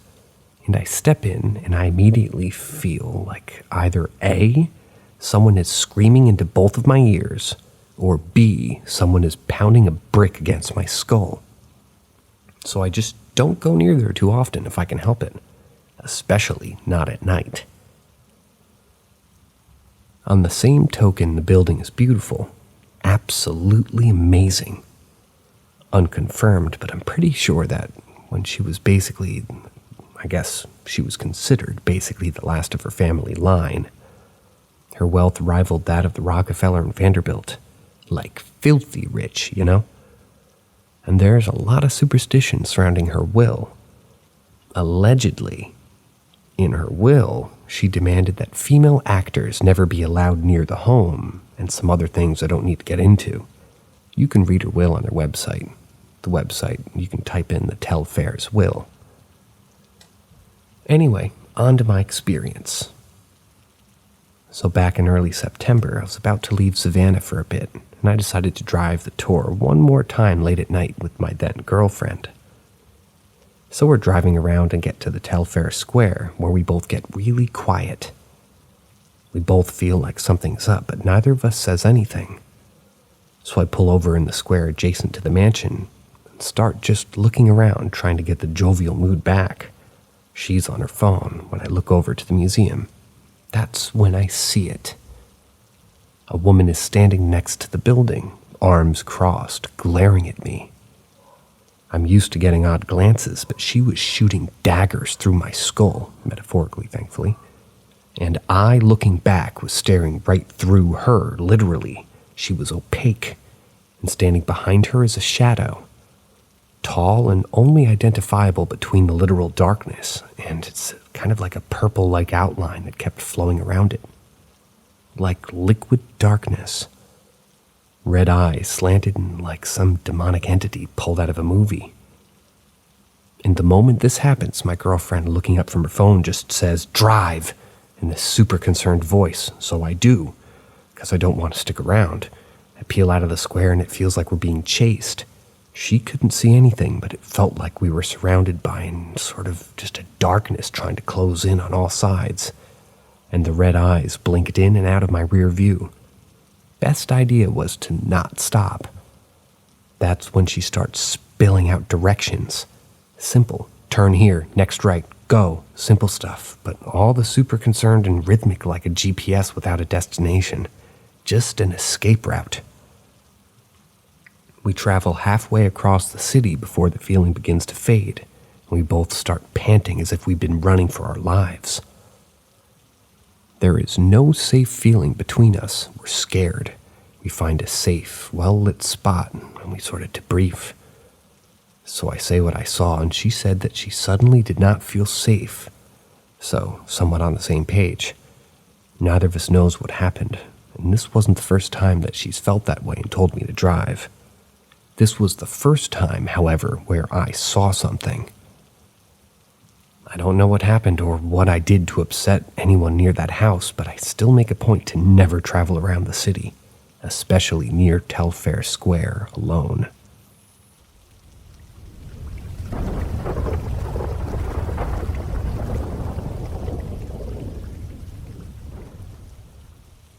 The light on the lake.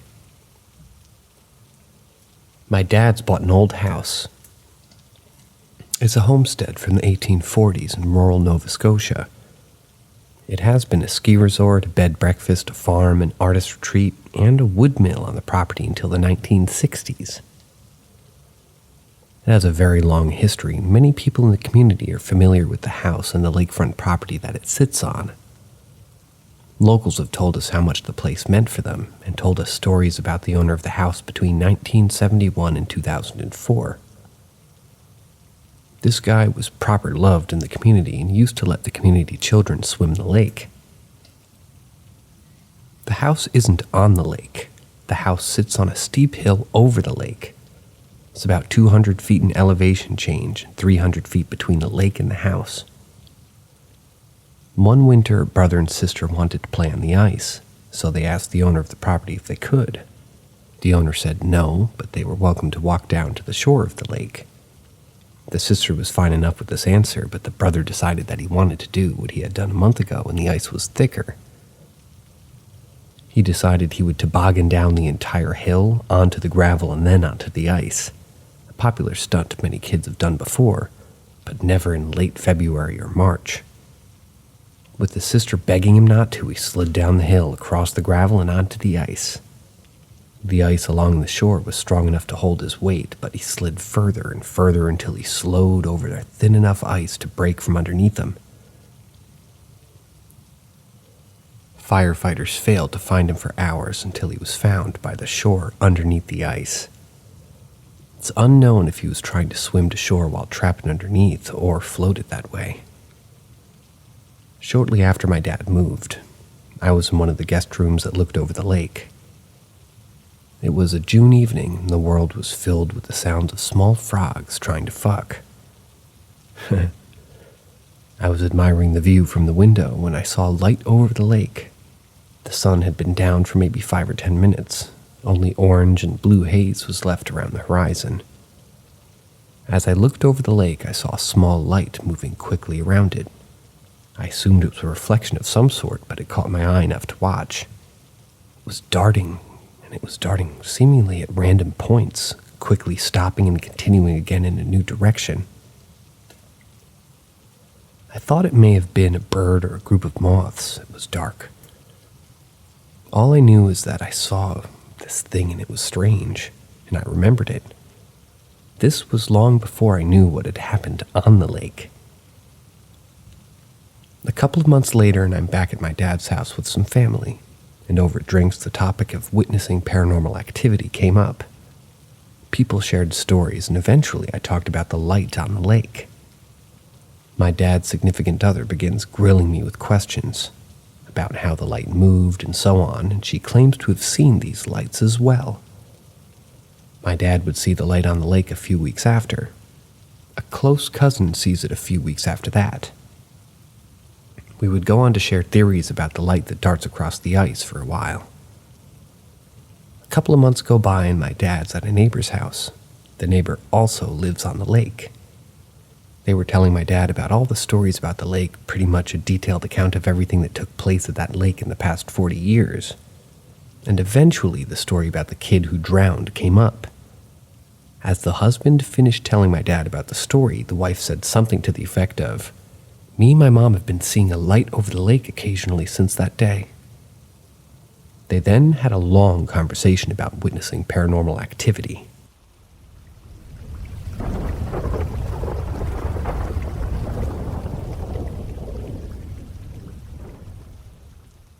Sleepless Journey. Real story. In the quiet town where I lived, something peculiar started to unfold. A relentless bout of sleeplessness that defied all reason. It began innocently enough, with a few nights of restlessness and an ever-present feeling of unease. But as time wore on, an eerie presence seemed to seep into my waking hours, infusing the air with an unsettling energy. The once familiar glow of the moon lost its soothing touch, casting an ominous light upon the night. Sleepless nights turned into harrowing ordeals, plagued by an unyielding inability to find solace in slumber.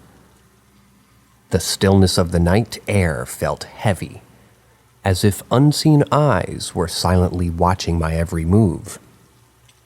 With each passing night, reality began to blur with the surreal.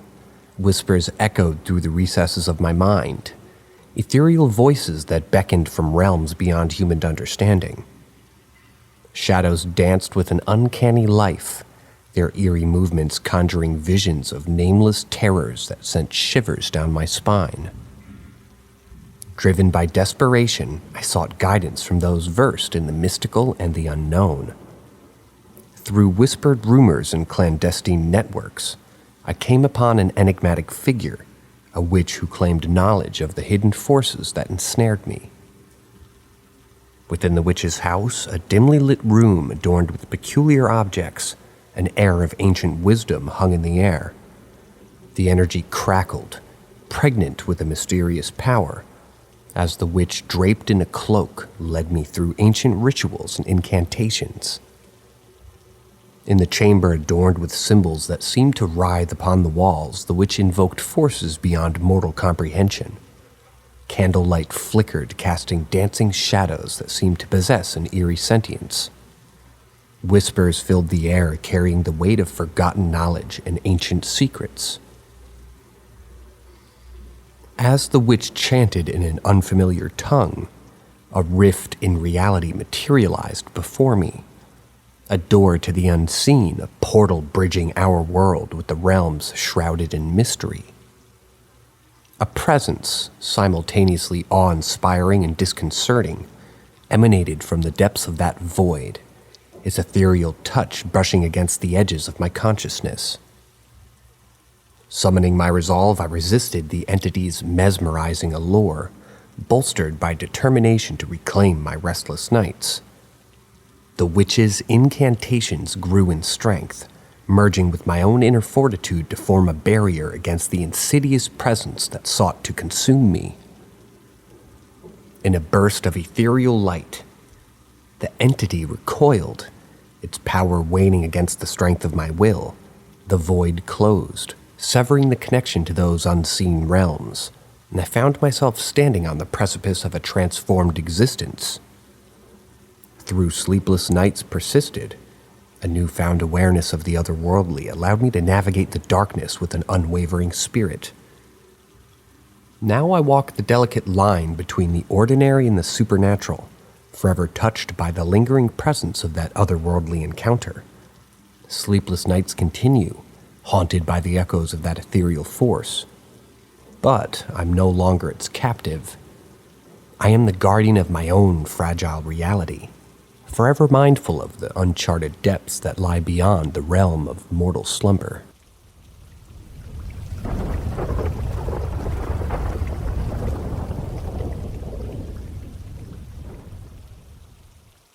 I believe a ghost cat is in my house. So my family moved to this house about 3 or 4 years ago. The first time I was there after coming back from school, I kept hearing these meows. I only ever hear these meows when I'm at my parents' house. I remember the first time I heard it. It was really high-pitched and didn't sound like my cat's. It's almost like a piercing meow, echoing. It's hard to explain, but it just didn't sound right.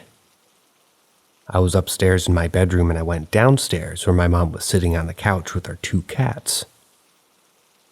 I asked her if she heard that sound. She looked confused. She hadn't heard anything, in fact. Then I asked if the cats had just been meowing. My mom said no, and they weren't. They were cuddled up and asleep on the couch. Sometimes the meows sounded like they were in the same room as me, and sometimes it sounded like it was coming from upstairs or somewhere else. Sometimes it sounded so near and loud that it freaked me out. Sometimes my cats react, sometimes they don't. I often hear the meows coming from upstairs, and my cats do like to stand and stare at and paw at the door to the attic. But what cemented this to me was there was a ghost cat in the house was that one night I left my door cracked for the cats and I got in bed. I closed my eyes and I lay there. And then I feel a cat hop on my bed. You know that feeling. You can feel their weight walking and then settle at the end of the bed. My cats liked the spot by the window. I don't think of it at the time, but my door was only cracked slightly so that my cats could push it open to get through. I didn't hear it squeak open, nor was it opened any wider than when I closed it. Anyway, with my eyes half closed, I reached down to where I felt the movement to give my cat a pet and a scratch. Except my hand lands on nothing. I open my eyes fully, then I look at the end of my bed, feeling around. Nothing, no one. I was so beyond confused. I had felt a cat there. I really had. So I lay back down and I try to go to sleep. Except I feel movement again.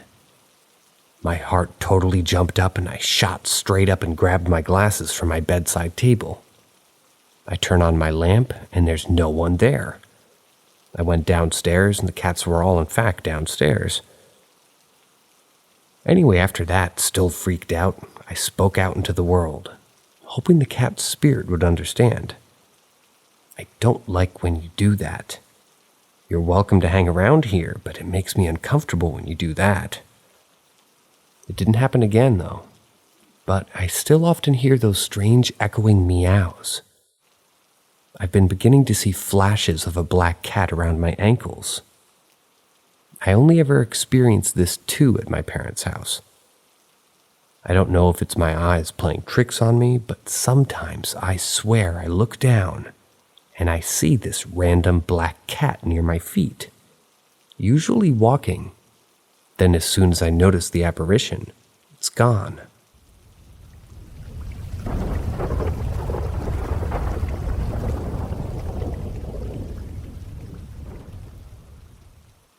My Ouija board experience. Buckle up. When I was in 4th or 5th grade, my best friend was given a Ouija board for her birthday. We loved that thing. For months we would sit with it after school, talking with what we thought were our deceased relatives. I now know that was a lie. You can only communicate with the demonic through this medium, or at least that's what I believe. Eventually, a quote-unquote spirit wouldn't leave her board. His name was Steve, which is kind of ironic because that's also our creepy neighbor's name. Anyways, Steve wouldn't leave the board. Even when we'd ask to speak with our grandparents and other relatives, our relationship with Steve became more and more violent the longer we communicated with him. He would threaten our pets and even our own lives. We kind of thought it was exciting until one day, he took it too far. This day, we brought a third friend to play with us. We were sitting in a circle like normal with our ankles crossed near the board. After playing for a bit and realizing it was Steve, we decided to say goodbye. Only this time, we didn't finish the goodbye because when we looked down, all 3 of us had scratches on our ankles. We snatched our hands away and stood up very quickly, thus ending the conversation. Without saying goodbye, big mistake. We decided then that we needed to get rid of that board, so we brought it on a little walk with us to the neighborhood pond. I held the triangle piece, my best friend held the board, and the third friend had the box. We threw each of them in different locations in the same pond and walked away feeling like $1,000,000. Chanting, "Screw Steve," and everything else. It was only later that night that we realized we had royally messed up. At 3 a.m. exactly, I woke up. The energy in my room was off. It was darker than usual. The shadows were blacker than usual. And then they started moving. It was like an entire demonic portal opened up in my room, and the energy went haywire. That first night was the worst. I felt so alone, I was so scared. I buried my face underneath the covers and somehow fell back asleep. The next day, I told my friends about it, and they couldn't believe it either. The exact same thing happened to them at the exact same time. We realized pretty quickly what that meant. We were haunted by the board, and we were for the next 3 months or so that we would wake up to the slightest every single time, every single night. We would wake up to that sight. We even had a group chat going and would pretty much all communicate it at 3 a.m. It was terrifying, and we really thought it was never going to end. The third friend grew to resent us for a little while because she had only played with us that horrible day, poor girl. Anyways, the story does have a happy ending, sort of. The haunting came to an end one day after a heavy rainstorm. Somehow, the board washed up in my friend's backyard, completely put back together in the same box with hardly any water damage. My friend kept it underneath the stairs in the basement for many years, so we had never hung out in the basement alone. Eventually, she did something and kind of left it at a friend's house after a sleepover. Pretty sure the girl doesn't even know that she has it. After that, her basement didn't seem creepy anymore, and we never woke up at 3 a.m. to that site again.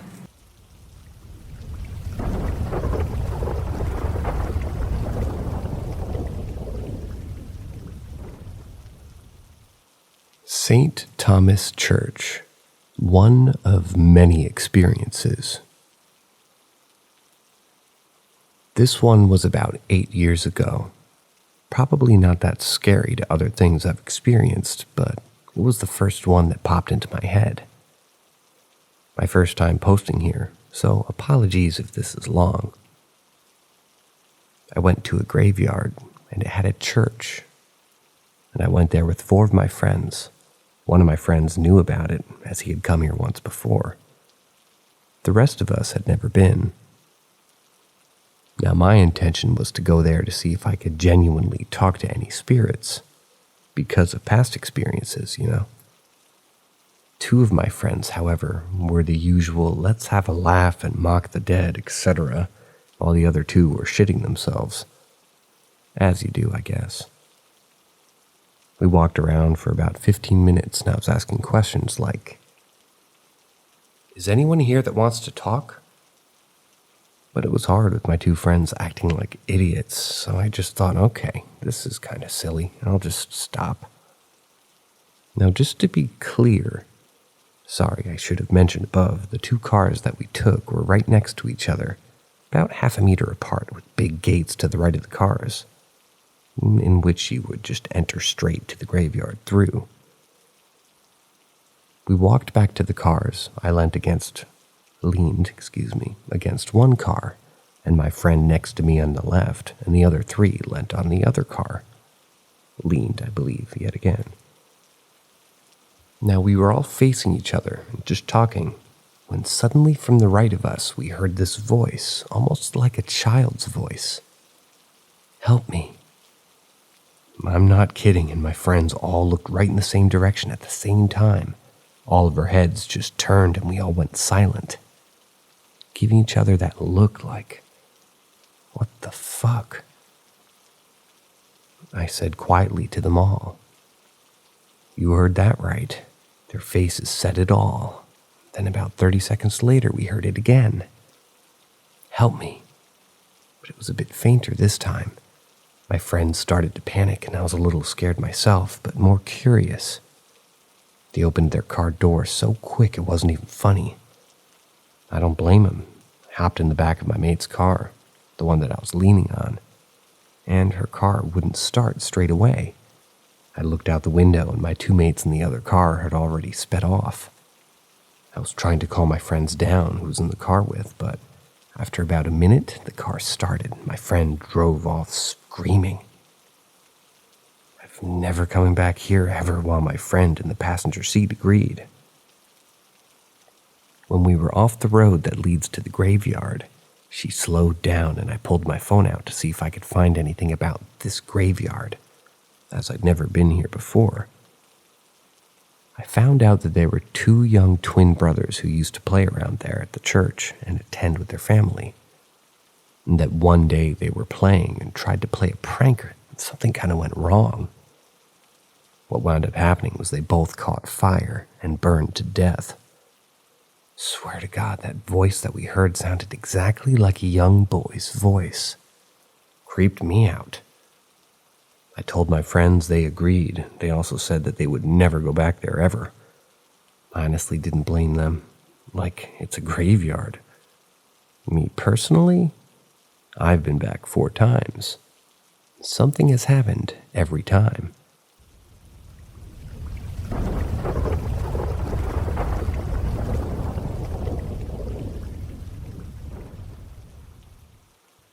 Proof that I've talked to my family after they had passed. One day I was sitting with my grandmother. We were watching a TV show. We were talking about death and how some people believe that their family members who have passed away are doing things to let them know that they're okay, sending signs, moving things, sometimes even hearing them speak. So she mentioned to me that day that if she could, she would let me know somehow that she's okay on the other side. I remember a look of seriousness on her face. Fast forward a couple years later and she passes away, and 3 months later, my aunt unexpectedly passes. So this really was a rough time for me, and I thought back, rewinding all the memories I have of them. And I had remembered about what my grandmother said. So I bought an SB7 spirit box. It's a device that just scans radio frequencies or stations. Anywhere from 5 to 12 stations every second. So what you hear is just the feedback or white noise from switching stations so fast. For a month before they lost the house, I did weekly sessions there, and I can tell you how much I caught there. Some nights there was nothing at all. The whole night was just static white noise, no voice, nothing. And other nights, I would catch direct responses to my questions every couple of minutes. The white noise from the spirit box is said to make it easier for people who have passed to communicate. I recorded on a digital voice recorder over 70 direct responses to questions. Talking in the quiet of the night with no devices, I'd like to show you 3 items that I recorded that night. If you have headphones, use them while listening to these for the best quality. Now, if you want to guess what they're saying, don't look at the bottom because I list what they're saying and what times in the clips.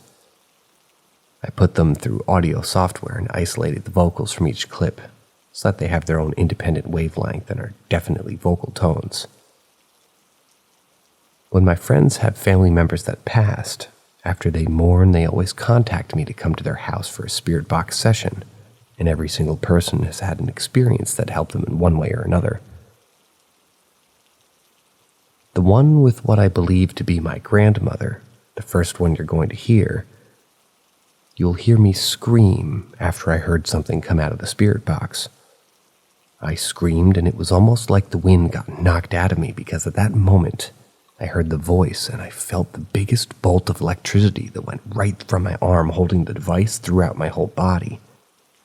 It's a weird feeling. If it's ever happened to you, it's a very unique feeling, and I'll never forget it as long as I live. I also smelled white diamonds at the same exact time, which was perfume my grandmother wore. I'll never forget what she said either, because all of these things make very much sense within the context of what we asked and what we were talking about at the time. If you're a skeptic, this might change your mind. And if you're a believer that says it's a demon in disguise, I believe you to be wrong. And we can talk about that subject any day. I'm a Christian. I don't know how it works, but somehow I believe I talk to my loved ones who have passed. I heard them. And most importantly, I felt them, and even smelled them at the moment, and voices were coming through. It's like you know you're in the same room with someone who loves you, who's known you your whole life. At this moment, I felt that.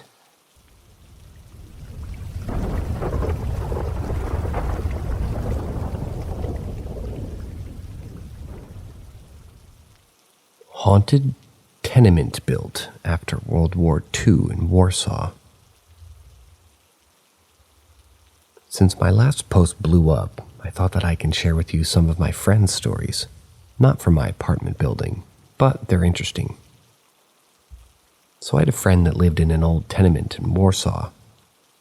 If you ever heard about Polish history, especially I'm talking about World War II, you should know that Warsaw was practically one big debris. 700,000 inhabitants of Warsaw passed away during World War II. When the war ended and Warsaw was rebuilt, they didn't have any money for any of the materials. The city was completely destroyed and needed to be rebuilt as soon as possible. So what they often did is that they would be using old debris from destroyed buildings. But because they had to do it so fast, they didn't have time to separate human remains from debris. So they grinded bricks and human remains and used it as a component to make constructions. Back to the story. My friend lived in that type of tenement. The apartment had 1 bedroom, a living room, a kitchen, a bathroom, and a small hall. She shared with me 3 stories. First one. My friend shared a bedroom with her brother, and they had bunk beds, a pretty old, heavy closet, which one of its doors was blocked with a pretty heavy desk. One night when she was sleeping alone, she woke up around 1 or 2 a.m. and heard a weird noise, as if someone was moving this heavy desk around the room. She was a teenager at the time, and this sound scared the shit out of her, so she decided to cover just with her duvet and try not to make any noise. She was shivering and the sound won't stop. Eventually, she fell asleep, and when she woke up in the morning, she saw that the desk was moved to the center of her room, and the doors to her closet were wide open. That night, she slept alone in her apartment. Here's the second story. One night when everyone was home, she lived with her brother and her mom. Her mom, who was sleeping in the living room, woke up in the middle of the night because she heard as if one of them was calling her. She opened her eyes, took a look around the room, and everything seemed fine. So she rolled back, and then she heard as if someone was whispering to her ear, "Mom, Mom, please help me, Mom, please." So she jumped out of bed and ran straight to the bedroom. When she opened the door, both of them were heavily asleep. Her mom told her this story many years later. Story 3. When my friend was completely grown up and moved from her house, her brother developed a bedroom for himself and chose to sleep at the bottom of the bunk bed. At the top, he stored books and other heavy stuff. Everything was fine till one day. Her brother was home alone and chilling at the bed when suddenly he heard a doorbell ring, so he got up and went to answer the door. He peeked through the peephole, but there was no one standing at the corridor and the light was off. As he was standing in the hall, about to head back to his room, he heard a loud sound coming from the bedroom. When he came back to the top of the bunk, it was collapsed into the bottom, and the bell ring wouldn't have rung. He wouldn't have been alive.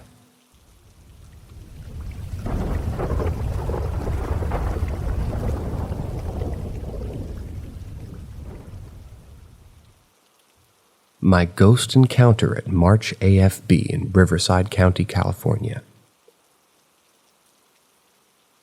So I'd like to tell my story about an encounter I had at the March Air Force Base in Riverside County, California, back around 2004-2005. So at that time period, I was in the 4th or 5th grade, and my sister was in the 7th or 8th grade. Me and my sister's grandfather was in town visiting from Hawaii, and he had just had us stay with him while he was in town. He's a Purple Heart recipient from the Vietnam War, so he has access to the hotels and military bases. Hotels. So we get to the hotel at March AFB, and as we're checking in, the guy at the counter lets us know that we're the only people in the building for the night, besides some other guy who's by himself, apparently. The very building that we were staying in was a former tuberculosis ward and morgue for children at one point in history. So we get to our room and we get settled in before eventually my grandfather asks me and my sister if we'll go to the ice machine to go get ice. So me and my sister agreed, and we headed off to the ice machine, which was centrally located in the hotel on the bottom floor. There was 2 ice machines being separated by a big round wall in the lobby-like area. We make it to the ice machine and we start to fill up the bucket. And as we're filling it up, we hear 2 children laugh, which sounded like a young boy and a young girl. We figured maybe there was other people in the building, and the guy at the counter was wrong about us being the only ones in there. besides the one guy that he had mentioned, so we just brushed it off like it was nothing. Very shortly after hearing the laugh and the ice machine completely stops working, no ice would come out. So me and my sister decided to go to the other side where the second ice machine is, and we were expecting someone to be there since we heard a child's laughter. Not even 30 seconds before the first ice machine quit, but as soon as we got to it, there was no one there. We never heard a door close or anybody walk off, but yet again we brush it off as if they had just got out of the room very quietly.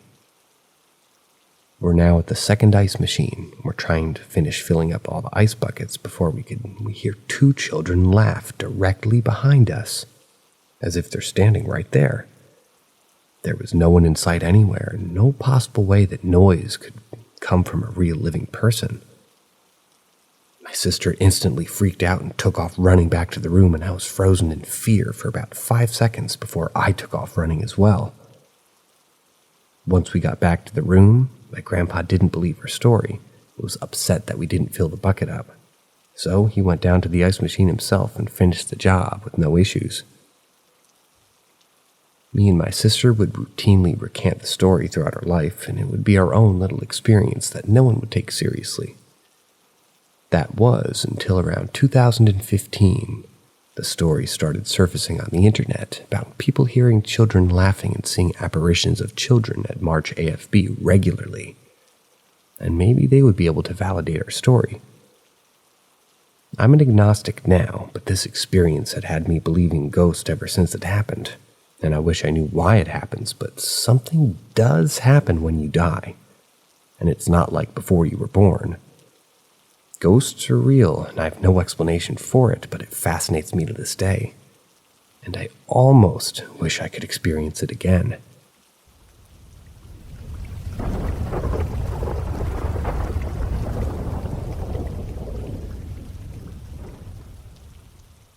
Monkeys and black magic.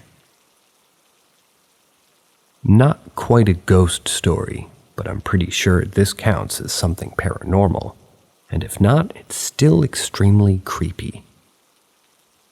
When I was 17, my mom decided to take our entire family back to her home country in Indonesia to meet her extended family for the first time. Our itinerary would put us in Bali for 2 weeks out of the near 2-month stay at a luxury resort, plus a guided tour of the island. Sounds amazing, right? It was. However, my mom had a very stern warning to give all of us before we embarked on our journey.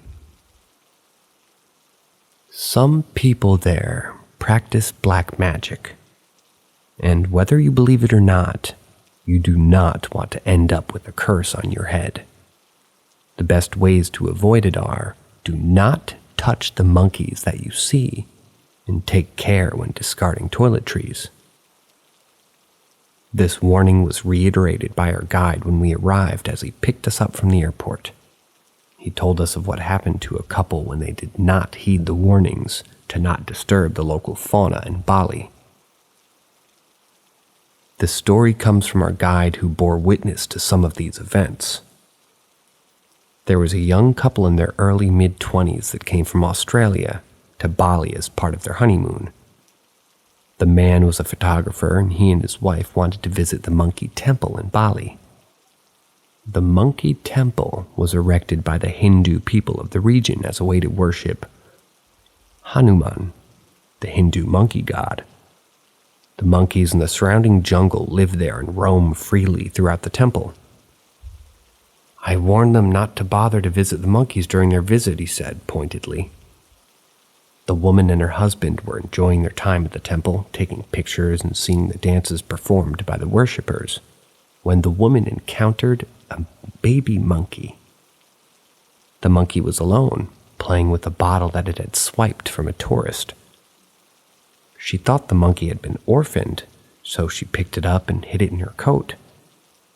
When the guide came back around to pick the couple back up, the baby monkey had fallen asleep inside her coat. The guide noticed something wasn't right with the woman, so he asked her about their visit to the temple and continued with pointed questions to try and confirm his suspicions. but stopped when he felt that he might be overstepping. I saw something move in her coat when I dropped them back at their hotel, but I didn't know what it was exactly.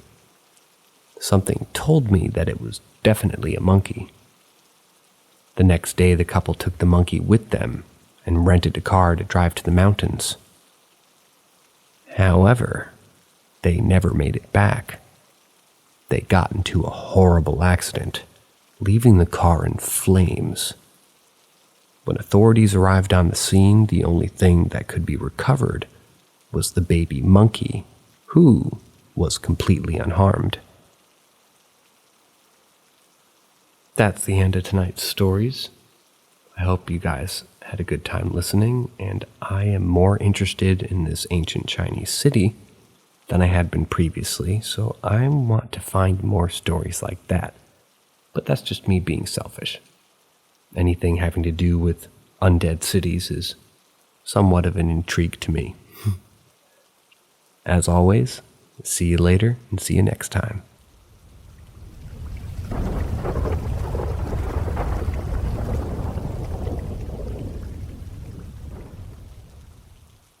Ouija boards are bullshit. Right? I was about 18, and I was hanging out at my friend Joanne's house with some other school friends. Can't quite remember how we got onto the subject, but towards the end of the evening, Joanne thought it would be fun to perform a seance. Joanne and her family were from Cape Town, South Africa, and had deep-rooted interest in the spiritual, or at least that's what Joan made out to us. With the lights off and candles lit, we all sat around a round table with cards fanned out around the edge. Each card had a letter of the alphabet arranged A to Z, and a shot glass placed in the middle. Joanne starts speaking out to the spirits in Afrikaans. I remember pulling a face and rolling my eyes. It was too dark for anybody to take offense.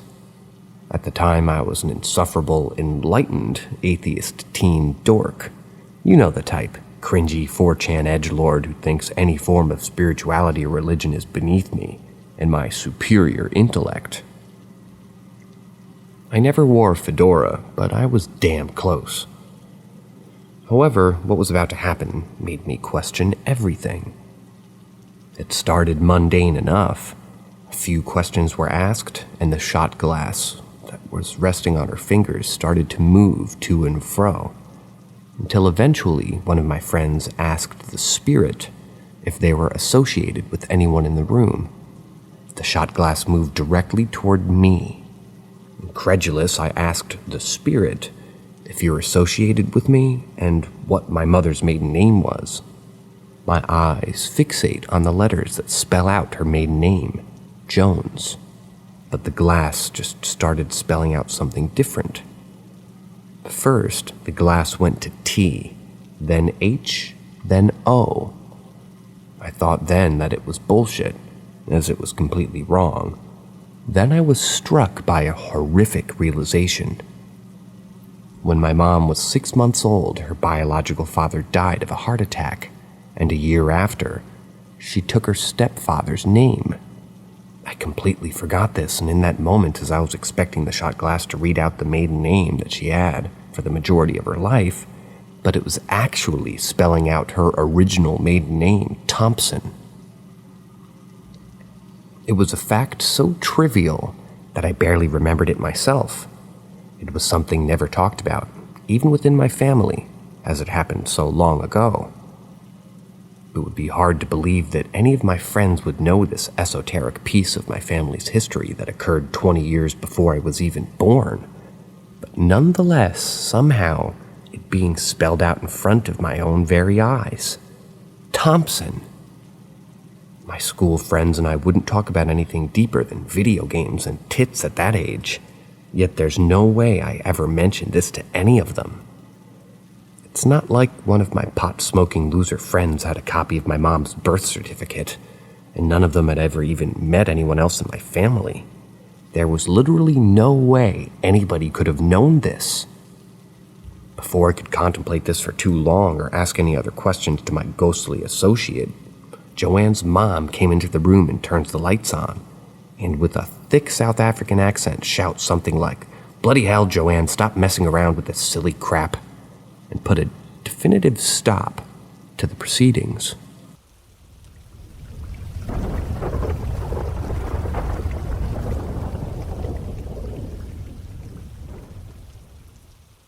The Mirror Ghost experienced something so fucking creepy I was an insomniac for weeks after this. I'm usually known for having a highly logical and realistic approach towards life. Hence, I was against comprehending the whole ghosts, paranormal, and supernatural experience thing.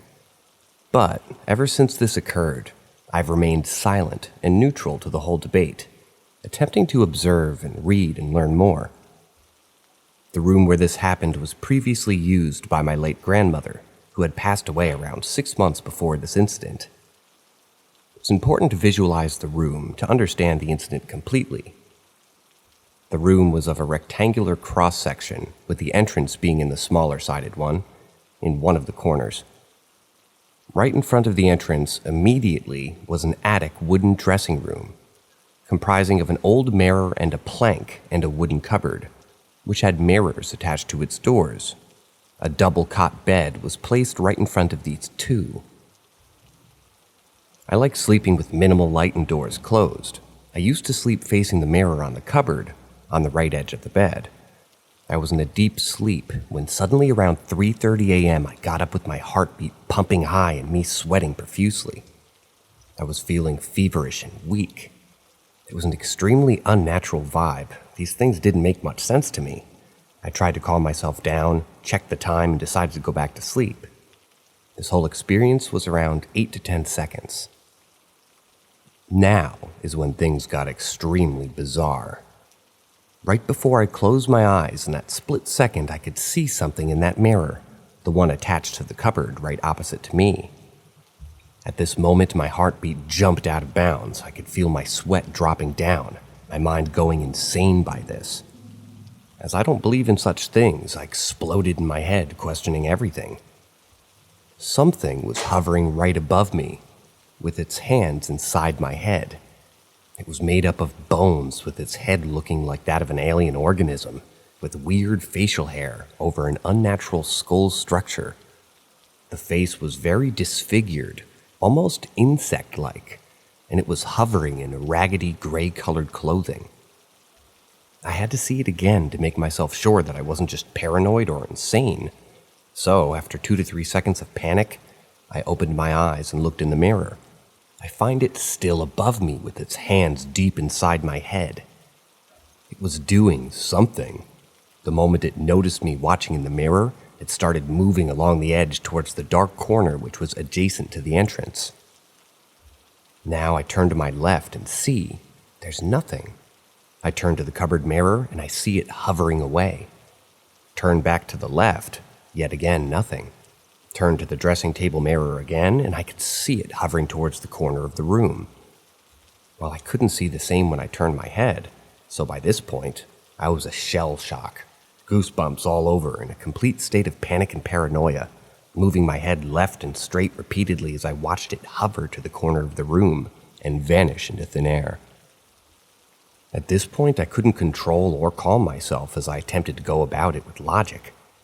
It just didn't seem to make any sense. I saw that thing clearly in the mirrors while I didn't see anything outside of it.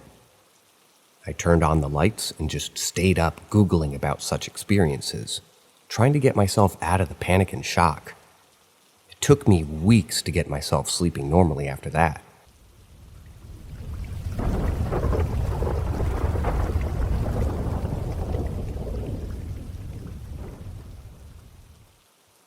My child saw me, but knew it wasn't me. Don't want to add a bunch of irrelevant stuff, but I want to give you all an idea of why things are the way they are. Our child is about to be 11. Our central air has been broken for a year now, so we have 2 window units. One big unit in the living room, and one unit upstairs in me and my husband's bedroom. My child doesn't sleep in their own room because unfortunately it's the hottest room in the house without AC. Haven't installed a unit in my child's room because their window opens sideways, and most units only fit windows that open up and down, which is only in my bedroom. With all that being said, on really hot evenings, we usually sleep downstairs because it's cooler, but now that school's back, I let my child sleep in our bed. Husband sleeps on the couch because he works nights. Easier to just plop down. And I sleep upstairs with my child because I'm pregnant and obviously need AC. The sleep setting in my bedroom. No nightlights in the room at all. Just a tad bit of the echo show illuminating the room. Barely. You could literally still trip, stub your pinky toe, and fall to your death because it's pretty damn dark. This particular night, though, husband and I stayed downstairs watching movies and spending time. Our child is sound asleep upstairs in our bedroom. We are horrible night owls. It's 5 a.m. already and we're watching Halloween, the 2018 one, on the couch. 6 a.m. comes around and the alarm goes off to wake our child for school. Finally, our kiddo comes downstairs and this is when we're told of the experience. I'll put it in quotes to have it come from their perspective. "Mommy, I saw you in the room last night." "What are you talking about?" "Yeah, you were standing in the bedroom door, slumped over a bit with your legs apart and staring at me with a weird, freaky smile." I'm genuinely confused, but interested. "It scared me so bad, but I thought you were just messing with me, like trying to scare me. So I said, 'Mommy, okay, you can stop, you're freaking me out,' but you kept looking at me with that creepy smile and you never moved." Did I or it say anything? No. And it's weird because I knew it wasn't you, but I didn't want to move. I wanted to get up and turn on the light. I didn't want to look away and it charge at me or something. I look at my husband and I say, "I've read so many stories about this happening to people that I definitely believe it." "Was this right now when you woke up or what?" "Oh no, it was around 1 a.m. because I saw the time on the echo. And I thought it was 7 a.m. and that's when I saw it. It felt like it stared at me for 10 minutes if I could guess. And then all of a sudden it disappeared into thin air. But in a weird way, like black mist floating away right in front of me. Right before it dissolved, I made the sign of a cross and prayed for it to go away. Then it did. I was so scared. I didn't feel like it wanted to kill me or anything, but I was definitely scared."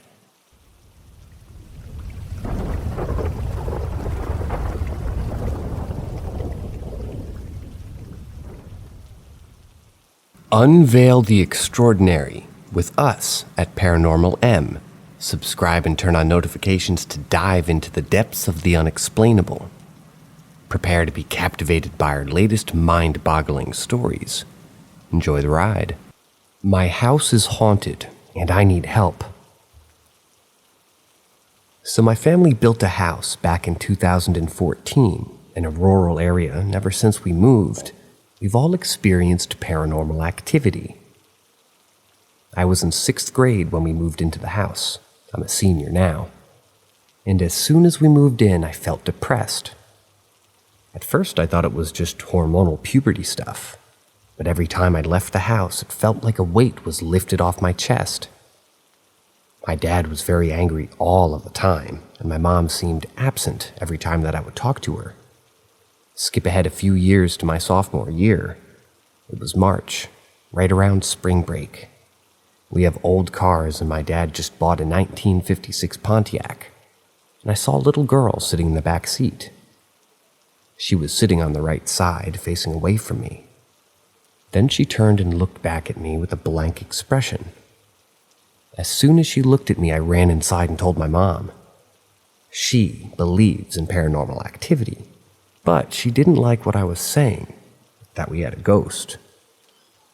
I brushed it off as my imagination, and I didn't really think about it.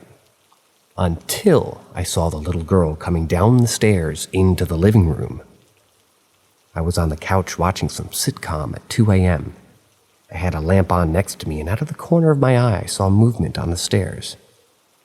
I thought it was my dog coming downstairs, but I have 2 Maltese, and they're tiny. Whatever was making this movement was large. I looked over and saw the little girl walking down the stairs and vanish when she got to the bottom. I started joking with my friends that I have a ghost named Sally, so that's what I call her now. Then there were little things like doors shutting and opening, things going missing and showing up in random places, footsteps at 4 a.m., things falling off flat surfaces, laptops just turning on their own, and cold spots. Our dogs always go to the master bedroom and bark and growl at nothing. Every time I'm in my parents' room, I hear a small clicking noise, like someone is clicking their tongue. My mom denied our house was haunted until she was sleeping one night and felt an arm around her waist. She thought it was my dad coming to bed, but she turned over and saw a small indentation in the bed. Lots of just weird stuff keeps happening, and we've learned to ignore it because it never felt bad or evil. My breaking point was last night. I had a friend over and she was spending the night. We were watching Harry Potter and doing it, and all of a sudden, the smoke alarm starts going off at 12:09 a.m. I thought it was because I had just blown a candle out, so I fanned the alarm and it stopped. All things good, right? Wrong. A few minutes later, all the alarms in the house start going off. I run downstairs to ask my mom what to do, and she said, try changing the battery. So that's what I did. It was fine and working, so we went to bed. Then it went off again at 3:53 a.m. We didn't do anything, we just waited for it to stop. All day today, it didn't go off until 12:09 a.m. It went off for a few minutes, then stopped. I'm writing this at 2 a.m., waiting for 3:53 a.m. to see if it happens again.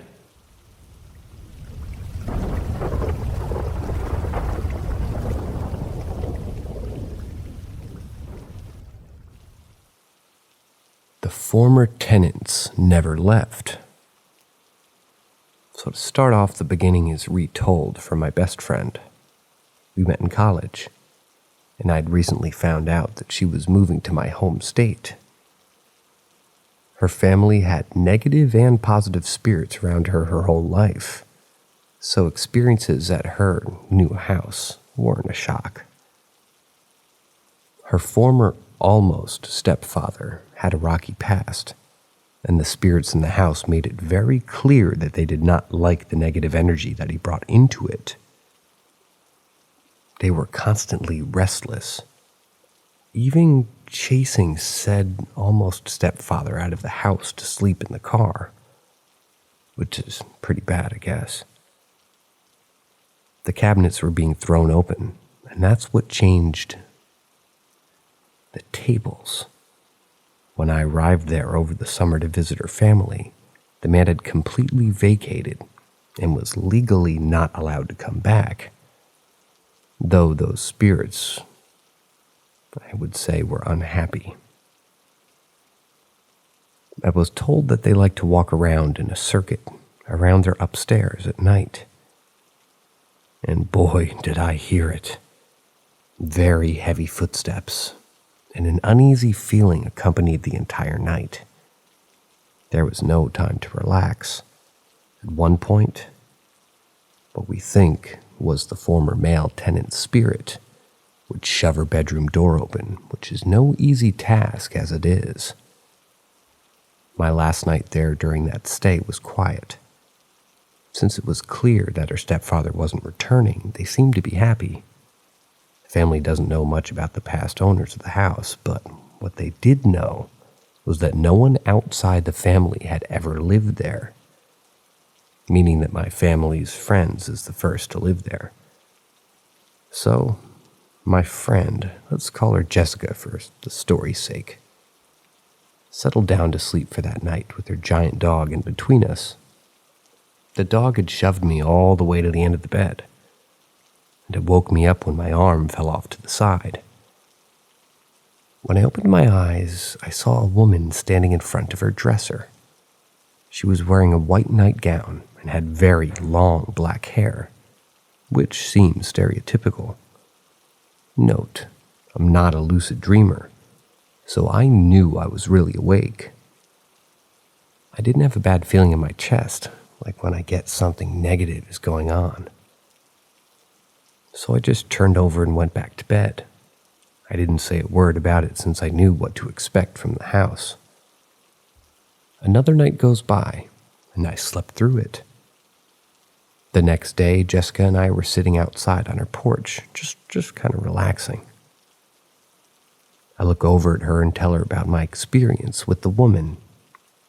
She looks me dead in the eye and tells me to describe her. So I did, of course. She tells me that she saw the same woman in between the nightstand in front of her bedroom door. I didn't say a word to her until later on when this happened, so there was no chance of it being a psychological thing.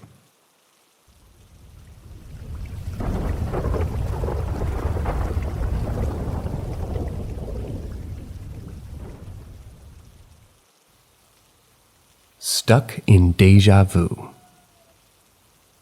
This happened nearly 10 years ago, but I, a 32-year-old female, can't shake the experience. So I have had deja vu 1,000 times, like many people, but it always seems to be gone in the blink of an eye. However, when I was in my early 20s, I had an entirely different experience. I was hanging out with a couple of friends, Dane and Corey, at Dane's house. Now, I've had multiple strange experiences there, mostly paranormal. Dane has lost 2 fathers, and he believes, as I do, that his biological father has stuck around, but that's neither here nor there. So me, Dane, and Corey are all hanging out in this shed in the backyard where we normally do. We're just sitting there chatting when all of a sudden I got struck by a serious case of deja vu. Instead of it ending in an instant, it seemed like it was never going to stop. My heart started racing and the guy just could see that there was something wrong. I told them what was happening, and the only way I could describe it was that it felt like a film strip stuck on repeat in my head was playing, like when a CD skips. I started to panic as the minutes passed. I felt disoriented, but I knew I needed to get out of that shed. It had been about 5 minutes since it started, which may not seem very long, but it felt very long. I tried to gain my bearings and stood up, though I quickly tumbled back into the chair. I tried again and stumbled out of the shed. Dane's backyard has a big, beautiful oak tree right outside the shed. As I stepped outside and my feet hit the earth's surface, I felt a calm come over me. A breeze came out of nowhere and the branches of the tree started moving rhythmically. It's hard to explain, but I felt planted, just like the tree, like I couldn't move. I felt an odd connection with the universe, like some force was trying to connect with me, as if an invisible laser beam came from the sky straight to my mind. This frightened me even more, though. The guys came out to check on me and snapped me out of it, broke down in tears. We decided to go back to the house and I told them what happened. Corey was freaked out and left. I kept telling Dane about the film strip. I felt scared and out of it, not like myself. I really thought I was going to have to check myself into a mental institute, so I decided to go home. Once I got home, I calmed down, but I still felt uneasy for the rest of the night. I was too scared to sleep. I had this giant book of different phenomenons and unexplained mysteries of the world that I've glanced through a few times. I looked up deja vu, and sure enough, right there on the page, my exact words were printed. It said that sometimes deja vu can be long and frightening and be described as a film strip stuck on repeat. That's the end of the stories tonight, guys. I'm sorry, I'm still having flashbacks from 2 stories back of endless run-on sentences. And again, no disrespect, it was just I haven't had any coffee, and my gecko's going insane. So, as usual, sleep tight. See ya.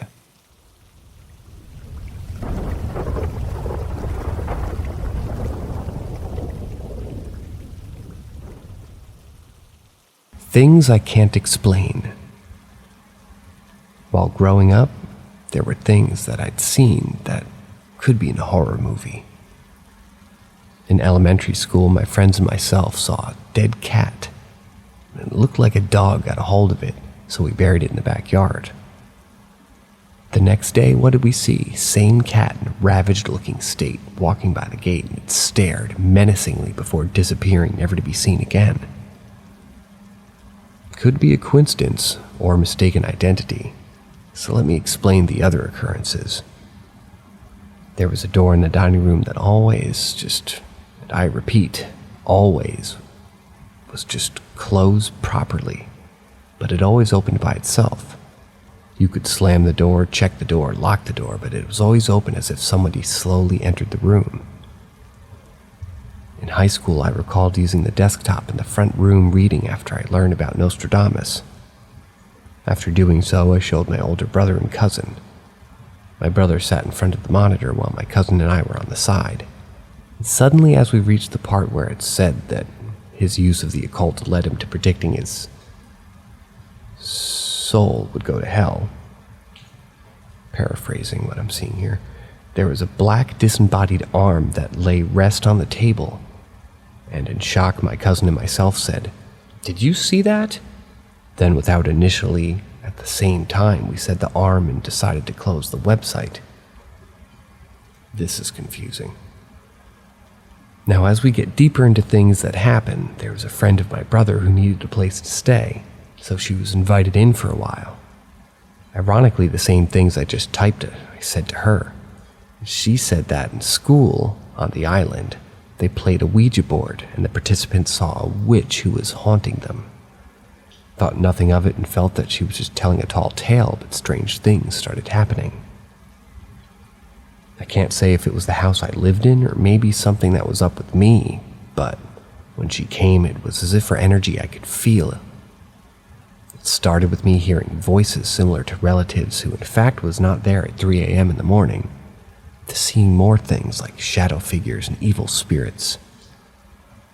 I often told people, if I see a spirit, it has a slight white while being translucent, but I always saw a full figure with details.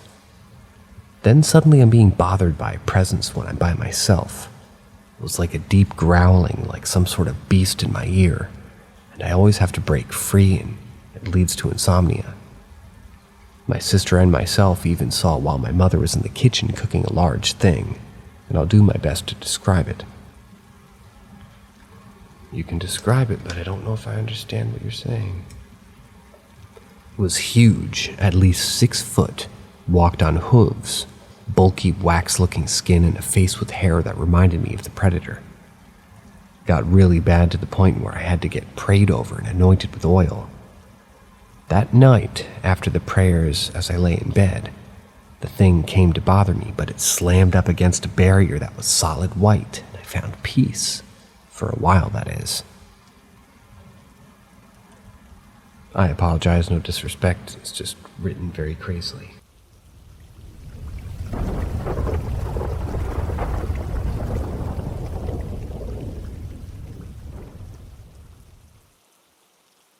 I think I have some sort of paranormal attachment to others, and they're beginning to see it. So ever since I was a kid, my mom has told me my family has a history of being able to see ghosts. Well, I think I drew the short end of the stick, because ever since I was a kid, I've always felt like I've had something attached to me.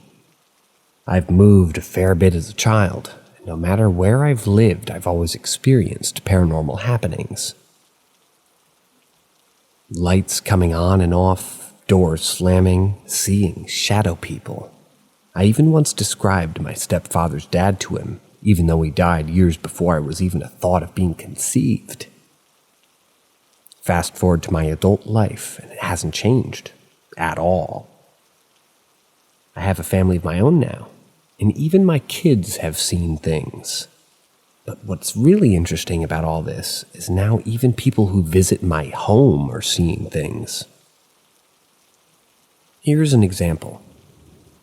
I once was home alone while the wife was at work and the kids were at school. I'm doing the normal house things, just cleaning up a bit and also taking time to get, game once all is said and done, right? I went to the kitchen to grab a drink, and in my son's room, which is towards the front of the house and also adjacent to the kitchen, I see a little boy in overalls, just standing there. Didn't acknowledge me, didn't move, just stood there. And I knew he was an entity because he was wearing a jumper with a button-down shirt and he was literally gray in color. I mean no other color. Him, his clothes, all of it gray. Shrugging it off as it wasn't the first time I've seen a spirit, I got my drink, and when I walked past again, he was gone.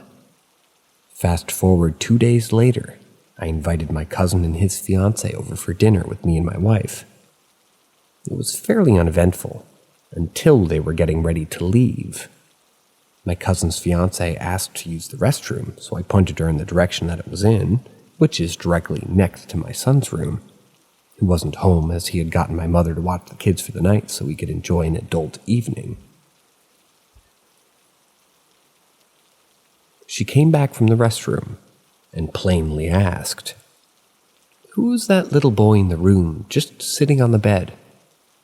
I thought your kids weren't here." To which I replied that they weren't.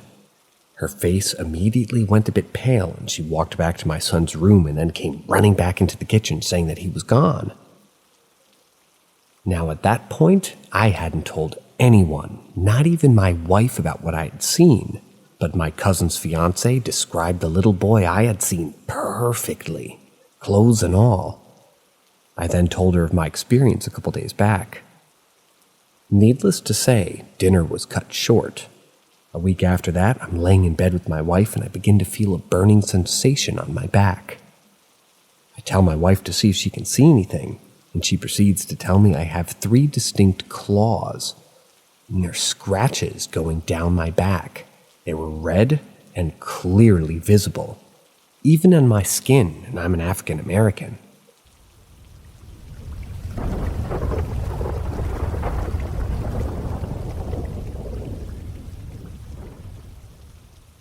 The Chupacabra. What do you think of this? The story behind the Chupacabra phenomenon is a fascinating tale that emerged in the late 20th century, specifically in Puerto Rico. The term Chupacabra translates to goat sucker in Spanish, and it refers to a creature that allegedly attacks and kills livestock, particularly goats, by draining their blood. The Chupacabra legend began in the early 1990s when reports of mysterious animal attacks started circulating in Puerto Rico. Farmers and residents discovered their livestock dead with puncture marks on their bodies and completely drained of blood. The media picked up on these accounts, and soon the story spread throughout the island and beyond. Descriptions of the Chupacabra varied, but a common depiction emerged as a creature roughly the size of a small bear or large dog, with reptilian-like skin, spines or quills on its back, red glowing eyes, fangs, and a long tongue. Some witnesses claimed it could hop or fly short distances as well.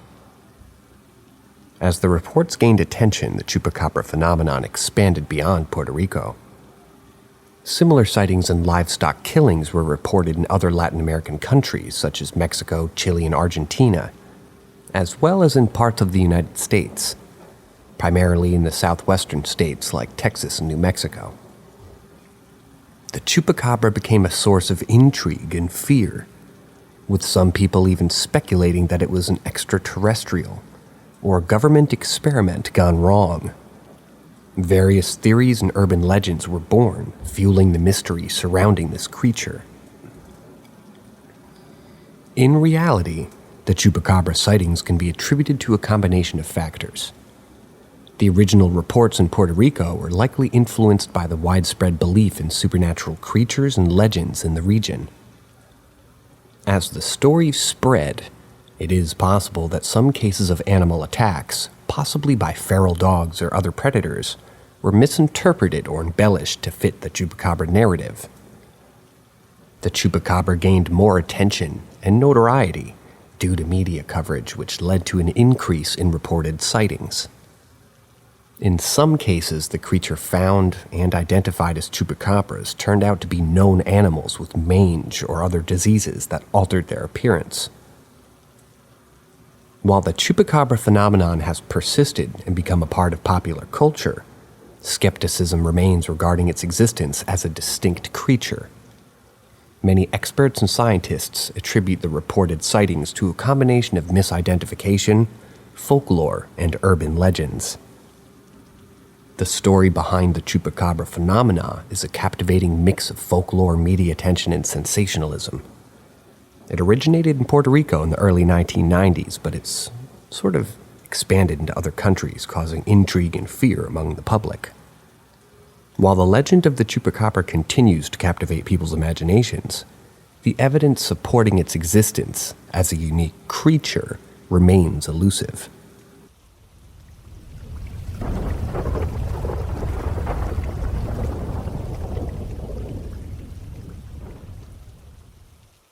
Have you ever been able to jump realities while lucid dreaming? In 2006-2007, I made a huge change in my life. One of those things, those pivotal decisions that create a shift in reality. I lived in Italy where I was born. I dumped my boyfriend of 8 years. I met my now husband, which I married a year later. I moved to the US. I had 2 kids. And while living my whole life until then, 31 years, with the certainty I didn't want kids ever. Around 2015 and 16, I had the most crazy lucid dream I'd ever had in my life. At that point in this reality, I had 2 little kids. I was overweight, still dealing with a losing baby fat thing, and I had copper brown hair, about the top of my shoulder length. Changed my fashion from Black Widow to hippie, happy-go-lucky spiritualist chick. In the dream, I was in this house which I couldn't recognize. Literally, in the dream, I told myself, "The hell am I?" I looked around, and there were a bunch of people partying, eating snacks, smoking pot, drinking beer and wine. I recognized the infamous ex and a friend of ours with his girlfriend, not the others.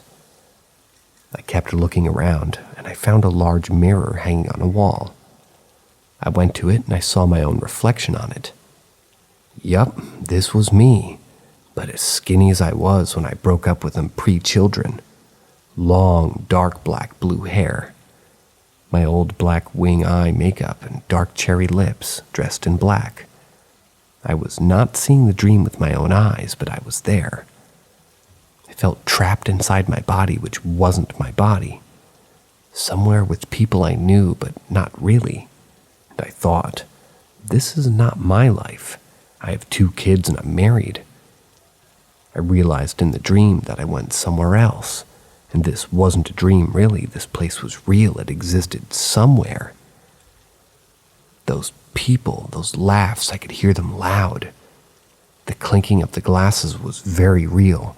The sunlight on my skin felt warm. The bright room was blinding my eyes. Mind me, all this was happening while I was sleeping. This was the first and last time I ever saw myself in a dream, in the reflection of a mirror. Through my own eyes. Usually I either see but don't have a body, or it's like I'm watching a movie of myself, as a spectator of my own body interacting with the dream. What I see and me lucid dreaming are 2 different entities. In this dream, it was me. I was inside that version of me. I woke up from it feeling incredibly uneasy. I run to check on my kids to make sure that they were there. When I realized I was back to my reality, I had this huge sense of relief, because the other alternate reality I saw was ugly. I felt how the me felt, and it wasn't pretty at all. I'm convinced I did astral projection of some sort, and I entered an alternate reality, seeing how things would have been if I didn't leave my Italian ex.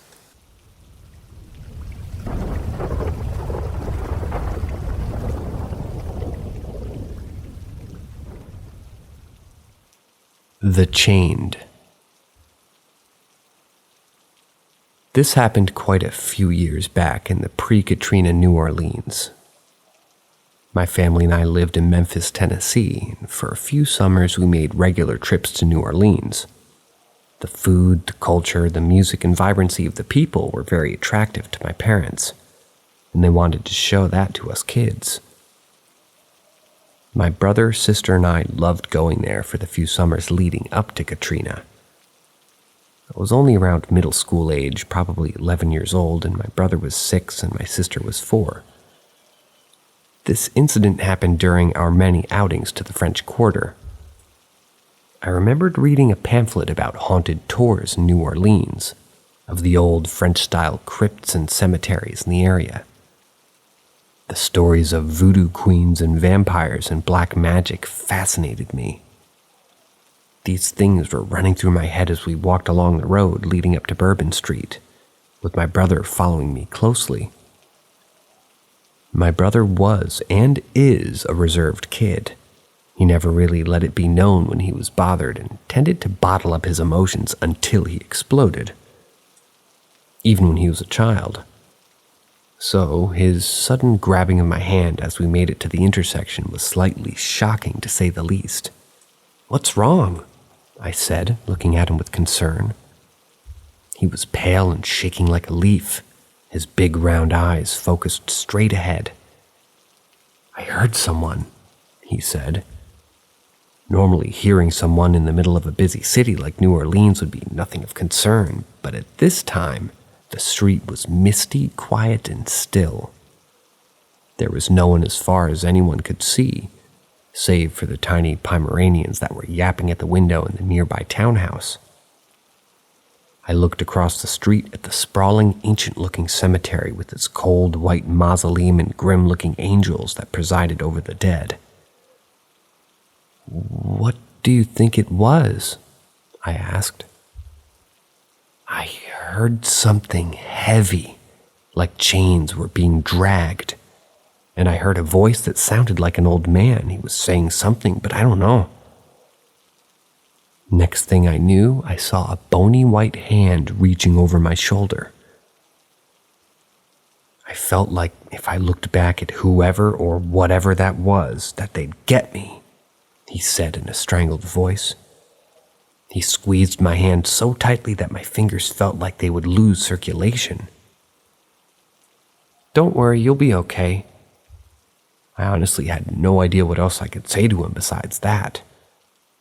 I ushered him to walk ahead of me as I pulled my mom back to explain to her what happened. She didn't say anything to my dad or my sister, and instead took my brother and positioned him at the front.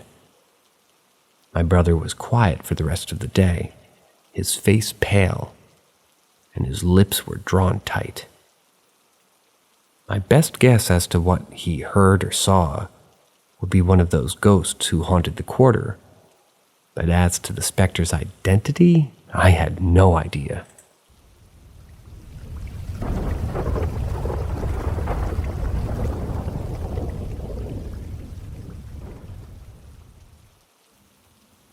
The Casual Haunting. That friend of mine has a fellow student who comes from an old and noble family in the North Rhine-Westphalia in Germany. And they own a rather large and old estate, built a few generations ago where the family lived ever since. He moved to his university city a few hundred kilometers away and only stays at the family house over the holidays and a couple of nights a year. One of those times, his parents left for a weekend and he was the only one home, spent the evenings in the living room watching TV. The living room was the heart of the estate with an open fireplace and posh furniture. He was sitting in an old armchair that he knew was older than himself and maybe even his parents. The armchair stood freely in the room facing the TV so that the closed living room's doors were in his back. Oops. As you might have imagined, we now come to the ghost part of the story, as he heard clearly audible footsteps coming from the parquet floors in the lobby downstairs. He turned the TV off and tried listening closely when he heard them again. He knew he was the only one home and thought of intruders. Maybe somebody saw his parents leave and wasn't assuming anybody would be home, since he had moved out a couple of years prior. He got up, went downstairs, turned on all the lights, checked the locked front door, searched the kitchen and the downstairs bathroom. No sign of intrusion, nor any more steps. Relieved, he made his way back to the living room and continued watching TV. After some time, the footsteps left his mind. After all, it was an old house, and he wasn't used to the noises anymore. Then, after some time, he felt what he described as a chilliness suddenly filling the room as if brought in by a light breeze. Once he noticed it, that he was for sure it hadn't been there before, then the footsteps reappeared, but this time right behind him, between the door and the back of the armchair, sounding as if it was approaching him. He turned around hastily, only to find an empty room. The footsteps had disappeared and took the chilliness with them. Nothing more happened that night, but the eerie feeling remained. It wasn't ghosts per se that he was afraid of, but he couldn't explain what he had experienced. The next morning, he tried to casually mention the weird experiences to his father on the phone. His father wasn't surprised or incredulous, quite the contrary. He told him to call the priest, as it was probably, quote-unquote, just his grandfather wanting to sit in his armchair and wasn't able to because it was occupied. Apparently his father used to be calling the priest every now and then, just to speak a blessing and put the souls to rest. And they experience steps, noises, or chilliness a couple of times a year that stop after the priest is visited. They had been doing this even while he was still living at the home and never told him, never really scared him either. His father apologized for not thinking about that before leaving for the weekend, but nothing had happened over the 10 or so months that he simply kind of forgot, as he was so used to that casual haunting.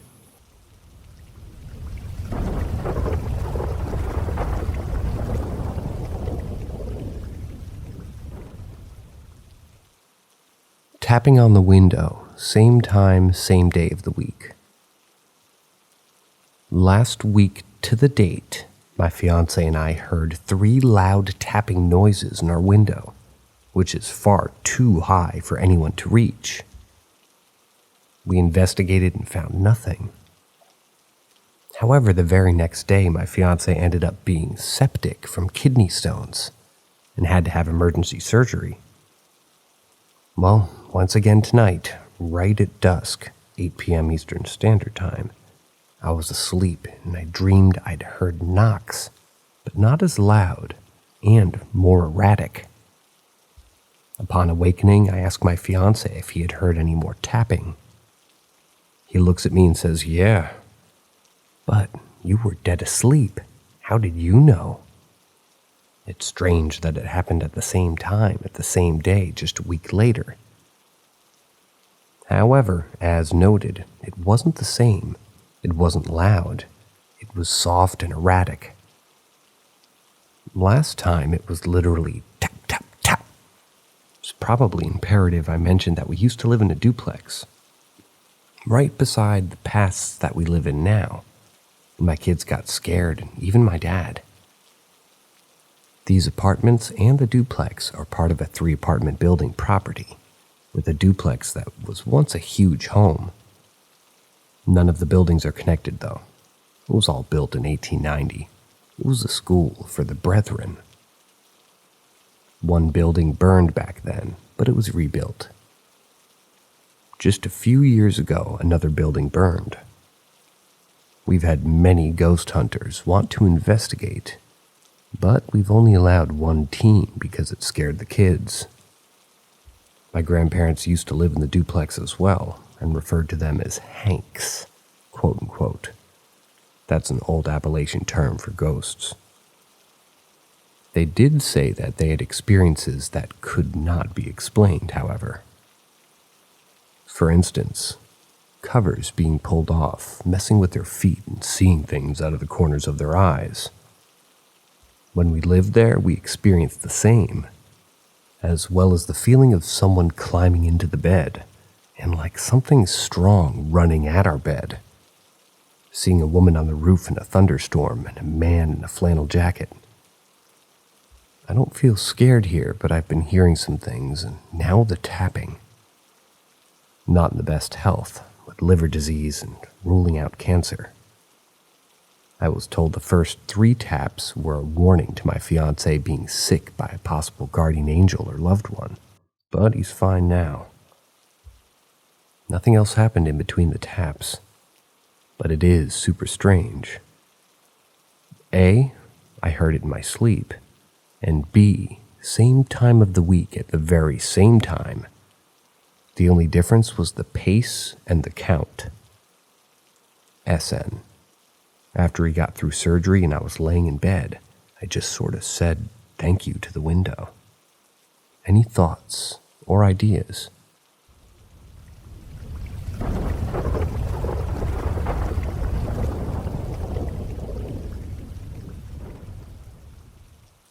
I visited my dead grandmother in a dream, or she visited me. I had a complicated family history growing up. Because of this, I was raised by my grandmother. She was a powerful woman and was also pretty sweet and caring. She used to live in a beautiful colonial house in Bogota, which had a very sort of characteristic living room, you could say. She would always sit in the same spot, where she would enjoy her morning and afternoon coffee, as well as an assortment of chocolates which she always kept in the same drawer. She loved chocolate, and in character, she enjoyed sharing this love with others. When she was not in her main house in Bogota, we would vacation on a beautiful beach house, which to this day holds some of the best memories I have. Around the time I was finishing high school, she was diagnosed with stomach cancer. The prognosis was not as good, as it had already metastasized to the surrounding tissue. But she was a fighter. She underwent surgery and several rounds of chemo. She fought tooth and nail for a bit over a year, but eventually lost the fight. During her chemo treatments, she slowly lost the things that she loved the most. This included her love for chocolate. It made her nauseated and she would throw up, so there was no longer chocolate in the drawer. As the disease progressed, I became one of her main caretakers, which made me see how the disease progressed daily. After several months of this torture, she passed away. I held her as she gave her last breath. I grieved a lot and grieved for a long time. I received a lot of support from my friends, but it wasn't the same. Whenever I went to our beach house, I would feel sorrow and melancholy, and I really missed my grandmother. Then around the year mark of her death anniversary, I had a dream like no other, which I vividly remember to this day. The dream started with a bird's eye view of the beach where we used to go to. Her colonial house from Bogota was there instead of the beach house. As the view started to go down, I remember going into the house, which was completely filled with light. I started walking towards the living room where I saw my grandmother, sitting in the same spot that she'd always used to sit. Something worth mentioning is that this dream was in first person, while my dreams are always in third person. As I approached my grandmother, she was sitting in the light and looked so happy and so rested. I went and sat right next to her. She opened the drawer, pulled out a bar of chocolate, and gave me a piece while she ate the piece herself. She enjoyed the chocolate and she looked happy. It was at this time that I woke up with tears streaming down my face. I understood my grandmother told me that she was all right. She was in her happy place, which was a combination of her 2 happy places. And she was eating chocolate. To this day, this remains the most vivid dream I've ever had. not sure if she visited me or if I visited her, but it was beautiful, and it was a place filled with light and chocolate.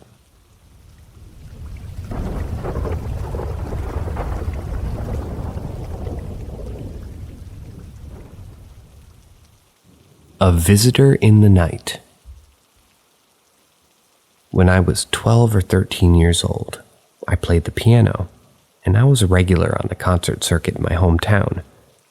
I had recitals about twice a year, and it was close to the time of my Christmas recital concert in late December. My grandpa was very ill in the hospital. It was found that he had colon cancer a few days before, and he was in treatment. We didn't know how advanced the cancer had been at the time. I came with my whole family, mom, dad, younger sister, grandma, and brother, to visit him in the hospital. But I won't talk too much about the visit here, since it's still painful to talk about. We went home that evening, feeling pretty good about everything and optimistic that my grandpa would get better and come home. But something happened that night. It was 3 a.m. and the doorbell rang, along with a knocking sound at the door. My dad went downstairs to see who the heck would visit at 3 in the morning. I don't remember much being a sleep-deprived preteen, but my mom described to me what happened after I was fully awake. My dad looked around the front porch to see who might have rung the bell, and after being unsuccessful, he closed the door and bolted it, complaining about ding-dong ditchers.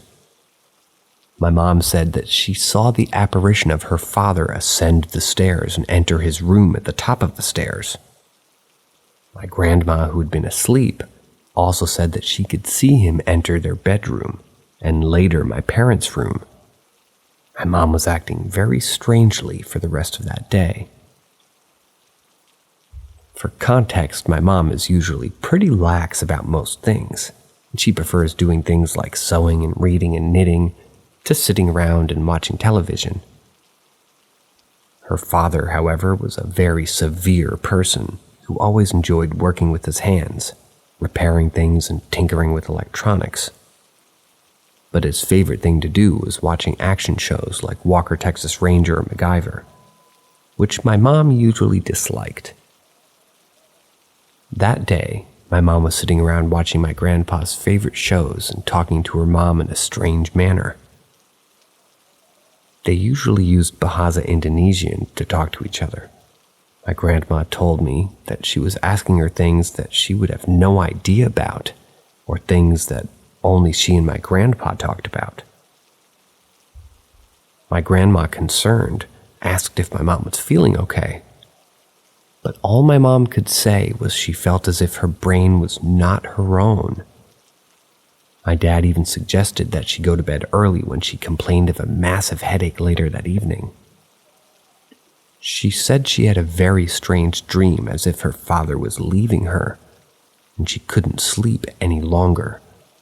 She tried to call the hospital as soon as she woke up. She found out that her father was dead. It was only a few days till Christmas, and since then, she could never celebrate Christmas the same way ever again.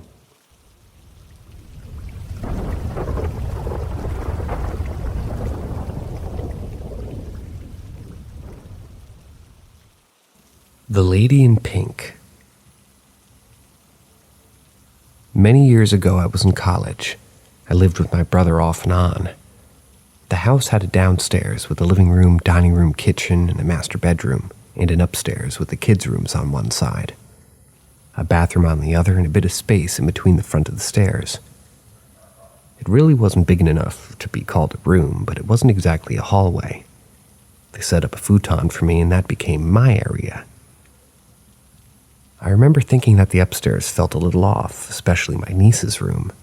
After a few months, I started sleeping on the couch downstairs. Partly because the kids would disturb me in the morning, but also because I never felt right up there. There were several strange things that happened while I lived there. One night, my brother, sister-in-law, niece, nephew, and I were at the table eating dinner.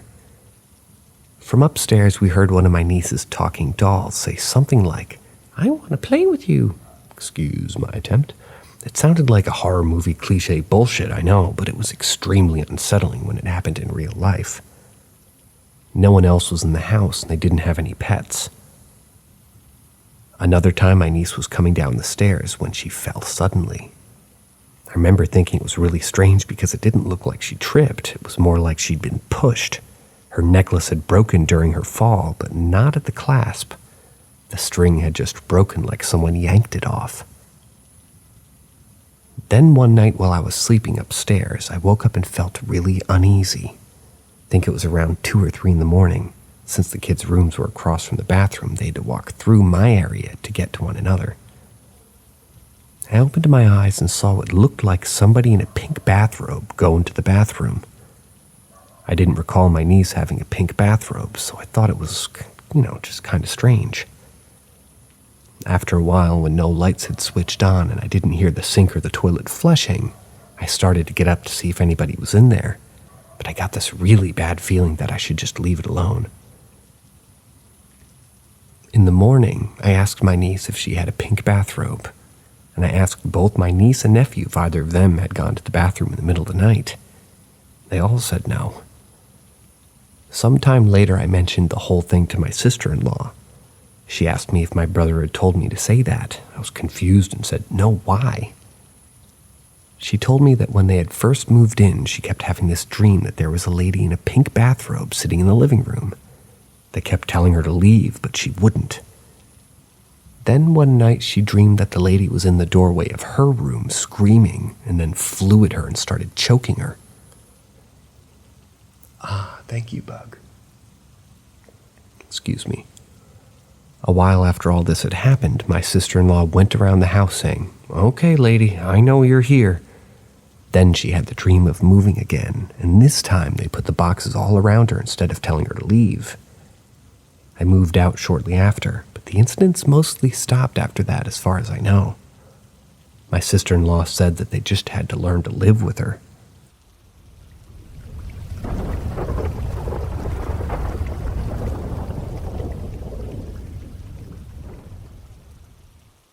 I was possessed several times throughout my childhood.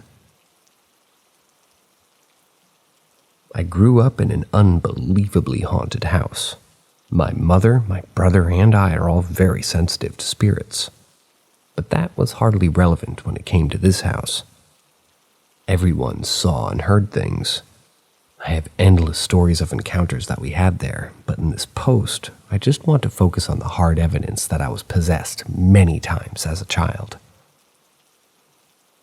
There was a period of time when I was around the ages of 7 to 9, where I would fall asleep in my bed, in my room, which was on the second floor of the house, and then wake up on the couch in the living room on the first floor of the house.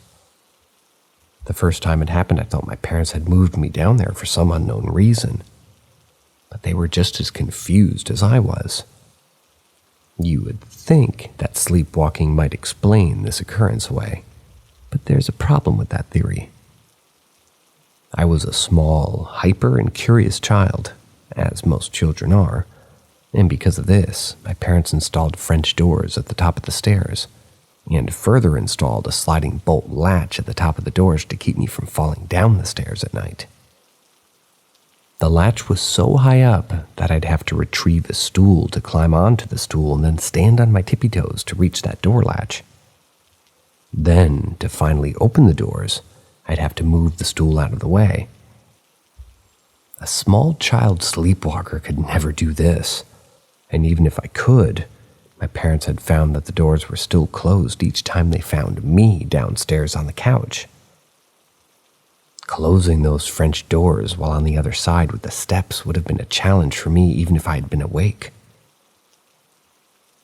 To this day, we have no explanation for how I kept ending up downstairs. What made it even more unsettling is that when this did occur, I'd often wake up on the living room couch with white goo all over me. The closest thing I could compare this to is like baby throw up. There'd be a trail of it leading to where I was on the couch. Many, many years later, after we had long left that house, I was going through some old drawings I made when I was a kid, around the same time I was having the sleepwalking issue. Sleepwalking in parentheses, mind you. I was very into video games, comics, and animation, and that's what I would usually draw. Within those drawings, I found some very disturbing drawings of an old building and what looks like portals. Many objects I couldn't recognize. They were very well drawn, and I've never been able to draw buildings well. They were better than anything I could draw even today, and I'm a decent artist now. There was only one word amongst the drawings, and it was at the top of the drawing of an old torn-apart building, and it looked like a portal next to it. The portal had something coming out of it that was beaming downwards. It was not my handwriting, or that of anyone I know. The title of that drawing simply said Monster.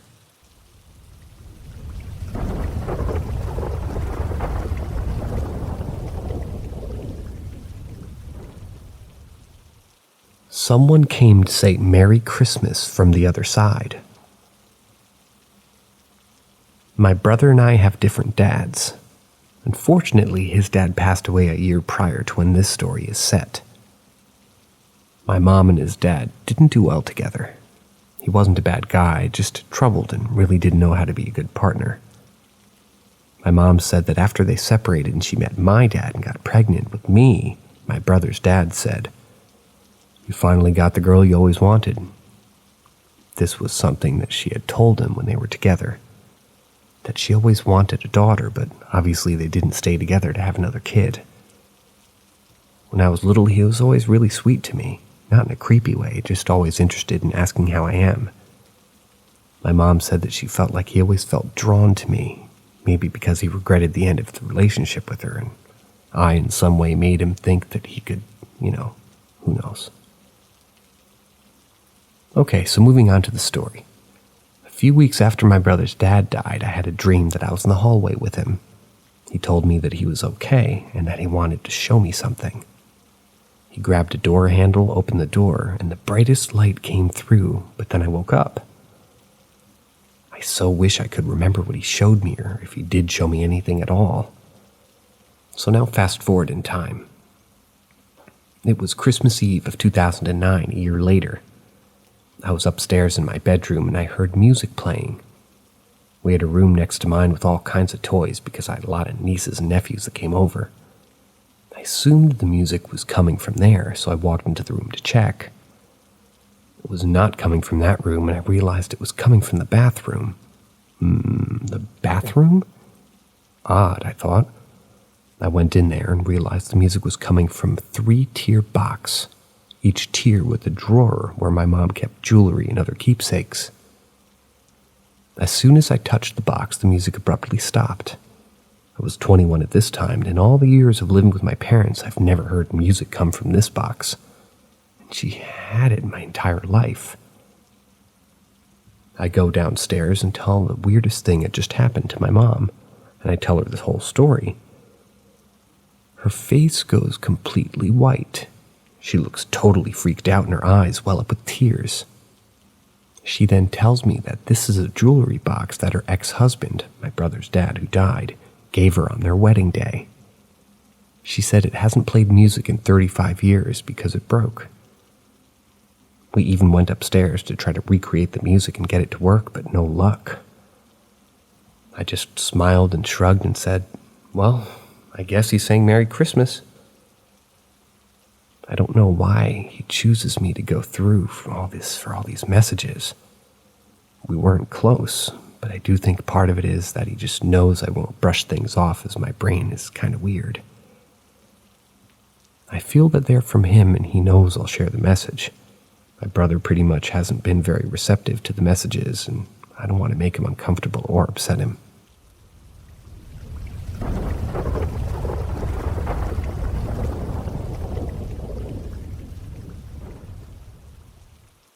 I played with my dead grandfather in my dreams as a child. So I never knew my grandfather. He passed away 2 months before I was born. He died in November of '96, and I was born in January of '97. And I'm the only grandchild that he didn't get to meet in person. So growing up, I always knew who he was, and I always assumed it's because I was told who he was when I was little, until I was 15. So I'm at a hospital visiting someone who just had a baby, and somehow the topic of dead relatives visiting people in dreams comes up. My mother proceeds to tell a story of when my grandfather visited me when I was little. I got so emotional at 15 I had to leave the room and the hospital entirely to collect myself after the story was told. The story goes like this, as my mother told it. I was playing in the living room one day while my grandma was looking at photo albums. I was maybe 3 at the time, and I walked over to my grandma as she's looking at a picture of her late husband, and I say, "That's the man that plays with me in my dreams." My grandmother responds, "What?" I continue to repeat what I said before, but I add, "Before he leaves, he kisses me right here and tells me to be good." I gesture to the middle of my forehead in between my eyebrows. This is where my grandfather kissed all of his grandkids before telling them bye. Something I would have never known unless I was told or experienced it myself. My grandmother freaks out and calls my mom at work and asks her if she'd ever mentioned Herman, my grandpa, to me. My mother responds no and says, "The only thing I've told him is that Daddy is his guardian angel and he'll always look after him, and I told him that the day that he was born." My grandma proceeds to tell my mom to come home, so she does. Once my mom arrives home, my grandma pulls up to her side and asks her a bunch of questions, then brings her into the living room where I'm just doing 3-year-old things. She then pulls me over and says, "Tell Mommy what you told me about this man," as she points to the picture of my grandpa, and I respond, "That's the old man that plays with me in my dreams. Before he leaves, he kissed me right here." I gesture to the middle of my forehead between my eyebrows once more. My mother and grandmother are now both freaking out as I continue to play with my toys. That's where the story ends. As far as I've been told, my mom never mentioned to me who my grandfather was other than what she told me when I was born. I've always known who he was and that he had this weird connection with me. I guess since he never got to meet me, he made up for it in this way. He's the reason for my obsession with music. He was a traveling bluegrass musician in Kentucky. I was raised hearing stories of him singing and playing guitar. I've idolized him my entire life, so that story was very emotional for me to hear.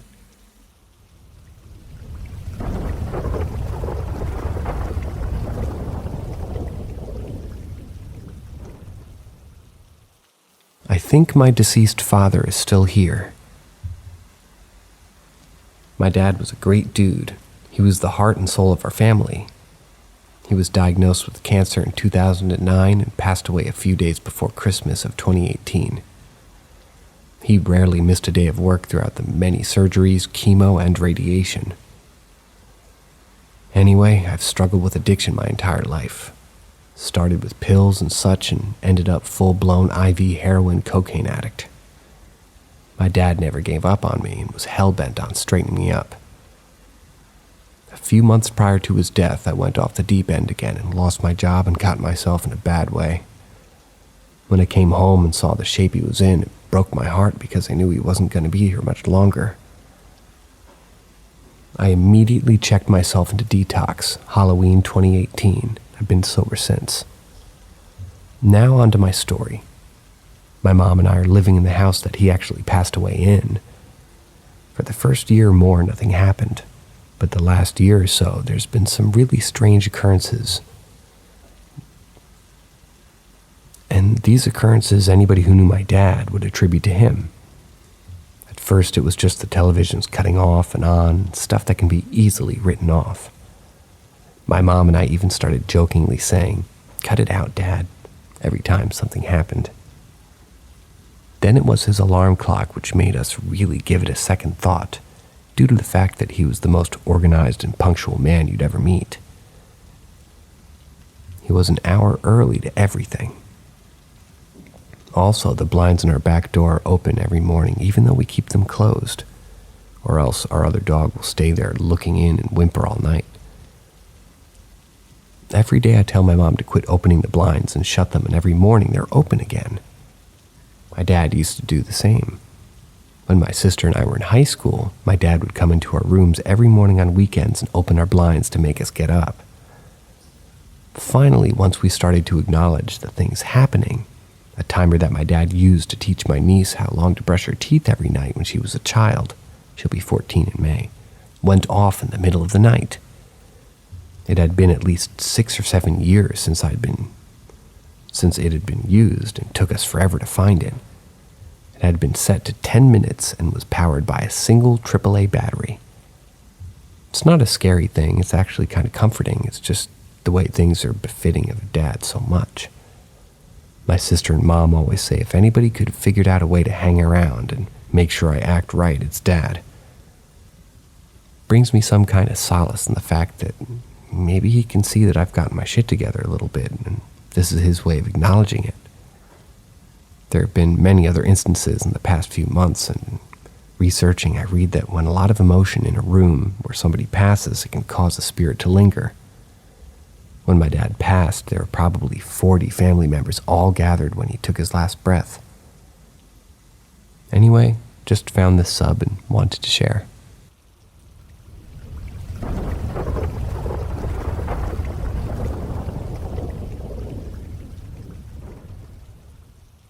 The day my terminally ill patient let me know that he passed away.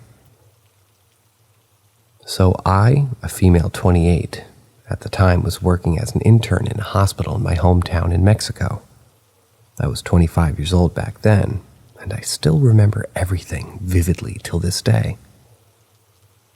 It was December of 2019, before the pandemic. Me and my friend, who I'll refer to as Claudia, were alone during the night. The doctor's office was on the second floor, and due to the problem with bed bugs in a couple of the patients' rooms, they had to relocate all the patients to the third floor, and that was while they fumigated our original floor. Claudia and I were checking in with the night nurses, to see if anything was needed. The sweet nurse approached us, told us about a specific patient whose family had signed a DNR. There was nothing left for us to do, so we just nodded and thanked her. We told them all that we'll be in the second floor if needed and to call us to the office. So anyways, we both went downstairs. We ran into the doctor who runs the hospital at night. He told us to lock ourselves inside the office if we were planning on sleeping for a while. We asked why, and he replied, "Well, there's a couple of things missing since this floor is completely empty, and we're worried that there might be somebody stealing things, which is why I would prefer that the two of you, since you're both women, remain locked inside. And if anything happens, just call my office number." We both agreed, and did as we were told. Around 12 a.m., we were done writing our medical indications for our patients, and we were completely destroyed. We decided to sleep for a little while, which is sometimes not even achievable due to the work demand, but by 12:20 I was already deeply sleeping. But I could hear background noises. From the metallic trash cans moving outside, I didn't pay much attention, thinking it was just probably windy. But windy enough inside a closed hospital to be moving metallic trash cans? Well, I fell into a deep, dreamless sleep. And at 3 a.m. I heard a manly voice tell me in Spanish, excuse the narrator's Spanish. Shoot. Despierta, perhaps. Wake up. I turned around to tell Claudia to let me sleep and stop playing games. To my fucking surprise, she was snoring and sleeping soundly. Not a minute later, the phone rings, startling me. I say, "This is the doctor, how am I needed?" And the kind nurse just tells me, "Oh, it's me, the patient. I have the EKG, and he flatlined exactly at 3 a.m. I just looked at my watch to notice just a couple of minutes had passed, and I felt my stomach sinking into the ground. My brain was going 1,000 miles per hour, thinking, oh my God, did the patient just come and wake me up and let me know that he passed?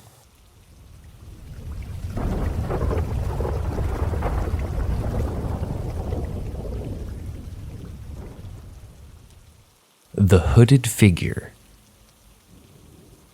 About 10 years ago, when I was in my early teens, I experienced my first, and so far, only paranormal experience. During the summer when this happened, I was visiting my father in Hungary with my 2 sisters. The night this happened was just like any other night. My grandmother was staying over, and between her, my father, and my sisters, all 3 bedrooms were taken, leaving me to sleep on the sofa in the living room. My sisters and I had just gotten back from a late night of hanging out with some friends, and we decided to get ready for bed pretty immediately since we were all very tired. As I got into my bed for the night, my sisters continued talking quietly in their room with the door open and the lights from their bedroom on. My father and grandmother were asleep. My father's house wasn't creepy by any means, but the one unnerving thing about sleeping in the living room in the dark was the fact that all 3 doors leading into it had a large panel of frosted, wrinkled glass on the top half. And this allowed you to see fuzzy shapes or figures of people on the other side of the door. This made what I saw all the more mysterious, and at the time, terrifying.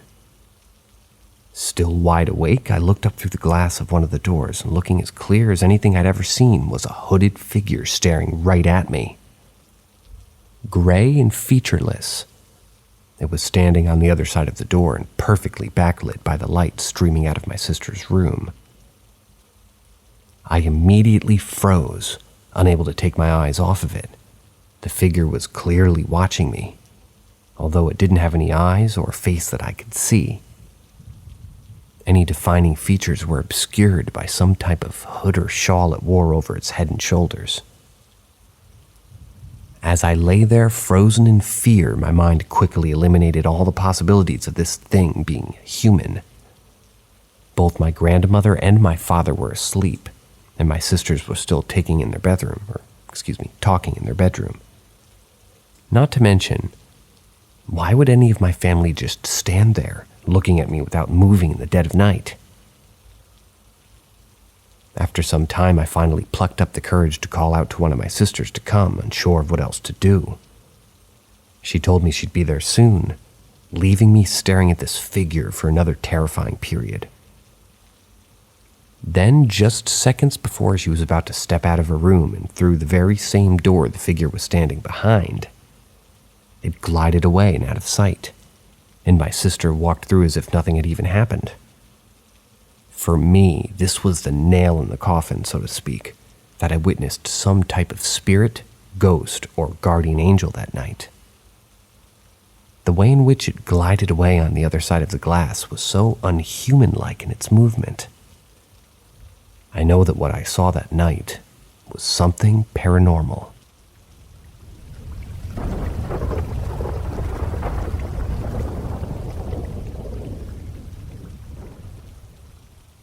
A shadow of himself. It was the late 90s, probably 96 or 97, and I was 4 years old. My uncle on my dad's side was ill, and he came to live with my family because we lived closer to the hospital. Now, my uncle was chronically ill since he was a child, so his being sick wasn't anything new. He stayed in the room adjacent to my parents' and across the hall from my room. My uncle spoiled me whenever he could. He couldn't have children of his own, so he took whatever chance there was to spend time with me. Before his illness got worse, he and his then wife used to watch over me at their house while my parents worked.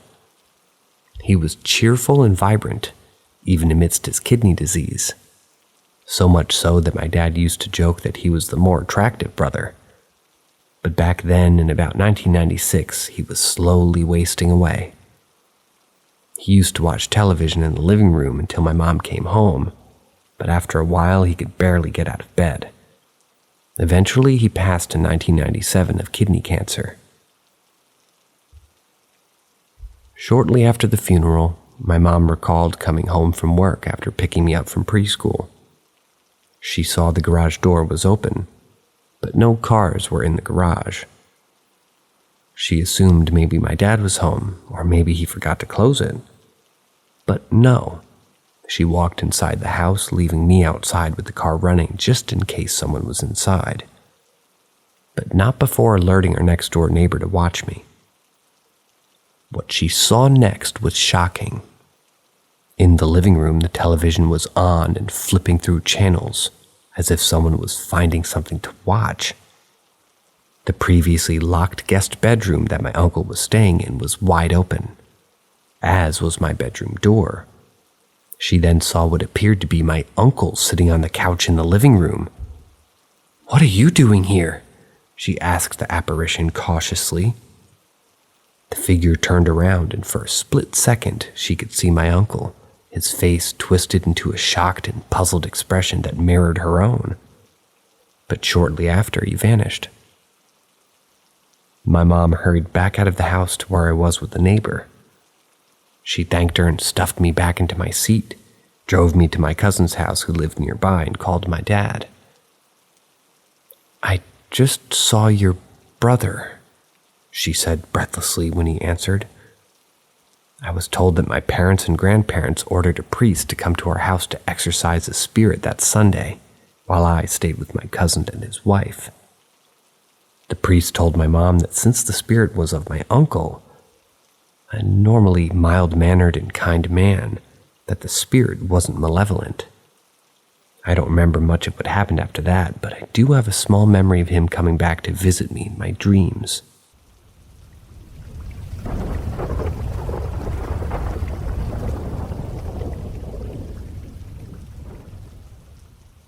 Chukshin, mythical Korean toilet ghost. Chukshin was believed to appear as a young virgin with 150-centimeter long hair. The goddess, infuriated at her exile to the outhouse by the supreme deity Xiongjuang, and kitchen goddess Joang Shin. They were said to spend time by counting all her hair. The goddess was believed to appear in the 3 days containing the number 6. Koreans avoided the outhouse in these 3 days in order to not accidentally provoke her rage. Thus, Koreans held jizas, or rituals, to her in the 6th, 16th, and 26th days in the lunar calendar, or when a shoe or a child fell into the pit toilet. Jizas were also done for her when a pig contracted disease or died, when a prophecy warned of the anger of the goddess, or when the outhouse was built. In the jizas dedicated to the Chukshin, Koreans put all ingredients possible inside the chok, which was called the chongchok, meaning dong rice cake. The chongchok was then served to the goddess. Non-glutinous rice was also served. She was regarded to be the most dangerous of the Gashin. She was believed to despise children, possibly because of her downfall by the child Noctisijin, see below, and topple them into the pit toilet. When children fell in the pit, it was believed that they would die before reaching maturity, unless a jesa was done to appease the goddess. If anyone entered the outhouse without coughing 3 times, Chukshin would be believed to use her long hair to attack the intruder. When the hair of Chukshin touched the skin of the intruder's skin grew sick and died, along with the person apparently. Even a mudang or shaman could not appease the goddess if she attacked a person with her hair. She was believed to embody a strip of cloth or white paper on the outhouse ceiling. She was also believed to be the deity of legal punishment, following the orders of the house deity Xiongjuang. No gut or shamanistic rituals were held to dedicate Chukshin, unlike the many guts and Bonpulis biographies of deities dedicated to other Gashin. This was because it was believed that Chukshin was an evil and malevolent deity, unlike the other Gashin. Because of the conflict of Joang Shin and Chukshin, Si monjon bon puli. In Korean, it was taboo to bring anyone from the outhouse into the kitchen and vice versa. Bear with me, I am obviously not Korean.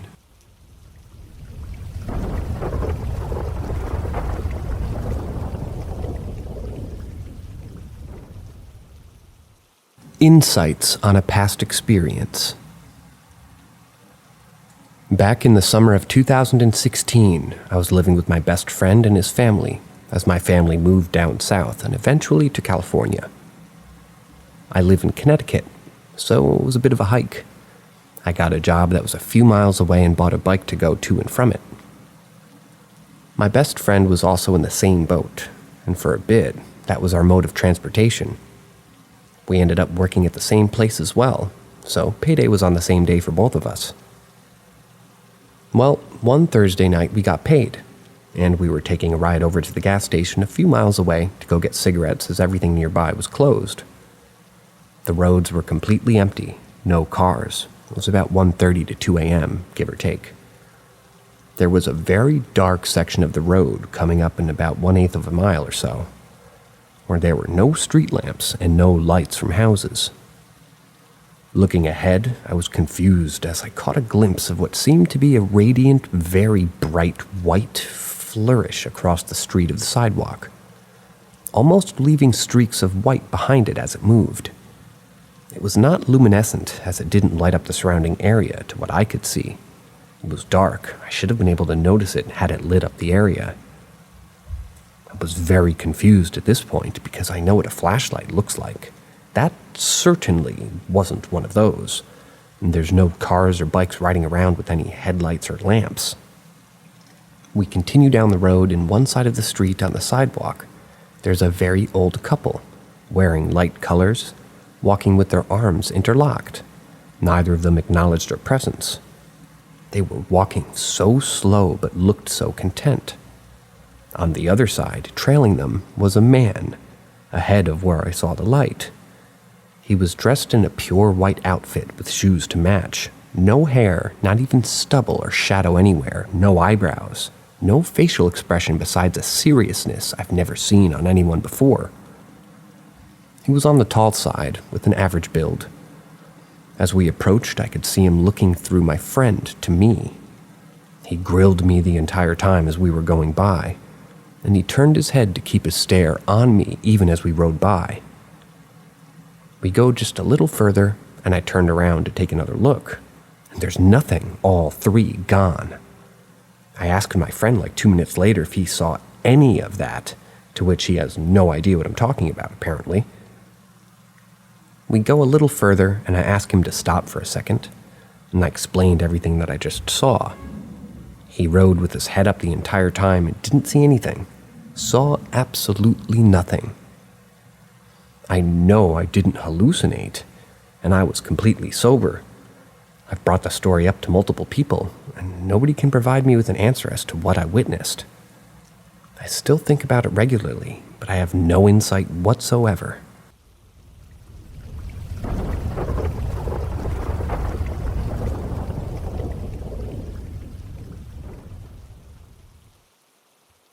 This happened last night. 3 knocks. This happened last night. My boyfriend and I were just sitting on the bed talking when we both heard noises coming from the front door. We just brushed it off, thinking, okay, whatever. Then 5 minutes later, and 3 more knocks on the bedroom door. At first, I thought it was my sister and yelled out to her and said, "Jess, is that you?" No answer. Then when I started to feel off and noticed what time it was about 3:15 a.m., which some refer to 3 a.m. as the devil's hour or the unholy hour. I messaged my sister and asked her if she replied. So she replied with a photo of her in bed saying, "I'm about to pass out, I'm so tired." It wasn't me, I swear, you're freaking me out. After that, I heard a dog howl and the knocks came again. 3, just like the first time. I felt very uneasy. Now, because of my beliefs, I instantly thought it's 3 a.m. and I have 3 knocks at my door. This is not okay. It's the devil's hour. What the fuck is going on? My boyfriend opened the door and there was no one there. My parents were snoring and everything. I tried to brush the feeling off and I just laid down, but I couldn't shake it. But I must have passed out because when I woke up, I instantly remembered the dream I had, and it was about death and a lot of it. I'm just gonna say it how I saw it. I saw people die on a black ship. First, so many. Then the scenery changed to me standing on a street next to a white fence that surrounded a house and watched some people on the street get murdered by this guy. No idea who it was. Then it changed again. There was a man just looked dark, and he was saying that he wanted me, and he was sitting down on a chair at a table outside. I was standing on the other side of that. He was saying to me that I'm coming for you. You're gonna be mine. I was so angry in the dream I was saying, you are not having me. You will never have me. It's never gonna happen. I'm too strong for you. He smirked. Then the scene changed again. I was standing in the backyard of my boyfriend's house, who was working with plants, and asked him what plants and herbs I need to use. He told me, but I couldn't hear him. It was silent, and then I woke up and felt very overwhelmed. I just kind of laid there trying to take it all in like, what the fuck? Once I had gotten up, I cleansed the house. Because honestly, I felt like something bad was still hanging around from the night before. And I think it worked. Still trying to figure out the dream, but fuck, it was intense.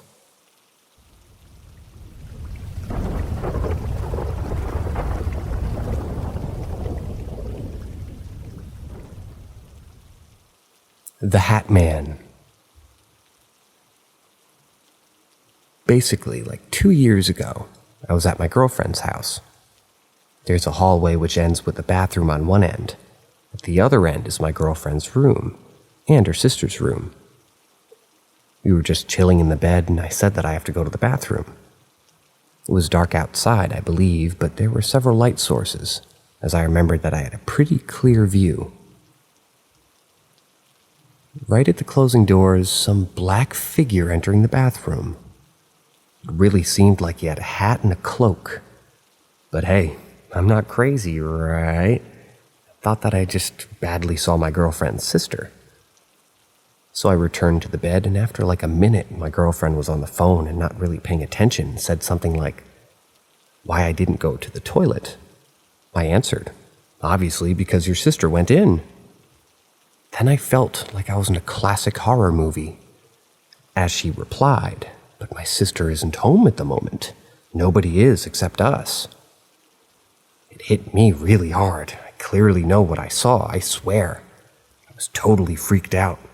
And that peeing was one of the worst and fastest ever, when I really had to afterwards. Luckily, nothing happened, though. Until a year later.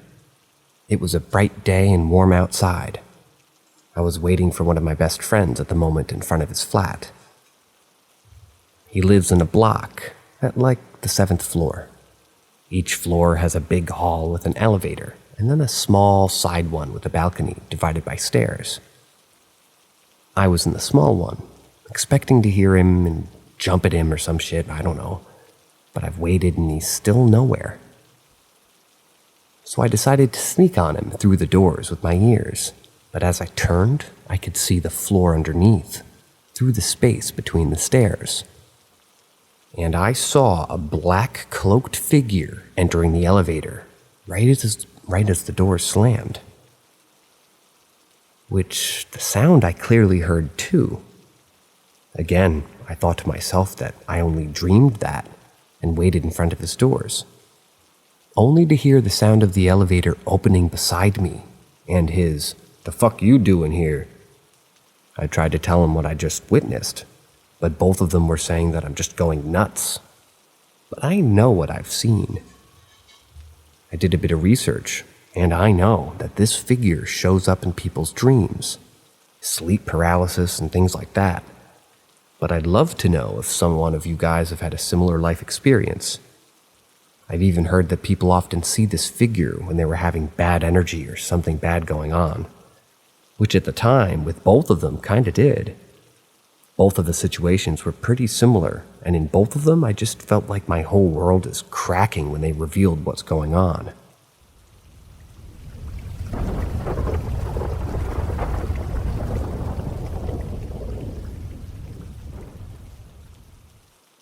Insane. If you listened to my Dennis the Menace story, then you know that I used to live with a poltergeist dubbed Dennis. Well, this is about a friend of mine and a response to my story. My friend Kay, from here on, lived in the Honors College half of about a block away from my building. The Honors College was a repurposed building that used to be part of a hospital that surrounded my university. Kay told me that the Honors College was a much more traditional college dorm-style building than my building, and that students lived in rooms rather than suites, consisting of a single bed, and the bathrooms and other facilities were communal. They all shared a laundry room that was located in the basement level of that building. The Honors College was part of the hospital wing that contained mentally ill patients, and this fact was reinforced by the presence of small rooms sealed shut by heavy steel doors that were painted the same cold shade of white as the rest of the hall. The rooms were mostly located in the basement, the first levels of the building. Most of the doors were cemented shut and heavily painted over, as if the building were trying to ignore its past. Kay told me that on full moon nights, she tried to find other places outside of the building to sleep, because as she lived alone in her room on the first floor, she could hear screaming, banging, and scratching echoing from down the hall. One night close to midterms, she was taking her laundry down to the basement. While she was down there, she could hear a faint sound over the rumble of the washing machine. It sounded like a voice calling for someone. Curiosity was getting the better of her. She stopped the machine early and listened to make sure the voice wasn't calling for her. Well, it wasn't, but it was saying something else. "Let me out, I'm not crazy!" Over and over, reverberated over the halls. It got louder and louder and was accompanied by the sound of items crashing on the ground. The walls felt like they were shaking, and then came a cacophony of other voices that seemed to come from the sealed rooms. She nearly crapped her pants. She abandoned her wet clothes and sped out of the building. She showed up in the lobby of my apartment and asked if she could stay with me and my roommate. I was surprised because she looked like something was chasing her. "What's wrong?" I asked, trying to get her to calm down. "You know how you said you had a ghost in your old apartment?" she asked, still heaving. I had already moved out by then. "Yeah," I said. "Well, have I got a story for you."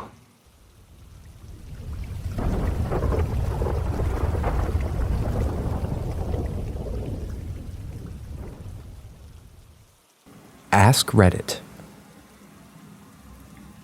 Attended a school back in 2013 to 14, and it was so haunted I still don't believe it. Me and many other students, but also some of the teachers working there, saw things go flying in the air, heard footsteps, were sometimes touched by something that we couldn't see, and had various new and expensive equipment.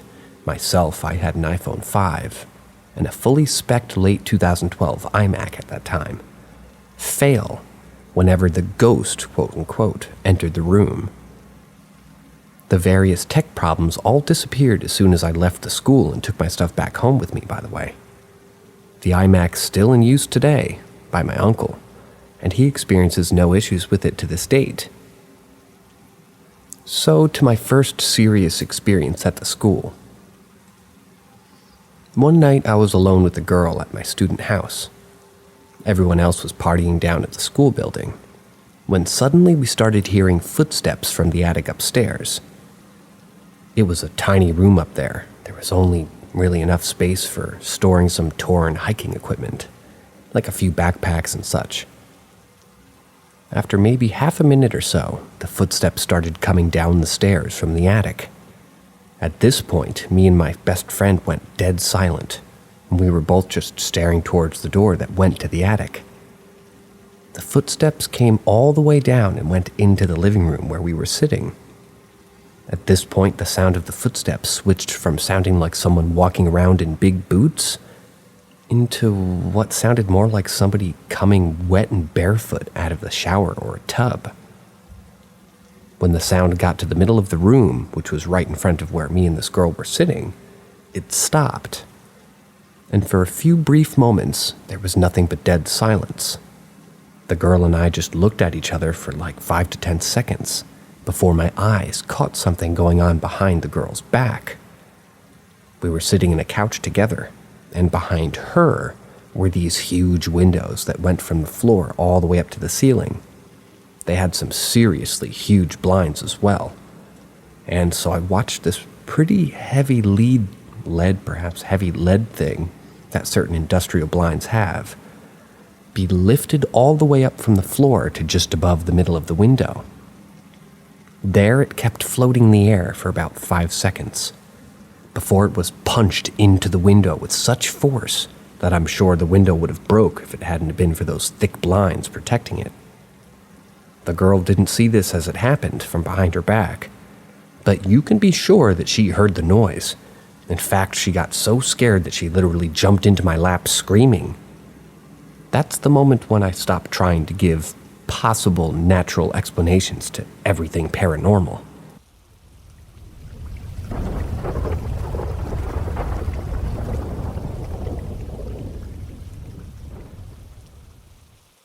A new house has its own surprises.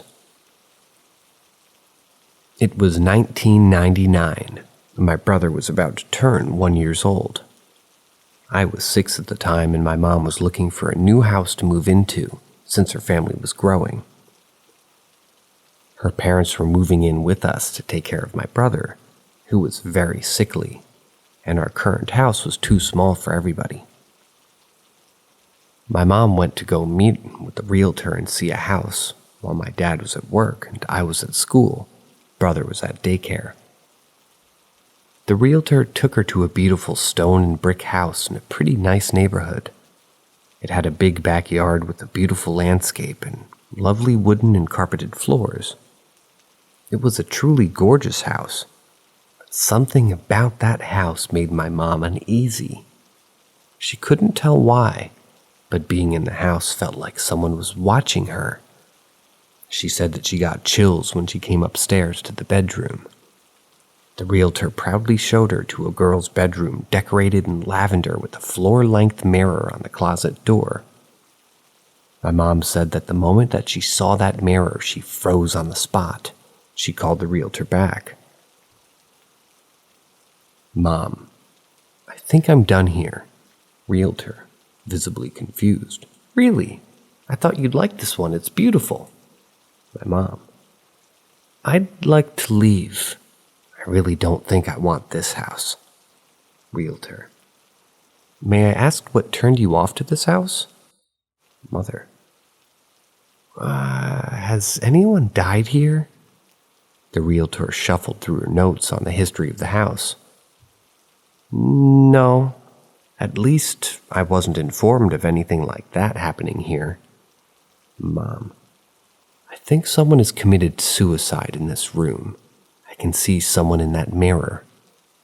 Realtor, looking at the mirror, "I don't see anyone, but if it makes you feel better, we can move on to another house." My mom agreed and left the house. She described to me when I was much older that the figure she saw in the mirror was that of a teenage girl wearing a nightgown. She had tied herself up to the ceiling fan with a sheet. The realtor apparently got back to her the next week and told her that she did some digging about the family who lived there before. The house was a foreclosure, so it wasn't that easy to find them. The girl my mother saw was 14 years old when she killed herself. Apparently, her father gambled away their money and the bank seized their house shortly after she died. Needless to say, we did not move into that house, and my mom was never liking floor-length mirrors since.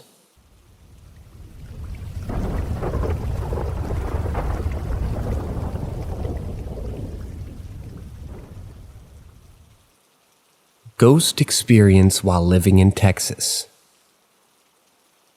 This takes place between 2019 and 2021 when I was living in Texas. Me and my wife had moved from our apartment to a 4-bedroom house with 2 baths, and we were renting.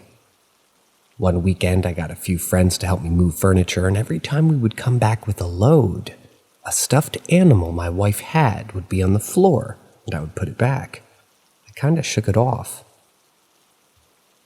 Fast forward a few weeks after being moved in, and I was in the bathroom and I could hear the door open and footsteps in the living room. I pinched off and ran in there, nothing, and my wife's little dog was just snoozing.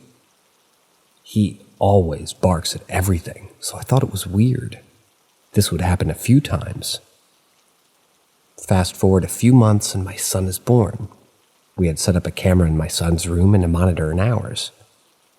Once again, I'm home alone folding clothes, and my wife's in the bedroom and I can hear the crib rattling, and I see his sheets moving. My son was with my in-laws at their house. I run in there and nothing, and I again hear it 30 minutes later, still nothing. Over months, I would have random occurrences like that. My wife said that she would also hear things when she was home alone. One night, I was doing dishes, and she was in the master bathroom brushing her teeth. She came into the kitchen asking if I was in the room, and I said no. She then proceeded to say that she saw a shadow moving on the bedroom wall into the bathroom. Thought it was me. Fast forward another 6 months. My wife is pregnant with a second child. One night, she awakes to drawers in front of her bed being opened and sees someone that she thinks is me prop herself to yell at me. In the process, she grabs my arm because I'm laying next to her. She then realizes it's not me, and she said the figure turned to look at her and disappeared. She wakes me up and tells me, so I search the house. All the doors and windows were locked, though. On top of that, both dogs are in the living room snoozing on the floor outside the door. Both dogs bark at everything, so we continued to have experiences about once a month until we had to move for work. One weird thing I might add is that the house next to us had a total of 5 different occupants within the 2 years that we lived there. Each of the occupants would randomly just leave in the middle of night each time. And the next day, there would be a sign for a lease in the yard. So I always wonder if it's a ghost or something that was coming from their house to ours, since my experiences weren't that frequent.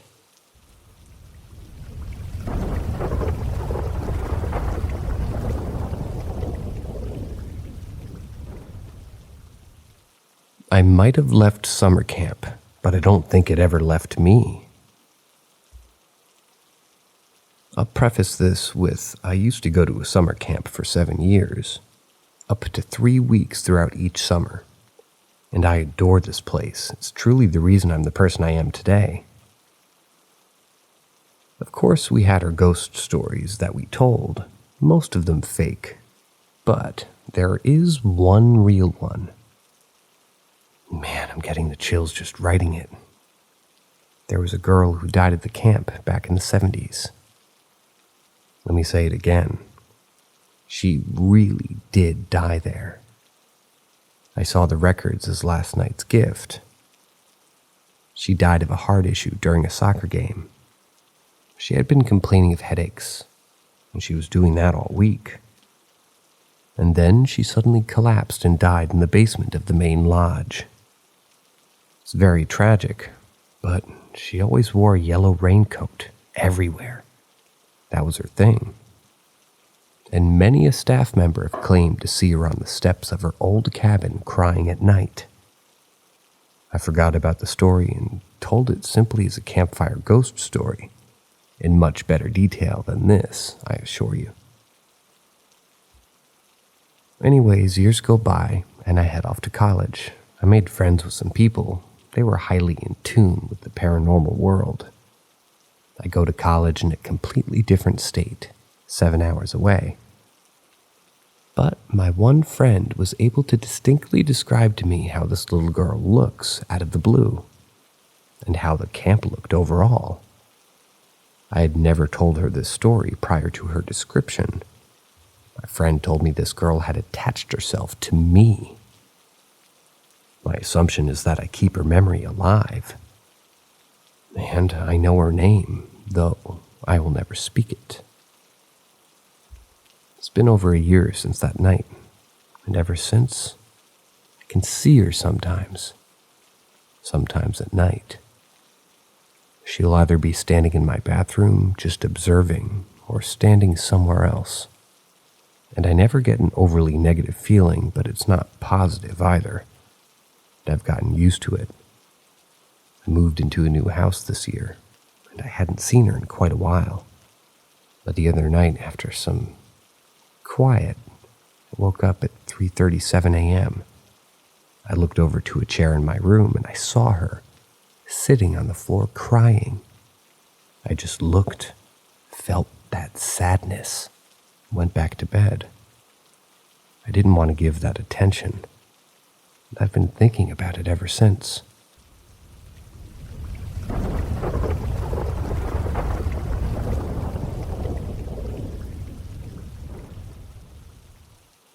Belchertown State School Experience, Massachusetts. This took place in the fall of 2016 when I was 15. My friend had told me about this abandoned state school for the feeble-minded in Belchertown. He said he'd gone before and it was super cool inside. It has a huge auditorium and many halls with graffiti sprayed everywhere. We all thought it'd be a fun idea to visit together. You're not supposed to go in, and we were trespassing. And it was full of asbestos, but we didn't care, stupid 15-year-olds. For context, there was 4 of us in total. 2 were my friends and 1 was a friend's girlfriend. We all got into one of my friend's cars and took the hour-and-a-half drive to get there. When we got there, we entered the building and was immediately sort of just uneasy. It was very creepy. Everything was decrepit. There was graffiti and garbage all over the walls, upside-down crosses, you name it. I decided to take some pictures to see if I'd maybe pick up some orbs, even though I didn't know this place was haunted. I figured with its history it could be. So I started taking photos, and one of these photos had a huge orb flying around.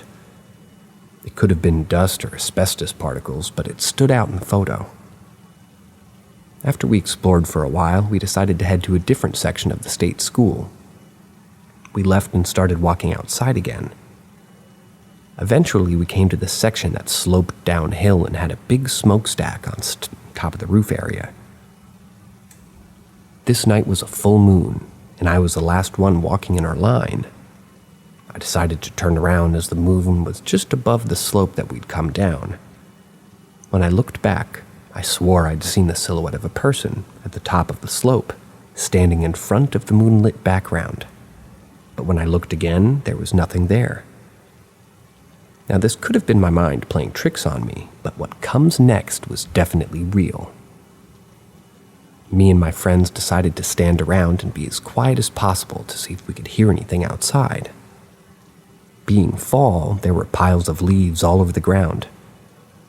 We stood in silence for maybe 10 seconds, when all of a sudden, no more than 5 feet away from us, where we could visibly see there was nobody there, big, heavy footsteps started dragging through the piles of leaves, very slowly and deliberately coming towards us before stopping. We all looked at each other and my friend Dan said, "Did you guys hear that?" We were all in shock. We all started giggling like bitches and started running back to the car as fast as we could, in terror and excitement.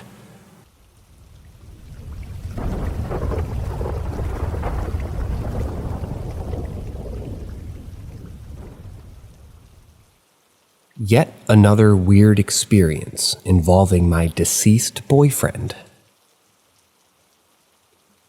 Today was really nice, 50-degree weather in late November, and on my day off. As such, I decided to make a drive out to Griswold, Iowa, where he's buried. The church and cemetery in which he's buried is located on Junction 71 off Highway 92.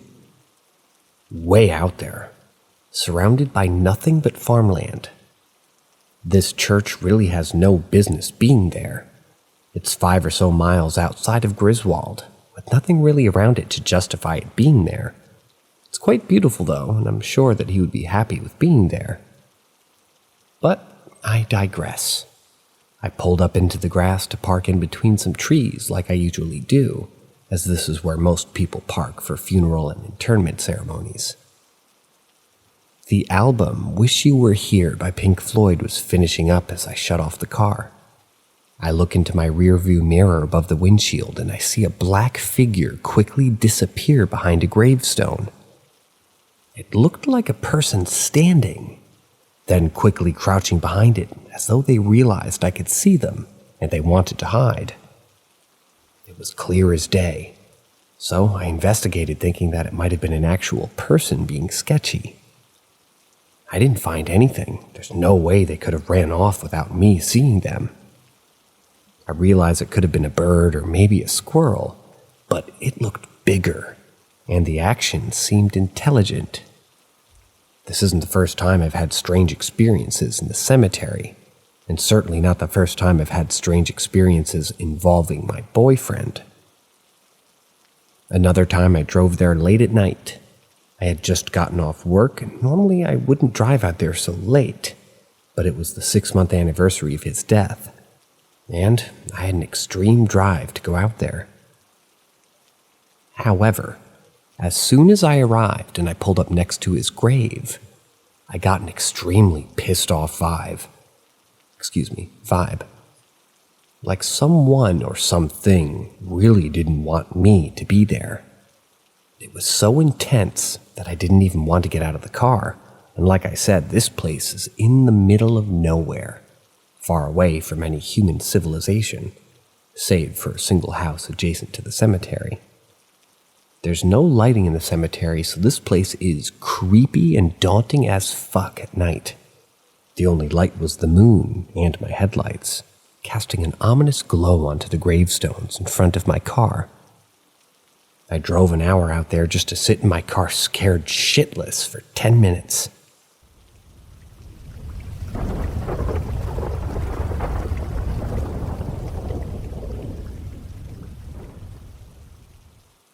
Strange encounter during a time of grief.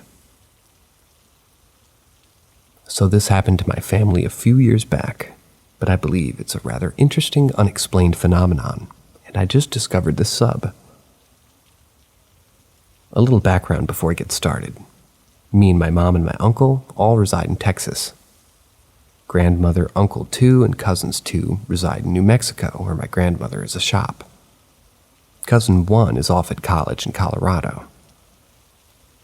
Uncle 1 decides to go visit Cousin 1 at school, but on his way stops in New Mexico to see the family for a few days. While visiting, a strange woman stops in the shop and asks for directions. She and Uncle 1 get to chatting, and I'm not sure of the specifics that lead to this conversation, but she proceeds to tell him about a dream that she had recently. She says that in her dream she was driving through the mountains and suddenly came to a halt. She realizes that there was a mountain lion lying dead in the middle of the road. She gets out to see if there's anything she can do, but when she approaches the mountain lion, it takes life again and runs away into the mountains. The conversation comes to an end and the woman takes her directions and goes about her way. Uncle 1 brushes the whole thing off as odd, but doesn't really give it much more thought. Days later, Uncle 1 convinces Uncle 2 to accompany him to Colorado to visit Cousin 1. There's a lot of numbers here. It's important to note here that Uncle 2 has emphysema. Where they were visiting was a much higher altitude, and Uncle 2 ended up getting severe altitude sickness. that became so bad that he ended up in the hospital in an induced coma. Me, my mom, aunt, grandma, and cousins too all traveled to Colorado to be there with him. Days turn into weeks, turn into months, and he's not getting better, let alone coming out of his coma. One day we're all tired and stressed as things are looking grim. We're trying to decide where to eat when one of cousin two asks for Applebee's. No one else wants to eat there. We try to talk her into something local, not a chain. She's insistent, and since Uncle Two is her father, the family takes pity and caves. This is where things get weird. As we're sitting at our table, the same odd woman from the whole other state from months before appears standing beside our table. She looks Uncle One dead in the eyes and says, "It's time to go." And in the blink of an eye, she's gone with nowhere to be found. Moments later, the hospital calls and says it's time to take Uncle Two off the life support. We abandon our meals, head to the hospital, and they do just that. Uncle One never sees the strange woman again.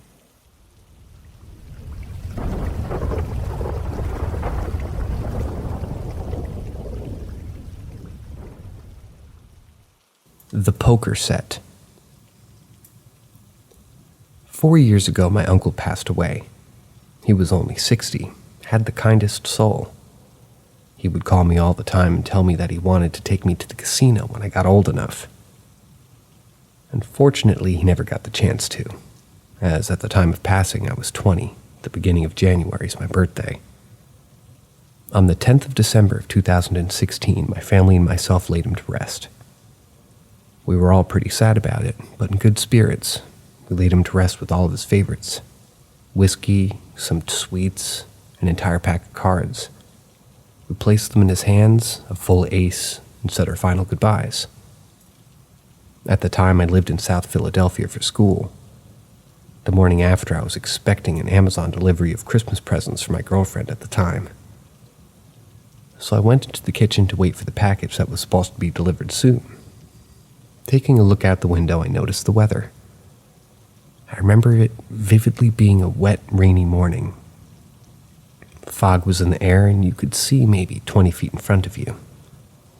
Definitely an odd vibe, given the time of the year. Decided to take a quick look on my step. The package wasn't delivered yet, but I looked down and saw this small wooden box sitting on my doorstep. I had no idea what it was, so I took it inside to sit on my kitchen table to get a look. I open it up and I see the box. I was absolutely speechless. I looked it over around the house to make sure nobody was playing a weird joke on me. I then noticed that both sets of cards were gone. This could either be an odd coincidence or something else at play.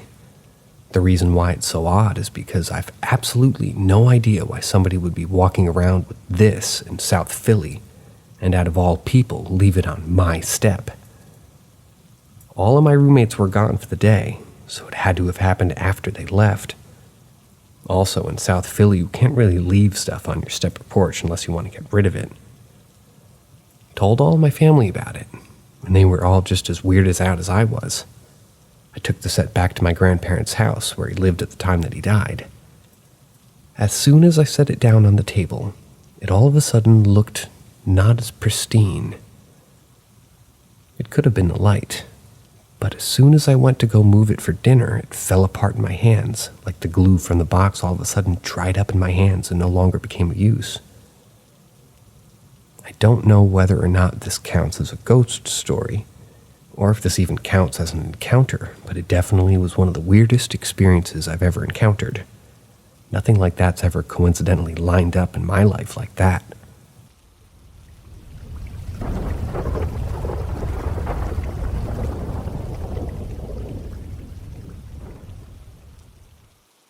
Haunted Doll's Ghost. This happened probably half a year ago, but I didn't have this account back then, and just didn't think to post it here. But I think it's worth sharing anyway. So I'm a 19-year-old male, and I've been living in a small apartment for a while now, alone. I collect secondhand porcelain and clown dolls. and there's only one of them that's been showing me peculiar acts. She's a porcelain doll, my only non-clown doll. I bought her since she looked almost sad. I don't know how to explain that. I take a pretty good care of all my dolls. I clean them and keep them in a showcase. First weird thing that happened was that she had moved. She usually is facing forward, but she had turned towards my apartment's door, which is on her right. Another weird thing that she's done is that her eyes have been following me. I thought at first that I probably didn't see correctly, and also that I myself had moved the doll without realizing. But I think my mind changed after the ghost encounter. I was drawing, watching videos on my laptop, when I noticed something weird on my left, near my bed and the showcase. There's a curtain that separates my bed and the showcase and the bookcases that didn't hide my bedroom all the way. I live in a one-room apartment, so my bedroom and living room is the same room. The curtain brings some privacy. I turned my head to look, as if to convince myself that there wasn't anything creepy, and instead, I saw a small, probably around 6 or 8-year-old girl. She had long, wavy, almost blonde, almost white, long, dark dress that looked old.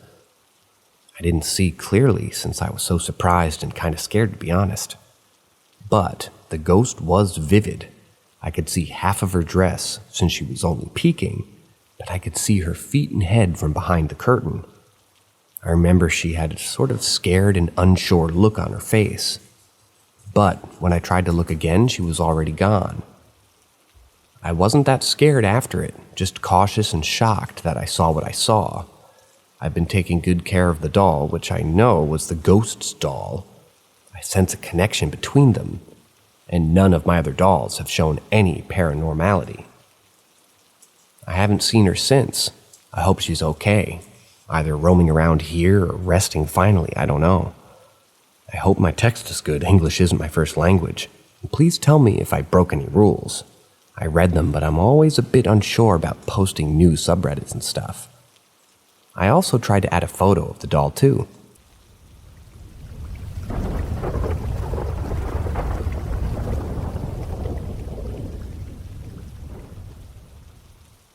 I was advised to post this here after posting the ghost story sub.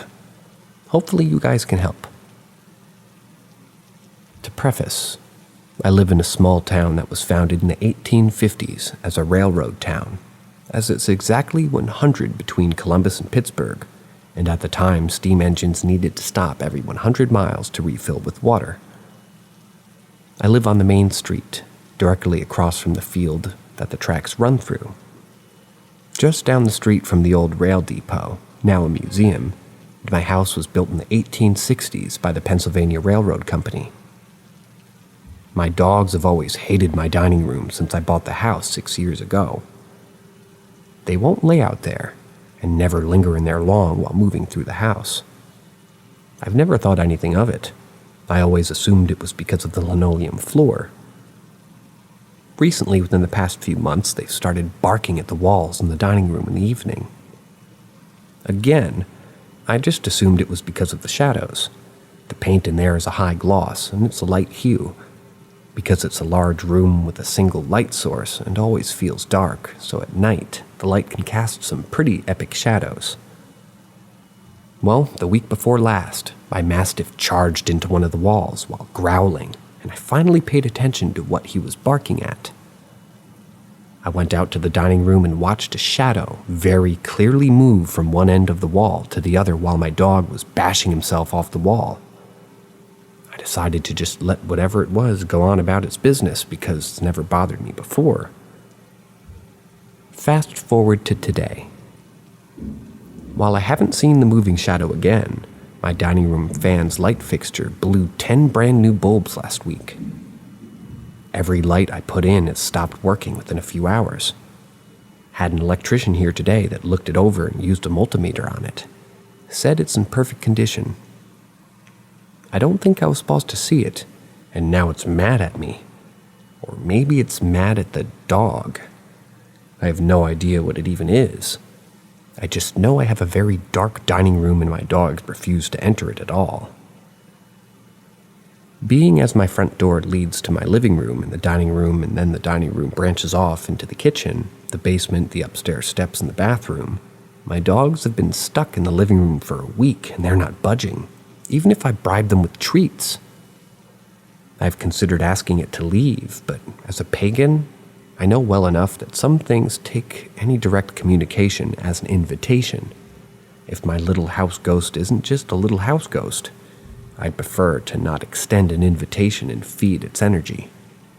What is in my house?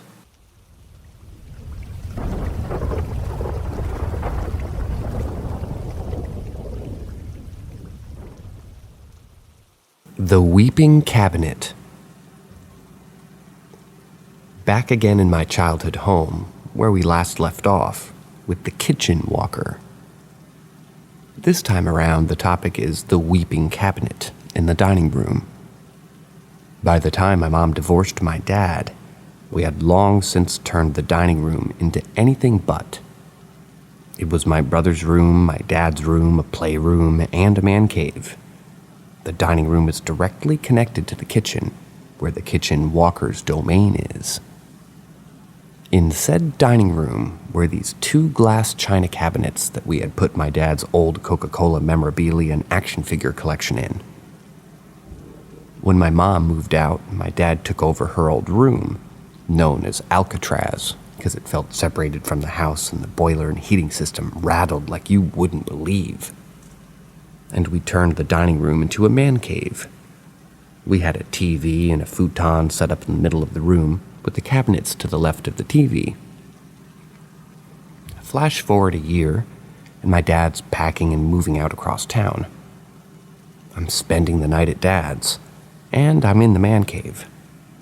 I got my back to the cabinets, and it's around 1 o'clock in the morning. I suddenly get a feeling like my heart is exploding and my eyes start uncontrollably tearing up. I know for a fact I'm being watched by something standing in front of the cabinets. Just off to the left of my periphery, there is this faceless entity with black just dripping from its chin, like tears streaming down its face. This entity, which has shown up for the first time, just stands there and watches me while I uncontrollably sob for half an hour. You could feel its emotions and tell it was sad, not mad. That made it all the harder to bear. You see, those same cabinets for years would rattle to me and would move the action figures, clink the Coke bottles together, and I'd even hear it sing. My dad had an old Coca-Cola speaker without batteries, but I still remember hearing occasional nursery rhymes. London Bridge, Ring Around the Rosie, and This Little Light of Mine, to name a few. I will go to my grave with the firm belief that the poor ghost wept for our departure. I never got to know it like I did Bethany, the hall ghost, or the kitchen walker, but I will miss it dearly, and I hope if someone takes up residence in that house that they too will be friendly to specters. The ghosts in that house are truly kind and just want to hang out.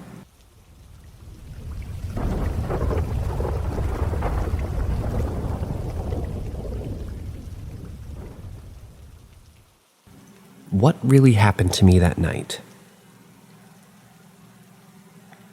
Context that may be important to answer the question. This was a year and a half ago when I was 20. I was in college and had my own apartment in a super old building in a city.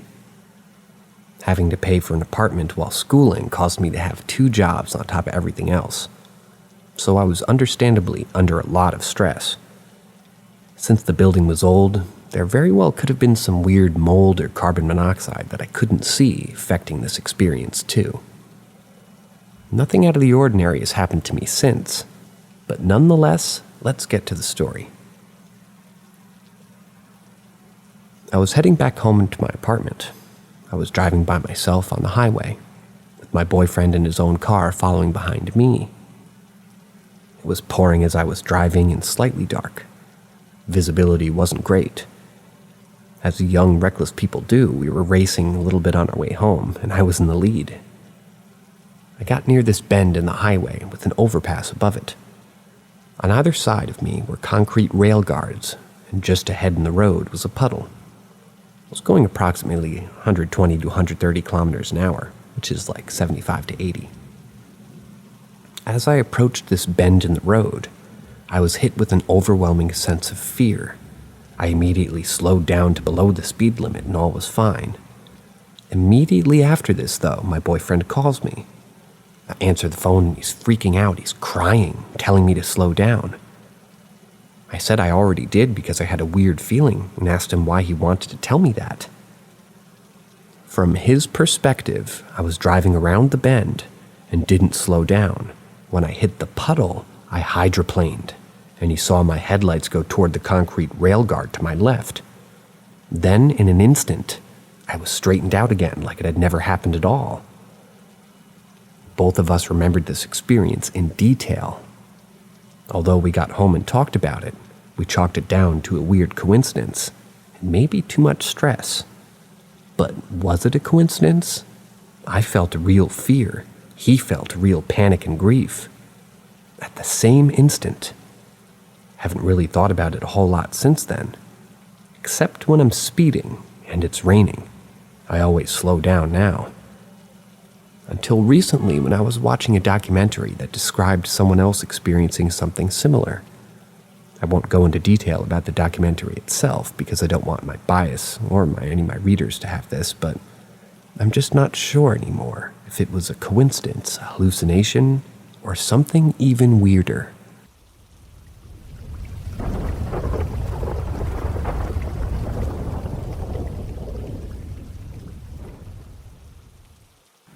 I still don't know if she was real or not. When I was a kid, I was walking to school early in the morning. School wasn't far from home, and it was only a 6-minute walk. Usually those 6 minutes would fly by, and I would be well on my way to class with no struggle. As you can expect, all this would change on a particular uneasy morning. I would pass my friend's house and look over to her neighbor's front door. I keep my eyes fixed on that door as I slowed down walking.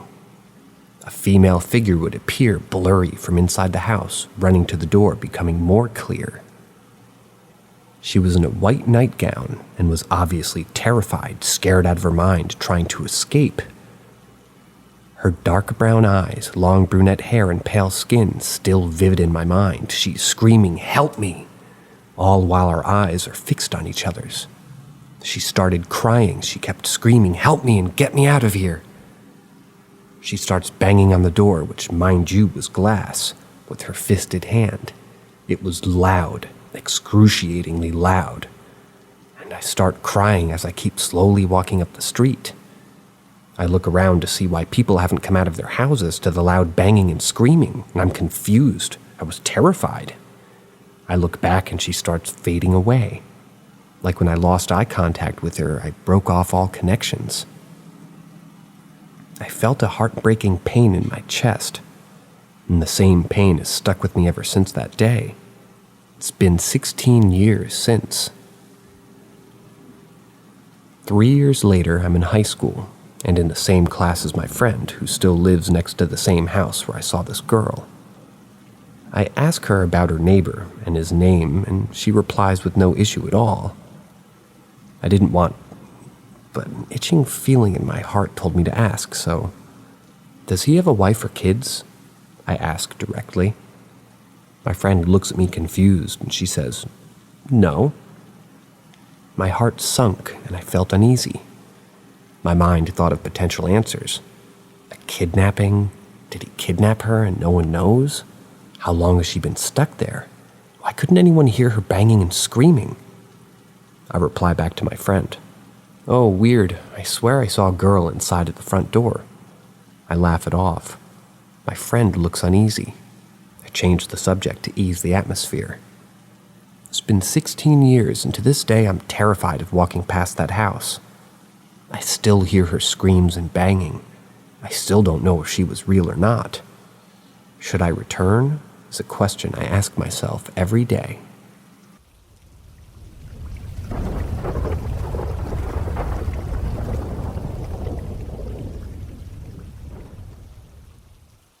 A spirit guiding another spirit. Question. Shortly after my aunt passed away, she came to visit me.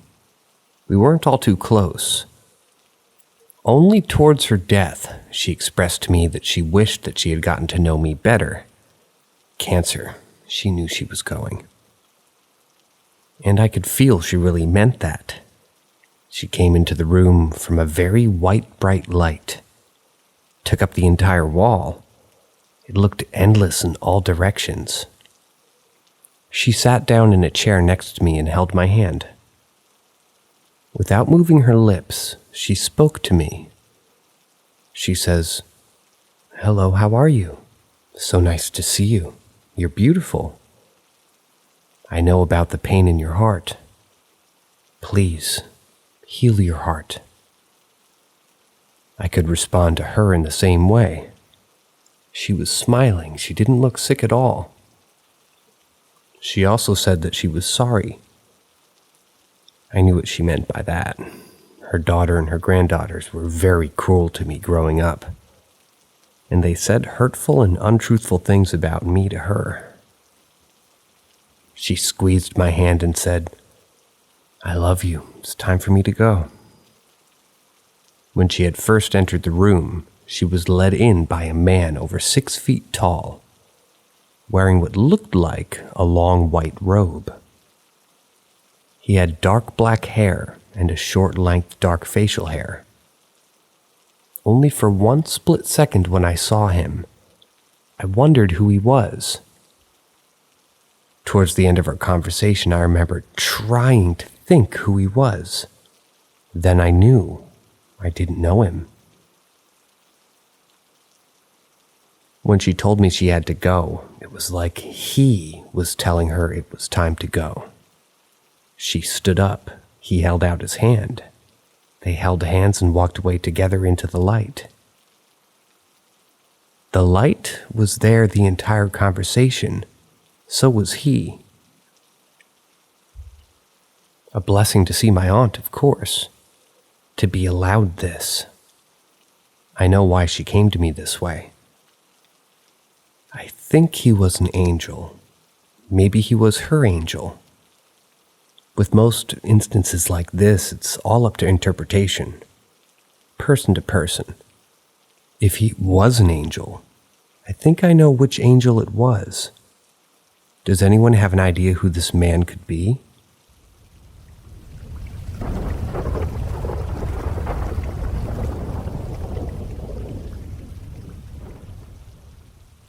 The Scared Old Man. When I was a kid, I used to love having sleepovers at my uncle's house, my dad's brother. It was so much fun because me and my brothers would stay up late playing games and talking with our cousins Nick and Julie. Since I was the oldest after we were done playing, I would have to go to the guest room, which was in the same hallway as my cousin Julie's room. It was a long hallway to get to her room. I would always get upset about doing this because I'd just rather everybody stay with everyone else, but there wasn't enough room for me there. One early morning after a sleepover, I woke up because I felt like somebody was watching me. When I opened my eyes, there was no one there. Since I was awake, I couldn't fall back asleep. I figured I'd go to my cousin's room and see if they were awake. My 2 brothers and my 2 cousins were sound asleep. Being the little shit that I was, I grabbed a water gun and slightly sprayed water on them, then ran back to the guest room and jumped into the bed laughing my ass off. I did that one more time and they didn't wake up. Since they weren't waking up the second time I did it, I stopped being funny, so I decided to do it one more time, and I was determined to keep on spraying them with water until somebody would just wake up. As I was spraying them, my cousin moved a little and went back to being funny. I ran through the hallway laughing, thinking I was so hilarious. When I jumped to the bed and I was in midair, I realized there was somebody on the bed. It was an old man, laying in bed covered in the sheets. His face showed a lot of fear. It was like he was more afraid of me than I was of him. He was pulling the sheets up to his neck. The moment I hit the bed, and felt a body, I jumped back off like a cat on water and ran to my aunt and uncle's room. I was hysterical. I said, "There's an old man in the guest room." My uncle saw the fear in me, so he believed me and went to the room to check it out. As you can probably guess, there was nobody there. They get pissed at me because I woke everybody up early in a horrible scare. I told my brother and cousins what I had been witnessing, and they thought I was pulling off a joke on them. My cousin Nick didn't say a word. He would always sleep with his sister in his room, and the guest room was originally Nick's. He never admitted to seeing anything in that room. However, I think that old man was the reason why he would always sleep in his little sister's room. The weird thing about this whole thing is that the old man seemed genuinely scared of me. Maybe he thought I was the ghost and he was the live one. We'll never know.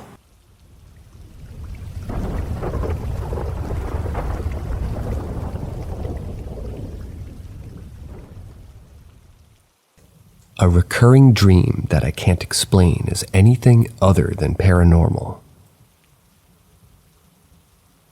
So we moved into an old farm a few years ago. I did lots of renovation work, found lots of strange things, boarded up rooms, bricked up entrance to a cellar, loads of old abandoned items left there too. The thing that's really bothering me is in our main kitchen, there's a small ladder there. When we renovated, we wired some electrics and plumbing into there. There's a small larder there. When we renovated, we wired some electrics and plumbing into there, and the room is used to store fridge, foods, washing machine, things like that. However, shortly after we started using that room, I began having a recurring nightmare. During the nightmare, I'm stuck in a wall cavity. I can hear moaning, screaming, crying, scratching sounds. I scream for help, but nobody or nothing is there to hear me. I'll usually wake quite agitated and worked up from this nightmare. I've never had this nightmare before we moved into this house. After the first couple of times, I noticed a small pattern. I only had that dream when the door to the larder was left open. I dismissed it at first, but after a couple more occurrences, I started making sure it was shut before I went to bed. The nightmare stopped. Now, I've always been a bit skeptical, you could say, and I would dismiss it as maybe a subconscious thing, knowing it was shut enough to stop the dreams. However, shortly after I had the nightmare again that night, I got up to check the door was open. I closed it, bolted it, and went back to bed. I asked my fiancé about it, and he had got up in the night to go get a drink, and he left the door open. I told him about it, and he was also a bit skeptical, but thought it was odd. Regardless, he agreed to make sure it was shut in the future too, to make me feel better. We've been really strict about this, and the doors remained closed every night since just under a year.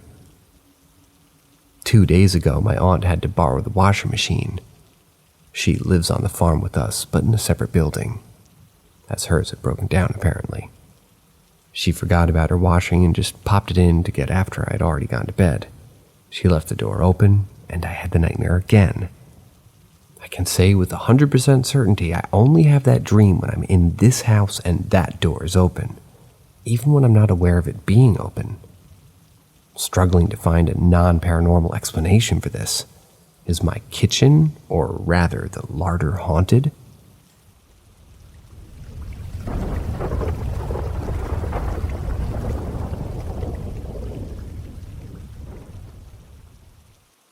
What happened to me? I've always had some sense of paranormal around me. Unexplained things have happened here and there, but they were easily explained away. Recently, within the last week, I've started to do some research on demonology. I'm not sure if this is relevant information to the story I'm about to share, but it might be. Last night was the meteor shower that everybody was talking about. My boyfriend and I live in Texas, and the city that we were in didn't allow us to see the stars very well. So we decided to go to a smaller town about 40 minutes away from where we live. We've been to this town a handful of times before. We'd been on this particular road a handful of times before, and we'd driven past this lake a handful of times before. This town has a secluded back road that has many farmhouses and a huge lake. It's super dark and the sky is incredibly clear. That's why we chose this spot to watch the meteor shower from. We pull over and park about a mile past the lake. So the lake is a mile behind us. We're parked on the side of the road, and my boyfriend turns off his car so that it can be pitch black outside. His car had been off for a few minutes when we started to hear noises of water. It sounded like how water sounds when you're just walking through it. Essentially just moving water. The sound was loud and came out of nowhere. I look up in front of the car and I see a man's face. There isn't a body, just a face. Now, this isn't too unusual for me. I've seen faces like this before, but it's never been accompanied by any sounds. I only see the face for a brief second before it's gone. I get this awful feeling in the pit of my stomach and my back. I told my boyfriend that we needed to leave immediately. It felt like if we didn't, something bad was going to happen. As soon as we left the area, I felt better almost instantly. I'm not sure why I did the next part, but I looked up on the news for the area that we were in. A man drowned in the lake 5 days ago. Naturally, I get creeped out. I've always had suspicions of the paranormal being around me, but never like this. Like I previously mentioned, I've also started researching demonology. So I'm not sure if that has something to do with this being such an intense experience. Any advice or insight would be helpful. I'm just trying to make sense of all these and understand what my next step should be. Should I dive further into the paranormal world, or would it be best to ignore it and move on?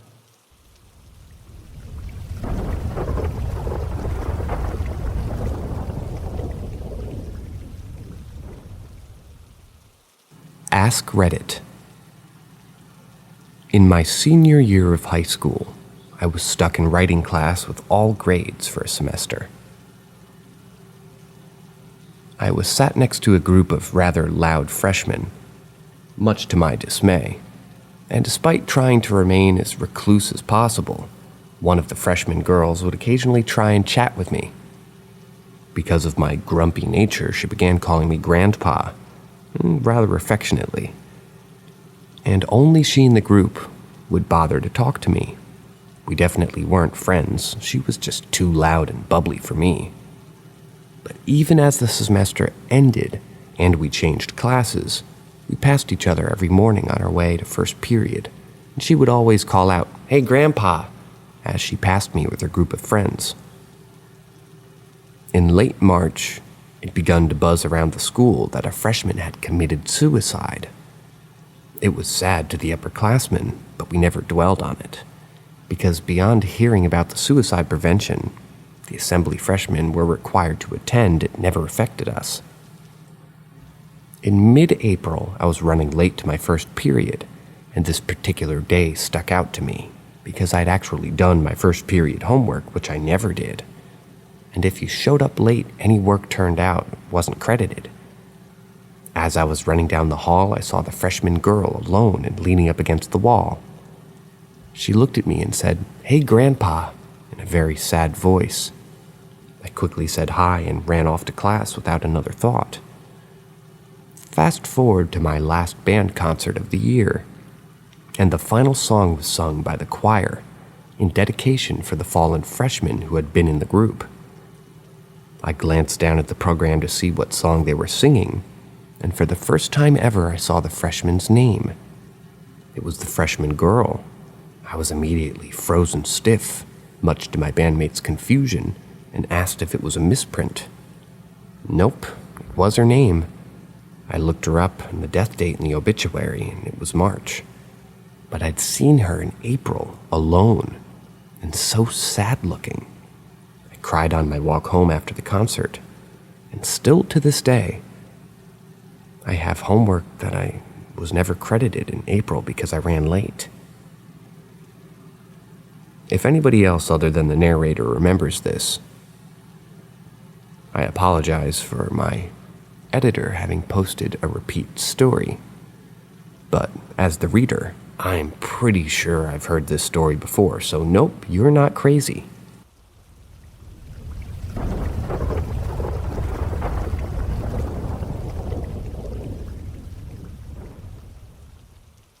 Child shadow figure. Columbus, Ohio. About 3 years ago, I moved in with my girlfriend, and now fiancé. It took a couple of months to really settle in and feel comfortable. But when I did, I started noticing things. We have a third bedroom that has a bed in it, and the dog has pretty much commandeered that room for her own liking. Our bedroom door doesn't really fully close because the strike plate is a bit off-center, but we like it that way, so we can hear things downstairs. At night, I started to get a feeling like something was watching me through the crack in the door. My body would get the chills, and that uneasy feeling would come over me that I need to fight or run. This happened about once a week or so. One night I was in bed, and I had to use the restroom. On the way across the hall, I noticed the dog was not in her room, but instead, out of the corner of my eye, I saw a shadow figure of a child, standing just past the doorway. It was more like a 4-foot black mass that had some resemblance of a child. No features. I could feel its presence too, like when I would feel like I'm being watched through the bedroom door. I did a double take, but it was gone. I started to see this shadow figure almost every time I walked to the restroom. It freaked me out, especially when you aren't expecting it. It must be scaring the dog too, because she doesn't go in there at night anymore at all. My fiancé doesn't even want to talk about it because it frightens her. She's never seen this entity. We have crucifixes about every entrance to the house, and she smudged it with sage. I'm not sure that kind of thing helps, but I rolled with it. The house was built in the 1920s, and it sat vacant for 40 years, so who knows what moved in.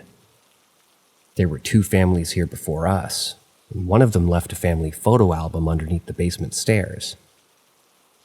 The couple had 2 girls and 1 boy. The pictures looked like they were from the 70s. We threw the photo album away, and I haven't seen the shadow figure since. It's been about 9 months since I've seen it last, about the time that we found and tossed the photos. Maybe there was a connection. We did research on the home, and there's not much detailed info except for the 40-year vacancy. I don't get that uneasy feeling anymore when going across the hallway. I'm hoping it moved on.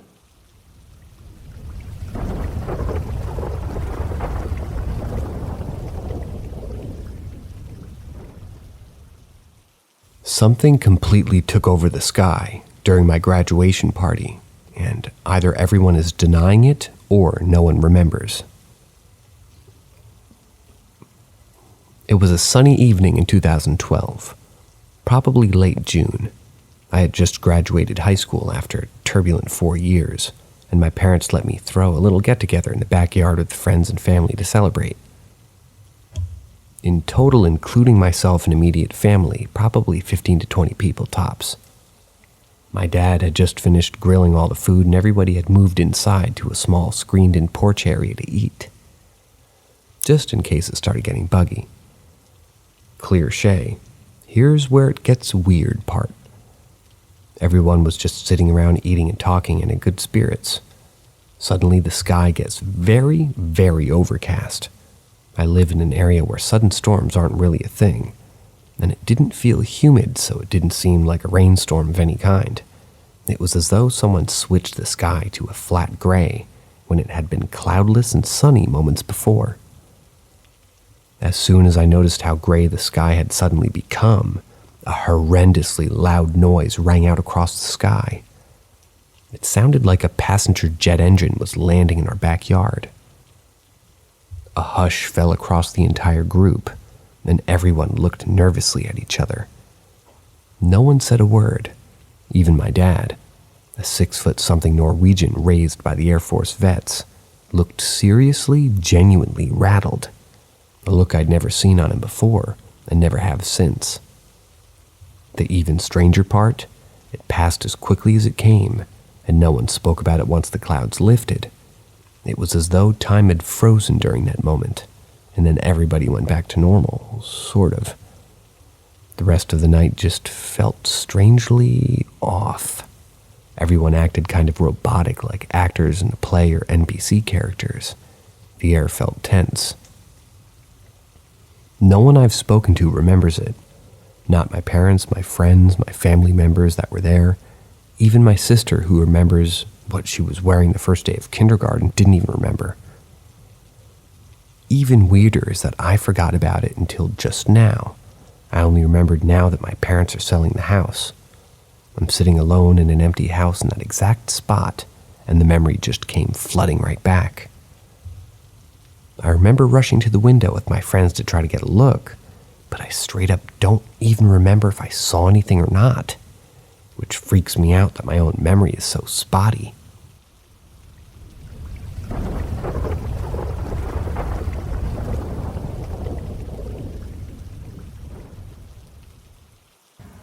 I still don't know what it was. This experience happened about 6 years ago. I was dog sitting for a family friend of my then girlfriend's family for some extra money.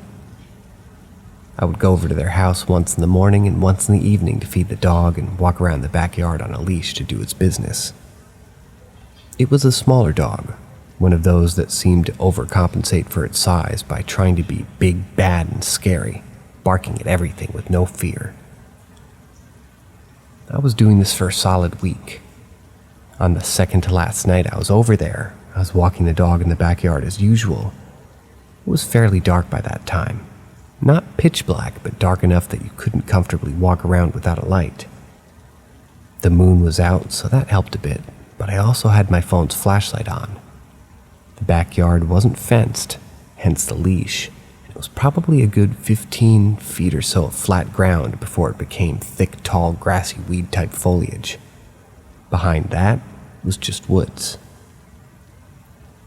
The dog always took a long time sniffing around every goddamn weed, rock, what have you. Then it suddenly froze, as if too scared to move a muscle. At the same time, I heard a rustling maybe 20 feet ahead of me and to my right. I shined my phone's flashlight over in the direction, but it was just not helpful. The rustling grew louder, but it didn't sound like it was getting closer to me. Finally, I started seeing the tall grassy foliage start to move, and then I saw something emerge from it. Its size was similar to that of an adult black bear, but it was covered in skin that was whitish in color. It wasn't filled out or bulbous like a bear, but seemed rather lean instead. Imagine a large white gorilla but with no hair hunched down on its front arms and legs. It didn't make any grunting or growling noises.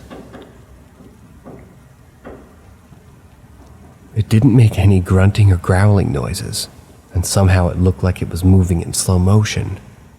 The dog, which would normally bark at anything, started to whimper. At this point, my eyes had started adjusting to the dim light, and I saw the thing turn its head towards me. I don't believe it had a face. I ran back to the house with that dog so fast I would have beaten Usain Bolt. The next day I went out with an actual flashlight, but nothing out of the ordinary happened. Except for a flash thunderstorm and neighbor putting a hole in my wall.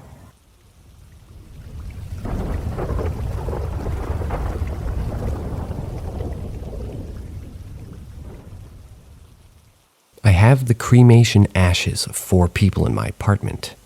Could they be messing with me? About 3 years ago, my beautiful mom passed away. When she did, I got not only her ashes, but my dad's and my mom's dad's as well. Also, last year my mother-in-law plus son-in-law and 2 kids moved in with me and brought the ashes of my father-in-law. Now that we're all caught up on why I have so many dead people in the house, for the past year, every month or two, I've woken up to something grabbing my toes. At first, I would jump up and go to the end of the bed thinking that it was my daughter, because who else would it be? But no one would be there. After a few times of this happening, I decided that maybe it was my mom, just saying hello, because she used to wake me up by grabbing my toes that way. So I tried not to freak out when it happened, really. But maybe 2 months ago, I was in the kitchen kinda pretty late at night, and I guess somebody left the cupboard open because it was open. And I kid you not, a cup came flying out of the cupboard and nearly hit me. It just flew out. It landed next to my foot. When I told my family what had happened, my son-in-law laughs almost evil-like and says that she thinks S-I-L means son-in-law, no? Onward and upward, anyhow. She thinks that it was her dad messing with me because the cup was covered in pictures of butterflies. And any time they feel that they get a message from him, it had to do with butterflies. So, okay, my father-in-law doesn't like me. Then last night I was laying with my daughter because even though she's 10 years old, I still put her to bed at night. I dozed off for an hour or two. Then I just woke up for no apparent reason. Then the covers pulled up my leg crazy fast and something grabbed a hold of my foot.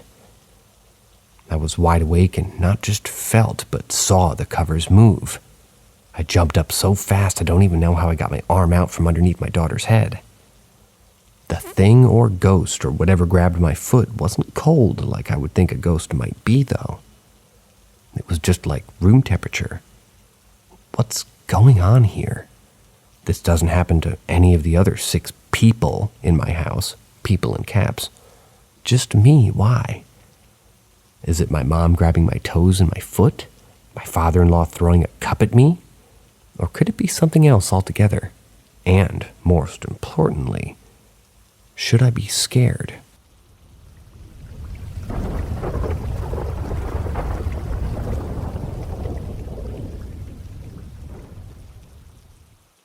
So this happened when my sister and I were in high school. We rented out this semi-detached house for a few years with our mom, dad, and 8-year-old brother at the time. It was a newish area, and it was a pretty family-friendly neighborhood. Our house always gave me weird vibes in general, but I had no idea why. It was kinda small and the layout was weird.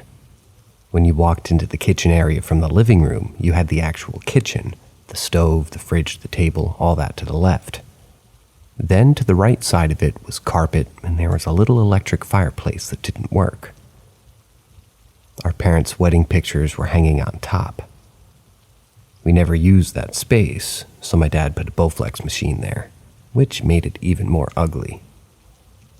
Moving on, we bought a dog that year. She would frequently bark in the corner of our room, mine and my sister's. When no one was in there, it was pitch black. When we would go upstairs to see, she would still be barking. It was like a scared, territorial kind of bark. As she barked, she would back up at the same time in fear. It was spooky. But I never saw anything, so I was just kind of whatever about it. I also saw my brother come down the stairs in the morning only to have him be sleeping in his room. Now, what I'm about to write is still unexplainable to this day. Our parents still don't believe us. We were all hanging out in the kitchen, my sister, brother, and I, when suddenly we look on the wall in the weird carpet area, and there was a ginormous spider crawling on it. It was probably tarantula-sized. We lived in Canada, so this is not normal for us. We were both like, oh my God, let's take a picture of it because nobody's going to believe us. So my sister whips out her phone, and it won't turn on. Never happened before. So I was like, whatever. I'm going to go upstairs quick and get mine. So I jolt up the stairs and come back down quick. As I was coming down, I just see the rest of the spider's body as it disappeared behind my parents' wedding picture on the wall. The thing is, we inspected this picture and it was literally flat against the wall. There's no way anything, especially a spider that big, could fit behind it. We were so confused and still are to this day. We've had a few weird experiences afterwards, but nothing crazy after leaving that house. My sister and I shared a weird dream once, and that's kind of where it ended.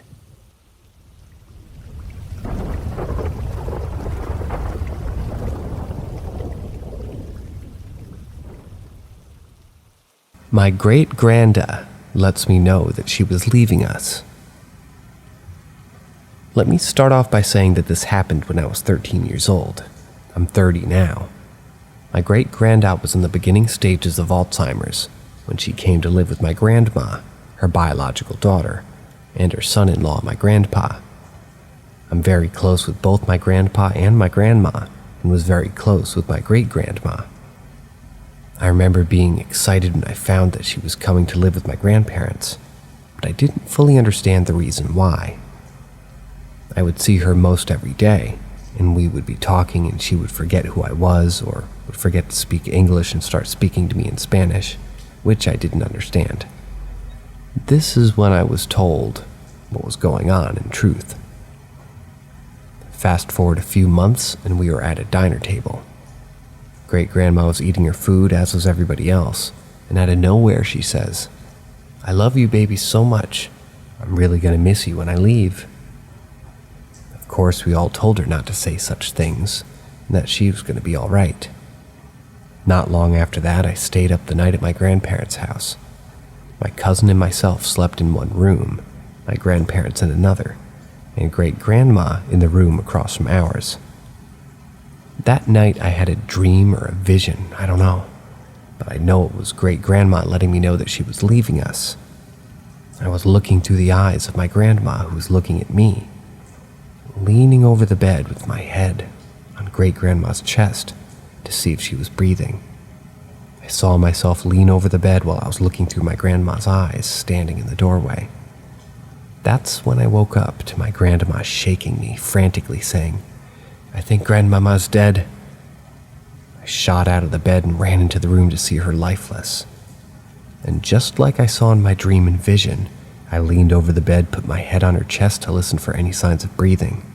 When I looked over at the doorway, Grandma was standing in the exact location where I was looking through her eyes, looking at me. I don't know why or how I saw this. I feel as if maybe this may have happened because we all had this strong connection. My great-grandma, grandma, and myself. Or because she wanted to let me know that she was going. I'm not sure. Either way, it still kind of haunts me, and I miss her terribly. There's times when I'll randomly smell her perfume, which is comforting, and I feel like she's around me.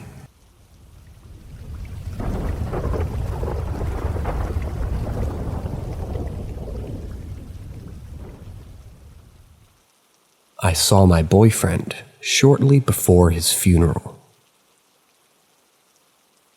I lost my boyfriend a little over 3 years ago in a car accident.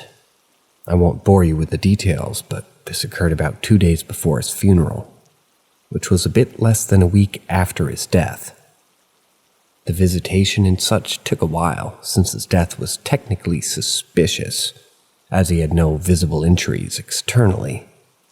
Turned out to be blunt force trauma to the head and chest. Anyways, I said I wouldn't bore you with all the details, so here we are, anyway. It was 9 a.m., and I'd just gotten up to piss. I laid back down since I had no business being up that early. And within about 5 minutes, I felt something warm against my back. I thought my cat had snuck in while I was downstairs. So I rolled over to kick her out, since if I didn't, she would scratch and meow to be let out within 20 minutes and wake me up. But I rolled over and didn't see my cat. I saw him. He was lying there, pale and flawless, in his striped long-sleeve shirt that I still have to this day, and his favorite jeans. He had this blank expression on his face. He didn't look at me, he just stared at the ceiling. Almost like a corpse, morbidly enough. I was in utter shock and thought maybe his death was really just a dream like I wished it was last week. I went to lay my head on his chest, but he dissolved into thin air My head hit the bedsheets. I just sat there wondering what in the fuck just happened before I rolled over and cried myself back to sleep. To this day, I still have no idea what it was. Weirdly enough, after his death, I started experiencing rampant sleep issues, including sleep paralysis. And I wondered if that's what it was, but looking back, I never fell asleep. I lay there for a few minutes at most, and was still fully lucid through the whole experience. Not only that, but I was able to move. I remember vividly rolling over, propping up on one elbow, and going to lay my head down on him. I don't know if I believe in the paranormal or an afterlife, but I never had experiences. Yes, there's more than one, especially like this one, until after his death.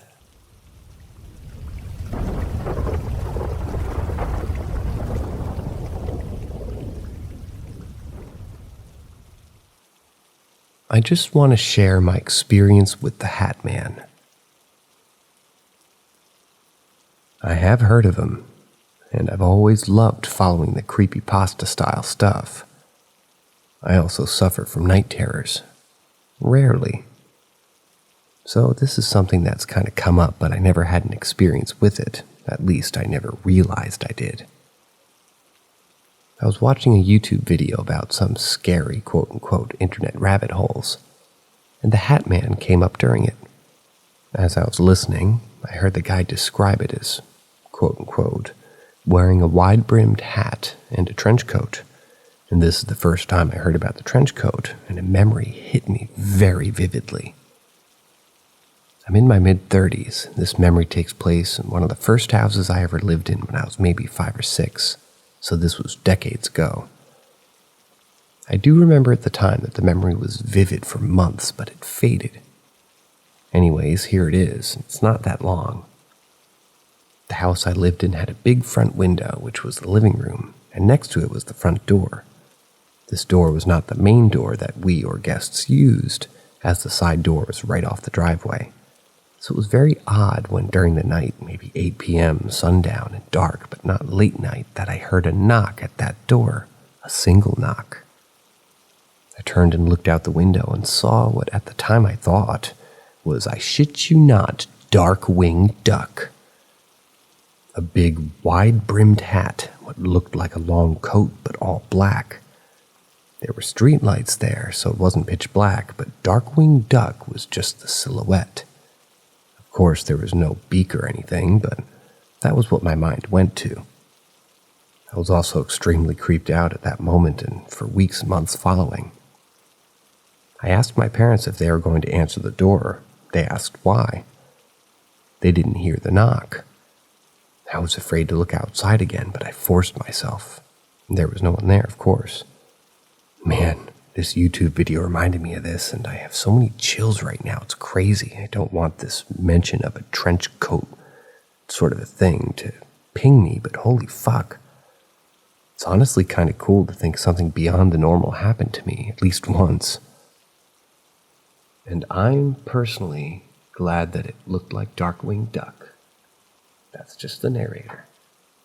As usual, have a good night. See ya.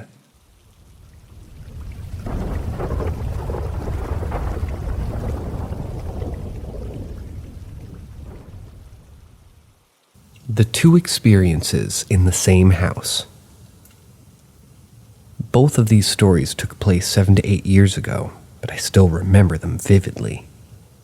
They both took place at my grandma's house, which always creeped me, my siblings, and cousins out when we were younger. My parents have told me that they even found the house creepy, like someone was watching them, but didn't want to scare us kids. Both events aren't that big, but I figured I'd share them anyway. One night, me and my cousins were up late at night playing video games, probably 2 or 3 a.m. Of course, we got hungry and wanted to make some pizza rolls, so we sneaked by our grandmother's room. She didn't like us being up late.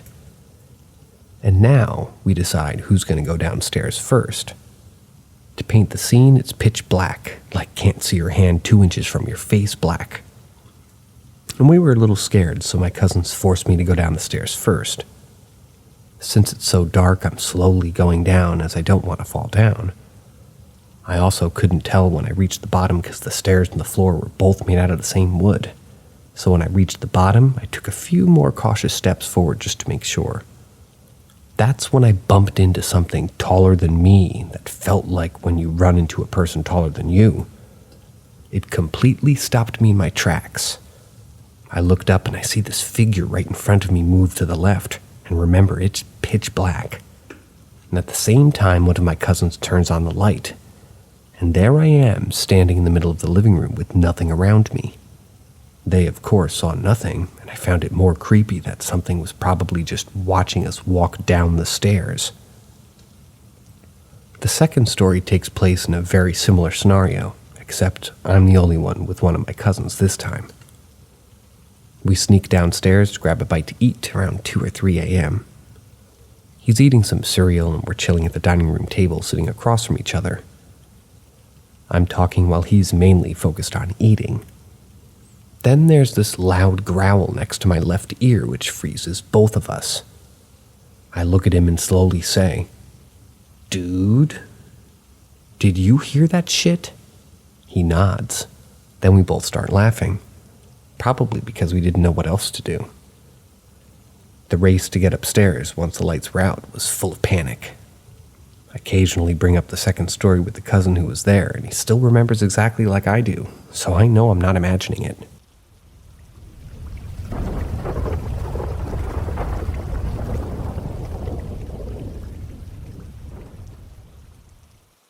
Cross-country hitchhiker premonition.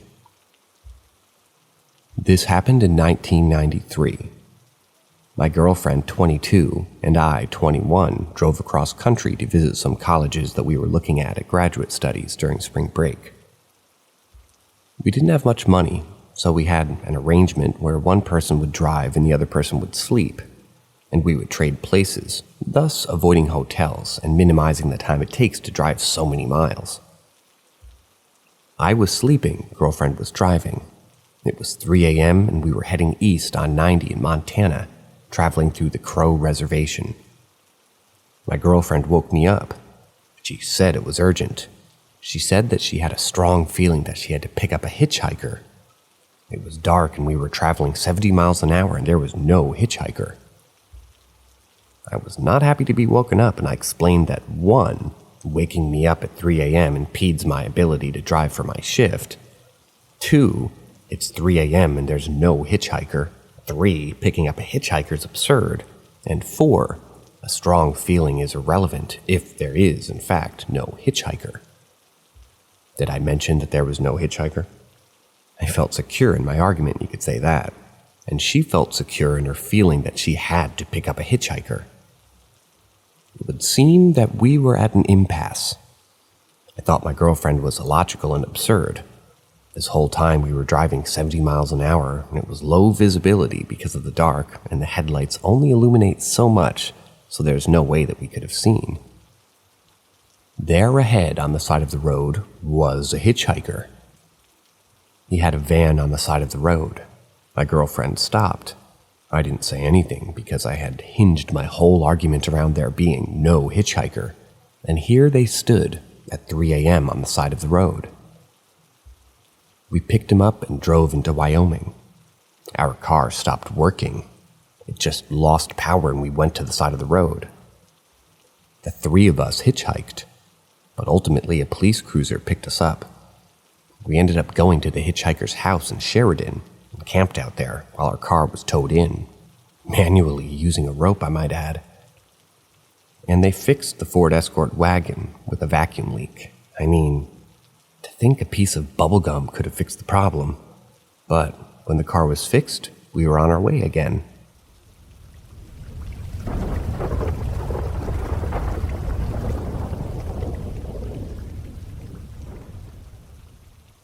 Hazmat man in Pennsylvania. I was doing a delivery for work about an hour ago from typing this. The delivery was in Grove City, Pennsylvania, and the unloading area was right off of one of the roads in this particular part of town. As the guy started unloading my truck with his forklift, A couple other guys came out just to chat. The guy on the forklift points to the road and asks if he sees what he's seeing. After I told him no and looked at the road, I saw it. There was a tall, broad man wearing a fluorescent yellow jumpsuit that resembled a hazmat suit. It was the same shade of yellow as the stereotypical selection of rain jackets or rain boots. Keep in mind that it's hot and sunny outside today. He was wearing black boots, bulky black gloves that looked like the ones you'd wear in snowy weather, and one of those N95 type masks. All of his skin was covered except for his eyes. This alone was very strange, but his behavior was also very off. He was walking in a very exaggerated manner. It almost looked like he was dance walking. He stopped when a kid about 10 years old happened to ride by him on his bike. He stopped the kid and started talking to him. One of the guys helping unload my truck loudly told us to check if he knows that kid. After that, the man and the boy go in opposite directions. The man then stops, looks at me, and waves. It was hard to tell, but it looked like his eyes were squinted as if he was smiling, a really big smile under his mask. I didn't wave back and just kept watching him. He walked by the guard shack in front of the unloading zone, which blocked my view of him, and then he was gone with no trace. The road was open with no surrounding woods or intersecting roads nearby. It would have been extremely obvious if he came out from around that shack. I walked around to find him and even looked again as I was driving away, but it was like he was never there. What could this have been? Was it some creep or criminal? Was this something paranormal like the Grinning Man, an extraterrestrial, or maybe interdimensional being? It wasn't just mind tricks because at least 5 people in total saw the same thing.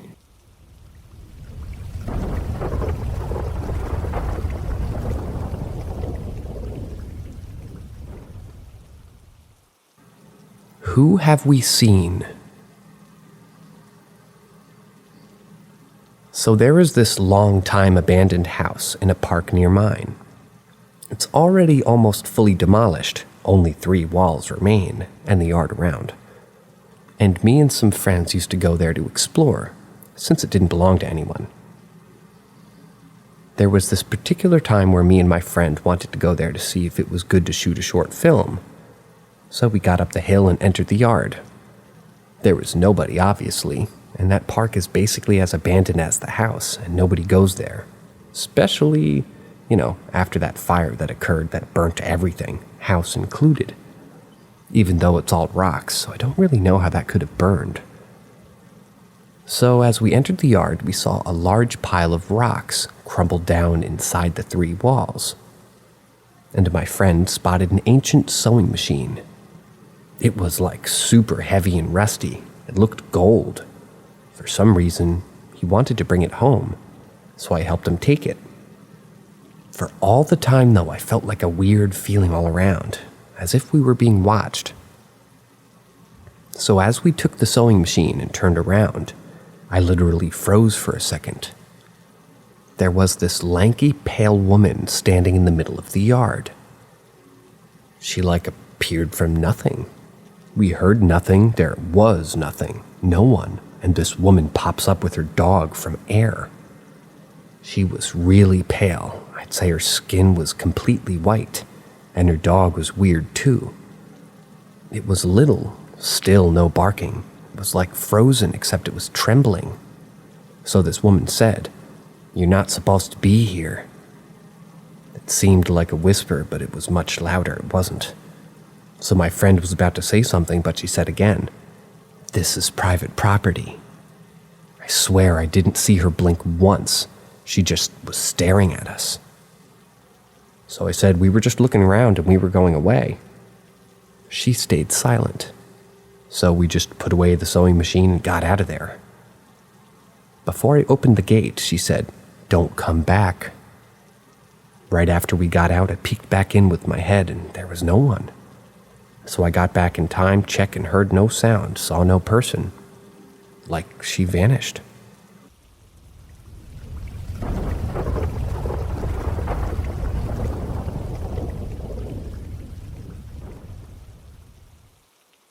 Ask Reddit. When I was a sophomore in college, I got a knock on my door. I'd just gotten off the phone with my girlfriend, who had been lecturing me on how I was a dick and didn't do anything nice. By the way, this is integral to the story. I answered the door, and there was a guy who gave me a story about how his wife was in labor in a city about an hour away, and he needed a ride to his friend's house so he could borrow his car. Normally, I would have laughed and slammed the door in his face. But due to the lecture from my girlfriend, I decided today was the day I began being the nice guy. I agreed to give the guy a ride. He seemed nice enough. We talked about basketball and video games, and he had to drive really far off to a remote apartment complex that was still under construction. Weird, but I went along with it. When we get there, he directs me to park in an area really far off. Then he starts going on about how he needs money, too. I figure, you know what? I've gone this far, I might as well see this good deed through. I give him a $10 bill. Then he goes on about how that isn't enough to get where he needs to go. What the hell? I give him all the money that I have, including the change in my car, which was like $46. He gives me a strange look, and then a weird silence where it seems like he doesn't know how to react. Then he gives me a really genuine thank you and gets out of the car. I go home and go on with my day. About an hour later, there's a knock on my door. It's a cop. I answer, and he asks me if I've seen this guy. He shows me a picture of the guy I gave a ride to. No mistaking it. It was him. Same hair, same neck tattoo, and same gold teeth. I say, yeah, I just gave him a ride like an hour ago. The cop looks like he just saw a ghost. Then he proceeds to tell me about how this guy is wanted for 3 murders. His standard procedure is to go door to door until he finds someone who's stupid enough to give him a ride. Then he leads them to a remote location, pulls a gun, executes them, and steals their car. It's extremely ironic that being nice almost got me killed and probably saved my life at the exact same time.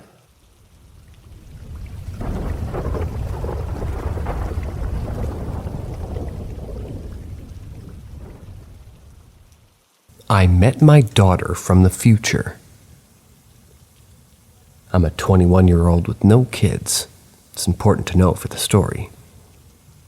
So I went with my dog for a walk this morning, and I was about to cross the street when I noticed a girl about my age staring at me from the other street parallel to the one I was on.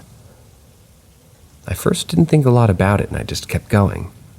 Then I saw how she crossed the street to come to the one that I was walking on while still staring at me. We crossed ways, and when we got closer, I could see her expression, and it was something like pity and nostalgia. It felt like she somehow knew me from somewhere. Well, we crossed paths, but of course I didn't stop and stare at her back, so I kept going. Then I turned to look at her once more, and she was still standing on the same spot I walked past her 5 seconds ago. And she was looking straight in my face with the same expression of pity. I continued walking, and after a few seconds I turned again, and she was still there, staring at me with that exact same expression as last time I turned back to look at her before I continued my walk. I don't know why or how, but a thought just came directly into my mind, without any previous context. In my head, I was convinced that I guess this girl was my daughter from the future, and she was looking at me that way because I died, and she was missing me. The whole day, I'm still really freaked out by this experience, and I thought about it. Look, at my dad died when I was 7, and the night of his death, my mom dreamed that he came to her in a dream, talked to her, and said that he was okay, and that she doesn't want to be worried about him. What if in my daughter's timeline I died, and this moment was me in her dream, seeing her for the last time like my father saw my mother for the last time in her dream? My father seemed to recognize my mother in the dream, and somehow I had that instant thought without previous context that that girl was my daughter. I I recognized her instantly. I get shivers down my spine when I'm writing this. Like I said, I never had to do with such things. I'm an atheist. I don't even believe in God. I've never believed in ghosts, but I have no explanation for this. Maybe I'm just crazy.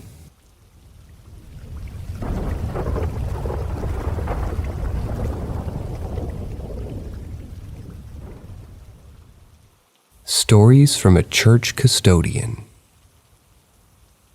This church has been in the same location for nearly 200 years. Although the buildings have been updated, you can't go in the church outside of normal operating hours or in small groups without having an experience. I have several stories that I'd like to share, but I'll start with the first thing that happened to us. This takes place when we were around 12 or 13 years old. My friend, David, the custodian's son, and I were at the church helping to set up for an event that was to take place later in the evening. While we weren't alone completely, there was only a handful of people in the building, all of whom were on the ground floor. We were tasked with the mission of retrieving a roll of tape from the second floor, so we take a shortcut through the back of the church that has a very narrow staircase that leads directly into the sanctuary. Our destination is the secretary's office, which is right beside the sanctuary. As we're walking through the sanctuary, we both hear what sounds exactly like a loud heartbeat, coming from no particular area. We run out of the sanctuary before even getting the tape and try to figure out where the sound may be coming from, coming up with the conclusion that it was a supernatural thing, considering that there's no type of instrument in our church that could have made it, and it was too loud to be coming from the ground floor where everyone else is. Fast forward a few weeks ago, and we're having a gathering at the church. The area where the previously mentioned staircase is and has always been a popular place for kids to play. It's out of the way. So I'm in there with the kids because most of them are my cousins, and I like to pick on them. They were all daring each other to go into the small storage area that's underneath the staircase. My youngest cousin, about 5, crawls out from under the stairs and says that he saw something underneath them. I ask him what it is, to which he replies, "I saw a beating heart." He's never heard me talking about hearing a heartbeat, so it gave me chills hearing it. I've also never considered him someone to have a wild imagination either. May have been a coincidence, but with all the experiences I've had in that church, I'm tempted to believe him.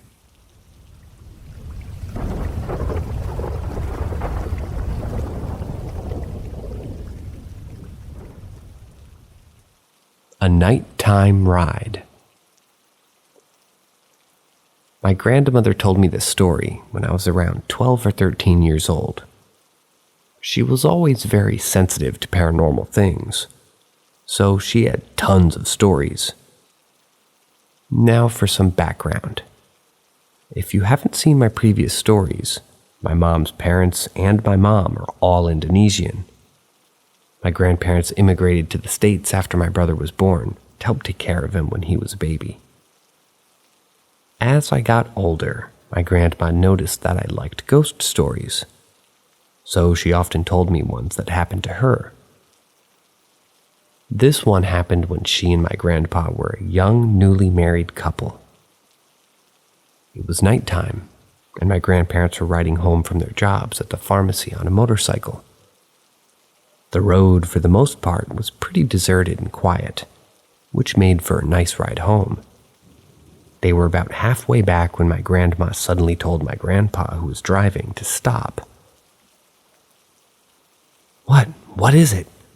He had screeched to a near stop at a streetlight that was on the side of the road. My grandma was pale and staring straight ahead. She finally worked up the courage to say something. "Grandmother, do you need some help?"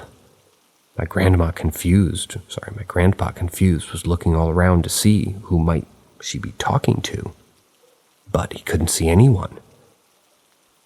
"Who are you talking to?" "What, you don't see her?" "See who?" The woman there, she's holding a baby and the baby's crying. I think they're bleeding. We need to do something." "What are you talking about? There's no woman and there's no baby. You're just tired. We need to go home." He started up the motorcycle again and began to speed away, but my grandma kept looking behind her at the woman and child. My grandpa insisted that she was seeing things due to her exhaustion from work, but she was convinced otherwise.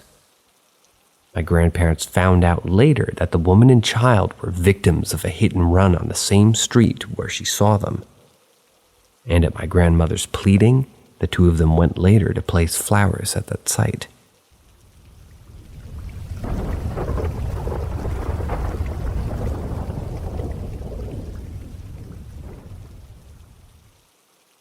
My doppelganger story.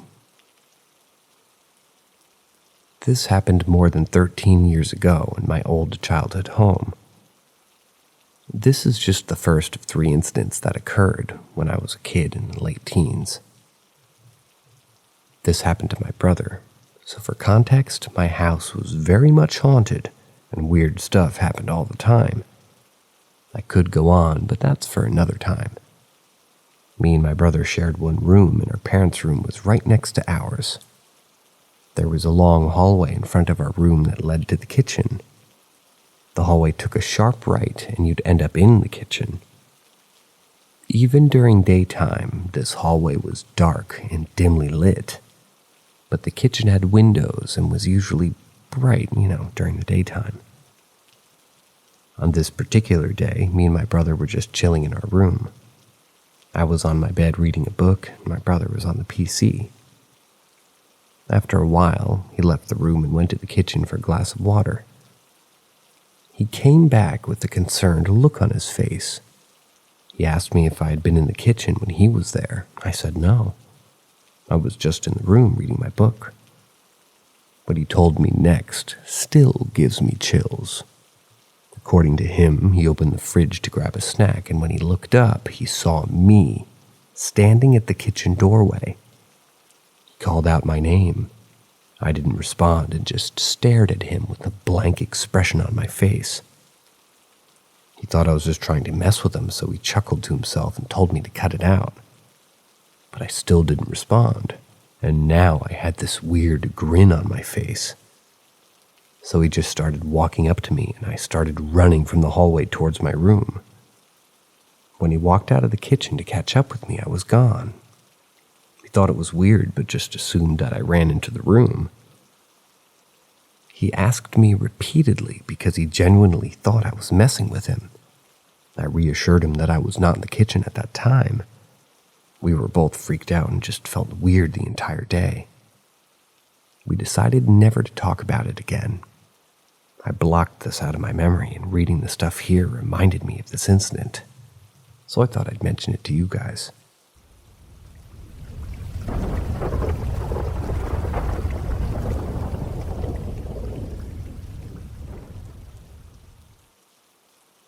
What did I let in my house? I've been listening to a book that initially I thought was supposed to be a cozy murder mystery taking place in a small New England beachfront town. It turned out to be suspenseful romance, a genre I didn't even know existed. The more interesting part, the romance was with a 150-year-old ghost who enjoyed the occasional BDSM, who ends up being, plot twist, a demon. Not here to kink shame, and though the book was a little bit quirky, it was actually pretty good. It's called The Shape of the Night by Tess Gerritsen, if you ever want to give it a try. No thank you.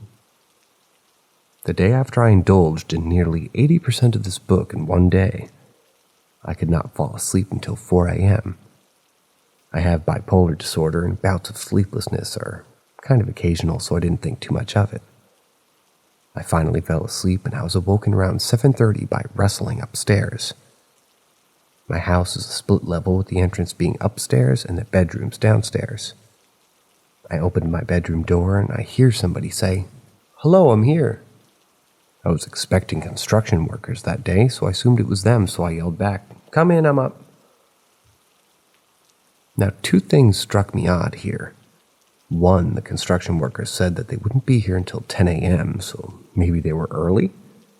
Two, I have a tiny yappy dog that barks when the wind blows too loud, and she remained sleeping. I walked upstairs to greet the workers, but no one was there. I looked outside. There was no one. There was only my car. There was no one dropped off, there was no dropped off building materials, nothing. I have no idea who I was talking to, but I was definitely talking to someone, and I know I was. Was I just sleep deprived, or did I let something in?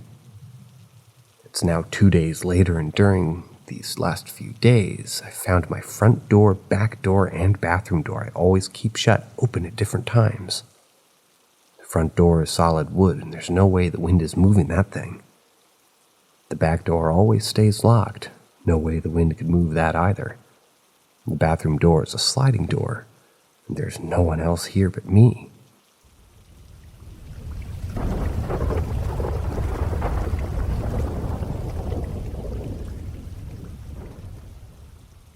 Why do the lights turn themselves on and pictures fall off walls, dishes rattle in the drying rack every day at my house? I live with my parents and older brother. I get up for the day around 12 or 1 a.m. every day. No one else gets up until 7 at the earliest, usually later. Since no one else is up, I'm very careful about being quiet and turning lights off, to the point that I double and triple check that yes, I physically flipped the switch. The light went off, no more light. This occurs in almost every room, but mainly our small hallway bathroom. I go in, turn the light off, make damn sure it's off, no other lights on in the house either, and I'll walk back out, and less than 5 minutes later the bathroom light's on. Every morning, usually multiple times. Same deal with pictures either swinging or falling off the wall. No one is ever even awake besides me, and nowhere near the pictures. Same with the dishes in our drying rack. My house is small, but I'll be standing in my living room roughly 12 feet away from the dish rack, and it just rattles super loud. Not a little bit, I'm talking a ton of noise and commotion and movement. Occasionally a spoon or fork will eventually fall out, from the force of the rattling, that is. These occurrences usually aren't connected to 3 a.m., the witching hour or the dead time or whatever. They happen then too, but it's not exclusive to 3 a.m. For a little background, the house was built in, I believe, 1984. I'm pretty sure nobody's died in it. We also have one room that freaks all of us out, just super unsettling to be in there, like you're being watched or something. And none of any animals that we've ever owned have ever gone in there. They refuse and freak out if you try to carry them in. We pretty much just don't go in there. It's my dad's office now. But until he recently had to work from home due to COVID, nobody ever really went in there. Like, we each have our own bedroom, the living room and kitchen are all connected, just a big open space. If anybody has any suggestions about what might be causing these occurrences, or has had similar experiences, please let me know. I've lived in this house 17 years, and this has always happened, but it's happening much more frequently and much more intensely lately. I'm wondering why that is.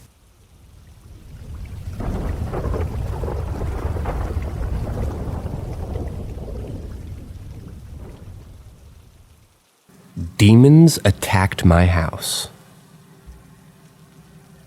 I was around 9 or 10 when this happened. I was living in a 1-story, 3-bedroom house with my mom and 3 younger siblings. It was the middle of the winter, maybe late November. While our house was small, the yard and backyard were combined around a football field of land, with a hill and railroad tracks in the backyard. It was noon, and my mom was making lunch, and since I couldn't find anything, I asked her for something to watch. She heard about a documentary on a really haunted house in our hometown of Indiana. In Indiana. I believe the documentary was called The Demon House. I could be wrong, though. I found it and I started watching it. I know it's not something someone my age should have been watching, but anyway, during the entire documentary, the narrator kept saying, "The truth is this video is haunted." Me and my mom thought it was bullshit, and we finished the documentary thinking that it was all right. That night was the worst night I have ever lived through. During the night, I heard banging on my sister's window. Our windows were right next to each other. I told my mom about it, but she thought it was just shrubbery, because there was a tree right next to the window. I went back to my bed, and then it moved to the other side of the house. Went from the back of the house to the left of the house from the front. At this point, it was by the kitchen. At this point, my mom calls the police to see what's going on, but they arrived and the screen door just bangs on the frame that it was supposed to be on. When the cops got there, they said that it was probably just the screen door. After telling them the banging was in the back too, they walked around there and looked around. But what they told us shook me to my core. There were no footprints. It was snowing. I don't remember what happened from there, but when I woke up, that next morning there was banging on the window right next to my head. I jumped up and opened the blinds of my window. There wasn't a thing. My aunt dabbles with stuff like this, so after telling her about it, she came the same day and used incense to ward off bad spirits. After that, there was nothing else that ever came of it, really.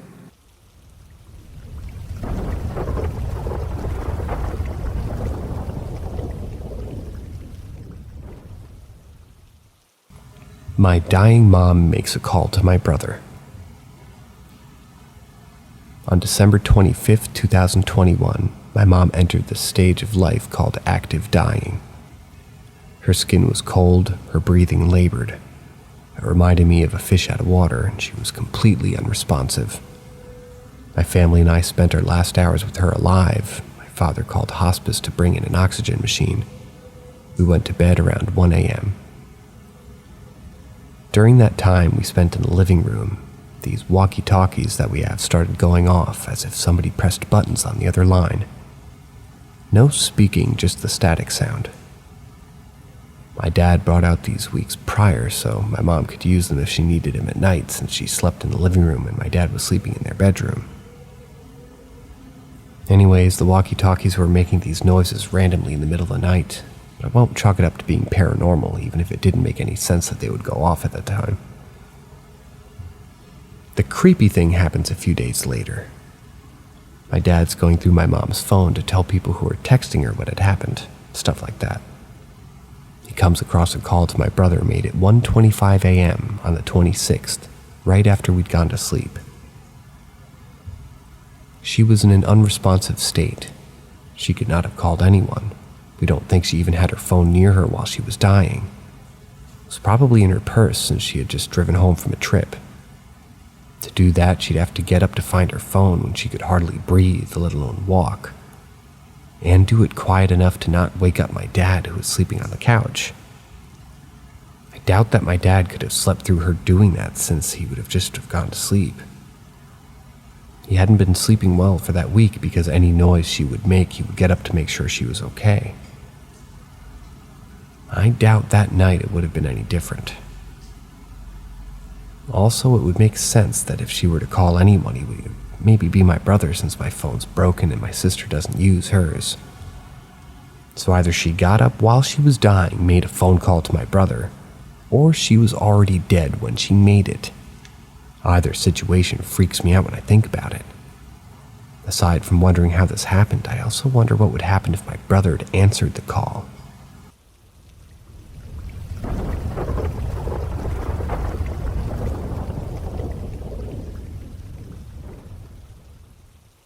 Need help identifying what chased me. For some background, I, a 13-year-old female, have been able to see spirits my whole life. Unfortunately, this has drawn malicious entities to me and my family, and it's angered them whenever they haven't been able to fuck with me mentally because they know I can see them, which has caused me to be physically harmed by an entity in the past. But that's not what this post is about. Not only that, but my family lives in an area which used to be a World War II camp, where all the soldiers got killed in a blitz, and before that, it used to be an ancient burial site. So that does contribute to more than regular malicious activity. Tonight, around 11 p.m., I had a meltdown. and I ran out into the street incredibly angry and contemplating running into the road. But I heard something calling my name. It was a male voice, but it was very warped and obviously not human. I didn't turn around, and I ran, to which I heard whatever the being was chasing after me. When I eventually thought I'd lost the thing, I stopped for a couple of minutes to regain my breath. I started hearing what sounded like a cat meowing. However, there were no cats at all where I was. When I started to run again, I heard something chasing behind. When I stopped a third time to regain my breath, I was stupid enough to stop in a very shadowy area. And I heard what can only be described as the noise security cameras make when they turn, like a hissing, directly behind me, very loudly. I ran again, and this time I saw what looked like a completely black hand moving across the road directly in front of me. I very luckily got back home safe, however. I have no clue what the thing was, and I'd like to know if anyone has any idea of what thing it could have been, as I'd like to know. From what I can tell, it was attracted to the fact that I was very strongly upset and angry. I have PDA autism, which causes my emotions to be much more intense than a non-autistic person's. It was able to mimic voices and sounds, and could detach parts of its body.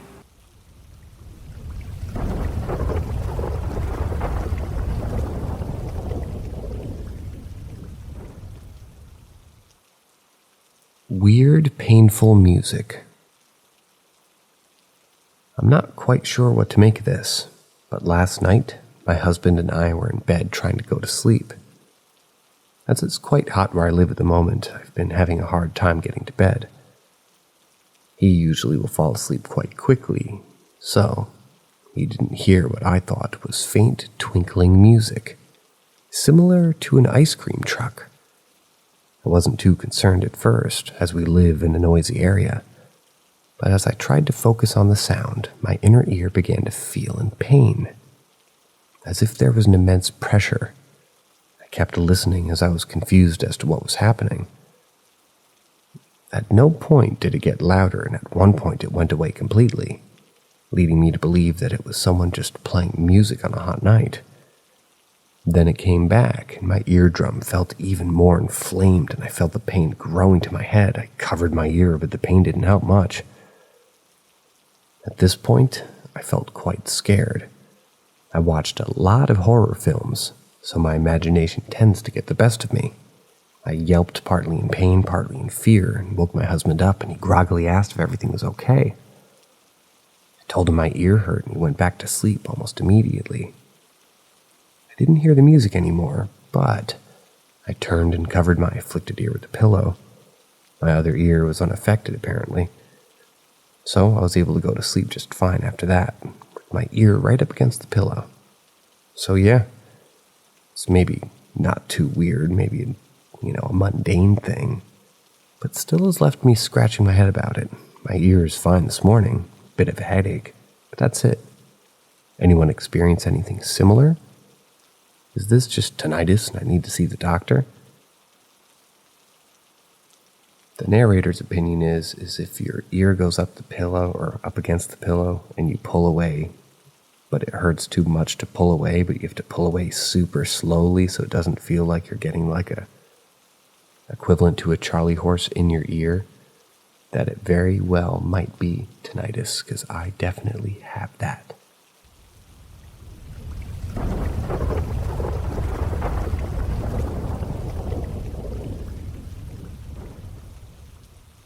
Ask Reddit. I was 5 years old. My brother was 3. Family decided to take a day trip to Gettysburg, Pennsylvania. Dad is a Civil War enthusiast, and he was excited to see the spot that was called Devil's Den, where there had been apparently a high amount of soldiers killed in that battle, one of the bloodiest in the war. I remember it was August. It was hot and pretty humid that day. I remember walking with my parents up this hill when my parents were approached by this one guy dressed in full-fledged Union uniform, I guess you could call it. I think I remember wondering why he was dressed that way when it was so hot. I genuinely thought he was a tour guide because they make the tour guides dress that way, or did when I went then. I don't remember the conversation between him and my parents. I think I just shrugged it off as adult talk. We got up to the top of this hill, a rocky cliff, which is important to note later in the story, where he was pointing out stuff to my parents, but mostly my dad. There was only one way off and onto this hill, and that was the path that we just took. I remember starting to get bored when he pointed something out for my brother and for me to look at. I remember walking up to the edge and looking down, seeing nothing. When I turned around to tell him so, he wasn't there, at all, vanished. My parents, brother, and I walked all the way down the hill looking for him, but didn't see him. Some things I found out later from my dad when I was older. 1. He greeted my dad by his first name, which spooked him because he'd never seen the guy before in his life. 2. He told my dad he was from a town not far from Gettysburg, and pointed out various towns to him on that hill. Later found out all those towns were destroyed in the Civil War. 3. The park didn't have any tour guides wear uniforms because it was too hot that day. Dad said he even noticed the guy wasn't sweating.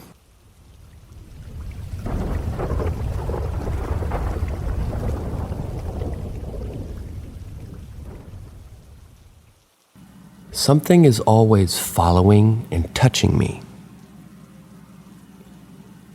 Recently, I have felt something following me around everywhere. I always feel like someone is watching me, and I feel a hand on my shoulder or head when nothing's there. So I keep seeing this thing when I'm outside. It doesn't talk usually, but I keep seeing it wherever I go. It's always behind a tree or hiding.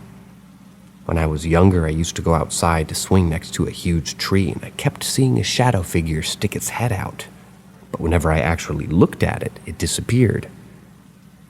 It didn't hurt or scare me. It's sort of like a father. It comforts me, and yes, it may be just an imaginary friend, but it feels real. I keep feeling it touch me on my shoulder, and I feel it next to me, always beside or behind me. When I sleep and face the wall, I feel it behind me. There are times when I see it or hear it in the closet or in the hallway at night, but it doesn't harm me. When I say it doesn't harm me and it says it brings no threats, it's comforting to me, and I talk to it sometimes, and during school I write about it and I draw it. I might be crazy, but it looks so real and feels real too. It's super tall. No face, no accessories, nothing on it. A shadow figure, really skinny. I can almost see its bones. It has a low, sort of raspy voice.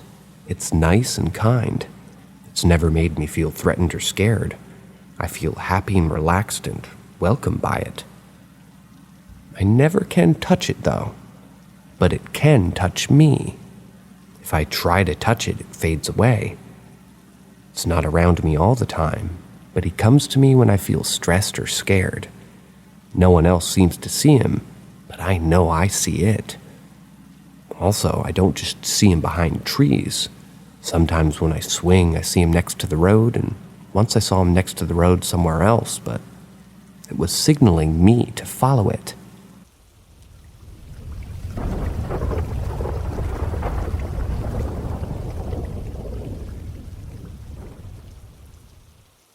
Tales from a Church Custodian, Volume 3. The first story is about the parsonage that's beside the church. For those of you who may not know, a parsonage is a house close to the church that the pastor lives in. Anyway, at the time that this happened, we had a temporary pastor who had been living in the parsonage for a little over a year. The pastor had a son who was my age, and told me and my friend this story. While living in the parsonage, he always had a bad feeling just from being in there. His bedroom was in the basement where this story occurs. One day, our pastor goes into the basement to retrieve something from one of the storage areas. When he opened the door to the storage room, he was chased from the basement by a single crow. How the crow, if that's what it really was, got into the basement and then into a closed room is still a mystery to me. The second takes place in the ground floor bathroom. In this bathroom is a storage closet that has an unfinished floor that's just dirt. Pretty common in basements. This area is occasionally called the portal to hell by some of the kids my age due to the uneasy feeling that you get from being around it. As I was washing my hands, the door to the closet was pulled open fast enough to make wind. Luckily, I was only washing my hands because I was out of the bathroom in a second flat.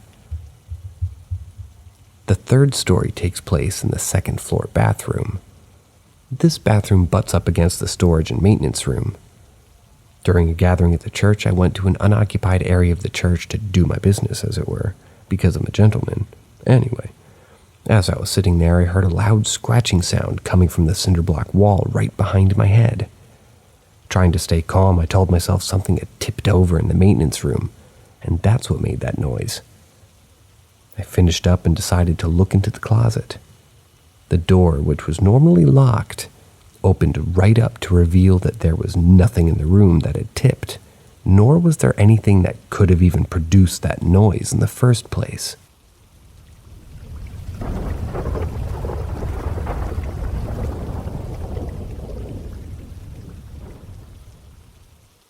Something weird happened at my kid's pediatrician's office.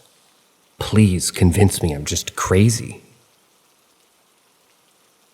So for a bit of backstory, I grew up in an extremely haunted house for 17 years. No one will ever convince me that that house wasn't haunted, or that paranormal experiences always have a quote-unquote logical explanation. Always having a logical explanation is not really my own truth. In the past year or so, there have been a few questionable things that have happened in that house, and the one that I live in now. Mostly just things flying off specific tables in a specific dresser. But anyway, I took my youngest son to the doctor's a few weeks ago. We're in the waiting room waiting for the doctor to come in, and I'm standing there holding my son, singing to him. There's a counter with glass jars filled with cotton balls and tongue depressors with metal lids, you know the ones. And one lid was off the jar and sitting on the counter. At some point, I noticed some sort of movement in my peripheral vision, and when I look at the counter, the metal lid is slowly moving by itself. It moved about 5 or 6 inches across the counter right before my fucking eyes. Kinda froze for a minute, wondering if it actually happened or if I'm just crazy. And then I picked the lid up to make sure there wasn't a big bug underneath it or something. By the way, there wasn't. And then the doctor came in, and I pretended nothing happened, of course, and we just left. The really weird thing is that when I first looked and saw the lid slowly sliding across the counter, it took me a second to even realize something was wrong and it shouldn't be moving. I don't know, I guess it's possible that it somehow is just in my head, but I really do not think so. There were no vibrations, at least that I could feel, or anything like that. There was a sink next to it, so I would assume pipes. And I thought maybe someone used one of the sinks in the room next to mine and it made it move. I just don't know, because I'm like 5 or 6 inches is a lot for something like that to move by itself.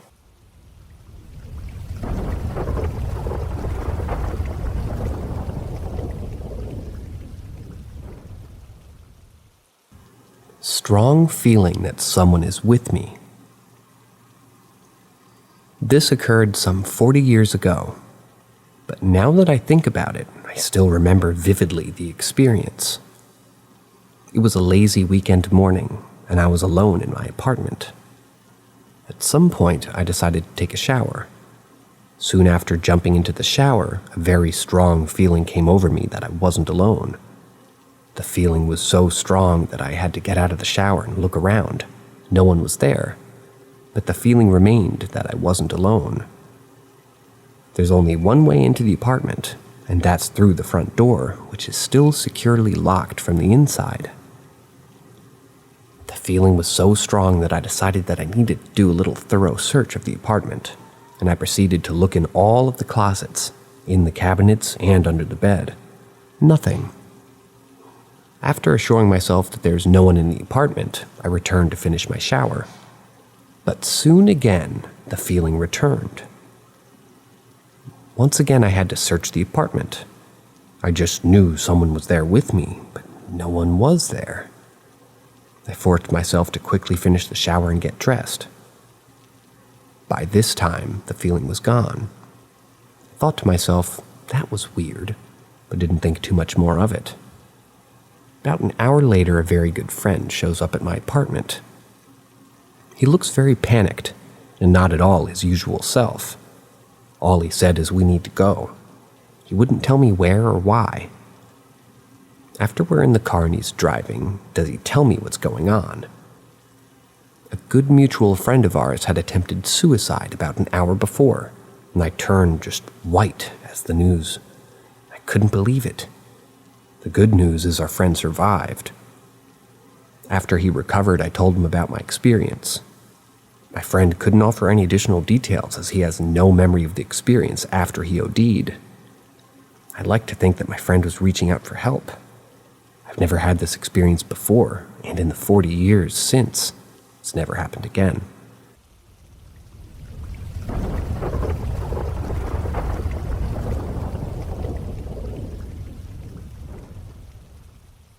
I've had a shadow person follow me most of my life. As far back as I can recall, there's always been a presence in and around myself and members of my family.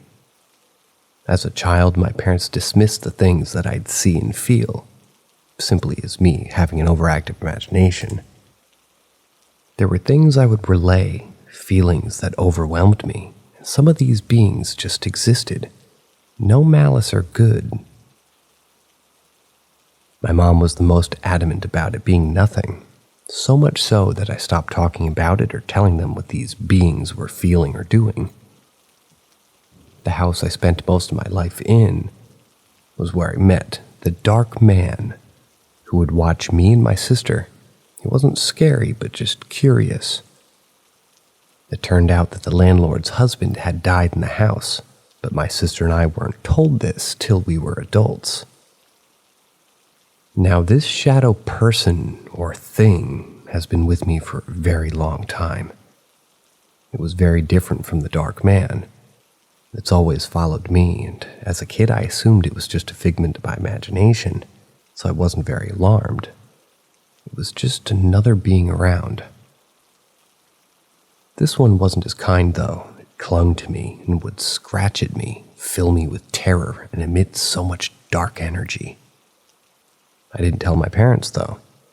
I did try to reach out to others, but I was told I was ridiculous or crazy, so I kept it to myself.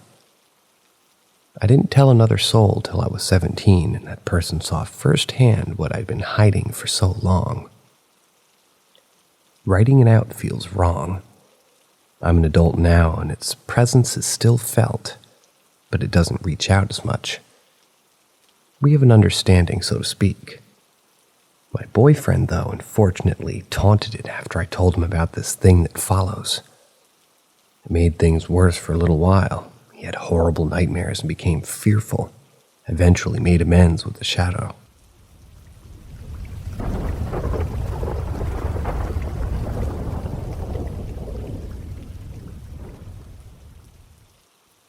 It began with death. Going into my senior year, we lost a fellow student in a car accident. Pretty intense situation. I knew the girl named Taylor and had seen her in the hall only a few weeks before I said hi. We were never great friends, but we had few mutual ones and had spoken recently on chat about the guy we both knew named Eric, who was a few years older than us. After Taylor passed away so tragically, a lot of hurt was just seeping into our community. The mutual friend was devastated at the news. He became pretty important to the story, so remember him. So we met up with her family for the first time after her death. Taylor came to me in a dream that night. I was looking at her from across desks, and we never had a class together. I said, "Taylor, why are you here? You shouldn't be here." In my dream, my friend Jade turned around and said, "Who are you talking to?" Taylor disappeared before I could point out that she was clearly there. All of a sudden, this local graveyard beneath this tree on a hill with her.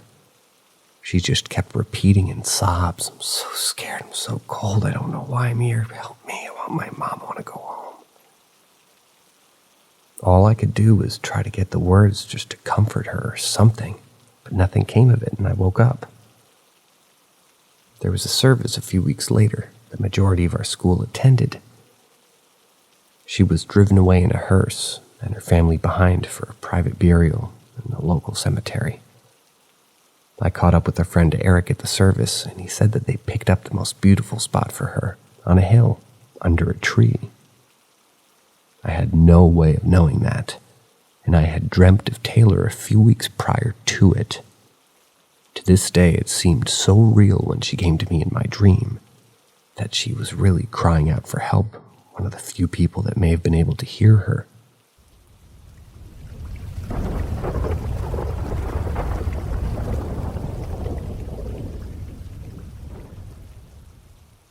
Night shift at the hospital. I work as a nurse at a hospital in the UK that was initially constructed during World War II and was supposed to be a temporary facility. However, that was not the case, and it was further built upon and still remains as a slightly modernized building. I recall doing a night shift during the wintertime and had a patient admitted to us with an infection, but otherwise had no illnesses that could affect their cognitive function, i.e. dementia or learning difficulties, etc. At around 2 or 3 a.m., said patient began to scream from the side room that they were placed in. Myself and another nurse responded. Once in the room, I tried to defuse the situation and calm the patient down. All the while, the patient was screaming about how a man with a bag over his head had been stood at the corner of the bed, just watching her. As we entered the room, I could tell something was off and felt a shift in the energy, despite myself telling the patient that there was nothing to be concerned about. Once settled, myself and the other nurse that came with me had turned to leave the room and witnessed what I can only describe as a shadowy figure pass through a set of double doors outside the side room in which the patient resided. The doors are behind a bit of an alcove, so you can't see them from the side room, but once you leave the room, you can see them. After a few seconds, both myself and the responding nurse clicked on to the fact that the double doors are always locked and have to be unlocked with keys.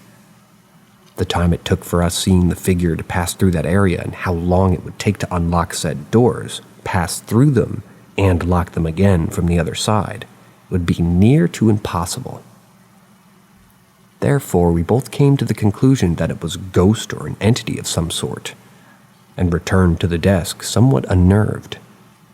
The hospital I work at has its fair share of ghost stories, and this one is one of the 3 experiences that I've personally had during my 5-year stay with this hospital in particular.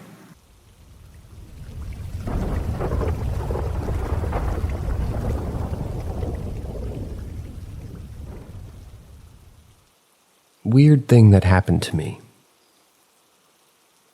I was in my college first year, and I, along with my friends, smoked some weed, and I was pretty high at that moment. It was like my first or second time smoking. I don't know how, but I was able to read the lips or minds of the people. After smoking it, I was going back to my home on a bike, and then my brother called me up to see if he was free, and his college was very near mine, so I went to catch up with him, basically. He was with his friend, and his group was coming out of the college gate, and they were talking about their day. My brother then noticed me waving, kind of waved his hand to me, which I also waved my hand.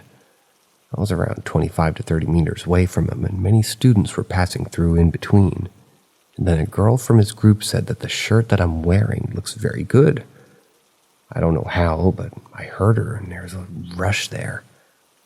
And it's almost like they were talking in between them only. My brother came to me, and then we both were going back to our home.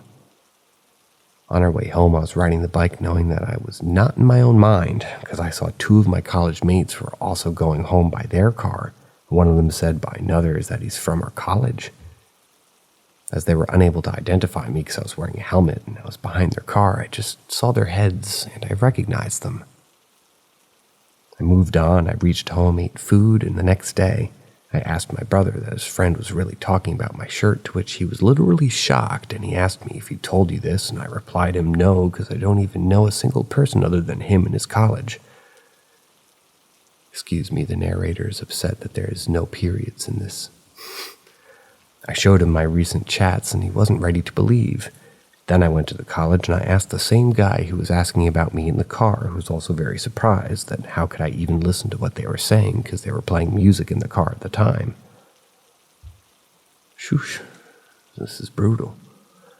He wasn't ready to believe, and I said that I read his lips or whatever. I don't know what happened to me, but it was a crazy experience, like I was able to read or listen to what other people were talking about me.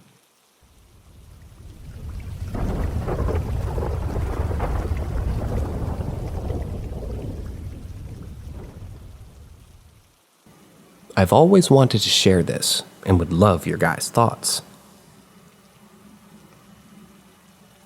Has anyone else ever felt like they were visited by family or loved ones before they passed? When I was in junior high, my grandmother was on her deathbed, and we all knew her time was coming eventually. My memory's fuzzy on her health, but if I can recall correctly, she had gone through a bit of a fit and was recovering and fell gravely ill again. The night before she passed away, I had the most vivid, surreal dream. I was at the base of the stairway, surrounded by light and clouds, and there was my grandmother, as happy as could be, smiling, asking me to help her up. As a younger kid, I always wanted to walk around and just help her upstairs and even her chairs. And so, of course, I took her hand, and we went chatting and talking. Can't remember about what, but I just know it was good and I was happy. Because I never got to spend that much time with her, and always made me resent my cousins who did, even though they weren't her grandchildren the same way I was. But here she was, walking with me, surrounded by beautiful views, the most calming light, while climbing the softest steps I'd ever set my feet on. Now we got really high up, and we stopped and she told me, "This is it. The rest is for me. You can't come yet. Thank you for helping me. I love you." And I looked at her, and I didn't say anything other than goodbye. And I woke up feeling so refreshed. My heart was so full, and the sunlight coming through my window felt so different and brighter than any other morning I've ever had in my life so far, that it really felt like I spent that time with her. Even as I finished typing this, tears are running down my cheeks. My brother picked me up from school that day, and he told me she'd passed. All I could think was, I know, I walked her up to heaven last night. I'd love to hear if you guys have had similar experiences. I think it'd be really cool and therapeutic for me to read through.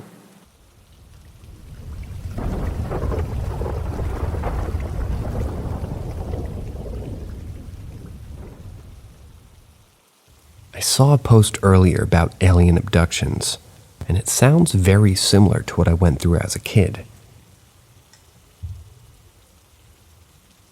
When I lived in the apartments, at a young age, I would always have nightmares.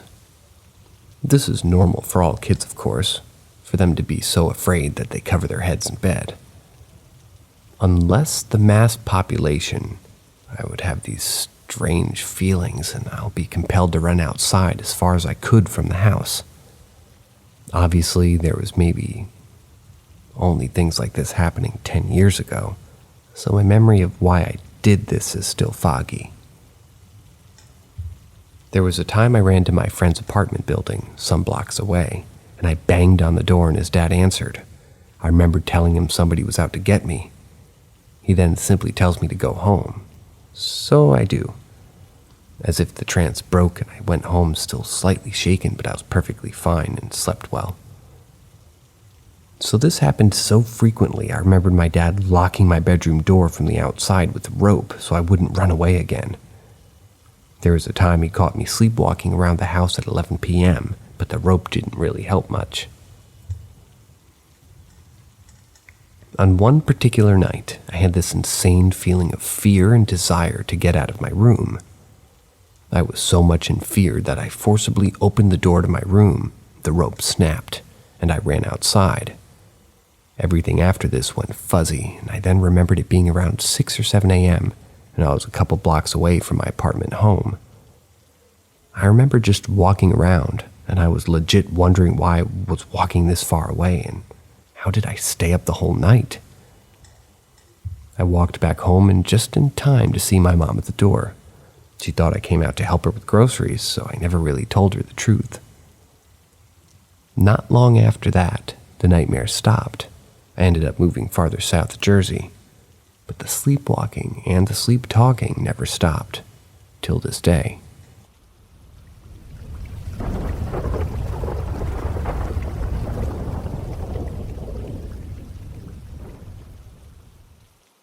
How I know for certain reality isn't what it seems, the most surreal moment of my life.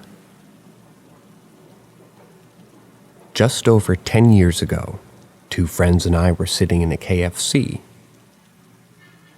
We were all on the booth side of the tables in a row. I was on the far left typing on my BlackBerry. I finished typing and I look to my right and I get a huge jolt of adrenaline. My body goes into fight or flight, because I know I've seen this exact image in a dream before.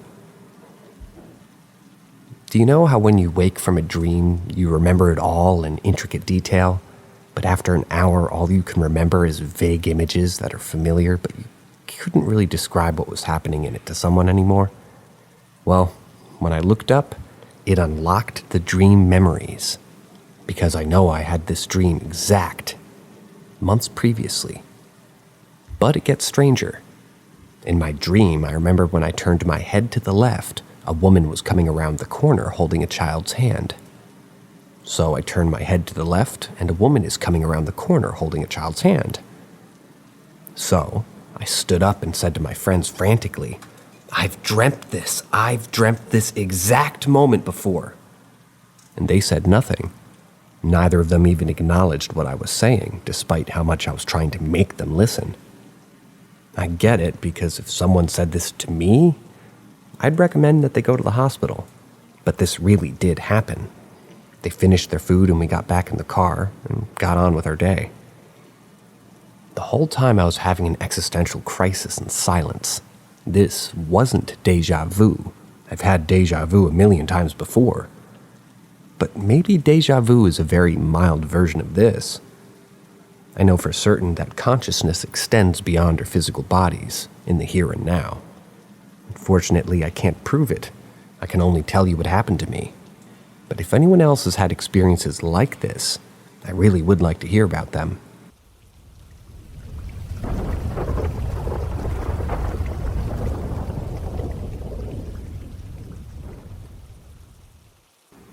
Ask Reddit. Happened a few years ago when me and my buddies went into the woods around 9 p.m. To get to the woods, you have to cross an old road that leads to a waterworks factory. This road separates the housing estate and the woods. Well, we were crossing this road and decided to enter through a different place that we'd never been to before. And we were only halfway down the road when something whistled at us. You may be thinking, it's probably just your mates, or something like that. But this was different. We knew it was coming from the bushes almost instantly, and legged it back towards the houses. Naturally, my fight or flight impulses kicked in and I ran, but in the complete opposite direction to my buddies. They ran back the way that they came. For some stupid reason, I ran straight towards the place the whistle came from. Realized I was going the wrong way, screamed, saw a silhouette of a man in the bush, and nearly fell over trying to turn around. We all regrouped and made the ultimate collective decision to go back in. Nothing. No person, no second whistle, no speakers or anything. The silhouette I saw was gone. So we went into the trees, found an opening, like a little circle on the ground amongst the trees. We found a little teddy bear, as if it was deliberately placed and positioned where it was. Sitting on top of 2 twigs made to look like a cross, and 4 other sticks holding the bear in place. We took a picture, left, and never came back. I've since lost contact with my buddies, due to me starting college and them entering their final year of high school. But I tried going there through the day just last week. But all the paths have been blocked by fallen trees due to a recent red warning winds in the UK. Storm Arwen ruined a beautiful forest and buried a mystery that we never got to solve.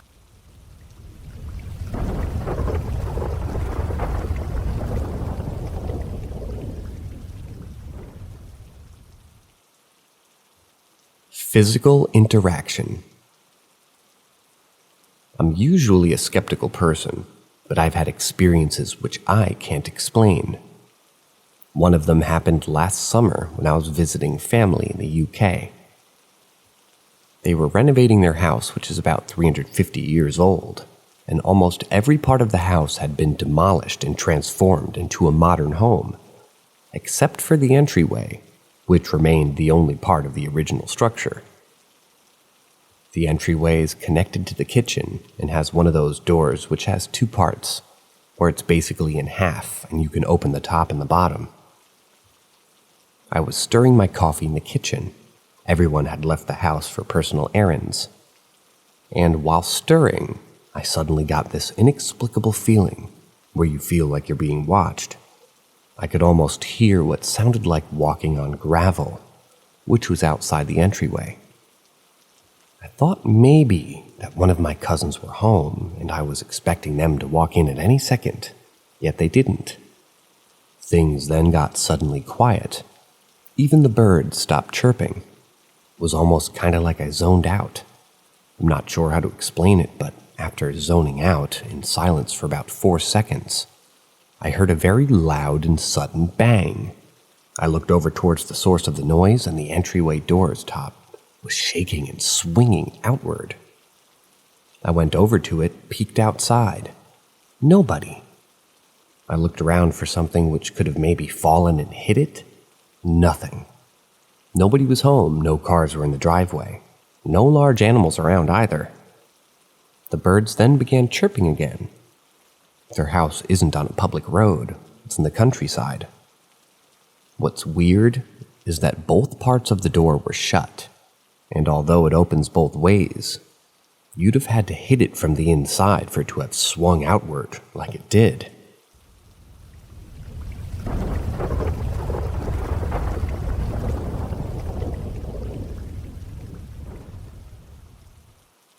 Just the occasional visitor. My family has a little cabin in the wooded hills of New York, southern tier. Most of the time, it's an amazing place to go and relax in nature. No bad vibes or dark pasts to be found, at least as far back as we know the history of the land. Thing is, if you spend the night and get very lucky, you'll get to hear a visitor on the porch. If you're even quote-unquote luckier, that visitor might make their way inside and have a walk around the kitchen.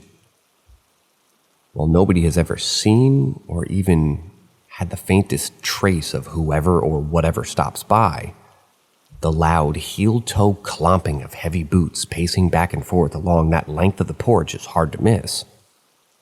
It's also very easy to replicate.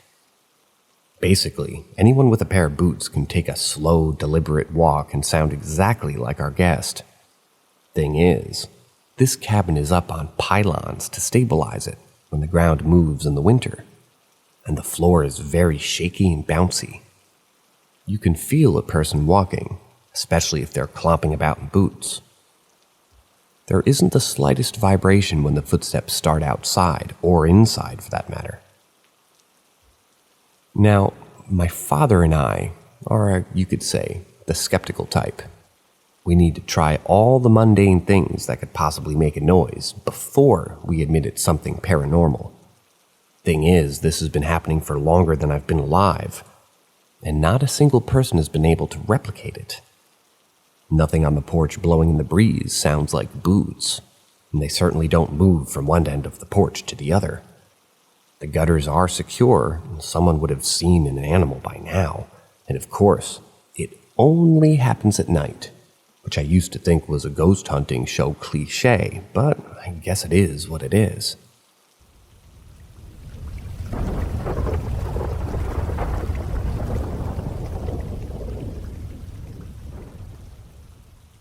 I asked my mom about the missing time I had as a kid. It happened when I was 6. She remembers waking up and seeing me next to the side of her bed. She said I was talking and saying nobody listened to me. Then I got into bed and asked her to leave her lamp and TV on before I went to sleep. She said that soon after is when I started to have explicit nightmares about aliens and monsters, as I put it, kidnapping me through my bedroom window. And when I started getting really deep into TV shows about the paranormal, she doesn't remember the lights, but she also doesn't remember me opening her door and walking in. From then on, for a little while, I would wake up in the middle of the night and go to her bedroom to ask to sleep with her, because I was that scared. I haven't been able to sleep with the lights off since then.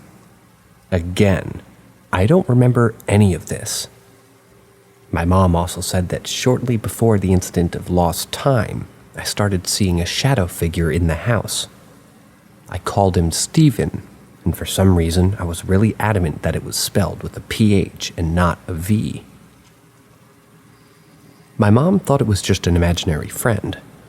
Then she saw the shadow of a man standing over me while I was sleeping, who then disappeared into thin air when she turned the lights on. 6 years ago, my mom found out that there was a family in the neighborhood, before they moved in, whose sons were drafted for the Vietnam War. Only one came home, Stephen. In 1978, he took his own life on the same day that I would be born 20 years later. I don't know if the two things are related, but that was the timeline of events that my mom helped me piece together. Still doesn't explain what happened completely, but at least someone remembers something. My mom said that she'd try to see if she could remember more and tell me if she did.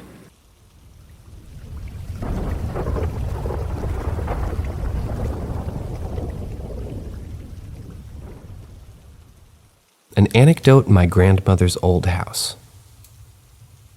This happened when I was approximately 9 years old. I was at my grandmother's house along with her and my cousin. Just the three of us, there was no one else. I was laying down in the same room as my cousin, but we slept in separate beds. My grandmother was sleeping in her own bedroom, and I was approximately up at midnight for some strange reason. I couldn't fall asleep, and my cousin was already asleep. In that, I hear the singing of a woman in the living room. She also appeared to be wearing a white dress. I didn't see her face, and I only saw her partially. After a few seconds, she disappeared, and the bathroom light, which was next to our room, suddenly turned on and then turned off. My cousin woke up suddenly, and he told me that he listened to her too. We were in shock until we decided to leave our room to see what was happening. I went to my grandmother's room, and she seemed to be completely asleep, in her pajamas. She didn't seem to have gotten up. My cousin went to check the bathroom and said that there was nothing. We also checked the living room and the kitchen, and there was nothing and no one. The strangest thing of all is that this woman had the same tone of voice as my grandmother. But as I mentioned earlier, my grandmother was sleeping in her room and didn't seem to have gotten up. She also has very heavy sleep, and it's extremely rare for her to get up after midnight. Also, as far as I remember, she didn't have any white dresses. For starters, she never even wears dresses. My cousin and I were very surprised by this. We decided to go to sleep, though. Next morning, we didn't say anything to my grandmother, mainly so we didn't scare her, since she lived alone back then. However, we seriously asked if she had gotten up at midnight. She said no, that she was deeply asleep, as she put it. With the passage of time, and until now, I'm currently 20 years old, I keep thinking about it. This is the only unusual experience that's happened to me, for now.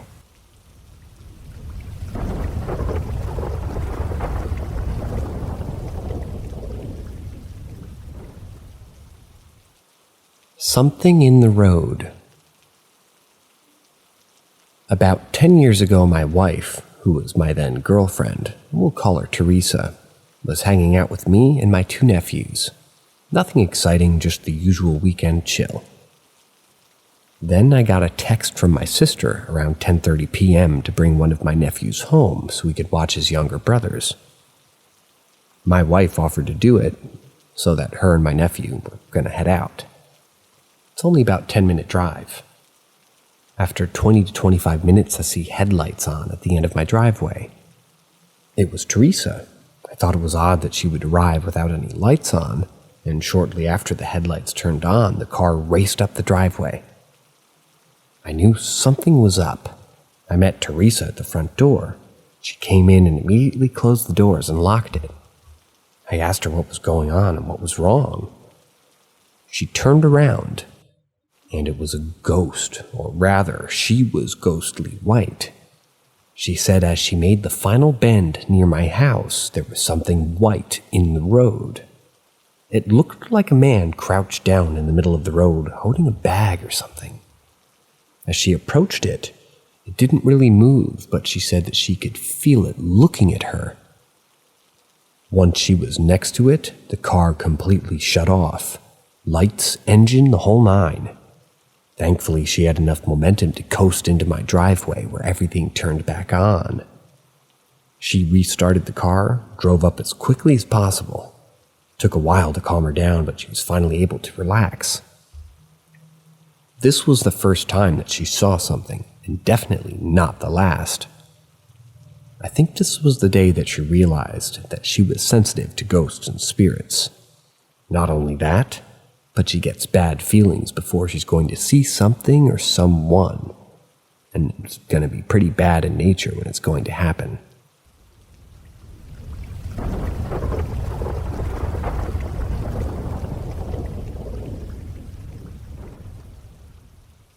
I had a cool poltergeist experience in a Florida resort condo.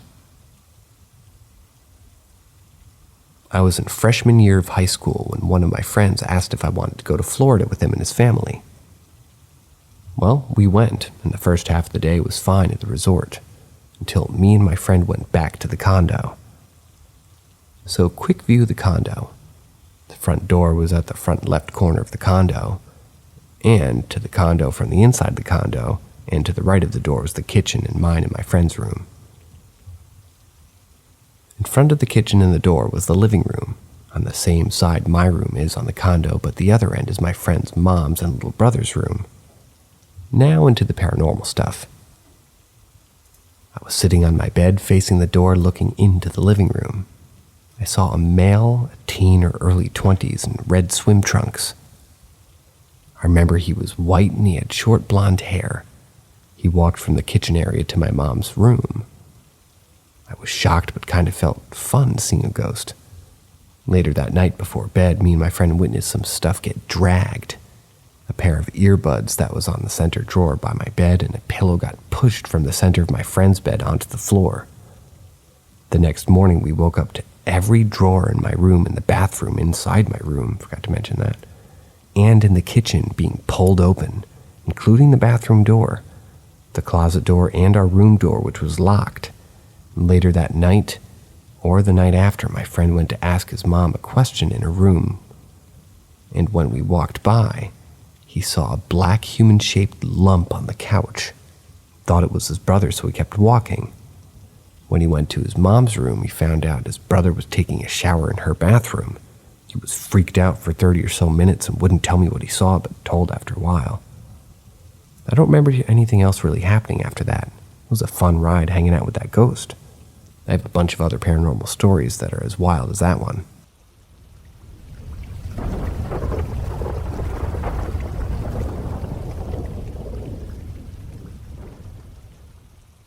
Phone call from recently deceased father's phone.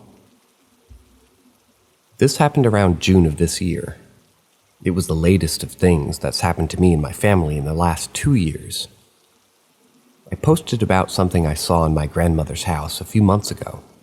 Still not sure what it was. My father died late last year.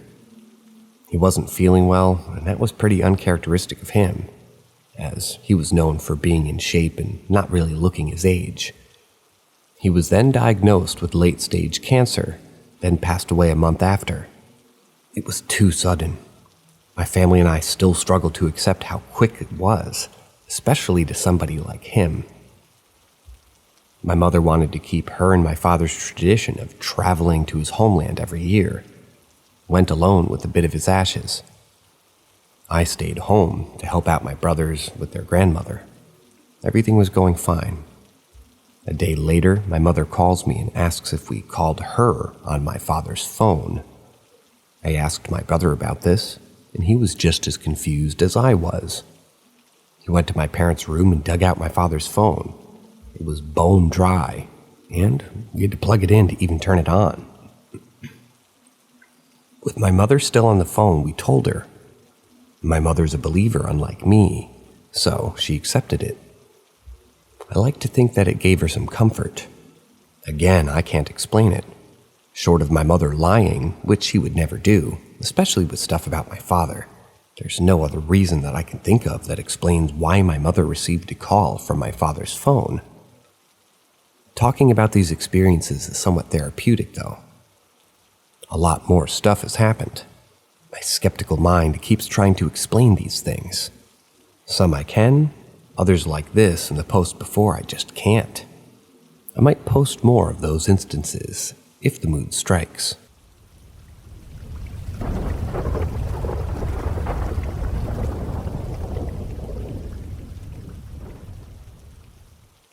James and Sarah's house. Don't go into the basement after dark, Part 2. It was a random summer night, just like any other, with the exception that some of the hauntings that they had experienced were getting more frequent, and more bold, I guess you could say. James was watching TV downstairs, while Sarah was taking a shower upstairs. While James was watching TV, he saw what he thought was smoke, but in the shape of a person. It passed right between himself and the TV. He didn't give it much thought and assumed that he was seeing things. A few moments later, he heard a shriek, and then what sounded like someone running down the stairs, but only stepping on about every third stair. It was Sarah, wearing only shorts and a sports bra. She bolted out of the house into her mom's house, the house in front of the lot. James chased after her to find out what was wrong. Then she finally calmed down and said this: "I finished my shower and I was laying on my back, playing on my phone with my feet dangling off the edge of the bed. I thought I heard the bedroom door creak open, and I was thinking it was you, but no one was there. Then when I felt someone grab my ankles and try to pull me off the bed, that's why I ran out of the house." They didn't stay in the house that night. Sarah actually had bruises around her ankles in the shape of handprints. That house is creepy. They told me that at any given time in the night, you can hear people talking in the empty rooms. Shadow people peering around the doorways, things move or disappear randomly. James even caught pictures of quote-unquote smoke while there was none in the room. If I can find those pictures, I'll post them. In one picture, the smoke even has a face in it, clear as day.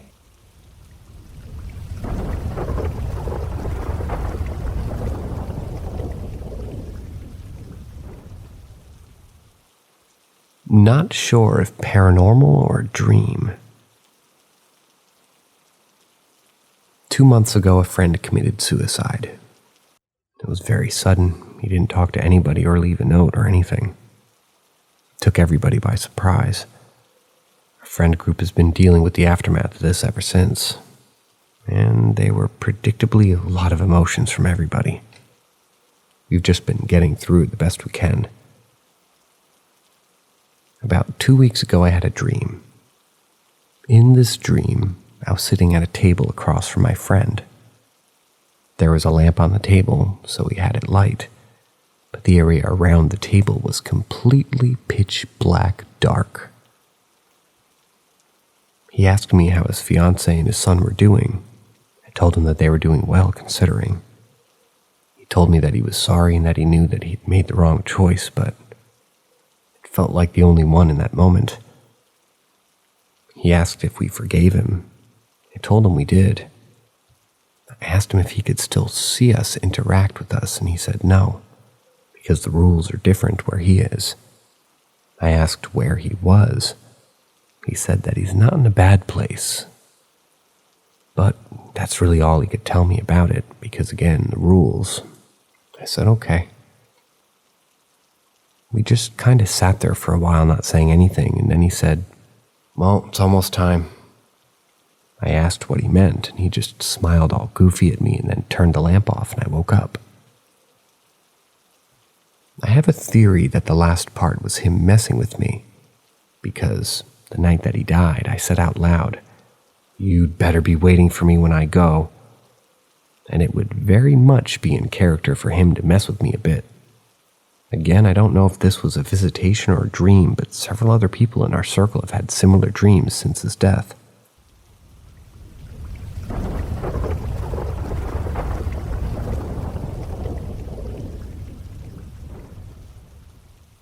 There might be a spirit following and pranking me. I've always been able to see, hear, and feel ghosts and spirits since I was a kid. My ability isn't quite strong, so it doesn't happen all of the time, but I've for the most part gotten used to it, and have had contacts and actually made me laugh too. With that said, I think there may be something following me, but I'm not totally sure yet. The first incident happened earlier this week. I was in my bed laying down and browsing Facebook when I heard a dog whining, literally right next to my face. We had 3 dogs, 2 smaller and 1 medium-sized one. The smaller dogs usually sleep in the bed with me, while the mid-sized dog sleeps in my husband's room. The thing is, all 3 dogs were not in the room with me at the time. Mid-sized dog was in hubby's room, while smaller dogs were hanging out with hubby in the living room. I sat up in the double check, and sure enough, no dog in my bed or room. I called out to them, and one of them ran down the hallway and into the room, and a few seconds later, the other one came too. I didn't think more and told them to go to sleep, so they did. Last night, as I was leaving my sister's house, I did what I always do. I turned on the porch light, opened the door, and looked down to get a key out of my purse. As I was doing that, I felt a presence, and at the same time, a kissing sound right in front of me. It literally made me stumble back and look up in shock. Naturally, there was nothing. It spooked me enough that I quickly put the key in the lock, closed the door, locked it, and left. All without turning off the porch light. Sorry, sis. I haven't been spooked like this in quite a while now. Last time last year at the old office building, which I actually didn't mind most of the time, since most of the time they were quite juvenile. This time it didn't feel malicious either, but both incidents were loud enough to catch my attention.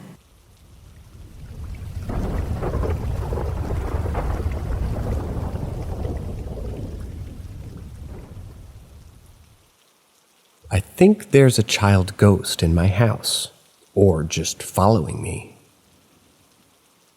I feel as if I don't have much evidence, but I really feel like there's something in my house, or maybe something following me. It started when I was very young. When I was a toddler, I visited a family member. Whenever I was there, I would play hide and seek. Whenever my mother asked who I was playing with, I would respond, "The boy who lives here." There was no boy who lived there. The family member who lived there had children, but they were adults and moved away. My mother thought this was weird, but to be fair, she said I was kind of a weird kid, let's just say that. Even if this was an imaginary friend or something that I might remember him with, but I really don't remember anything about it. When I was a baby, I would have this lamb plushie who would have a voice box that would say prayers. This one time, my parents put me to bed and went downstairs. After a while, they heard a voice coming from upstairs. They went to check, and the lamb plushie left my cradle and ended up in the hallway against the wall. It was saying a prayer.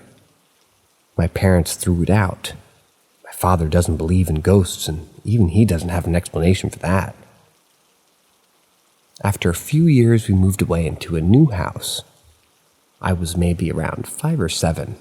I was laying in bed. Through the corner of my eye, I saw movement. I looked up and saw a short figure run across the hallway, coming from my sister's room.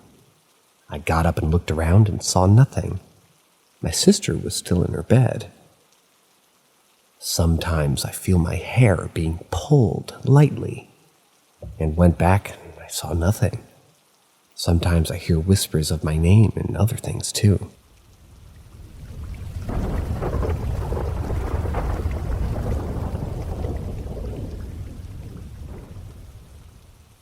My other ghost story that I actually experienced.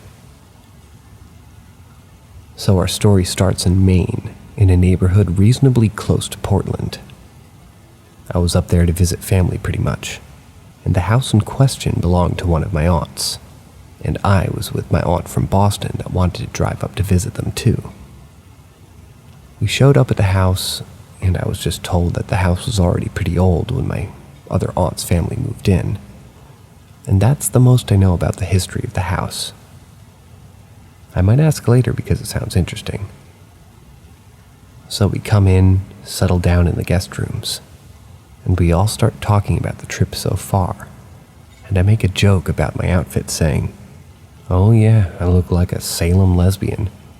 We all have a laugh, and I soon forget about the comment. We jumped that night, and just occasionally throughout the night I hear scratching on the door. I wasn't that concerned yet, mainly because my aunt's family had a dog and a cat. But most of the time when I got up to let them in, the hallway was empty.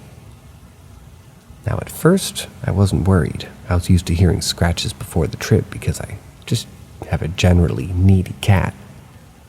So to clear my mind before bed, I decided to take a shower.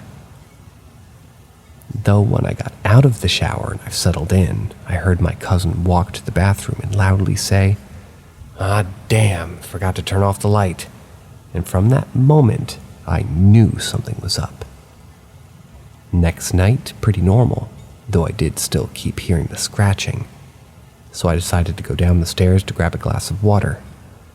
But as soon as I was going to head back into the room, I heard a very clear yet feminine, "You're not allowed to do that," in my ear. And after a moment of confusion, I was kind of just happy I was leaving the next day.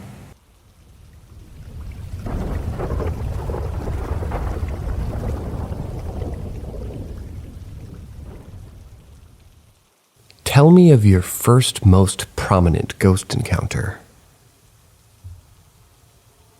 Mine was when I was 16 years old, March 18th.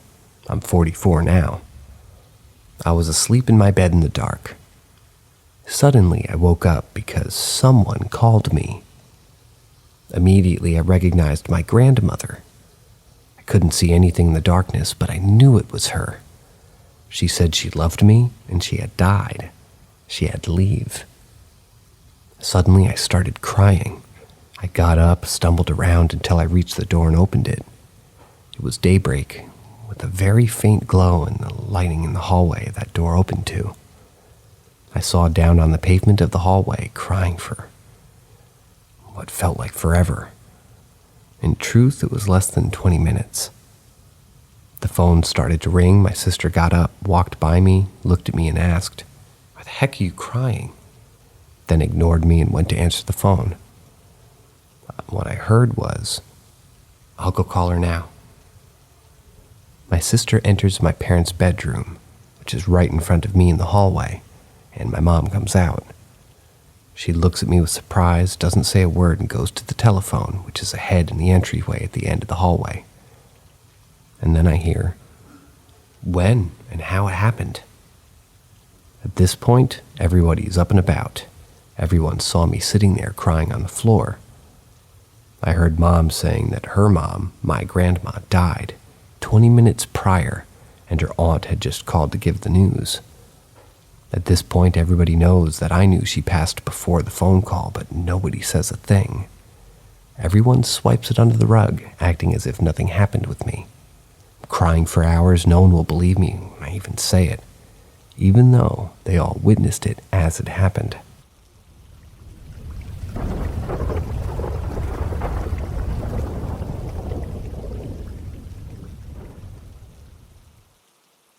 Pretty sure I just saw a ghost in my house.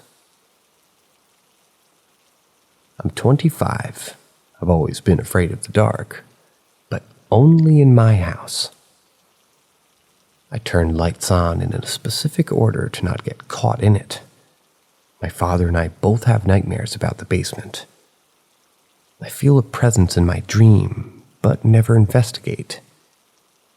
He dreams there's a body buried down there. I've seen a shadow person in the doorway once. Thought it was my father, but it walked through the couch into the wall. I've had a dream last night about conversing with a ghost girl who said that there were 3 spirits in my house. So the topic was on my mind, you could say, but not when I saw it just now. I just got up around 4 a.m. and I'm playing Skyrim. Decided to go to the kitchen to get a slice of pizza. Didn't turn on the lights. Only the ambient from the microwave clock, very dim.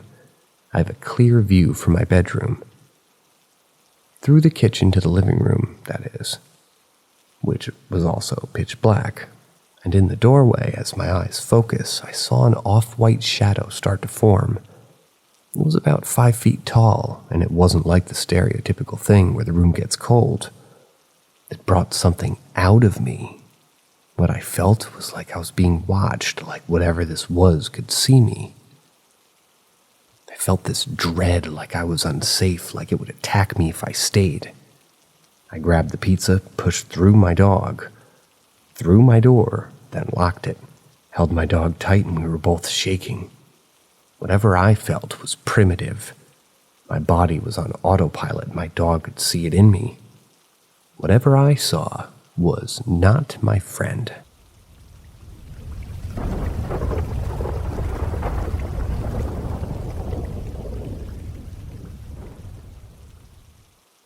A strange story from my childhood. Me and my sister were in our room playing when my parents were in the TV room. Father was watching TV and Mom was in the kitchen. It was fine when suddenly my sister saw a white translucent being with a beard and a grin on his face leaving our bathroom, which was inside our room, and moving to the TV lounge. My sister called me as I was facing backwards to the bathroom. I didn't clearly see the whole figure, just the white part of clothing at the brink of our door, so I didn't completely believe her. After 5 or 10 minutes, my father started choking very badly, and the creature returned to our room this time, and I'd left the room earlier, but my sister was there. The creature this time made a very evil, loud laughter that I heard, and my sister then ran out of the room after hearing that. My father, after this laughter, after choking badly, fainted, and Mom was outside calling the ambulance on the phone. It's been years. Everything is fine now.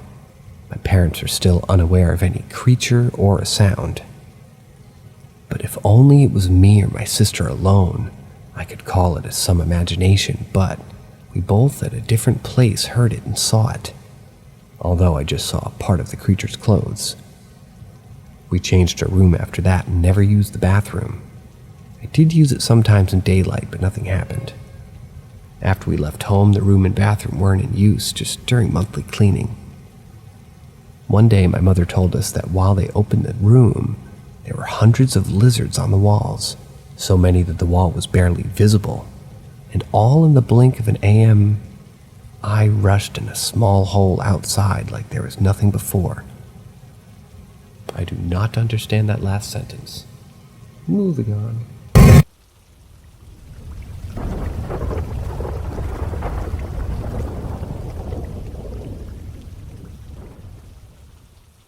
I think a cat haunts my house. I just got off the phone with one of my friends, who is pretty into paranormal stuff, and after talking to him, I decided to post onto here. I don't really know when the first experience happened. I believe I was anywhere from 8 to 11. I was about to go to sleep around 2 a.m. and I felt a cat walk up to my bed and lay down around my pelvis. I took my hand and put it where I thought I felt the cat, and there was an indentation where a cat had been laying, and it was warm, unlike the rest of my bed at the time. About a year later, we found a small kitten inside my brother's engine. The cat couldn't have been older than a few weeks old, and we live in the middle of nowhere with a lot of snakes, so I don't know how the cat would have gotten there without getting killed. The cat died only a few weeks later due to my dog having a disliking for new cats. After probably 2 years of not hearing anything, I heard what sounded like a cat walking down the stairs. I ended up hearing this sound for a good 2 to 3 month period. It was only when somebody was upstairs, like it would see someone was up there, and walked after them about 2 minutes in between my parents going upstairs. Then the cat would go. Most recently, I hear what sounded like somebody walking down the house when I was home alone, and I decided to do a house sweep to make sure no one was inside, and no one was. When I made it back to my room, I decided to lock my door just to be safe, and within 5 minutes, I started hearing scratching at my door, like down at the bottom of my door where a cat would be. Personally, I think my house is haunted by a cat, but I would love to hear y'all's takes.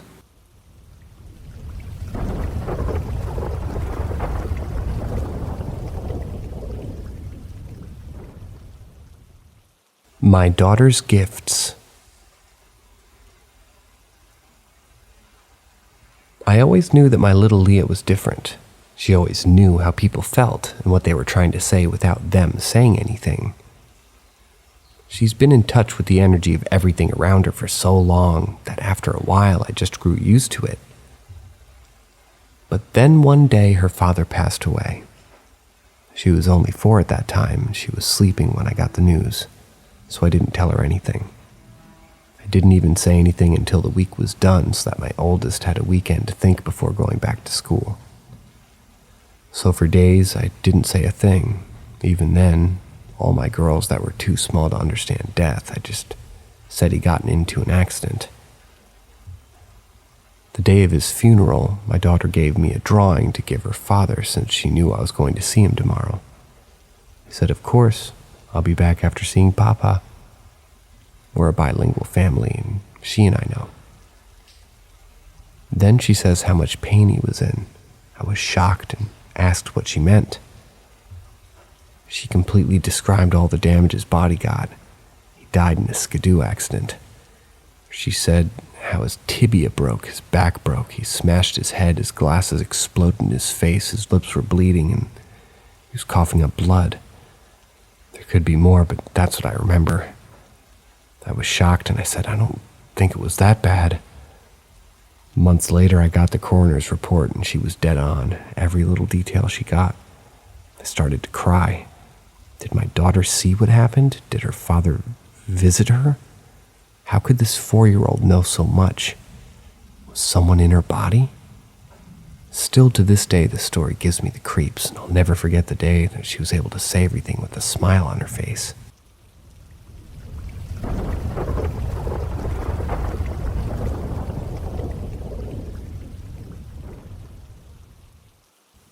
Stories from a Church Custodian, Volume 5. My friend David and I were at the graduation party, and we were telling one of his other friends about some of the strange things that go on at our church. David's friend didn't really believe the stories, so we decided to take him to the church that night, and we knew nobody else would be there. We get to the church around 9 p.m., unlock the doors, and go in. All the lights are off, so we're going room to room, turning them on as we go. Almost immediately, we hear footsteps on the floor above us. We finish going through the first floor, and as we're ascending the stairs, we hear the footsteps come to the top of the stairs, which is around a landing halfway up the staircase. In the window on the landing, we can clearly see an outline of what looks like a person. At this point, their friends decided that he's gotten enough proof to believe her stories and was ready to leave. We're standing in the parking lot, facing the door, arguing over who's going to go back inside and turn off all the lights, when all of a sudden there are 3 distinct taps on the nursery window. The nursery's on the second floor and on the side of the building that we were facing. And that made the decision about turning the lights out a bit harder. Fun fact about the nursery. Once we got back to David's house, we were telling his mom, the actual custodian for the church, about what had happened. And she told us that she hated having to go in the nursery while she was alone, due to the feeling that she got in there. She also said that the old wooden rocking chair that was in there would almost always be rocking when she went in to clean. So she would go clean something else and wait for whoever was in the rocking chair to finish up.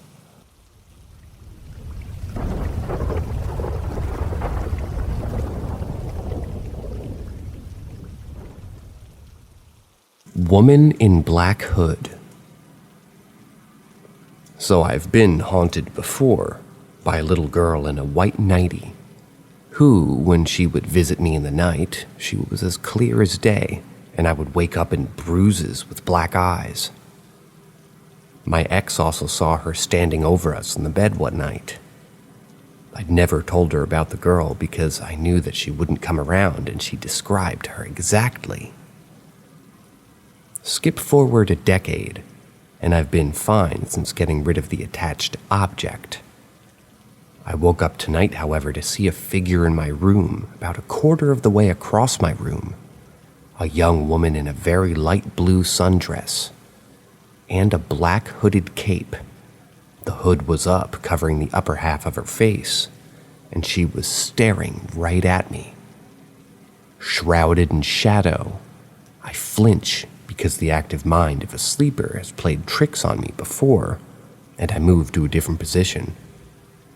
I try to just allow my eyes to realize that it's just the darkness playing tricks on them. The figure didn't disappear. They took a visible step back and continued to watch me instead, only disappearing when I finally got the lamp on next to me. They could have come closer in that time, but didn't. It seemed as though they were caught off guard by me waking up. There were no clothes hung on the door, or anything there to take that shape. And having been visited before, I know that feeling. My toilet's in that direction, and as I reluctantly walked through the spot she was in, my whole body shivered, and my hairs stood up on end. I think she was still there, and I walked through her.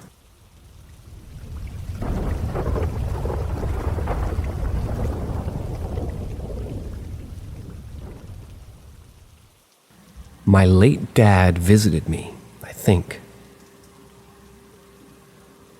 My dad died in 2014. Complications from pneumonia. While he wasn't a good dad, he did take me seriously whenever I said I didn't feel good. Well, I'm absolutely miserable right now with a cold. I've been taking cold meds, and last night I took the nighttime one, you know? So this could be a dream. I often wake up whenever my bedroom door opens. It squeaks loudly, and I refuse to lubricate it. Anyways, I hear my door open, and I see a man come to my side. He feels my forehead and softly murmurs that I have a fever. With a little bit of a light, I can see my late dad. I watch him as he goes to the other side of my bed and starts removing things from it. He tells me that he's going to lay down next to me until I feel better. I just nod as I start to close my eyes sleepily. My older son opens my door, and just as he enters, my dad disappears, and I fully wake up for a minute. My door is still closed. My son isn't there, and my things on the other side of my bed isn't where I left them last night. There's a small space cleared out. still having that drowsy feeling, still feeling miserable but also confused. I felt my late dad's touch on my face. I heard his voice and I saw him. The thing is, I don't believe in ghosts. Demons, yes, but not ghosts. I don't think I was dreaming because it felt so real, but at the same time, I must have. This is the first time I've seen something like this. But shortly after he died, I kept having vivid dreams of him every night, which I absolutely hated.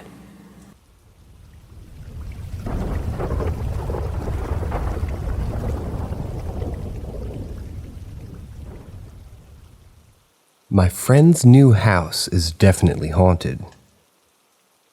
Myself, a 21-year-old female, and my partner, a 20-year-old male, were at our friend's new place last night for a few hours. Helping them settle in. They're both around our age as well. 19-year-old female and an 18-year-old female. One of our friends is known for being very spiritually gifted and connected.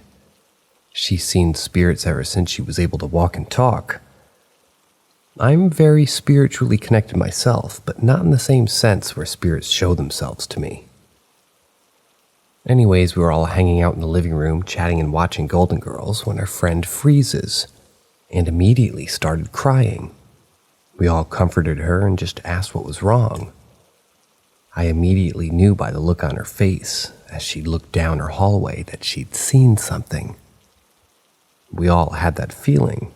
It was an eerily quiet moment.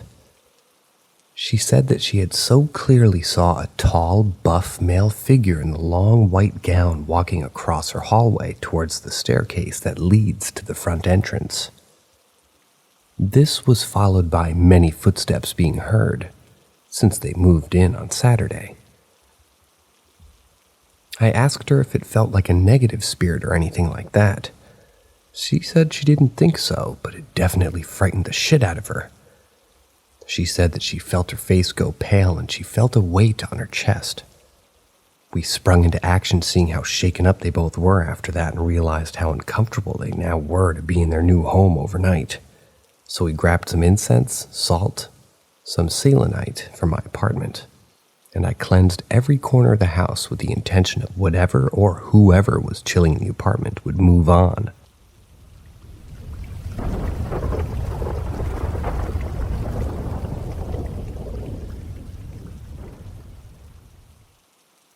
Shapeshifter.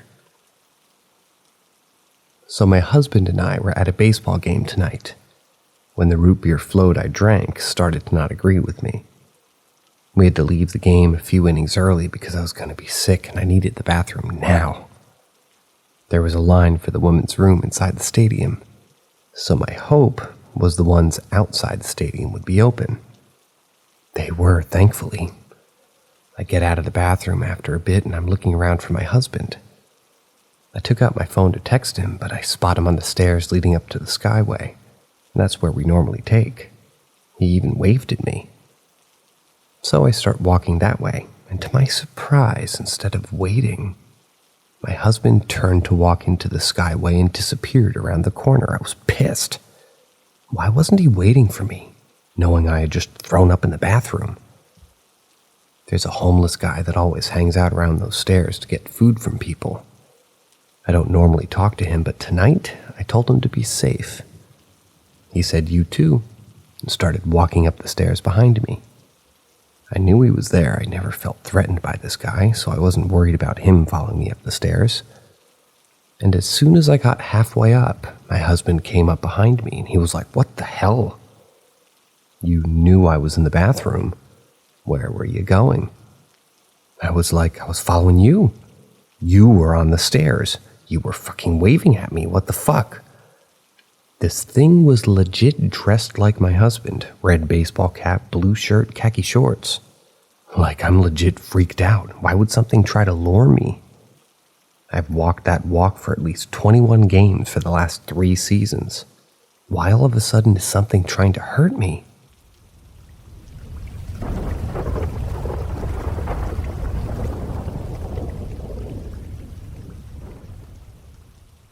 I'm sure I saw something this night. So I was watching the night sky at around 1 a.m., just observing and feeling aligned with the universe, and sending love to whoever might be out there. Then I said, just in my head, something like, "Please, can I see the truth?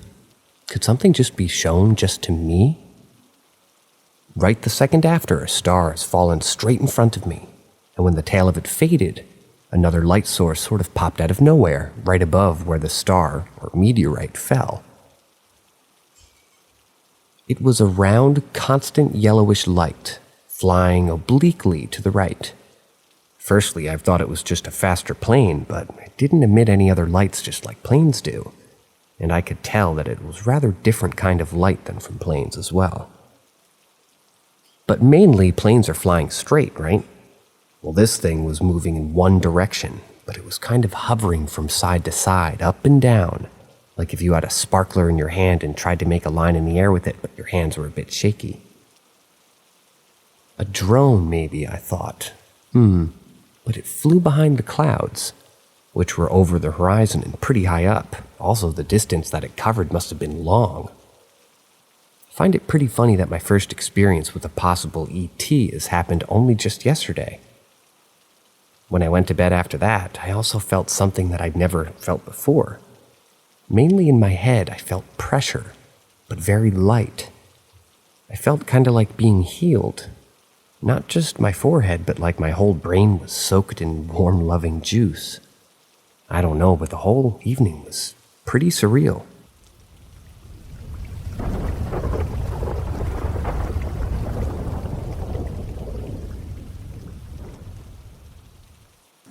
I think my dad is possessed. For a bit of context, around 5 years ago, there was a night where my dad left for work in the morning and never returned home. We became increasingly worried when he wasn't answering his phone and called the police.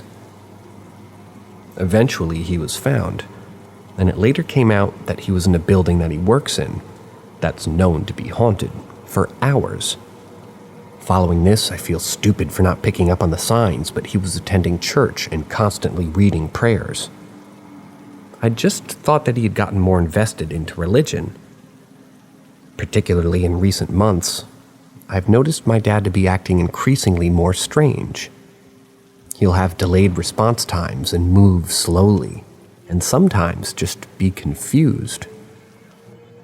Around half an hour ago, I overheard him on the phone, talking to his mom, my grandmother, and he explained how no one understands that for the last 5 years he's been dealing with spirits, evil spirits like the devil, who insult him and call him names, and tell him to do things like kill himself. He stated that if something such as stupid as suicide was to happen, then it wasn't of his own doings, as he'd never do anything like that. He explained how the demons controlled him and caused him to do things like kicking his legs uncontrollably, which he isn't doing. In his room, on a cabinet next to his bed, he has a picture of Jesus.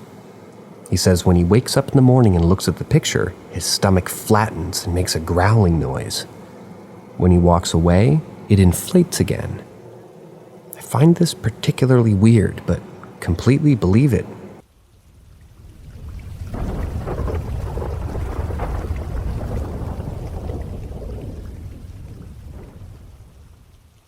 Don't go into the basement after dark. About 7 years ago, one of my best friends, James, was living with his girlfriend, Sarah, in an older house. It was kind of a beat-up old house in the back of a double lot, 2 houses on the same plot of land. The house belonged to Sarah's mother, and she let them live there because no one would rent it and they needed a place to live. They got most of their things in, but not unpacked yet. As James brought in a laundry basket, Sarah's mom made mention that there was a washer and dryer in the basement that worked. The only stipulation was not to do laundry after dark. James agreed, but thought it was kind of an odd request. Fast forward about a month. James had done a bit of laundry during the afternoon, but forgot to switch it over to the dryer. It's now about 10 p.m. and he decides it'll only take a second to switch it over, so he'll do it quick, despite the warning. The stairs to the basement go down about 7 steps. Then there's a landing, a left turn, and 3 more. James gets to that landing and makes his turn and watches a little boy run across the basement, from behind the furnace to behind the washer. The little boy wasn't completely solid, nor did he make a sound as he was running. James noped the hell out of there and never went back into the basement at night. This was the first ghost experience he had in that house, but just like the last story, it was definitely not the last.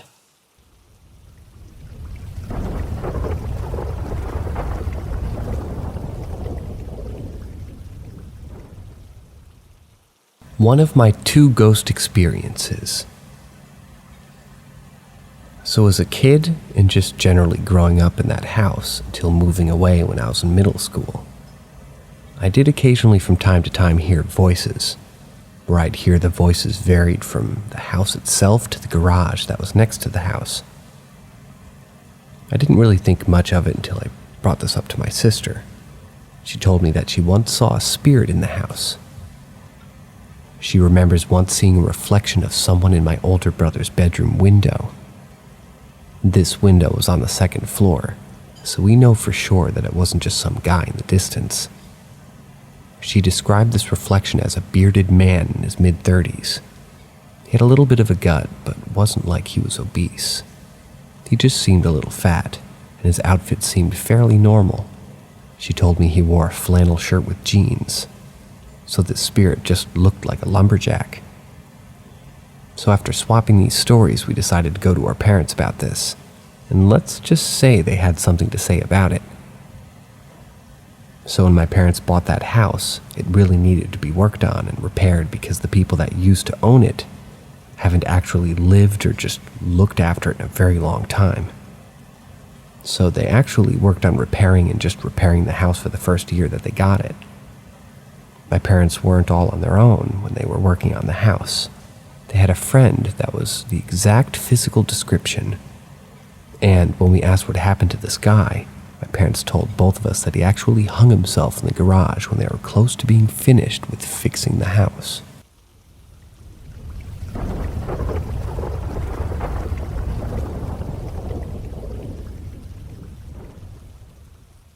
Farewell. I was 6 years old. It was a normal Saturday evening, as I wished my mom and dad a good night and went to bed. At this time, my grandpa was everything to me.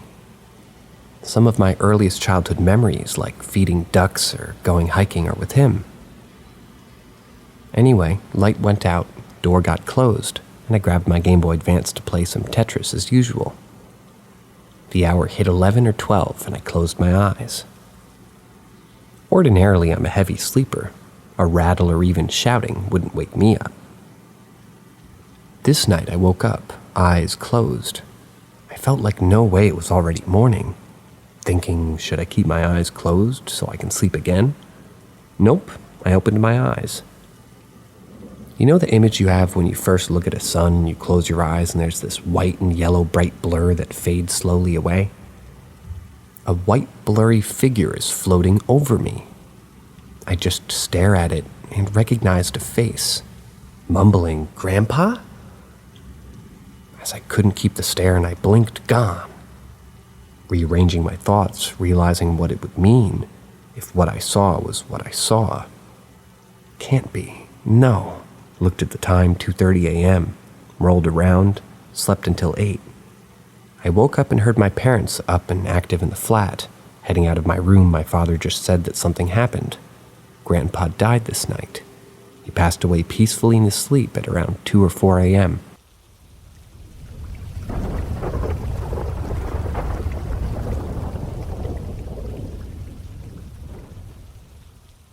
Creepy Christmas. Potential paranormal visit. So due to having a family that don't really celebrate Christmas, due to religious reasons, I often spend Christmas with my girlfriend and her family.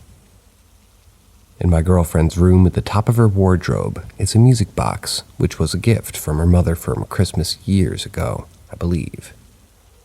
It's just a little wind-up music box that you twist and it plays "We Wish You a Merry Christmas." Anyway, we'd all done the standard opening of the presents, pulled some crackers, said "Merry Christmas," etc., etc. Then me and the girlfriend and her mom went upstairs to put the presents somewhere out of the way. My girlfriend's mom was talking about her own mother who died a few years ago and how she loved Christmas and wished that she could still be there with them all. Straight after that, this music box starts going off on top of the wardrobe, way too high for anyone to have reached and turned, and nobody had even been near that part of the room. Also, interestingly, my girlfriend's room was previously her grandmother's room, and my girlfriend only moved into the room after the death of her grandmother. My girlfriend's mother believes it to be a message from her own mother, letting them all know that she's still with them. We're all not sure, but it was interesting timing nonetheless, and I have no idea how it would have been set off otherwise.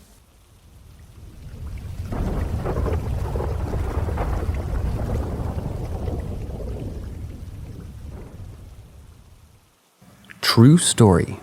Something called my name. So Friday night, I was staying in an apartment my family had been renovating in a town over from where I normally reside. I've done this countless times as most of my friends are in the aforementioned town. So the clock has just struck 1 a.m., and I'm texting my girlfriend to come over and spend the night with me, and bring illicit substances for us to indulge in. As I send her the text message, I hear someone familiar yell from what sounded like outside or inside, a very muffled yell. "Nathan!" My name. I responded confused. "Hmm?" And the voice responds, "Come here!" in a stern and somewhat friendly voice. So I arm myself, exit the building, and look around for whoever may have yelled for me. This apartment is inside a barn in a quiet neighborhood, so it's not a complex, and I wasn't the only one inside. Or rather, I was the only one inside the property. I look around and see no one and nothing in sight.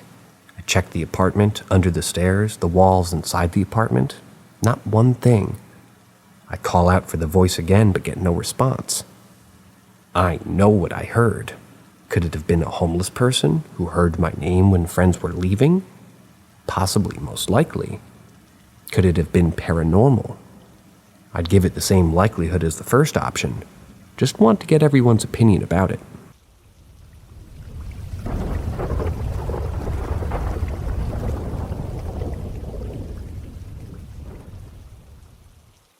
Ask Reddit. Many houses I've lived in have been haunted. I have reason to believe it's because my sister and I are conduits for the supernatural.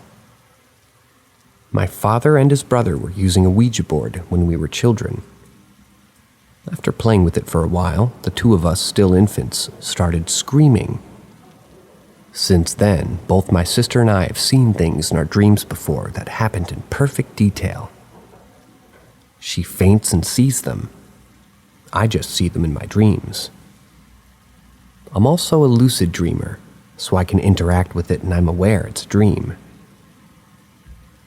Last week, my lights started flickering in my new house. Been here a few months. Only had a few odd instances. Passed off as the wind, perhaps. Doors slowly closing without anyone nearby. Doors opening when locked and closed tightly. Having to close more doors than I open at night. But anyway, yesterday I let my dog out as I do every morning. After he was out on his chain, I went back in. When I went to grab the door to close it, it slammed itself shut forcefully. That day, the flickering lights had been intense. I've not had anything else since yesterday except my light flickered a little bit, and the temperature dropped a few degrees. My cat is always trying to attack something that isn't there, but I think she's just a little bit schizo.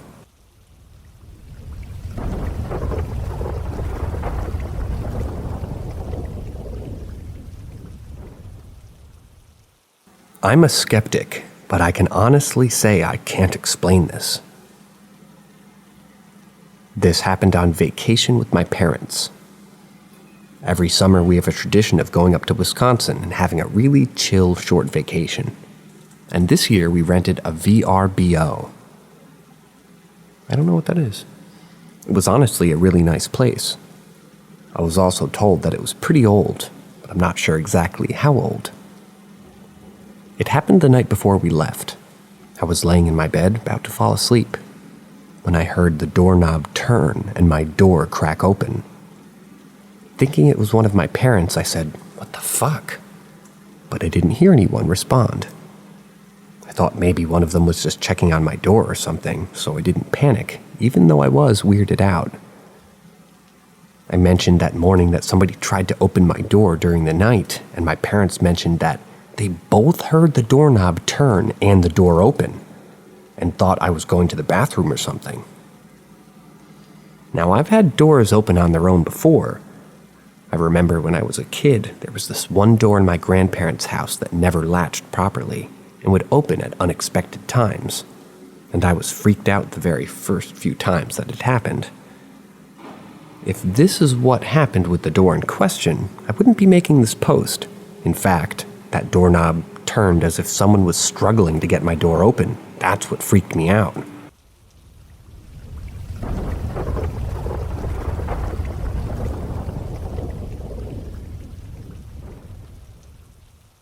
Need help and advice on this situation.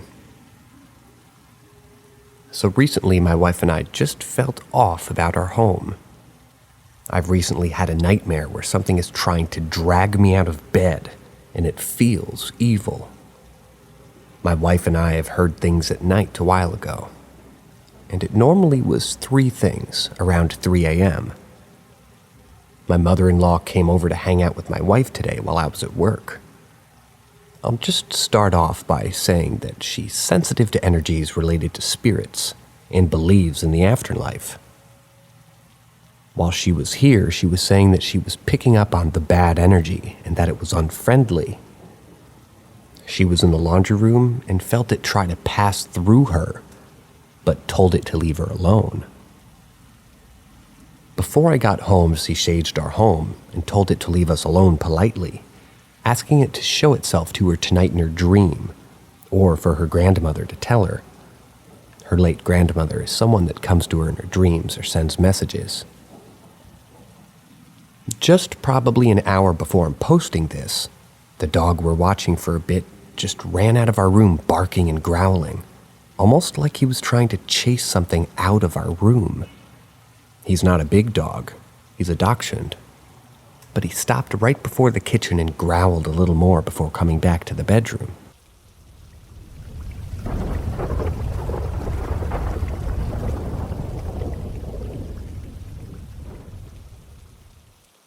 I saw my great-grandmother after she died. So I'll tell you how it happened. She died in 2009 in a bad car wreck when my great-grandfather ran a stop sign. She basically choked on beaded glass and drowned in her own blood on top of normal lacerations. She died on the way to the hospital. Fast forward and everyone's coming up for the funeral. Well, guess what? Instead of staying in a hotel, as we had in the past, my parents thinks it's a great idea to be in her house. Well, the day the funeral comes and my mother tells me to go iron my shirt. My great-grandmother used to keep all that in the basement. I get down there and I couldn't find the iron. It's not with the ironing board. I think out loud to myself, "Great-grandma, where would you put the iron?" "Dearie, it's above the dryer." "You have to look up, though, it's rather high." It was as if I was hearing it from the left in my own head, and I looked to where she said it would be and left to where I had heard it from. She steps out from the shadows, covered in blood, as if she would have been when she died. I freaking couldn't, and I booked it. When they were packing the house afterwards, the vacuum turned on by itself.